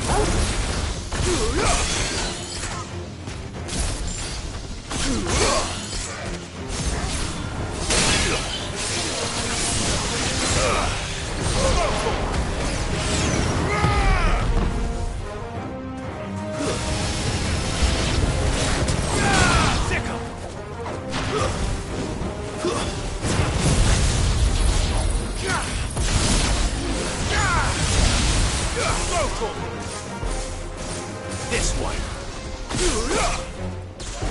Attack! Get him! This one. Photon!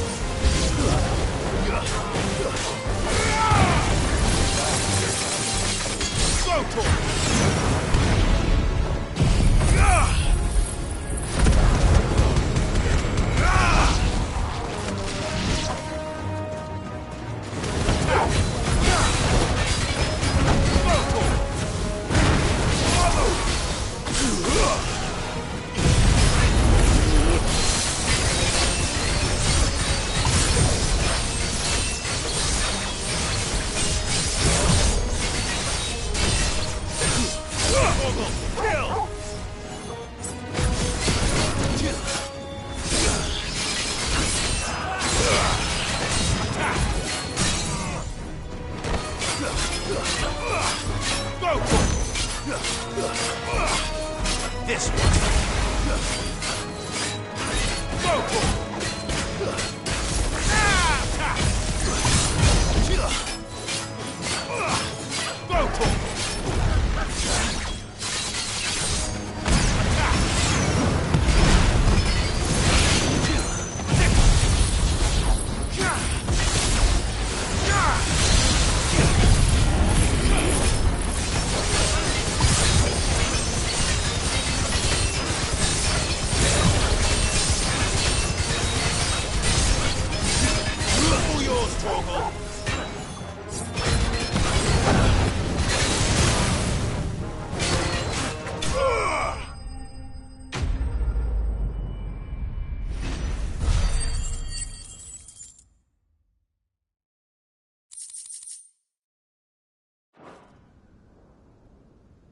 The League is disbanded.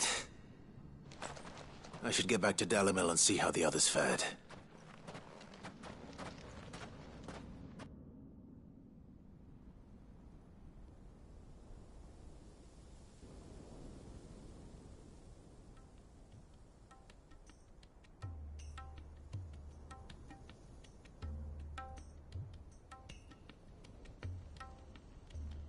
All the Akashic we were able to find have been dealt with. Seems that might be the last of them. Last of them here, perhaps. Lubor, Sir Clive has returned. Clive!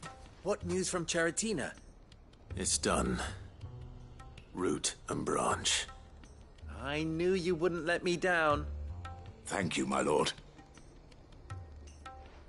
Friends, the Horde has been driven back. The Akashic have been defeated. And we need not fear the arrival of any more, thanks to Clive. Victory is ours. We bloody did it! We saved Dalamil. Lubor, allow me to apologize. After all you have done for this town, we should never have doubted you. But we did. And for that we are truly sorry. We only hope that you can forgive us. We need you, Lubor. Dalimil needs you. So, if you would still like to be considered for the position of mayor, you have our backing. You do remember that I'm a bearer, don't you? We do. But that is not a stain on your character. It is a stain on ours. We thought only of what we perceived bearers to be, not what you truly are. The man who saved Dalimil twice over. I see. But I will only accept your proposal on 2 conditions. Name them. Firstly, that you will both do everything in your power to rally your people to my cause. If the Town Guard and the Merchants League do not accept my leadership, it will be doomed from the start. Unity is the key to defending Dalimil, and I do not doubt that we shall need to call on our combined strength again. When that time comes, I will expect us all to pull together, just as we did today. Of course. You have our word. And secondly, you will accept that if I am to lead you, the mistreatment of bearers must end here in Dalimil. Any bearer within our walls shall be afforded the same rights as any other citizen. They will not be judged by what they are, but who they are. As we failed to do, and came so close to losing everything. We agree to your conditions. And we have only one in return.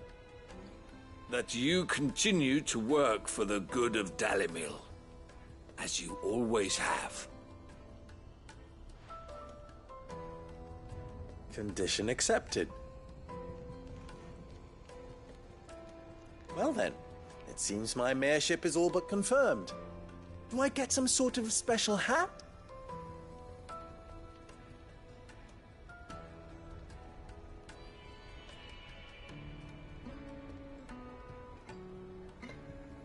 How fickle fate can be. Not so long ago, I had resigned myself to leaving Dalimil in disgrace.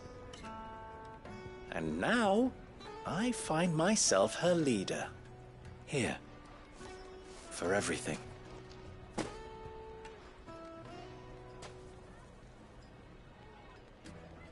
Lubor, about the children. Fear not, you are of course relieved of your responsibility. I would sooner face another horde of Akashic than see them brought up as outlaws. I'll make sure they're safe here. I don't doubt that you will. And not just the children, but everyone in Dalimil. I'll do my best. Can't have all your hard work going to waste.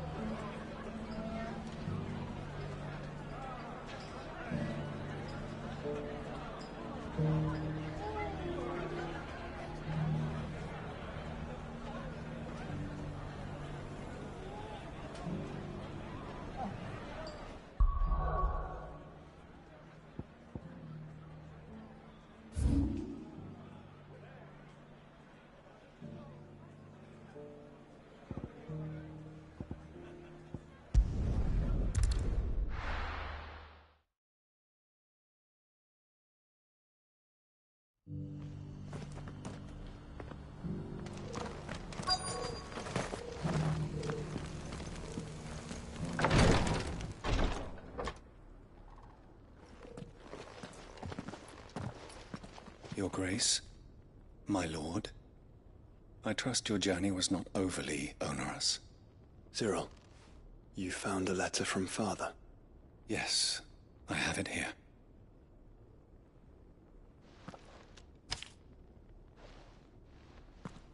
If you would do us the honor, my lord.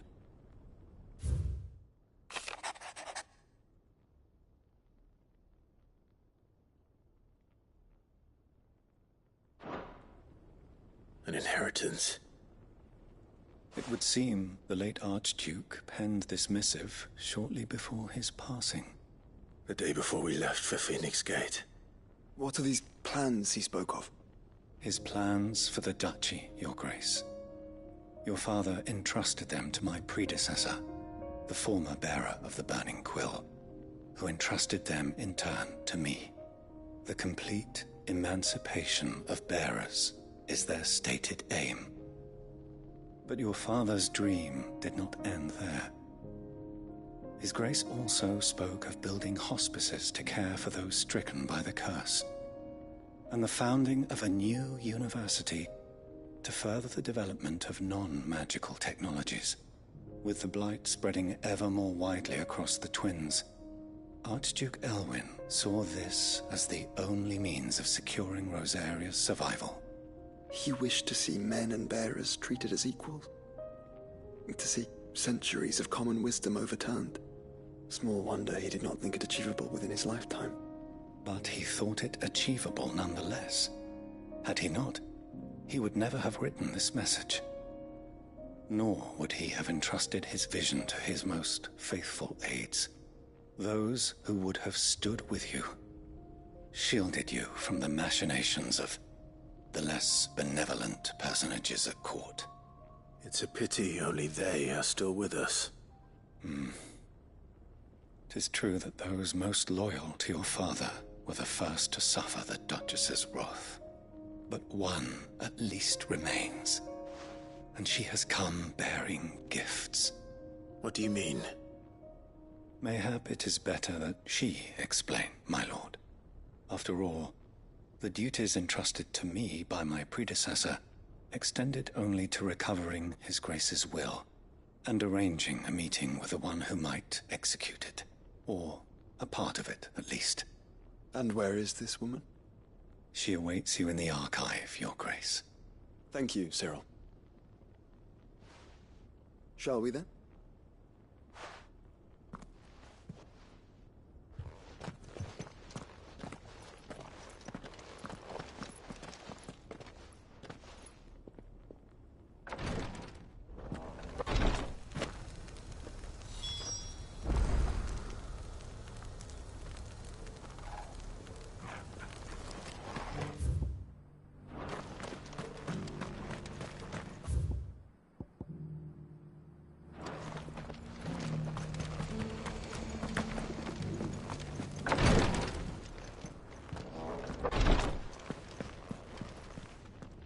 Lord Marquis, if you have a moment.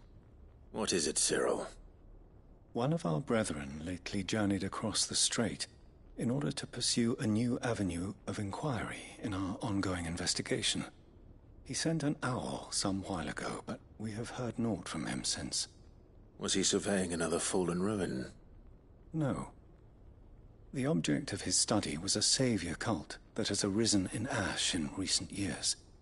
We believe it may have some connection to the Circle of Malleus, an ancient religion that worshipped Ultima as its god. By gaining an understanding of this new faith, we hoped to learn more of the Circle's original beliefs. And so you sent one of your brothers to Ash, a continent teeming with orcs and Akashic. Fully cognizant of the risks, yes.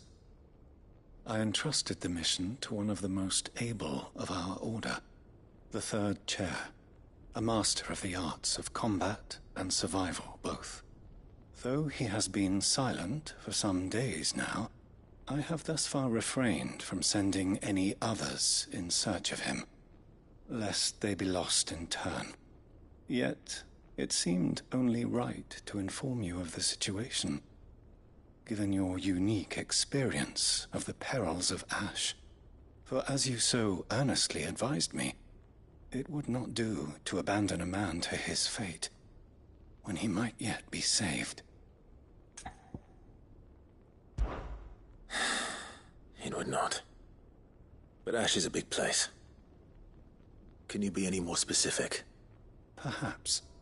The last owl I received from him mentioned a village where he had heard the cult were wont to assemble. Mickleburg was its name. It lies in the southern reaches of Waloed. If aught ill befell him, I expect it did so there. All right. I'll see what I can do. You are much too kind, my lord. Go then, with my hopes, and may the Firebird's flame ever burn in your heart.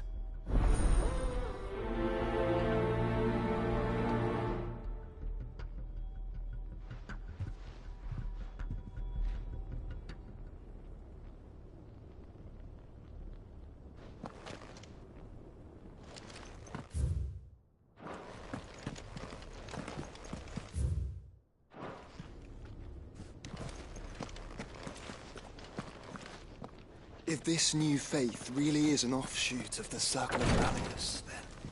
Let's concentrate on finding the Third Chair first, shall we?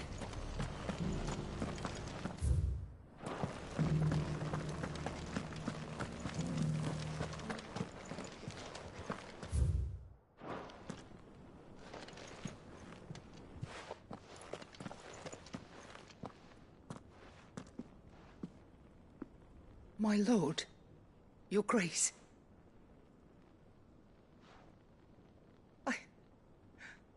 I hardly recognize you. I am Goditha, retainer of House Rosfield, loyal servant to the Phoenix and his shields. Your father, the Archduke Elwyn, entrusted me with the delivery of a gift. I only hope you can forgive my tardiness in bringing it to you. Lift up your head, Lady Goditha. You have our gratitude for your service to our house and to our father. I merely did my duty, as any proud Rosarian would. My lady, perhaps you could explain a little more? What exactly is the gift you bring? As I'm sure you know, it has long been the custom for the children of House Rosfield to be presented with certain keepsakes upon their coming of age. Indeed it has. Our father often spoke of the day when our turn would come. And had he lived to see it, he would have presented you with the treasures I bear. Matching armbands for you both. Alas, he did not live. Indeed, he was taken from us even before they could be completed. He had intended to claim the Heartstone with which each armband was to be finished himself, but it was not to be. And his gifts remain incomplete. I see. It saddens me to bring them before you, as they are. It was your father's wish that you be presented with the finished articles, not these, works in progress. But with his grace long since gone, and the stone left unclaimed, I had little choice. You are grown men now, and his house is yours. And while I would not presume to insist upon your claiming the Heartstone in his stead, I know that nothing would have pleased him more than for you to do so. Thank you, Lady Goditha. What say you, Clive? What else? Of course, my lady. May our father's will be done. Oh, I am much obliged. Do you know where we might find this Heartstone, my lady? I do. Though it may be a matter of a good deal more than simply happening upon it. It is found in the bellies of elder griffins, you see. We do at least know where to find one. A certain specimen has made its nest in Titan's Wake, not far from here. A certain specimen? You are most perceptive, Your Grace. In answer to your unspoken question, yes. In fact, this is the very same beast your father meant to slay. I have been tracking its movements since you were but a boy. Were you to slay it in his stead, as men of House Rosfield, it would surely make your father proud. What say you, Joshua? What else?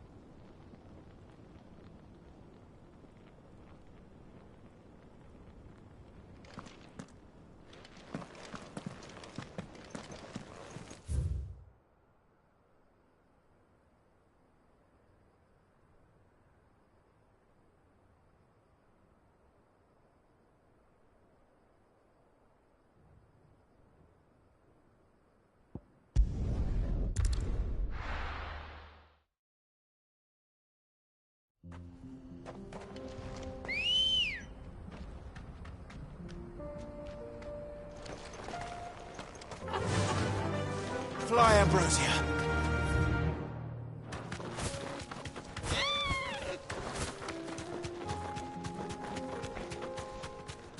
Eyes peeled, Joshua.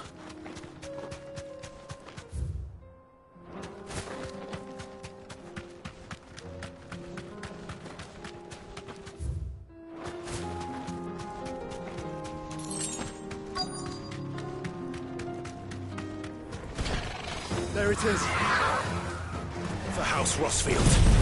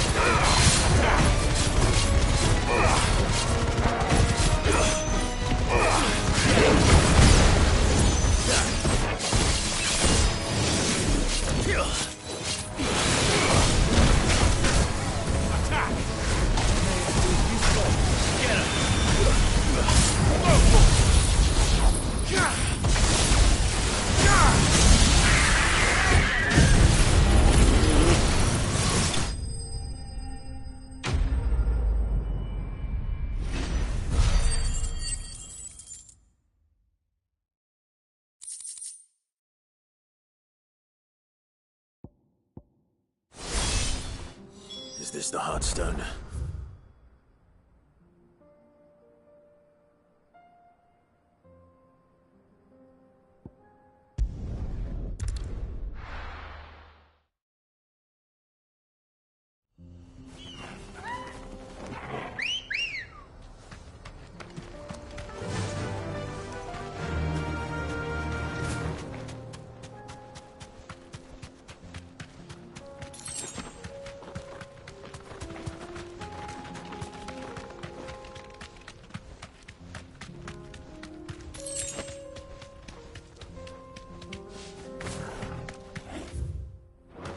Here we are again. Carava. If you were a tortoise, Torgal, where would you hide?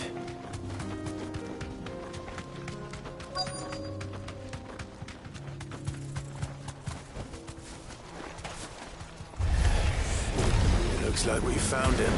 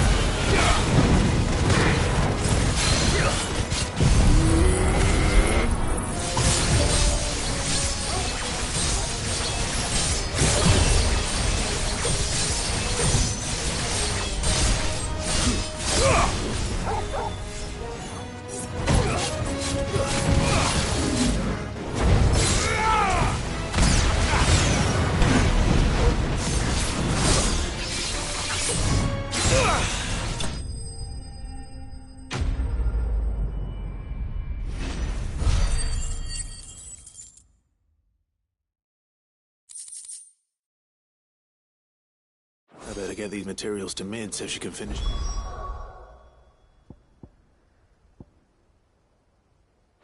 Prototype.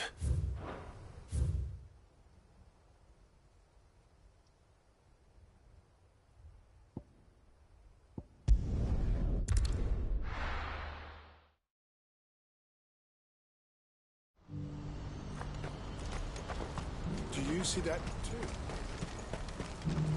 Well met.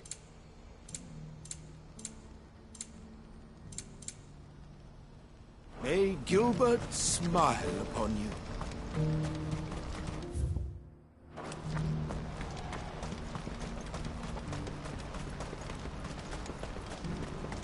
Papa? What is it? Please. I'm scared.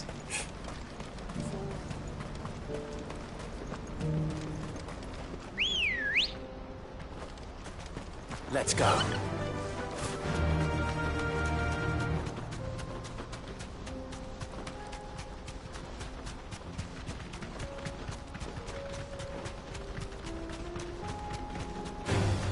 All right.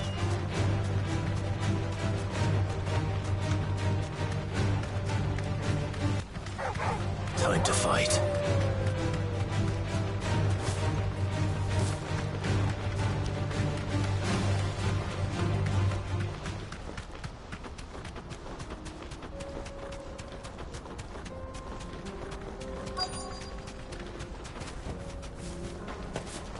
It can't be Rutherford, can it?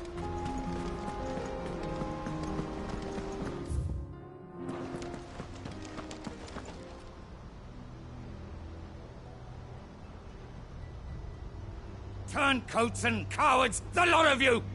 If it's a fight you want, it's a fight you shall have! Allow me. I don't need your... Please, Field Marshal, oblige him. This won't take long.